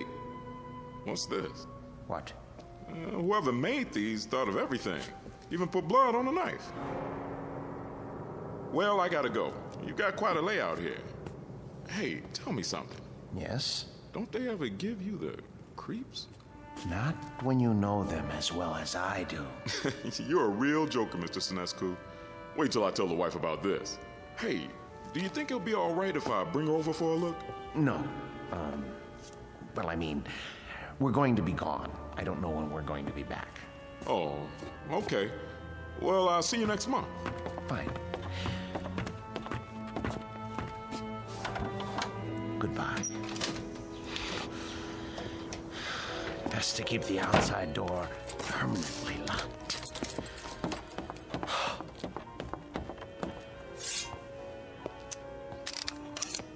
Jack, I'm surprised at you. I really am. How did you manage all those murders without being caught by Scotland Yard? Any killer knows you can't leave blood on the murder weapon. And I don't mean to make a joke, Mr. Ripper. It's a dead giveaway. life's good as new. Now behave yourself. Emma? Oh no. It's her brother. Martin, you in there?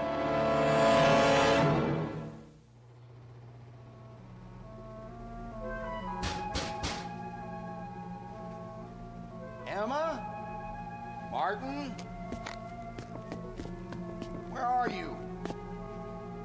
Gotta lock the basement door.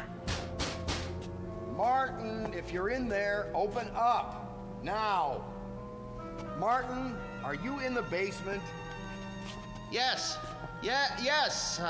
Is that you, Dave? I'm down here. Open the door, will you? I can't. Why not? I'm painting the stairs. Look, give me a second. I'll go out the cellar door and come in the kitchen. Okay.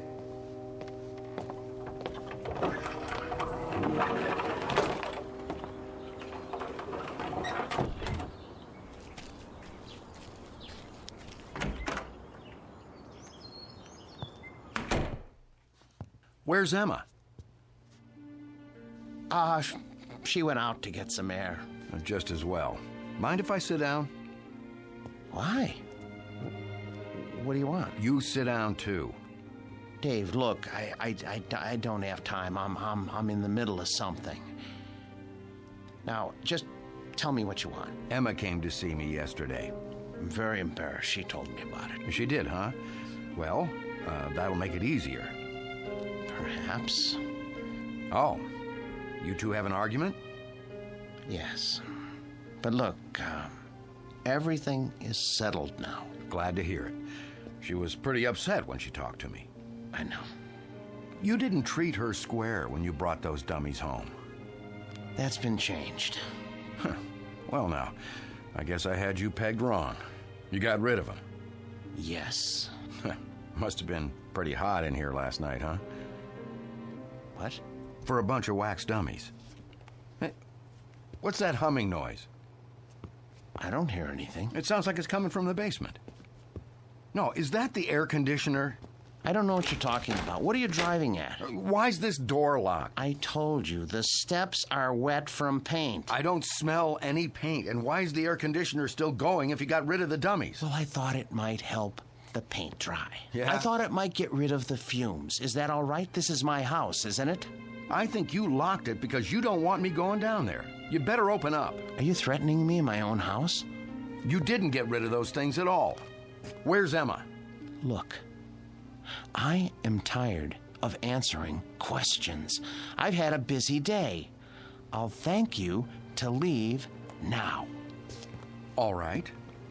I don't want to cause trouble for Emma, so I'll go. But have Emma call me when she gets back, here? I will.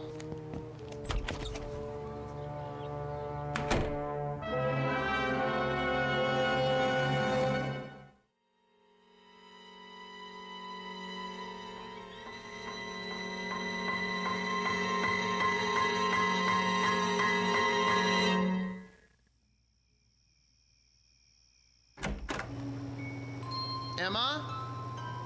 Boys? You can breathe easy. I'm going to bed now. Sweet dreams. Good night.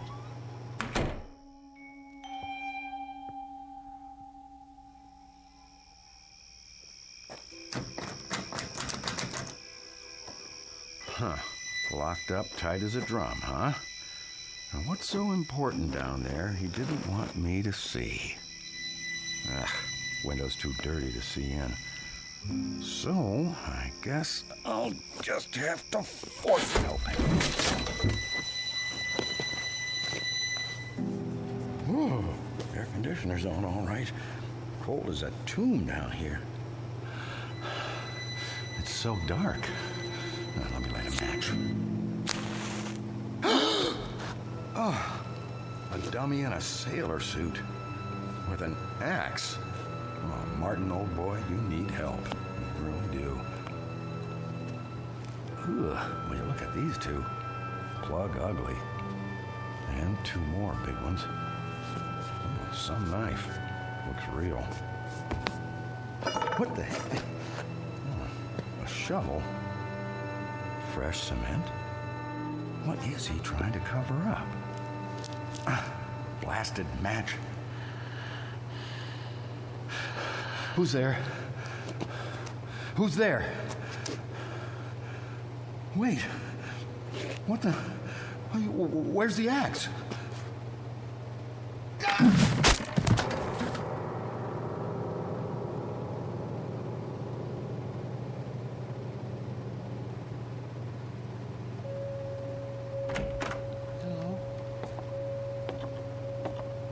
Hello? What's going on? Who's here? Hicks. Where's your axe? Dave. Dave. Oh no. Mr. Hicks. When I took your axe away from you and put it up in the rafters where you couldn't reach it, I tried to make sure that nothing like this could happen. How did you get it down from there? Why did you take it off the rafter?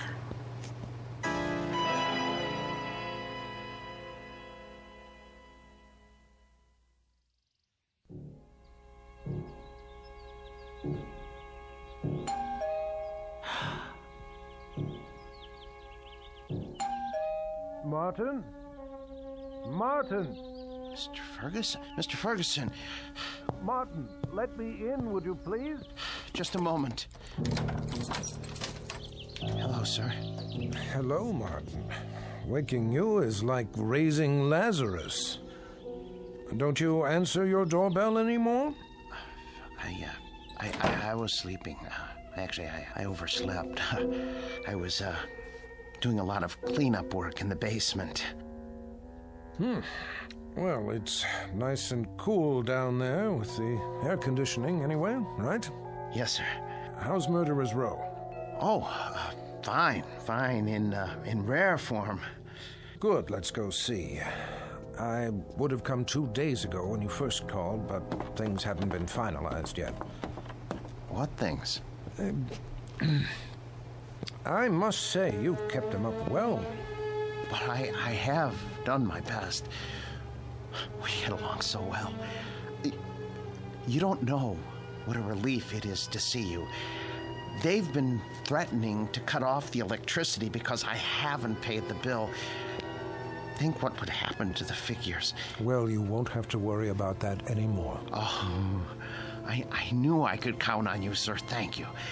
But it isn't just the electricity. Look at the Ripper's coat. It needs to be fixed. The threads are falling out. Look at all of their clothes. Maybe it's too humid down here after all. You won't have to worry about that either. Oh, I was going to have Emma repair this little rip in the sleeve, but... You have a remarkable wife. Thank you. There aren't many women who would have put up with an exhibit like this in their basement. She got used to it. You're looking a bit grubby. Have you been sleeping down here? Yes. I wanted to show you. I came across an item in this book last night. Martin? I forgot I even had this. It's got a letter in it written by Landru himself. Martin, listen to me. I'll read it.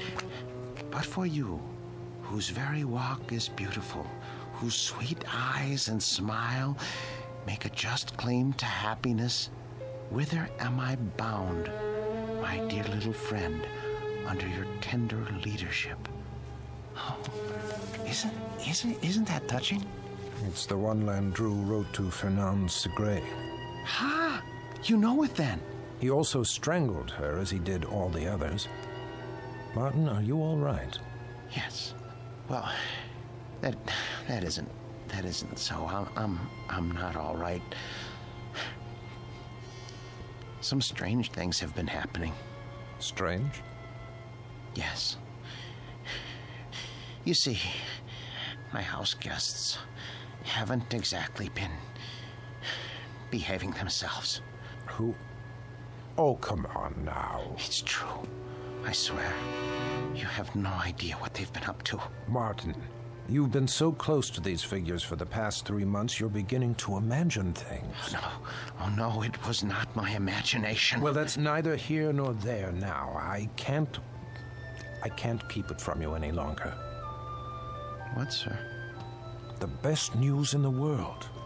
Martin, old friend, when I told you nobody would ever want them, I was being pessimistic. The fact is, somebody does. But not just anybody. The Marchand Museum. Did you hear me? Marchands in Brussels. Aren't you pleased? You won't have to take care of them anymore. I want to take care of them. I know you do, and I appreciate what you've done. But it's all signed. You don't mean that you've sold them? Yes, and for what I'm getting, there will be substantial compensation to you for the years you put in. But my museum? I was going to buy them. You know you could never do that. Say you have another buyer. I'll get the money somehow. Please, Mr. Ferguson, they're all I have left. Martin, time moves on. There's no longer any need for our specialty. I thought with the closing of the Grand Guignol in Paris that things must be the same in Europe. But Marchand's is actually expanding. They were delighted to make an offer. The transaction was consummated only this morning. But what am I going to do without the figures? I'd die without them. Oh, come on now, man. You'll get over it. Why don't you go upstairs and prepare us a cup of tea or something while I take some measurements? The Marchand people want the exact dimensions. All right, Mr. Ferguson. If you're sure that that's how you want it. I'm sure. Very well. Very well. Let's see now. Hicks. 6 feet, 1 inch. And Birkin hair. Hello there, Landrew. Still holding your waxed cord, I see. Be with you in a second. Now then, Mr. Hare, 5 feet, 10 inches.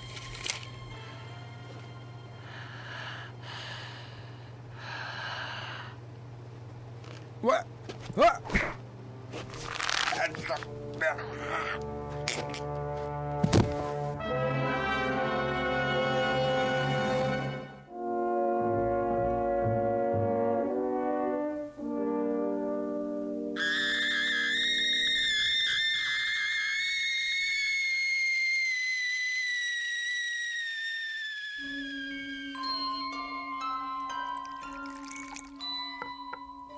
There, 2 cups of tea.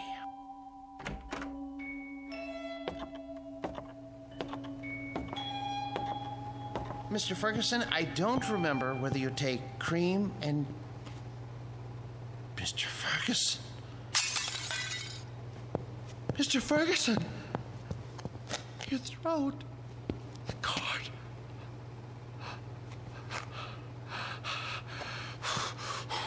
Why did you strangle Mr. Ferguson? And the rest of you? I know you didn't have any part in this, but you didn't stop it either. Landrew, you have gone too far.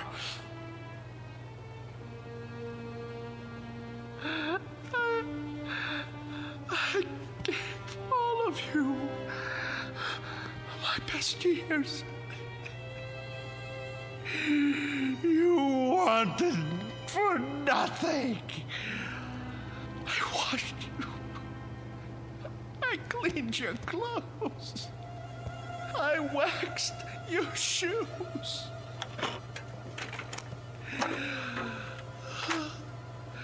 The hair was always the right temperature because I made it so. I defended your deeds against the thousands who came to see you. And when Mr. Ferguson sold the museum, who spoke up for you? Who wanted you? And now what have you done to repay me? Murdered Mr. Ferguson? He was a good man. The books were right. You are monsters through and through, and for that, I am going to punish you. Do you know what I'm going to do? Do you know what I'm going to do? I'm going to take my saw, and I am going to cut you into little pieces. Then I'm going to turn up the heat and let you melt into pools of wax. It's no more than you deserve. Who's going to be first? You, Andrew?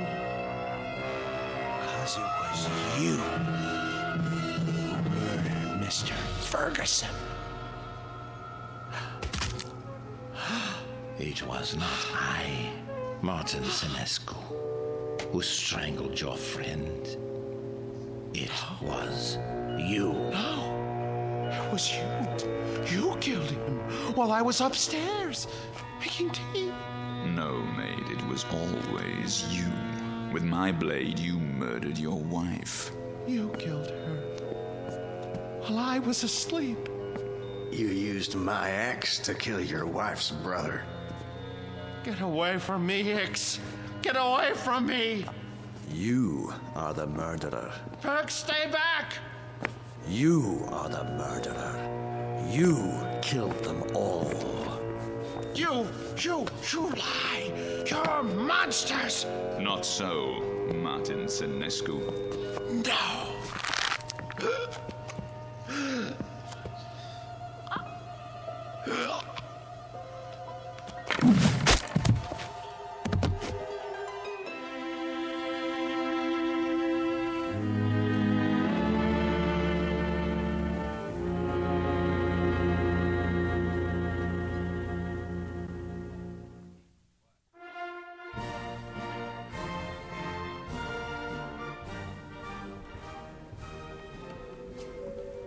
And here is the latest addition to Marchand's Wax Museum, Murderer's Row, complete with its newest cast member, Martin Lombard Senescu, a remarkable and most versatile man. Who knows what thoughts went through his mind as he dug the grave for his wife, Emma, whom he killed with a knife. His brother-in-law, David, whose skull was split with an axe. And his friend and employer for 30 years, Mr. Ernest Ferguson. We'll never know. We can only guess what fierce devils tortured Senescu's soul and drove him to his destiny. But he has taken his place with the infamous and depraved. Next to Albert Hicks, Burkander, Landru, and Jack the Ripper himself. This way, please.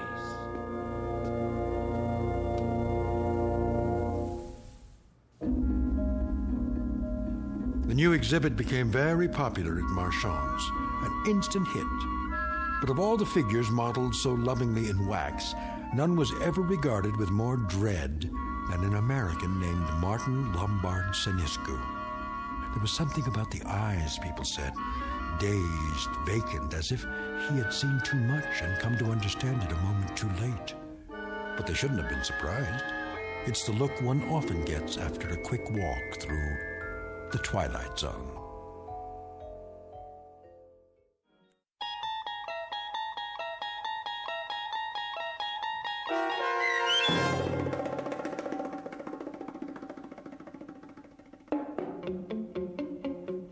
The new exhibit, starring Joby Cerny with Stacy Keach as your narrator, was adapted for radio by Dennis Etchison and Joby Cerny, and written for The Twilight Zone by Jerry Soule and Charles Beaumont.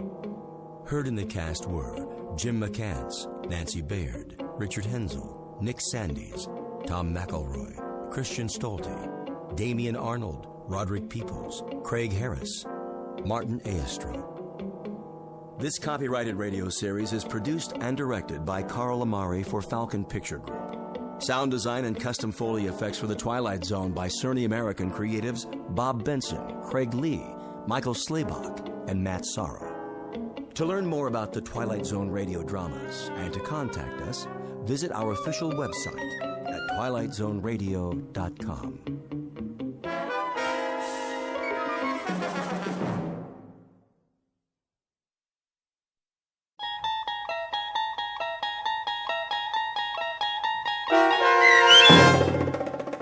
Long Distance Call, starring Hal Sparks with Stacy Keach as your narrator, was adapted for radio by Dennis Etchison and written for The Twilight Zone by Charles Beaumont and William Idelson. Heard in the cast were C.J. Amari, Fernette Lebo, Rosalind Alexander, Nick Sandys, Jeff Lupetin, Laura Russell, Kurt Nabig, Christina Verba, Doug James, Karen Olson, and Amber Lake. This copyrighted radio series is produced and directed by Carl Amari and Jason Mallow for Falcon Picture Group. Doug James speaking.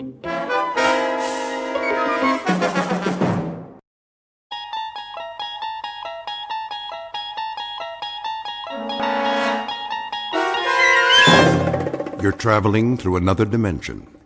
A dimension not only of sight and sound, but of mind. A journey into a wondrous land whose boundaries are those of imagination. Your next stop, the Twilight Zone.